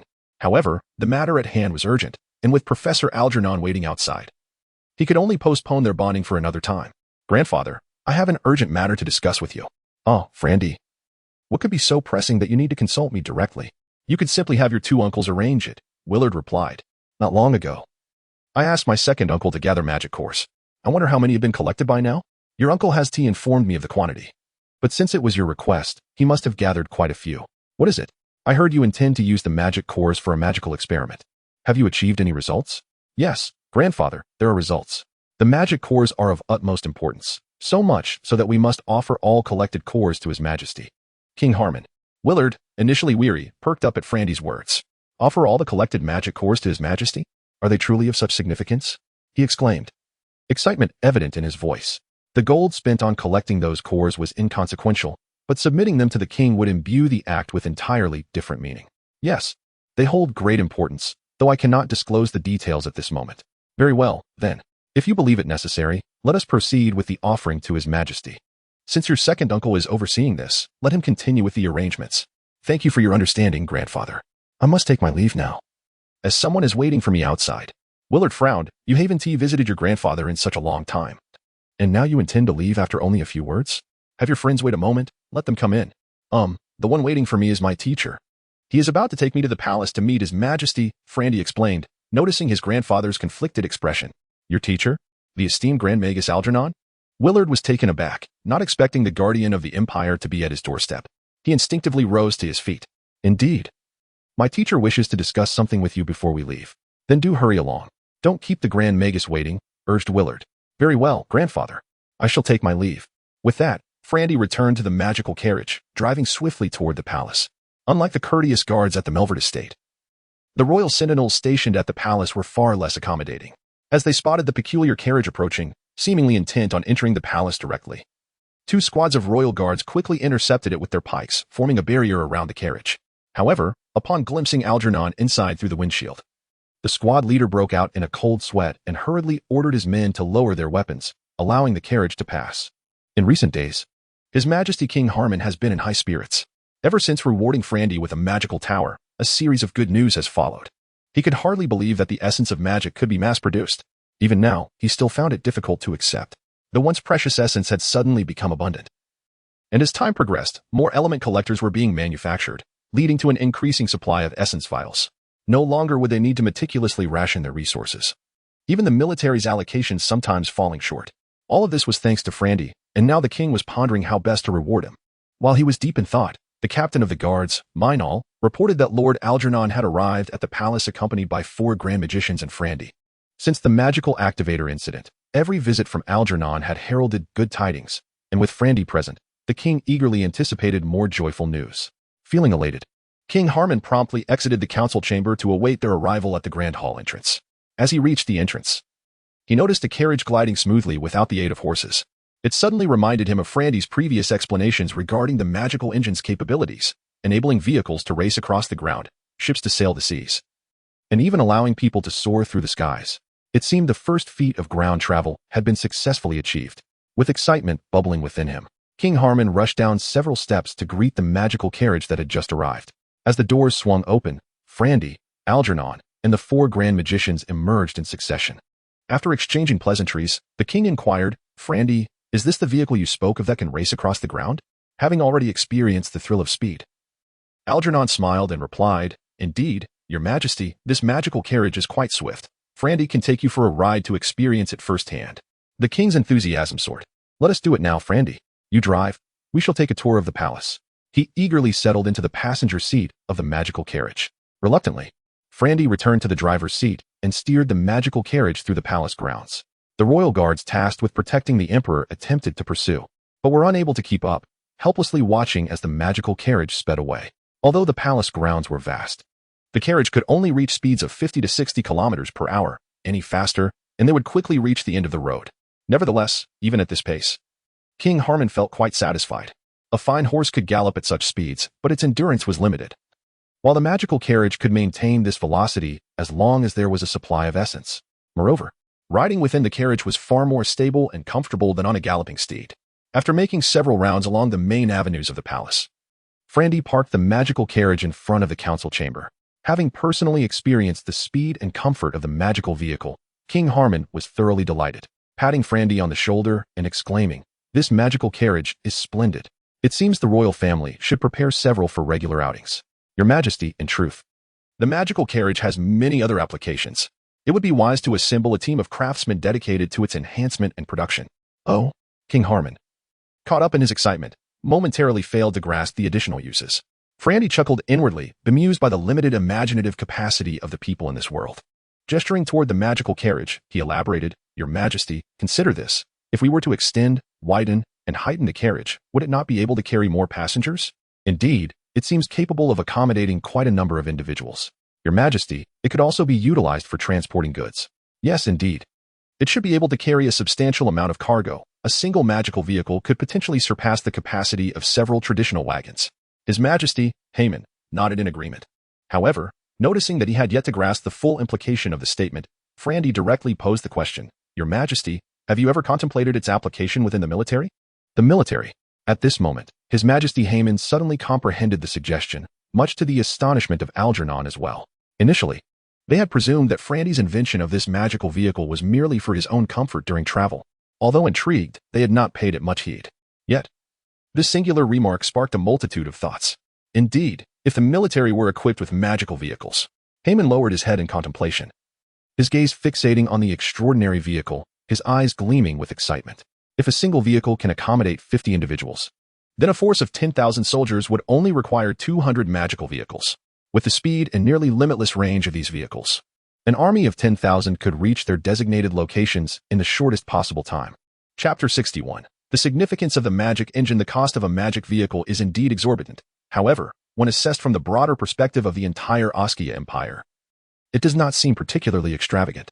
Its potential to significantly support warfare is undeniable. Frandy, you. King Haman found himself momentarily speechless. And even Algernon, along with the four great magicians, regarded him with puzzled expressions. Did you initially design the magic vehicle for the military? Your Majesty. Transportation is merely one of the many uses of the magic vehicle, Frandy replied. Ah, are there other applications? At this, not only King Haman but all present were taken aback. Frandy glanced around and suggested, Your Majesty, esteemed mentors, let us discuss this further inside the council chamber. I shall illustrate a diagram which will elucidate my concepts. The assembly, brimming with curiosity about Frandy's innovative ideas, followed him into the chamber. Upon acquiring a sheet of paper, Frandy swiftly sketched for a few minutes with a quill, then turned it towards the audience, stating earnestly, Ladies and gentlemen, the Empire possesses vast tracts of wasteland.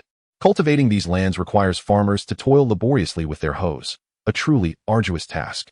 However, if we enlarge the wheels of the magic vehicle, enabling it to traverse various terrains and tow a plow behind, the process of land reclamation would become remarkably swift and effortless. This plow, comprising 10 individual plows spaced a meter apart, could efficiently turn over 10 furrows at once. Gasps of astonishment echoed through the room as Frandy's explanation resonated. King Haman, his voice quivering, instructed his aide, Ed, summon the Crown Prince, the Chancellor, the Minister of Industry, and the Minister of Agriculture to the palace for a council. Is the Askia Empire in need of grain? He pondered. Indeed, there is an urgent scarcity. Humanity's origins lie in the eastern continent, in what is now the Kingdom of Kunmo. For over a millennium, the inhabitants of this land have farmed it, making it humanity's greatest granary. Yet, following 2 dark wars and the rise of the Vidin Empire, a fierce competition has ensued between it and the Askia Empire for control over this granary. In Kunmo, skirmishes erupt almost daily, leaving the land ravaged. Vast swathes of farmland have been abandoned, and the population has plummeted. Were it not for the Crown Prince's steadfast governance in Kunmo, the kingdom might have already fallen to the Vidin Empire. Moreover, within the borders of the Askia Empire lies the Kingdom of Yu, colloquially known as the Kingdom of Rocky Hills. It produces little grain aside from some mineral resources, relying entirely on supplies from the Central Empire. The Vidin Empire, originally the Kingdom of Terra, is located in the southern part of the continent, characterized by vast, flat grasslands rich in cattle, sheep, and horses. This is the foundation of Vidin's strength.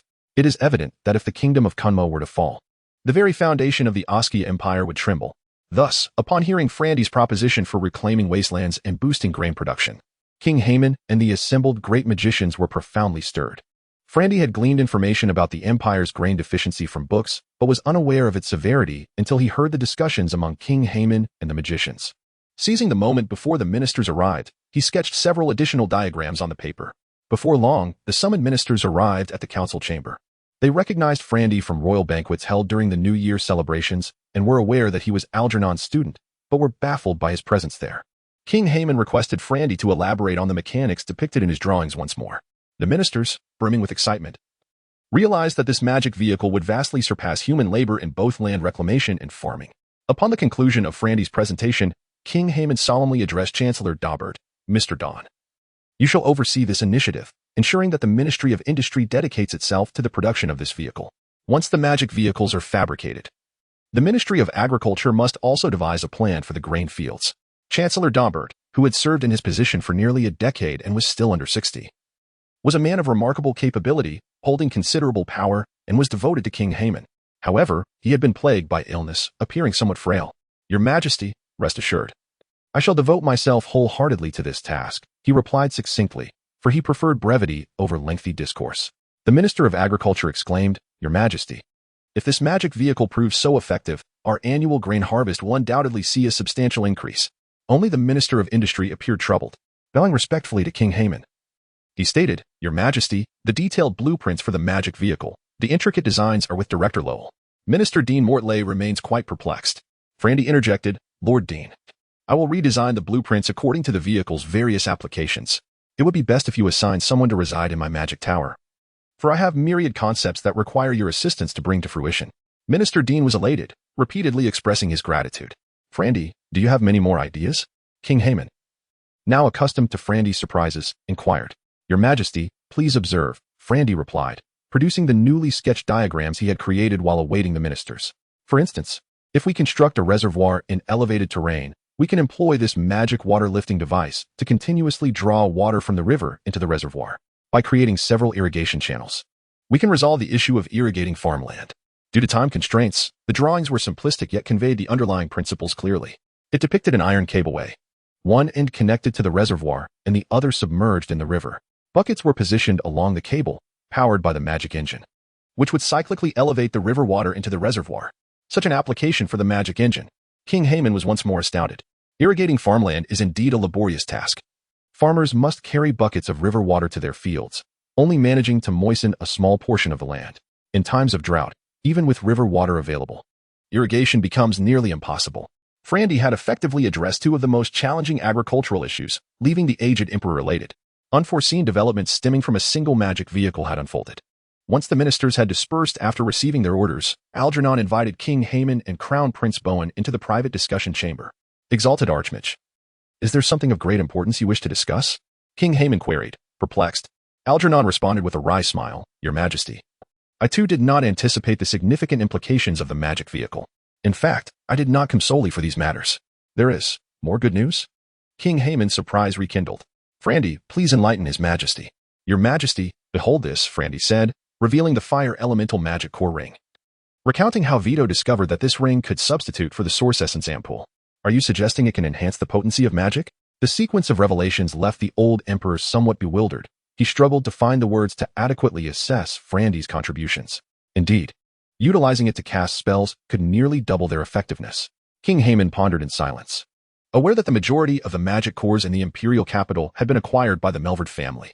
Your Majesty, prior to my arrival, I conferred with my grandfather, and the Melvard family is willing to present all the magic cores they have procured to Your Majesty, Frandy solemnly declared.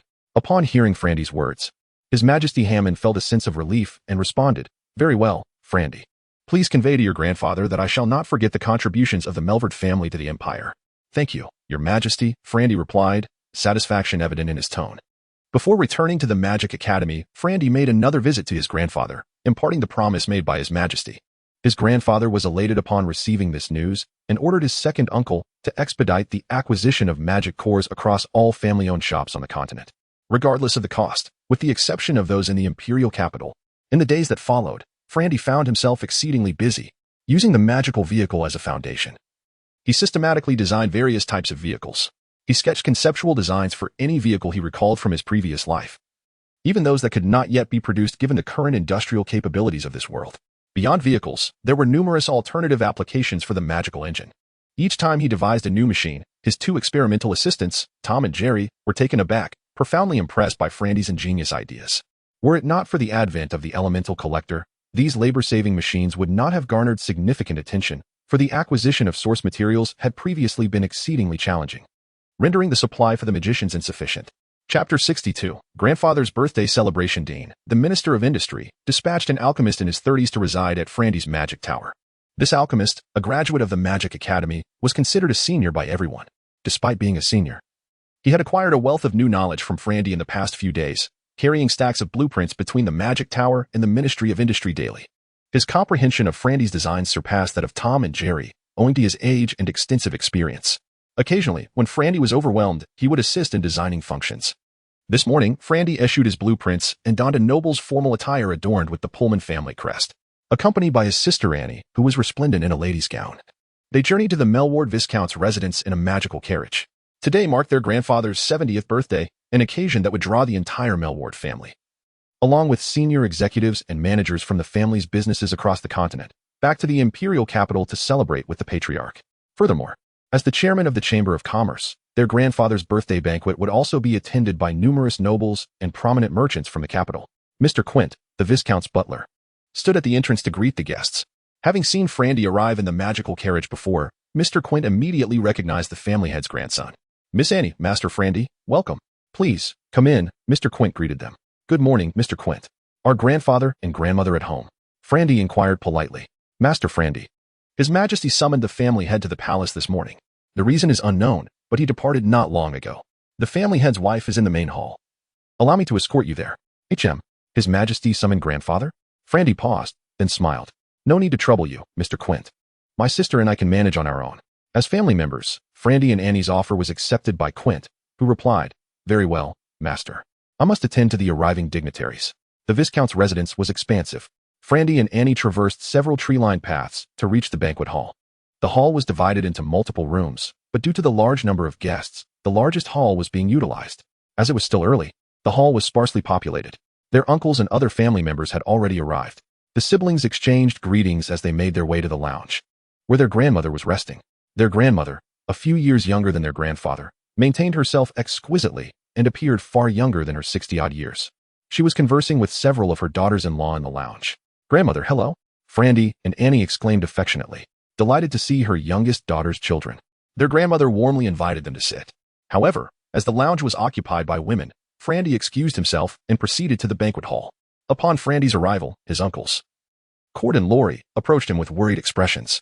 Their father's summons to the palace had caused them considerable anxiety. Frandy, his second uncle called out. Uncle Cord, Uncle Lori. Good morning, Frandy greeted, bowing respectfully. Uncle Cord patted Frandy on the shoulder and said warmly, Frandy, I was away when you last visited. It has been too long.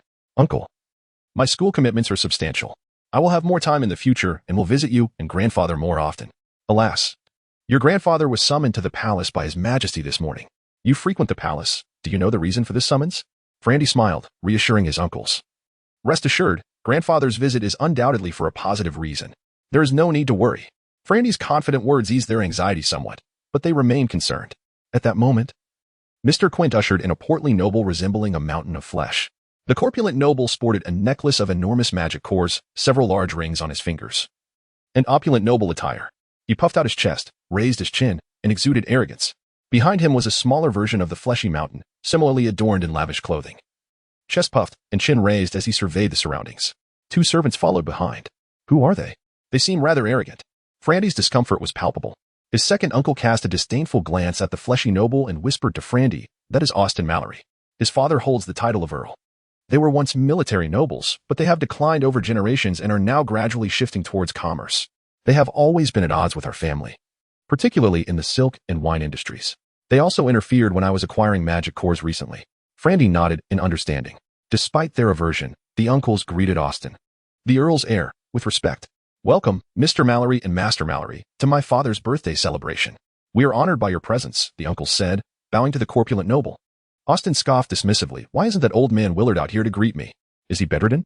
These words ignited Frandy's anger. However, recognizing the inappropriateness of a confrontation, he silently vowed to remember this affront. Uncle Cord, suppressing his fury, managed to explain, Father was summoned by His Majesty this morning and has not yet returned. Apologies for the discourtesy. The fleshy noble grunted again, ignoring the uncles as he proceeded to the center of the hall and seated himself in the chair reserved for the family head. The surrounding family members glared at him with resentment, but the corpulent noble remained unfazed, nonchalantly consuming the fruit placed beside the seat, unable to bear the scene any longer.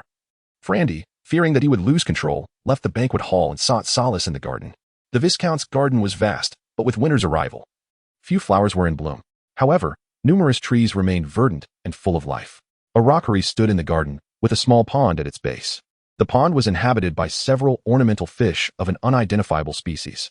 Several children were amusing themselves by teasing the fish with twigs. Upon seeing Frandy, one of the older children, a boy of 13 or 14, exclaimed joyfully, Cousin Frandy. Frandy recognized his younger cousin, the fourth son of his second uncle, Sean Melward. This young cousin had always idolized Frandy. Several years ago, he was sent to the Magic Academy for studies, where he demonstrated promising magical talent and became a magic apprentice. Inspired by Frandy, he was also studying alchemy. Frandy was delighted to see his young cousin, who had always followed him around like a shadow and was very close to him whenever he visited the Viscount's residence. "Sean, what are you all playing?" Frandy asked curiously. Approaching the pond, a young girl of 8 or 9 replied timidly, "Brother Sean says these fish can fly, but we don't believe him." Frandy had visited this place before and knew that these were a species called flying fish, a relatively rare species. Their long pectoral fins extended to their tails, resembling bird wings. The pectoral fins were a cerulean hue in their entirety, yet the caudal fin was graced with a gilded edge, rendering it exceptionally beautiful. In lacustrine or fluvial environments, these fish, with their rapid locomotion, could breach the water's surface and, propelled by momentum, genuinely sustain a short aerial glide. However, confined to this diminutive pool, such feats of flight were unattainable. A playful spirit surged within Frandy as he turned to the little girl with a genial smile, stating, Sean was not prevaricating. These fish truly possessed the ability to fly. Indeed, she replied, "Brother, can you induce it to fly?" Frandy stooped, and with opportune precision, deftly seized a siang fish meandering nearby with a single hand. "Observe intently, for it is about to take flight," he exclaimed, and with a gentle toss, propelled the siang fish into the air, whereupon it unfurled its azure wings and glided gracefully back into the pool. Chapter 63, A Beating Wow, It Truly Flies. The children exclaimed with glee. Sean, brimming with pride, declared, "See, I didn't deceive you. Brother, could you make it fly again?" The children cheered, their faces radiant. "Humph, it's merely a shovelfish. We have those at home," a discordant voice interjected. Frandy, poised to seize another fish, turned to find the diminutive mountain of flesh who had accompanied the corpulent nobleman earlier. Sean, seemingly intimidated by the small mountain of flesh, demurred, "Jirgil, what brings you here?" Jirgil, with a sardonic tone, retorted, "Sean, am I not welcome? Do you desire a thrashing? Welcome." Sean recoiled slightly. "Humph, didn't you claim your cousin was a mage? Summon her forth. I wish for her to imbue this mana crystal with a few magic seeds. And I'd also like to ascertain if she possesses any beauty." Frandy cast a sidelong glance at the small mountain of flesh and inquired, "Sean, who is this individual?" Sean, with a pleading look, whispered, "His name is Jirgil Mallory. His father is the Earl's heir.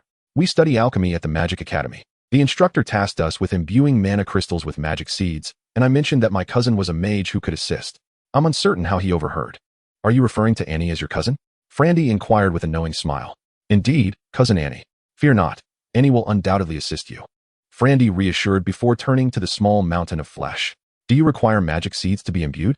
Have you brought your mana crystal?" The small mountain of flesh, visibly displeased, retorted, "I sought his cousin." "Who are you?" "I am his elder cousin, and also a mage. Come, I shall assist you in imbuing the magic seeds." "You?" The small mountain of flesh produced a low-grade mana crystal from his pocket, tossing it up and down in his hand. "I desire a beauty to assist me, not some repulsive behemoth like yourself." Frandy chuckled, and, catching the small mountain of flesh off guard, deftly snatched the low-grade mana crystal. Caressing it in his palm, he declared, "Observe, I shall assist you in imbuing." With his hand outstretched, the low-grade mana crystal rested in his palm, and a prodigious seed of order magic was implanted within. The low-grade mana crystal was incapable of containing Frandy's robust magic seed. A sharp crack echoed as the crystal in his palm fractured into two halves. The small mountain of flesh, having been deprived of his mana crystal, was caught unawares. As he reached to retrieve it, he discovered it had already been shattered. "Wah! You shall compensate me for my crystal." The small mountain of flesh's countenance contorted in fury. He lunged at Frandy, fists flailing. Frandy sidestepped, causing the small mountain of flesh to plunge headlong into the pond. Fortunately, the water was shallow, barely reaching his waist. He floundered before managing to stand. A leaf perched atop his head, his mouth filled with mud, a pathetic sight. Young master! Young master!" The two servants who had accompanied the small mountain of flesh were aghast and plunged into the pond to haul him out. Visibly shaken, the small mountain of flesh sat listlessly on the ground, mute. One servant began wiping the water from him, while the other raced towards the hall to inform the corpulent nobleman. Frandy, arms crossed, watched the two servants with a sardonic smile. He then realized that his magic seed, despite the destruction of the mana crystal, remained connected. Typically, magic seeds implanted within mana crystals would quickly sever their connection with their master. However, due to the brevity of the interval, Frandy's magic seed, implanted just as the crystal shattered, remained linked. Determined to salvage what he could, Frandy elected to retrieve the magic seed. Originally, he had implanted a singular magic seed, but with the crystal's rupture, it had bifurcated into two. These two seeds, when combined, formed the original one. Although now two, they somehow felt as one. This peculiar sensation was unprecedented for Frandy. "Who dares bully my son?" A mountain of flesh lumbered towards the pond like a clumsy swine. Frandy, disregarding the magic seeds, contemplated sending this mountain of flesh into the pond as well. However, this mountain of flesh proved more astute and halted. Sean and the children cowered in fear. Frandy, puffing out his chest, retorted, "It was I. What is it to you?"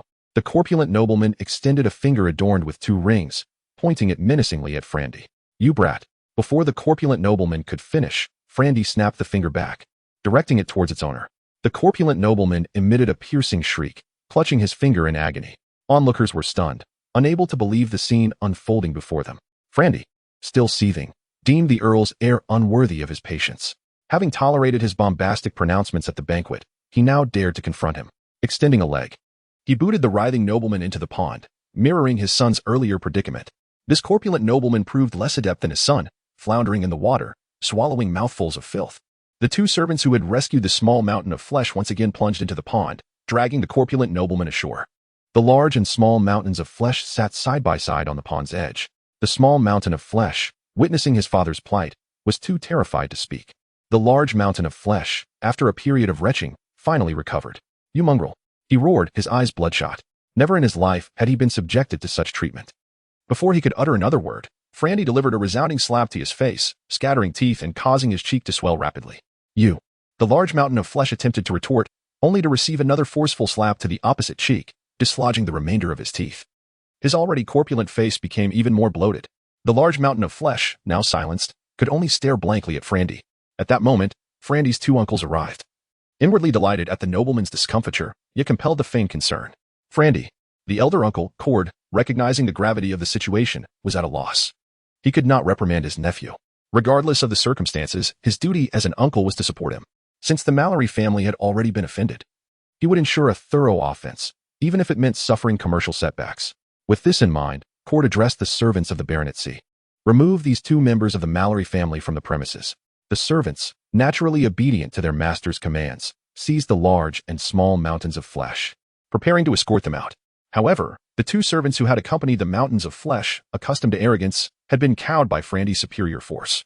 Now, witnessing the arrival of Cord, whom their master often bullied, they protested, "Cord, how dare you, a petty baronetcy, mistreat the Earl's heir?" Prepare to face the wrath of the Mallory family. Enraged by the servants' insolence, Frandy's second uncle, Lowry, exclaimed.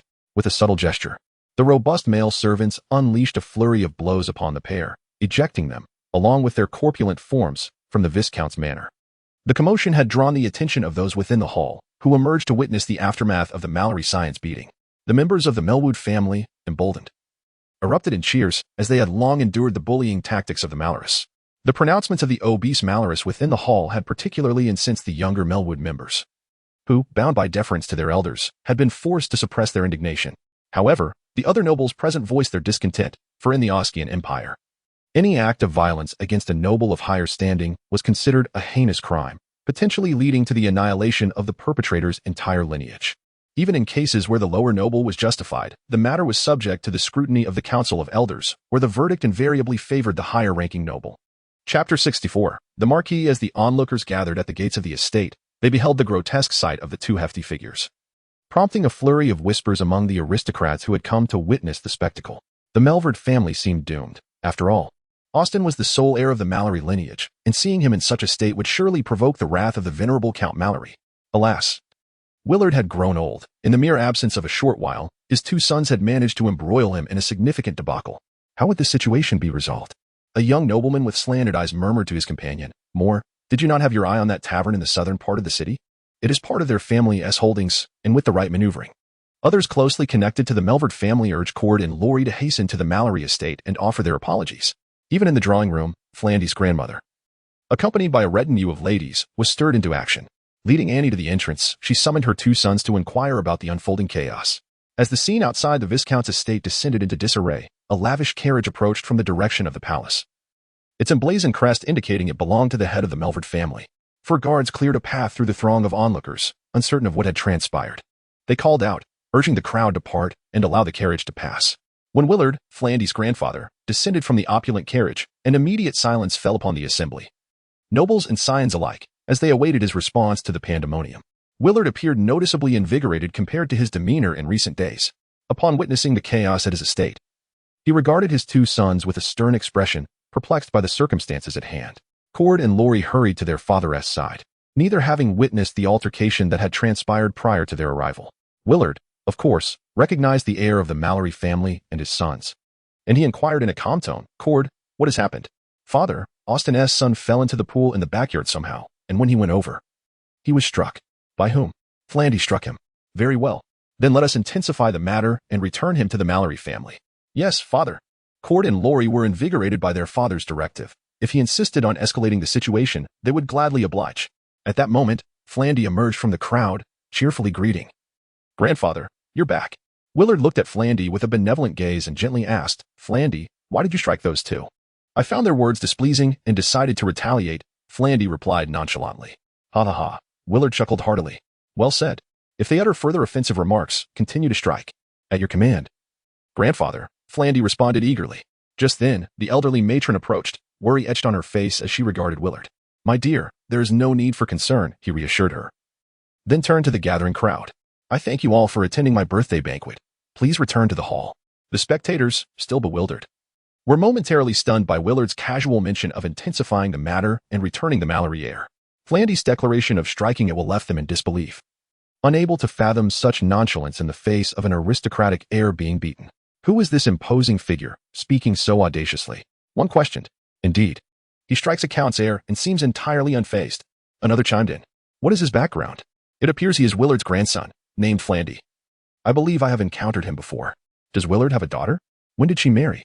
Rumor has it she wed one from Puzzle Island, a place I know little about. As the conversation continued, a middle-aged earl suddenly seemed to recall something and hastily covered the mouth of the nobleman beside him. Puzzle Island, Flandy. Did you not connect the dots? He whispered. Flandy, that name rings a bell. Is he not Willard's grandson? What of it? As the realization dawned, the nobleman widened his eyes, suddenly silenced. Disregarding the murmurs from behind, Willard was assisted into the banquet hall. Some spectators departed, while others trailed behind him. Seated at the head of the table, Willard observed the guests returning to the hall. Apart from his family members, only half of the merchants and nobles who typically frequented his gatherings reappeared, while those who might have lost faith in the Melvert family or feared repercussions had already dispersed. In a low voice, Willard addressed Cord and Lori. Remember those who have returned. They are the true friends of the Melvert family. Rising from his seat, he proclaimed loudly. Ladies and gentlemen, we experienced a minor incident earlier. I extend my heartfelt welcome to all of you for my birthday celebration. Willard performed a courteous gesture and continued. This morning, I was summoned to the palace by His Majesty the Emperor, due to a small deed I accomplished. I have been officially bestowed with the hereditary title of Marquis. At this revelation, the family members, including Cord and Lori, along with the guests, were left aghast, unable to comprehend how such a modest accomplishment could elevate a viscount directly to a marquis. No one dared to inquire further. They merely stared at Willard in astonishment. Even Flandy's grandmother gazed at him in disbelief, struggling to accept the reality of the announcement. Only Flandy understood the significance. His Majesty had indeed shown him unparalleled favor, transferring the accolades to the Melvert family. After a considerable pause, the guests gradually regained their composure and congratulated Willard, though no one dared to delve into the details. The hall buzzed with renewed liveliness as the feast resumed. Willard summoned Flandy to his study, acknowledging that his grandson's insight had led him to selflessly present the amassed magical cores to the Emperor, a deed that had evidently borne remarkable fruit. Little did he anticipate that he would ascend from Viscount to Marquis. When His Majesty had announced the title, Willard had stood in stunned silence, much like the guests present, taking some time to fully grasp the magnitude of the moment. In the Oskia Empire, only during the founding era had Emperor Oskia conferred princely titles upon his 4 sons, establishing 4 kingdoms. Yet, following the fall of the Terra and Yaden kingdoms, only the kings of Kunmo and Yu retained their princely titles. The original 12 dukes had withstood centuries of turmoil, and now, aside from the enduring lineage of Puzzle Island, only 4 noble houses remained robust. The division of princely and ducal titles had occurred solely at the time of the empire's establishment. For centuries thereafter, the highest bestowed title had been that of Marquis. Thus, Willard, brimming with questions, had accepted the title in a bewildered haze. It was only upon returning to the Viscount's estate, now aptly referred to as the Marquisate, that he called for Flandy to clarify the circumstances. Flandy smiled gently, offering reassurance. Grandfather, since His Majesty Haman has conferred upon you the title of Marquis, there must be sound reasoning behind it. You should accept it with peace of mind. However, old Wilder found himself at a loss for words, opening his mouth repeatedly without knowing what to say. Grandfather, the value of these magic cores is far more significant than you can imagine. They are pivotal for some research outcomes I have developed that require extensive use of magic cores. Frandy, sensing his grandfather's unease, chose to reveal a fraction of the truth. Although unaware of the specifics, old Wilder understood that the achievements of his grandson were now being attributed to their family. With a heartfelt smile, he patted Frandy on the shoulder, marveling that the aspirations of countless ancestors of the Melvard family had been realized by this young lad. I am immensely proud of you. Aside from acquiring a modest title of Viscount during the latter stages of the Second Dark Ward due to favorable circumstances, generations of the Melvard family had tirelessly worked to solidify their standing. Yet, even so, they often faced predatory actions from powerful nobles seeking to exploit their family.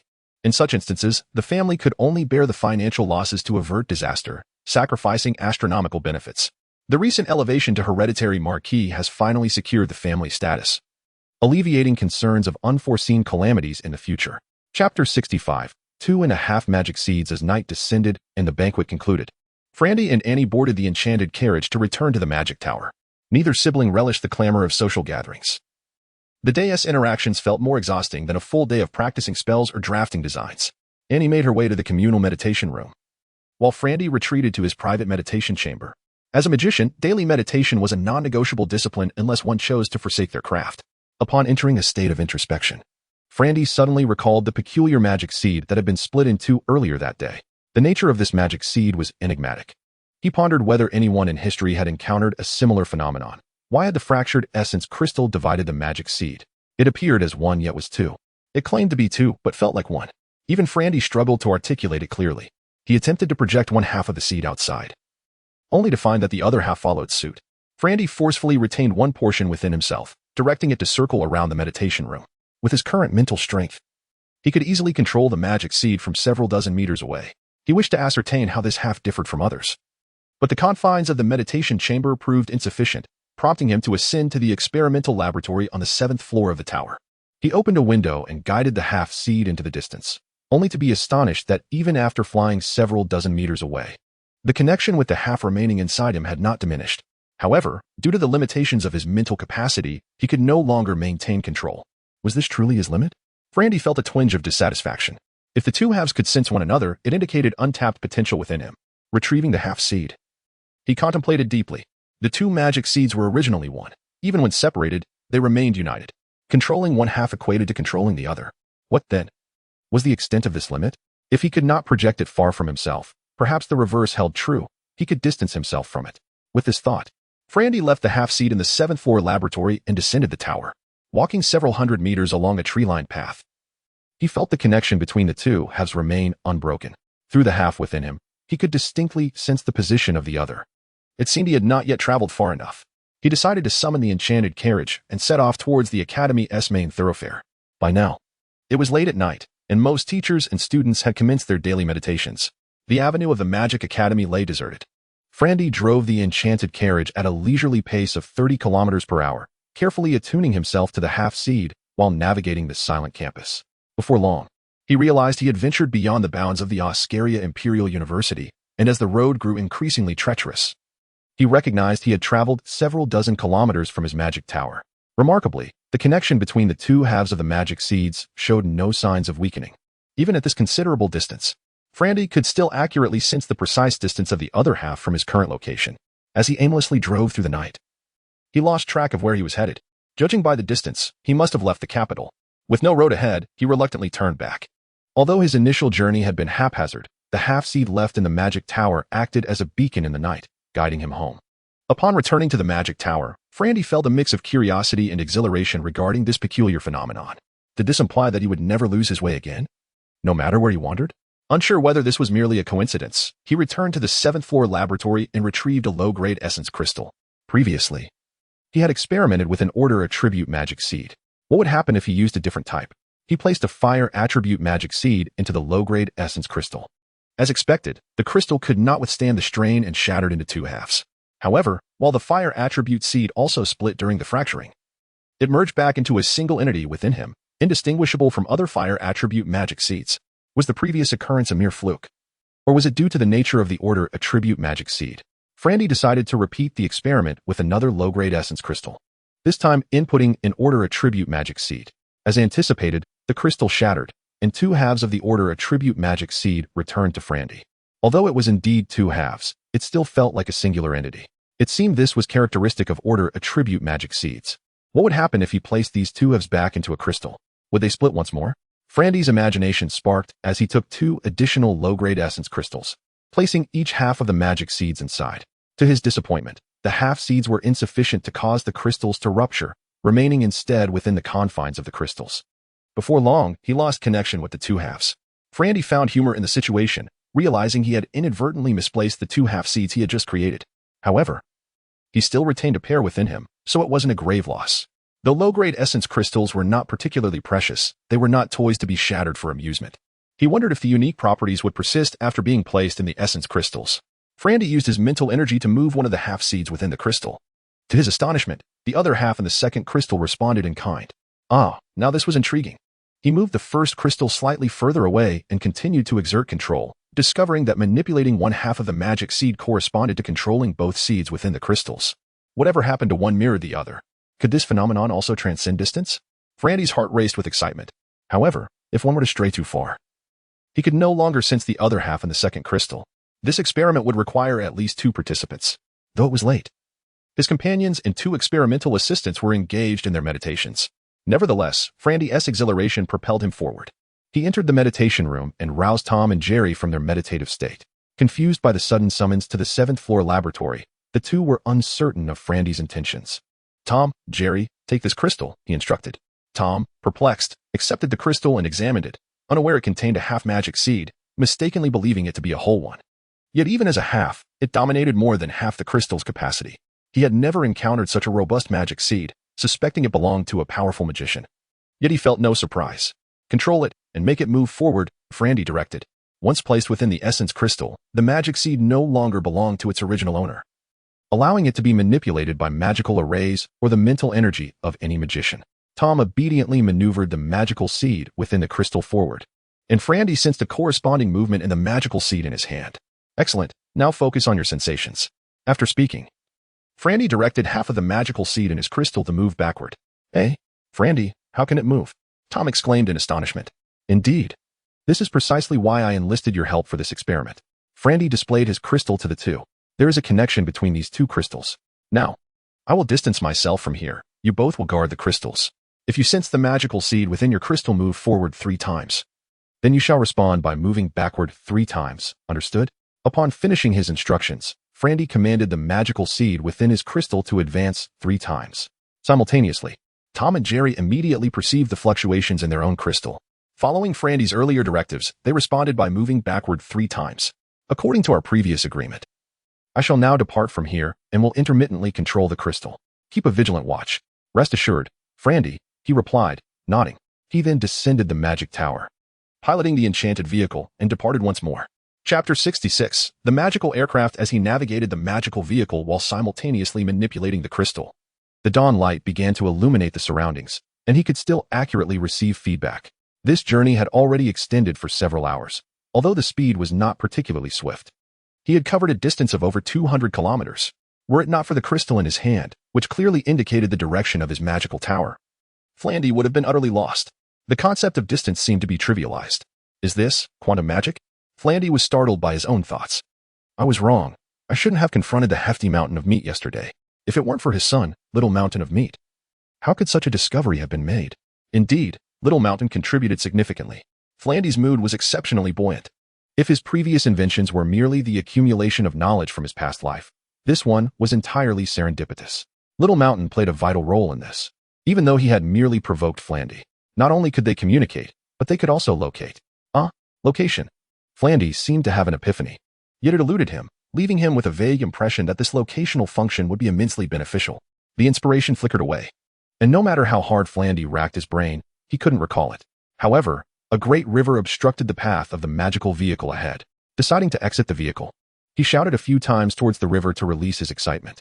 Upon returning to the magical tower, it was nearly lunchtime. Tom and Jerry were diligently fulfilling Frandy's task, attentively guarding the low-level magical crystal. This experiment had lasted for 10 hours. Although it was not physically exhausting, it was rather tedious. The brothers sighed in relief when they saw Frandy return to the laboratory, finally able to set their minds at ease. Tom, Jerry, you have participated in such a magnificent experiment. Are you not thrilled? Frandy exclaimed joyfully. The brothers exchanged confused glances, failing to grasp Flandy's meaning. What magnificent experiment! Were they not merely guarding a low-level magical crystal and waiting for it to activate? What was so grand about that? Flandy observed their bewildered expressions and felt a twinge of exasperation. It was not entirely their fault. One's perspective could dictate their understanding. Having not experienced the information age, they could not comprehend its significance, just as the magical engine had been newly introduced. Even the great sorcerers failed to foresee its potential until Flandy presented several applications that illuminated its importance. Flandy felt a touch of disillusionment. Yet he still expressed gratitude to the two, acknowledging that guarding such a crystal without leaving and needing constant vigilance for 10 hours could be mentally taxing. After lunch, Flandy intended to continue researching the applications of 2.5 magical seeds when he was interrupted by another matter. A long line of carriages arrived at the workshop on the square, where several craftsmen began unloading components. It was evident that the parts were considerably large and heavy, making the unloading process laborious for the craftsmen. Flandy descended from the magical tower and approached the workshop, discovering that the leader was Mr. Garden, the supervisor of the Craftsmen's Guild. "Good day, Mr. Garden," Flandy greeted. "Hello, Mr. Flandy. The magical aircraft is complete, and I have brought all the components for you, Mr. Garden replied, his voice filled with enthusiasm. Flandy rejoiced. It was indeed a stroke of good fortune, and he hurried to assist the craftsmen in unloading the cargo. Once all the components were unloaded, Flandy stared at them in astonishment. What is the most crucial characteristic of a magical aircraft? Lightness. Yet, upon examining these parts, the materials were undeniably sturdy, albeit exceedingly heavy. Even Flandy could not ascertain whether the magical engine would be capable of lifting them. How could he have neglected to indicate the materials on the blueprints? Flandy smacked his forehead, filled with regret. Noticing Flandy's displeasure, Mr. Garden was alarmed. Last time, due to substandard components, he had been reprimanded by Director Lowell. Fortunately, he had worked tirelessly to meet the deadline and avoided being dismissed. He was now anxious about what mistakes might have occurred this time. "Mr. Flandy, you seem troubled." Mr. Garden began. "It is my fault, Mr. Garden. I failed to specify the required materials on the blueprints. These components are too heavy and will significantly hinder flight," Flandy lamented. Mr. Garden suddenly understood. His intention was to enhance the aircraft's sturdiness, but it had backfired. However, upon hearing that Flandy bore no ill will towards him, he felt a sense of relief. Since the components had already been delivered, they might as well assemble them and evaluate the outcome. "Thank you for your understanding. While others might not recognize it, Mr. Garden was aware that Flandy was currently favored by Director Lowell, who had praised the magical vehicle during his last visit and requested the Craftsmen's Guild to produce several more. In an effort to leave a favorable impression on Flandy, Mr. Garden directed the craftsmen with fervor. Under Flandy's guidance, the assembly of the magical aircraft was completed at an astonishing pace. This was a quadrotor aircraft, with 4 propellers directly connected to 4 magical engines. Each engine was regulated by an order magic array arranged in an X formation, with a cockpit in the center. The quadrotor structure was far simpler than that of a traditional aircraft. Although it could achieve fewer flight maneuvers, it could still perform basic actions such as forward, backward, and lateral movements. The cockpit was designed to accommodate 2 individuals and was embedded with a master magic array to control the 4 order magic arrays on the wings. The master array connected to a control lever, which enabled the pilot to dictate the aircraft's flight posture. Due to the inherent dangers of flying the magical aircraft compared to driving the magical vehicle, the control lever was equipped with a concealed silver wire. Should the lever become uncontrollable, the pilot could still maneuver the aircraft using mental power. Upon completing the assembly, Flandy gazed at the cockpit. With its steel plate nearly an inch thick, speechless. It was excessively heavy. He doubted even 4 magical engines could lift it. Compared to the initial magical vehicle, the cockpit was somewhat improved, featuring leather seats, ensuring that the pilot would not have to sit upon a mere steel plate. Ascending into the cockpit, Flandy settled into the seat and pressed the closure switch. The 4 propellers began to rotate. Unlike typical configurations, the propellers did not all spin in the same direction. The upper left and lower right propellers rotated clockwise, while the lower left and upper right spun counterclockwise, counteracting gyroscopic and aerodynamic torque effects. Following the silver wire, Flandy examined the propeller speeds with his mental power and discovered they were relatively synchronized. He gradually adjusted the control intensity knob, causing the power of the restrained fire explosion spell to escalate. The propellers whirred faster and faster, creating a fierce wind that forced Mr. Garden and the craftsmen watching nearby to retreat. Dust swirled around the square, prompting coughs from the onlookers. Flandy continued to increase the propeller speed. At this point, the propellers emitted a deafening roar, yet the aircraft remained firmly grounded. Checking the intensity gauge, he saw it had reached 75. So he turned the knob to its maximum setting. The propellers spun wildly, causing the craftsmen to take refuge in the workshop. The thunderous noise resonated for quite a distance before the aircraft finally lifted slowly off the ground, ascending to a height of approximately 10 meters before it could rise no further. Flandy tentatively tested various flight postures before returning the knob to its original position, and the aircraft landed heavily back on the ground. Once the propellers ceased their rotation, Mr. Garden and the craftsman gathered around. "Mr. Flandy, you are truly a genius. This is the first time I have witnessed a person ascend into the skies utilizing the power of machinery. This is a remarkable design." Mr. Garden fervently praised Flandy. Flandy chuckled wryly. "Mr. Garden, the current aircraft is utterly impractical. The power output is excessively high, while it can barely achieve flight. The components within the magical engine will rapidly wear out. It cannot sustain prolonged flight. Nevertheless, it is a remarkable design. Such a machine has never existed before. It is indeed logical to first address the existence of the machine before considering its efficacy. Mr. Garden, the materials used for these 4 beams and the cockpit must be replaced. We should abandon this Titan steel. Mica quartz steel would suffice. And it need not be so thick. A third of the current thickness would be adequate to ensure strength." Chapter 67. Trouble for the teacher again. Titanium steel ranks just below Terra steel in terms of hardness and is typically used in military armor.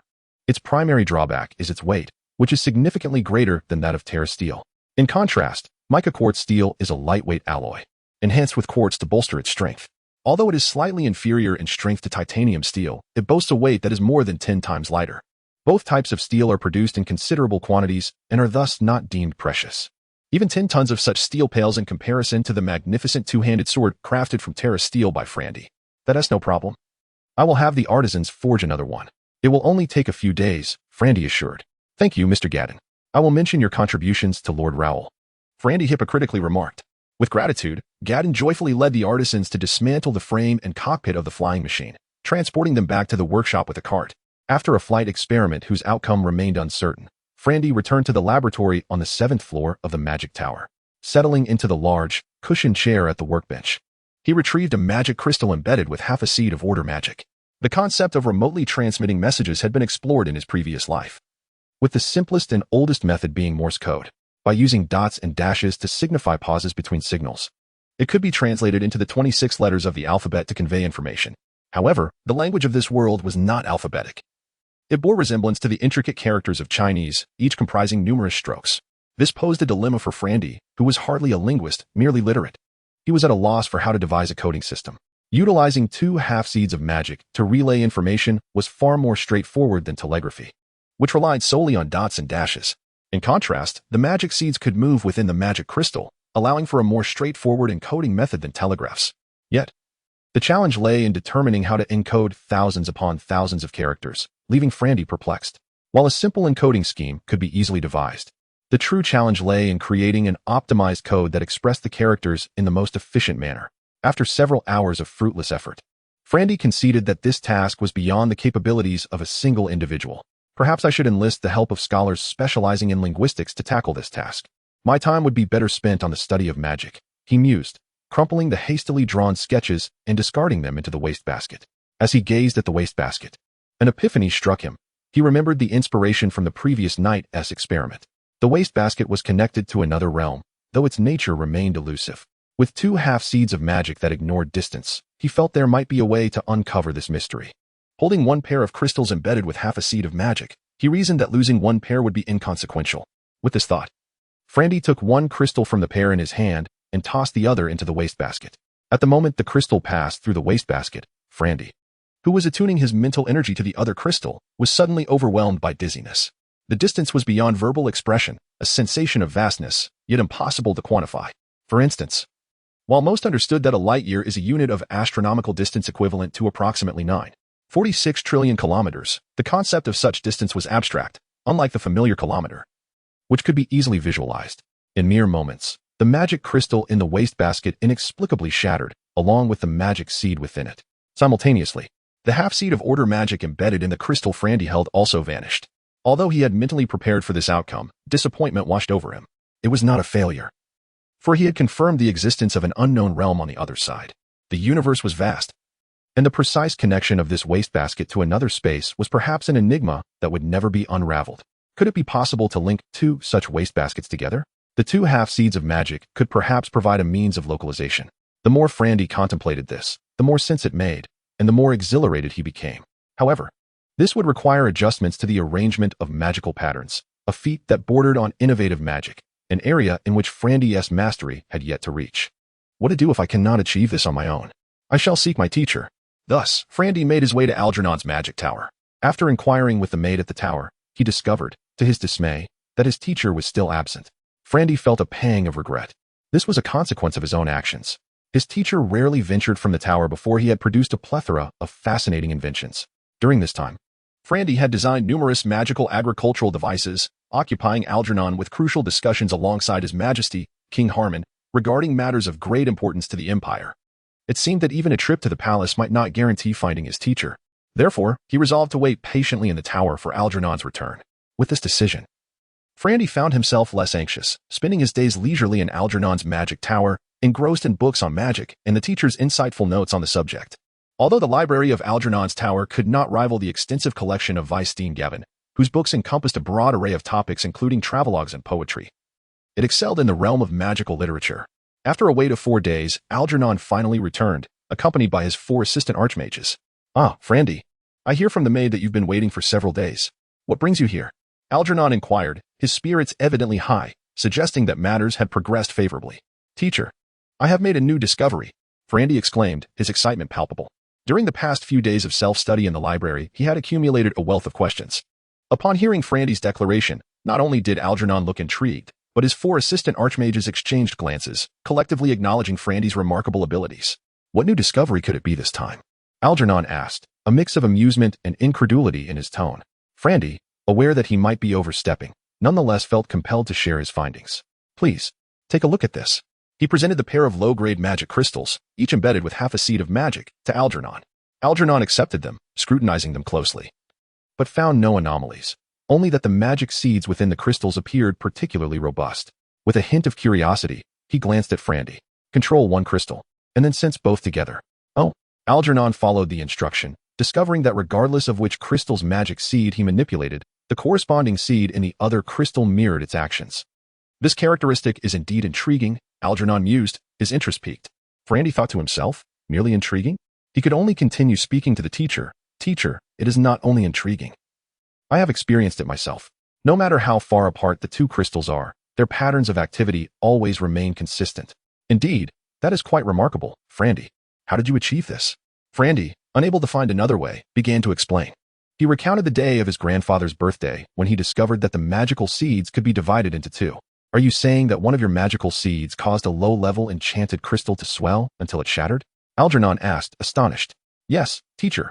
It is common knowledge that forcibly inserting a magical seed beyond the limits of a crystal's capacity will cause it to break. However, Algernon, knowing that he would require several magical seeds to achieve the same effect on a low-level enchanted crystal, could not help but marvel at the potency of Frandy's magical seeds. Chapter 68, The Magical Portal. "Ah, indeed, I have never encountered such a situation before. Is this the reason you sought me out?" Observing that the teacher still did not grasp the significance, Frandy continued to elucidate. "Teacher, it operates by disregarding distance to perform the same movement. If, as in this instance, I cannot find you, we can each hold a crystal and remain vigilant to its fluctuations. We could agree that an upward jump signifies presence, a downward jump denotes event, a leftward jump indicates search, and a rightward jump represents you. Thus, whenever we have matters to discuss, we can communicate through the crystals." "Ha ha ha, Frandy. You must have given me this crystal because you couldn't locate me." Algernon laughed heartily, finding the notion rather amusing. "Teacher." Frandy was at a loss for words. Why could the teacher not comprehend the importance of this? "Teacher, if a single jump in any of the 6 directions represents 1 character and 2 jumps signify another, then encoding all our commonly used characters would effectively allow us to converse, wouldn't it?" Algernon frowned. Encoding 10,000 characters in 6 directions would require numerous jumps to convey a single character. Wouldn't that be rather cumbersome? It would be far simpler, as we just did, to jump a few times, and I would understand you were searching for me, allowing you to return to the magical tower while awaiting my arrival. Therefore, I suggest you find a few scholars in linguistics to separate common and uncommon characters, with shorter codes for the former and more complex ones for the latter. Is it truly necessary to go to such lengths to convey a few words, Frandy? It seems somewhat excessive." "Teacher," Frandy exclaimed in exasperation, "how can you still not understand?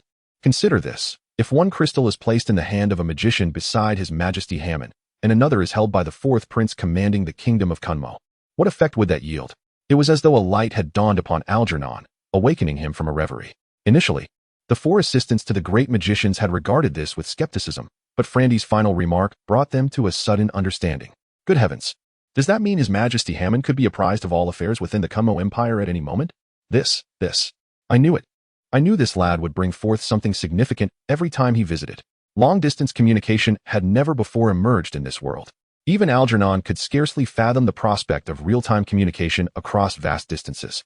This matter must be reported to His Majesty Hammond at once. The political situation in Kunmo is unstable, and His Majesty has been troubled by it. Algernon stated without hesitation, casting a glance at Frandy, his eyes brimming with approval. Frandy, you shall accompany me. Only you possess the ability to create these enchanted crystals. Teacher, the encoding issue remains unresolved. Such matters will be researched by His Majesty's appointed personnel. We need not concern ourselves with them. However, teacher, I require your assistance with something else. Something else? Pray, tell me. Frandy glanced at the four great magician's assistants. Deciding to be forthright. Teacher, do you recall my spatial magic? Of course, but I have lacked direction for research. With many responsibilities, I had to set it aside. And I have not studied it of late. Frandy pointed to the enchanted crystal in his hand. Teacher, it operates simultaneously due to its ability to pinpoint location. No matter how far apart, it can sense the presence of its counterpart. I once tossed one crystal into my garbage bin, and although it was for a brief moment, it sensed the existence of the other. If we connect two garbage bins with a pair of crystals for mutual location, could we not establish a link? Frandy articulated his thoughts in one breath, leading Algernon into deep contemplation. Theoretically, it is feasible. If we succeed, we could traverse vast distances at will. Frandy expressed the answer that lingered in his heart. The four assistants to the great magicians found themselves bewildered. They had never witnessed Frandy's spatial magic, yet from his description, they discerned it was yet another extraordinary endeavor. While long-distance communication was crucial, if this concept were to succeed, it would enable instantaneous relocation of individuals, a feat unattainable even in Frandy's previous life. In the ensuing days, Frandy resided within Algernon's magical tower, assisting the four great magicians' assistants in experiments.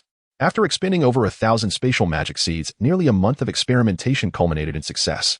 Two unremarkable magical portals stood upright on the laboratory floor, not far apart. A slight infusion of mental energy activated the newly developed spatial magic array, causing the space between the portals to warp, revealing the scenery from the opposite side. Frandy, Algernon, and the four great magicians gazed at the portals, their hearts, which should have been aflame with excitement, remained remarkably calm. Throughout the month, despite exercising utmost caution, they had experienced over a dozen failures. Each unsuccessful trial cost Frandy some spatial magic seeds to stabilize the positioning of the portals. They discovered after the fourth attempt that first-level magic could not achieve the desired effect, necessitating a shift to secondary spatial magic research, requiring 128 magic seeds. Due to the potency of Frandy's magic seeds, only advanced enchanted crystals could bear them. Each failure resulted in the loss of one advanced enchanted crystal. Recently, the mental stimulation technique had consumed two of Algernon's advanced enchanted crystals, compelling them to draw from the stockpile of the Magical Academy. Thankfully, Algernon, as the head of the Academy, held the highest authority. However, after numerous failures, even Algernon began to feel the strain. This nearly depleted the entire stock of advanced enchanted crystals within the Academy. Should failures persist, they might even have to resort to the advanced enchanted crystals stored in the treasury of Oskaya. Fortunately, the experiment ultimately succeeded, and the emergence of the magical portals rendered all prior losses worthwhile. Let us commence, Algernon commanded. Yes, teacher, Frandy responded, seizing a stone and tossing it into the left portal. The stone did not fall out of the left portal but silently emerged from the right portal. Joy illuminated the faces of the onlookers. The second object thrown in was a chair, which similarly flew out of the opposite portal. It appeared that the experiment with inanimate objects had been successful, and they were now prepared to proceed with the living experiment. Frandy grasped a long-eared rabbit, freshly captured from the forest, and, like the stone and chair, tossed it into the portal. Predictably, the long-eared rabbit tumbled out of the opposite portal, startled and poised to escape. Have we succeeded? An overwhelming euphoria surged among the group. Wait, let me try. Algernon instructed Frandy to retrieve the long-eared rabbit. Holding it by its hind legs, he extended the front half of the rabbit into the portal. A bizarre scene unfolded as the rabbit's head and front half emerged from the opposite portal, while its hindquarters and tail remained at the entrance of the first portal. The rabbit, distressed, shook its head and struggled, yet no harm befell it. This appears to be a success. The two spaces are indeed connected. With that, Algernon boldly stepped through the first portal, emerging from the other. Upon emerging, Algernon's countenance was grave as he surveyed the four grand sorcerers and then turned his gaze towards Frandy. With utmost seriousness, he declared, "There remains one final trial to determine whether it is indeed as Frandy posits, whether distance is disregarded, or to ascertain the utmost range. We must uncover this truth. When I tested those 2.5 magical seeds, I traversed over 200 kilometers, and the connection between the seeds was utterly unperturbed. Yet, that was not the maximum range. It is imperative we ascertain its considerable distance. Leave it to me. Just a few days ago, the new magical flying apparatus was assembled, residing in the workshop of my magic tower, perfectly poised for a long-distance test." Chapter 69, a day out a few days prior. A maid from the Frandy magic tower had come to find him, relaying that the supervisor of the artisan workshop had delivered a new magical flying machine by cart. However, Frandy was engrossed in his experiments and lacked the time to attend to it, so he instructed the maid to inform the supervisor to assemble the new flying apparatus. Drawing from their previous assembly experience, the supervisor successfully directed the craftsman to complete the installation without Frandy's presence. Afterward, he asked the maid to inform Frandy of the completion before departing. "All right, Frandy, this matter is now in your hands," agreed Algernon. The magical transportation portal was designed to be disassembled. After halting the magical array, Frandy dismantled 4 door frames from one of the portals. These frames, crafted from exquisite gold, were quite valuable, but the true essence lay in the high-grade enchanted crystals in the teleportation magical array. Frandy carefully stored these precious items before shouldering the door frames and exiting Algernon's tower. The distance between Frandy's and Algernon's towers was not significant, so he opted to walk back rather than drive the magical vehicle. Upon returning to his own tower, Frandy initially intended to head directly to the shed to operate the flying machine for a distant journey. However, he suddenly remembered the necessity of leaving a locator to track how far he had ventured. Thus, he made his way to the magic laboratory on the 7th floor. As he opened the sliding door of the magical elevator, he spotted a slender figure busily engaged at the experimental table. "Ah, Frandy, you've been away for several days, haven't you?" exclaimed Sherry, her voice filled with surprise. Frandy, puzzled, asked, "Sherry, why didn't you attend class with the mentor today?" "The mentor had matters to attend to, so we were allowed to return for self-study. I realized I had an experiment yet to complete, so I thought to do it here." "What have you been up to these past few days?" "Hee, I've been conducting experiments under the mentor's guidance. I just returned after a successful endeavor. But the experiment is still unfinished, and I must leave again shortly." "Leaving again?" Sherry's face fell slightly. The students at the Magic Academy, particularly the aspiring mages, had tightly packed schedules with little room for leisure. The youthful scholars were at an age eager for exploration, yet they found themselves bound by relentless experiments and studies. Frandy felt a pang of compassion and hesitated before asking, "Sherry, would you like to go out and play?" "Of course, but my experiment is not complete yet." "What experiment?" "Let me see." Frandy approached the experimental table to observe Sherry's work. "Nothing extraordinary. I am simply observing the reaction of the venom from the quicksilver serpent when mixed with the linchi dew. It should be able to neutralize the poison. But the reaction takes a bit longer. We still have to wait for over an hour." "Ah, I've conducted a similar experiment. After an hour, the liquid in the test tube will turn transparent and emit a bitter taste. There is no violent reaction, so returning to check later will be fine." "Is that so? Then I can go out to play." "Frandy, where are you planning to go?" "I'm not quite certain, but it will be far." "Can I accompany you?" Sherry inquired eagerly. "Of course, but you must wear several layers of clothing." "Why should I wear more clothes?" Sherry asked, puzzled. "Because it will be quite cold. You will understand soon enough." "All right, I'll go put on some extra layers. Wait for me." With that, Sherry bounced away into the magical elevator, heading to her room on the 6th floor. Frandy, meanwhile, gathered 2 low-grade enchanted crystals from the laboratory. He placed an order magic seed into one of the crystals, and once it shattered, he inserted one of the split magic seeds into the other crystal. By placing this low-grade enchanted crystal in his tower, the half of the magic seed within him would be able to sense the distance at any time. After completing this task, Frandy waited a moment before Sherry returned, adorned in a snow fox fur coat. Although not thick, it was exceptionally warm. "Shall we go, Frandy? Are we taking your magical vehicle?" Sherry appeared quite jubilant. "No. We are using a different mode of transportation. Follow me." The pair descended the tower and made their way to the shed, where the flying machine awaited them.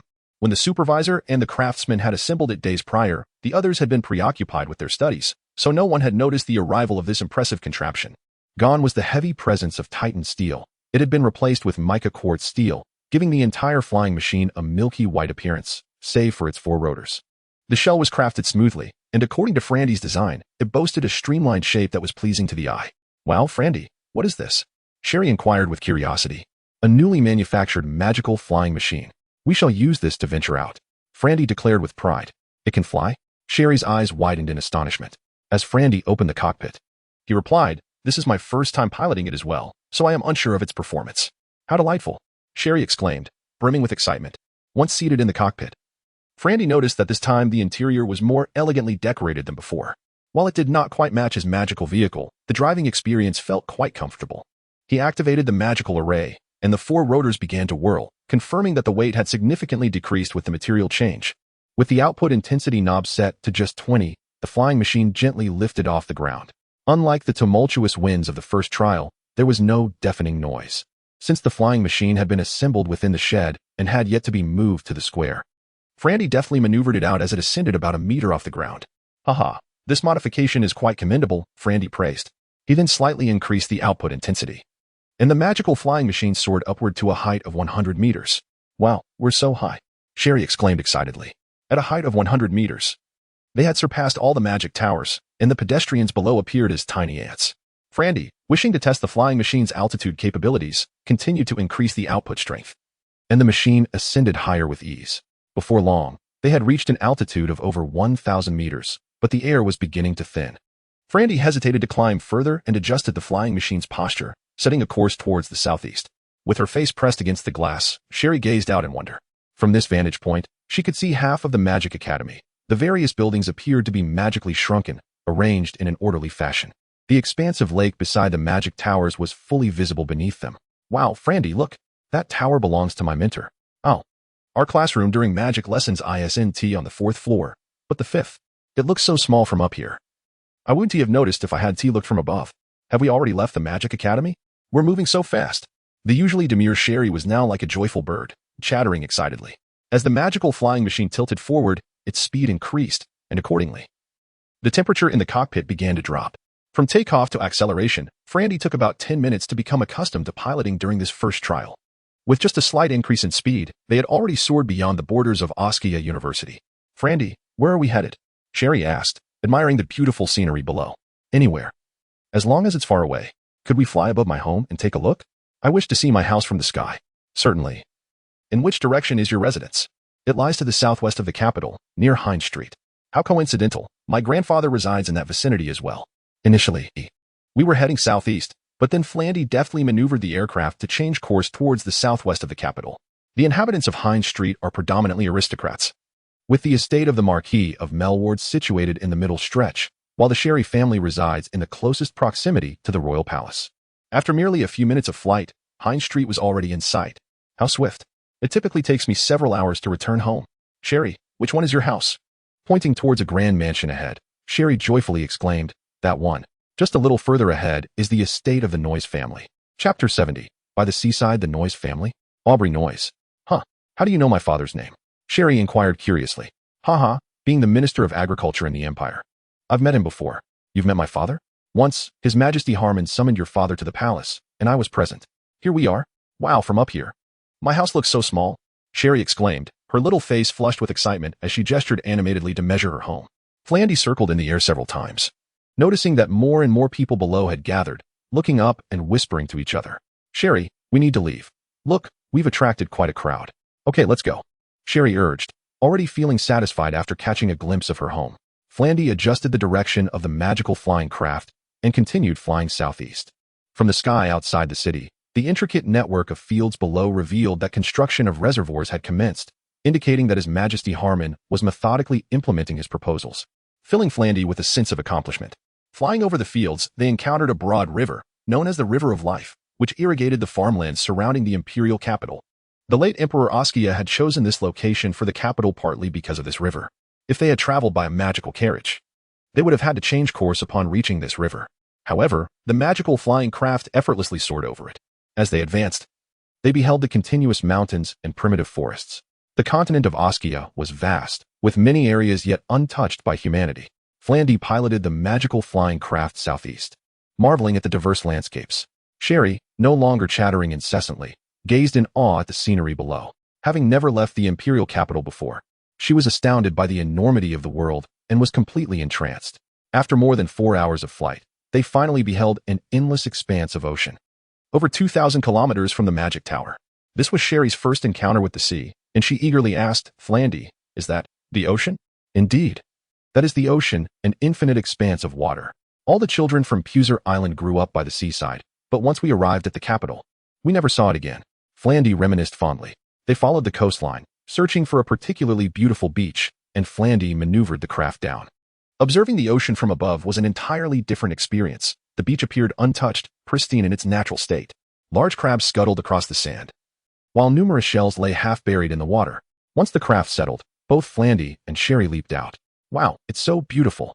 Sherry joyfully ran and danced along the beach, completely shedding her usual quiet demeanor. Flandy, thank you. I'm so happy today, she exclaimed excitedly. Flandy, too, felt exhilarated. It had been many years since he had seen the sea, and the slightly briny air was refreshing. Listening to the rhythmic crashing of the waves, he felt a profound sense of tranquility. Sherry, did you know? Puser Island is 100 times more beautiful than here. Really? But I wonder when you all will return. Soon, very soon, Flandy murmured. If only we could come to the seaside every day. Why not? It will happen, Sherry believed, thinking Flandy was merely comforting her, and she laughed as she ran off. On the vast beach, countless beautiful shells were scattered about, clearly captivating Sherry's interest. In no time, she had gathered a large handful. Flandy unloaded the packed magical portal from the flying craft. Finding a large rock partially buried in the sand, he set up the 4 door frames, installed the advanced enchanted crystals and the teleportation array, and after confirming everything was in order, he called out, Hey, Sherry, come here. Coming. What is it, Flandy? I want to show you something new. Flandy's mental energy activated the teleportation array, and he declared, Now, it's time to witness a miracle. Do not be astonished. As his words fell, the space within the portal twisted, revealing the interior of the Algernon magic tower. Meanwhile, Algernon and his 4 assistant grand sorcerers anxiously awaited within the tower, having not seen any sign of Flandy for several hours. No one knew where he had gone. Oh, Sherry gasped, her mouth agape as she stared into the portal. Algernon stepped through, instantly traversing over 2,000 kilometers as if it were a mere stroll. As they had arrived at the seaside. Sherry's here too, Algernon noted with a smile. Teacher, this place is about 2,500 kilometers from the school. I was worried you might be anxious, so I opened the portal here. Sherry's mentor had business today, so I brought her out for a bit of fun, Flandy explained. Algernon smiled but remained silent, his gaze falling upon the magical flying craft. Is this the flying craft? He asked, his eyes sparkling with interest. Yes, teacher. I flew here on it, Flandy confirmed with a nod. At that moment, Sherry finally regained her composure and hurriedly greeted, Good afternoon, Grand Sorcerer Algernon. I came here to play with Flandy. Her face flushed, she quickly returned to her quiet demeanor. Algernon regarded her with interest and kindly said, Young lady, it is good to play outside, but do not neglect your studies. Thank you for your guidance. I will remember, teacher, Sherry replied obediently. The 4 Grand Sorcerers also stepped through the portal, and Sherry greeted each one eagerly. Grand Sorcerer Noah surveyed the surroundings and marveled, How remarkable. We were just in the magic tower, and now we are here in an instant. This is the power of magic. I believe the situation for humanity on the continent is about to change, he continued. Since we are here, let us take a moment to relax after continuous research. A good rest is well-deserved. Indeed, it was astonishing that 2 locations separated by 1,000 miles could be traversed so effortlessly through a single portal. Even if one felt thirsty, they could cross 2,000 miles to drink water and return. Flandy, come, let me see this magical flying craft. Algernon beckoned, having shown great interest earlier. Sure, there is no one here, so we can fly however we wish. Unfortunately, the magical flying craft currently had only 2 seats, so he could only take Algernon for a flight. Flandy, why aren't you flying higher? Algernon inquired, amused as he gazed at the scenery below. Though his magical airship could fly higher and faster, it lacked glass for structural integrity, thus preventing him from enjoying the view outside, relying instead on mental guidance. Teacher, flying higher would be uncomfortable. The air becomes thinner. We are already over 1,000 meters above the ground, Flandy explained. In just 10 minutes, Algernon mastered the art of piloting the magical flying craft. Upon landing, Flandy was promptly ushered out. Algernon, showing less hesitation than Flandy, soared through the air, evading even Flandy's gaze before finally bringing the craft down after a considerable time. The winds at high altitudes were exceedingly fierce, threatening to dismantle the aircraft. Professor Algernon felt a tinge of regret. In terms of wind resistance and sturdiness, it fell far short of the magical airship.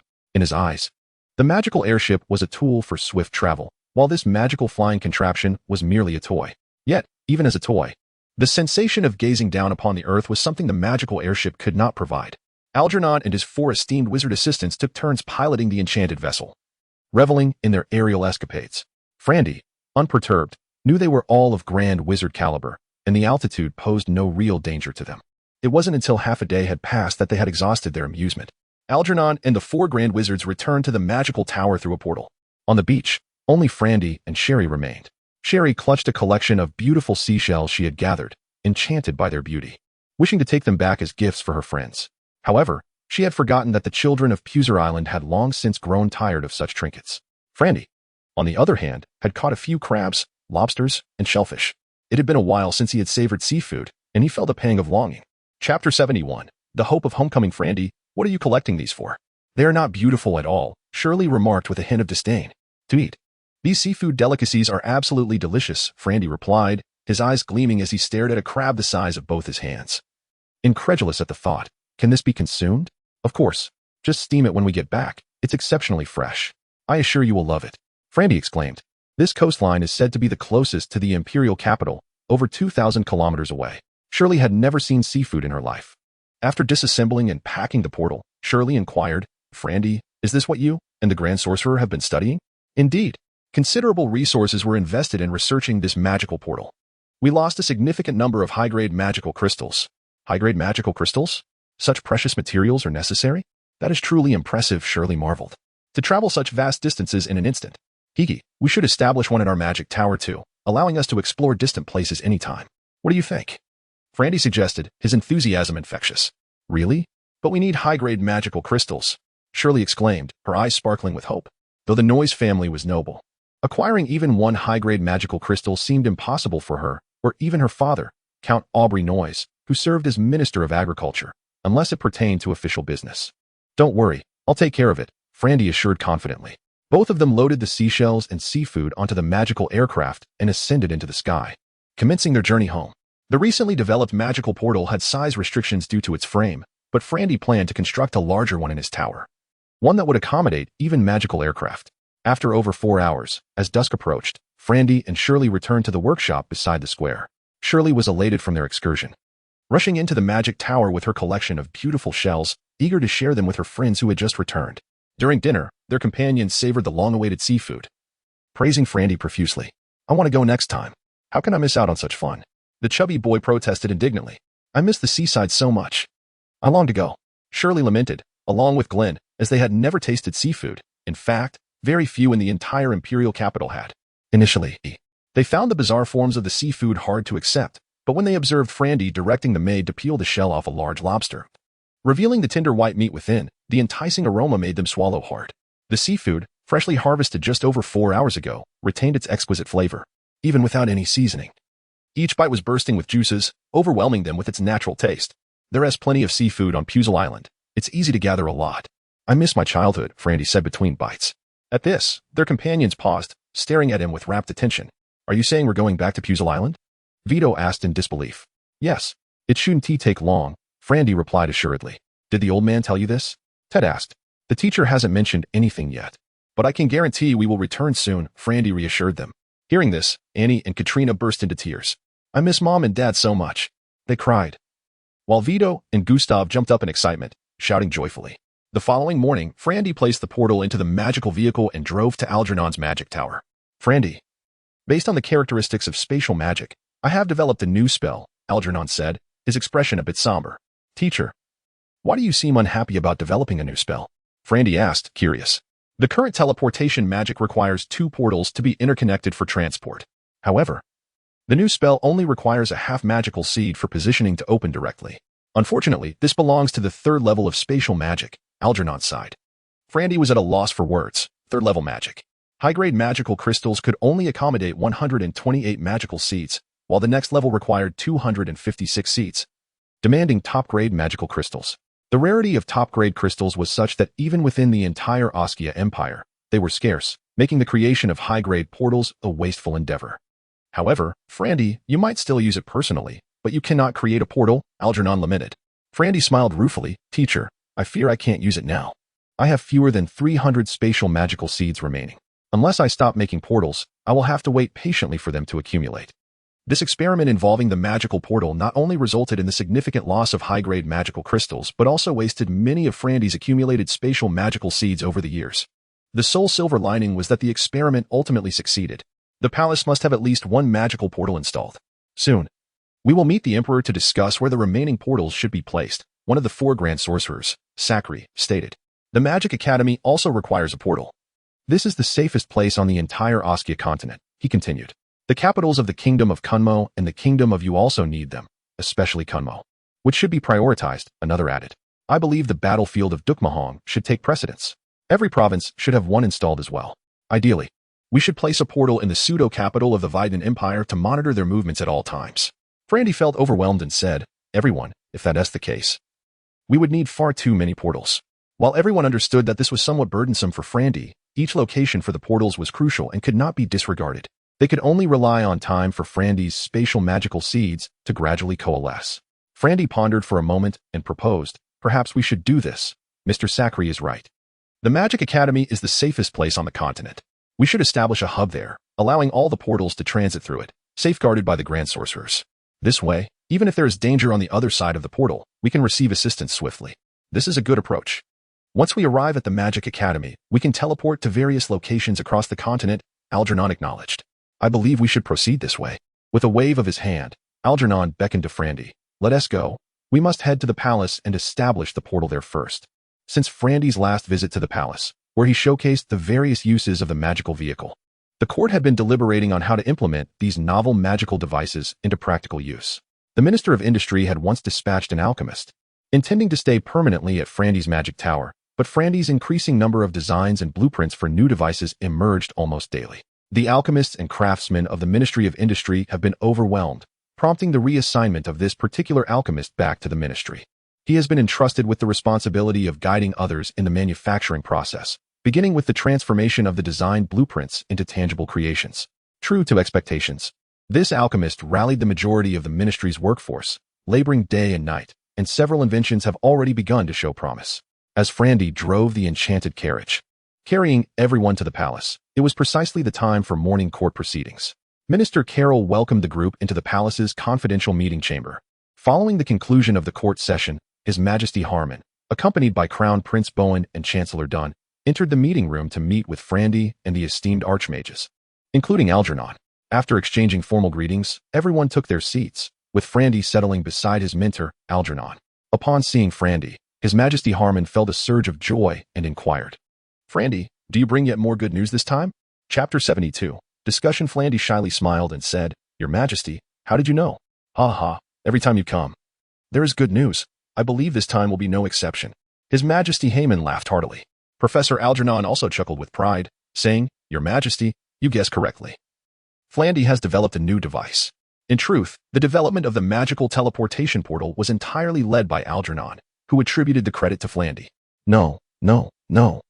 It is primarily due to the depth of my teacher's knowledge. If it were left to me, I might not have succeeded for quite some time, Frandy quickly demurred. Prince Bowen, who was also present, smiled gently and remarked, It does not matter who developed it. Let us see this marvelous creation at once. The individuals gathered were the highest-ranking figures in the Empire, and there was no need for secrecy. Frandy promptly set up the magical portal, activating the magical array. And the portal sprang to life, revealing the scene of Algernon's laboratory on the 11th floor of the magic tower. Your Majesty, it has been quite a while since you visited my magic tower. Come, let us discuss matters there. With that, he stepped through the portal. His Majesty Haman, Prince Bowen, and Chancellor Dawn were astonished, gazing incredulously at Algernon on the other side of the door, unsure of what was unfolding. The 4 great mage assistants also crossed through the portal, arriving at the magic tower. Frandy gestured invitingly, allowing the 3 to proceed ahead. The trio, mimicking the 4 great mages, cautiously stepped through the portal, feeling nothing amiss, and found themselves inside the magic tower. Finally, Frandy followed, grinning as he asked, Your Majesty, what do you think? Is this portal not a delightful surprise? The portal? Prince Bowen was the first to grasp the situation. He glanced around, realizing they were no longer in the conference room. Feeling perplexed yet astounded, he exclaimed, It is hard to believe. Just like that? Indeed, Your Excellency. Just like that. You have arrived at my teacher's magic tower. The 3 took a moment to digest this revelation before accepting the reality. Even Chancellor Dawn, who was not particularly loquacious, inquired, But why? What is the reason for this? Algernon replied earnestly, Your Majesty, this is all thanks to Frandy. I had known for years that he possessed a talent for spatial magic, but research had not progressed until a breakthrough occurred just over a month ago. It has taken great effort to develop this magical door. I knew it was related to you, lad. His Majesty Haman pointed at Frandy with certainty. Professor Algernon, Do you know the maximum distance between two magical doors for them to function? Chancellor Dawn posed the most crucial question. Flandy responded, Your Excellency Dawn, during my test yesterday, I managed to teleport over 2,500 kilometers with ease. 2,500 kilometers? Good heavens, if that is the case. Chancellor Dawn pondered in silence. Algernon turned to His Majesty Haman, stating, Your Majesty, we have decided to establish a hub for teleportation at the Magic Academy, enabling transport across various locations. We now need to discuss the order of installing portals in different areas. Can they not be installed simultaneously? His Majesty Haman questioned, somewhat perplexed. Flandy sighed and explained, Your Majesty, I have exhausted the spatial magic seeds I had accumulated over the years during experiments. My body is somewhat unique, and I can only slowly accumulate magical seeds. Oh, how long will it take to establish a portal at a location? Flandy thought for a moment and replied, If I focus entirely on guiding the spatial magic elements, I can condense 6 magical seeds a day. Each portal requires 128 magical seeds. And since they must be used in pairs, that amounts to 256 seeds. Therefore, it will take approximately a month and a half to construct a portal at one location. A month and a half? That is quite satisfactory, Your Majesty. Traveling from the capital to the Kingdom of Kunmo by the fastest horse takes nearly a month. Not to mention the various dangers along the way. The situation in the Kingdom of Kunmo is quite dire. Although my 4th brother is stationed there, I am still concerned. I believe the first portal should be arranged there. Prince Bowen expressed his worries. Chancellor Dawn, however, held a differing opinion. Though the situation in the Kingdom of Kunmo is troubling, it is merely a conflict among humans. It has been 50 years since the battlefield of Kima Hong has faced a significant beast tide. I fear. Both arguments were quite reasonable, and Algernon and the great mages nodded in agreement. His Majesty Haman found himself in a difficult position. Both locations were important, yet a sequence must be established. Flandy, since the portals utilize your magical seeds, you shall make this decision. His Majesty Haman presented this dilemma to Flandy, who awaited his verdict. I never imagined this would fall to me, Your Majesty. You wish for me to make the decision? His Majesty Haman laughed heartily. Yes, indeed. It is your decision to make. Now it was Flandy who felt the weight of the matter. One location pertained to the Empire, while the other concerned humanity. The dilemma lay in the uncertainty of when changes might occur, complicating the decision-making process. His Majesty Haman encouraged him, Flandy, do not hesitate, no matter which location you choose. I will support you. Flandy furrowed his brow, remaining silent. Speak your mind. There is no need to be coy. It is merely a matter of a few weeks. Even if you wish to install the portal at your grandfather's home, I would support you. Consider it a reward for you. At my grandfather's home? Flandy smirked inwardly. Yet this sparked a new thought. Your Majesty, if you allow me to decide the location of the first portal, I choose Puzar Island. Flandy finally articulated his desire. Puzar Island? The assembled crowd was taken aback. His Majesty Haman, however, was unfazed, exclaiming, Haha, Puzar Island is an excellent choice. I have not visited in decades and long to return. Flandy, I presume you wish to see your parents? Your Majesty. My companions and I have been away from Puzar Island for nearly 10 years without a single return. Not only I, but my sister, Vito, and the others also miss their families dearly. His Majesty Haman sighed. Longing for one's parents is a natural sentiment. I agree to establish the first portal at Puzar Island. Really? Your Majesty. Flandy was overwhelmed with joy, scarcely believing it. You have given me a surprise. I shall return the favor. We are even, yes? His Majesty Haman jested. I am deeply grateful. I am certain my sister and Vito will be overjoyed to hear this. Flandy bowed deeply to His Majesty. Professor Algernon also sighed. I too have not returned in nearly a decade. I wonder how the residents of the island fare. Flandy, I shall accompany you back. Professor, will you return by magical airship? Flandy was once again taken aback. Algernon smiled slightly. Previously, utilizing a magical airship required too many resources, but with your invention of the elemental collector, it can now be used freely. The magical airship can reach Puzar Island in just a day and a night, far quicker than your magical flying device. Moreover, since you are unfamiliar with the route, it is uncertain how long it would take you to reach Puzar Island on your own. Thank you, esteemed teacher. Flandy once again bowed to Algernon. Algernon replied, Since the decision has been made, let us not delay. We shall craft 2 magical portals today and depart tomorrow morning. Flandy felt a swell of joy. Yet a concern flickered in his mind. Teacher, we lack sufficient materials for the 2 portals. We are left with only 1 high-grade enchanted crystal. This was indeed a pressing matter, for the stock of high-grade enchanted crystals at the Magical Academy had been depleted by experiments, leaving no choice but to procure them from the national treasury. King Haman, unwavering, commanded, Mr. Dunn, please issue Flandy the authorization to withdraw 20 high-grade enchanted crystals from the treasury. As you wish, Your Majesty, replied Prime Minister Dunn without hesitation. With the portal between the palace and Algernon's magical tower now operational, Frandy could traverse between the two locations with remarkable ease. Thus, he successfully retrieved the 20 magical crystals. Armed with the Prime Minister's signed decree,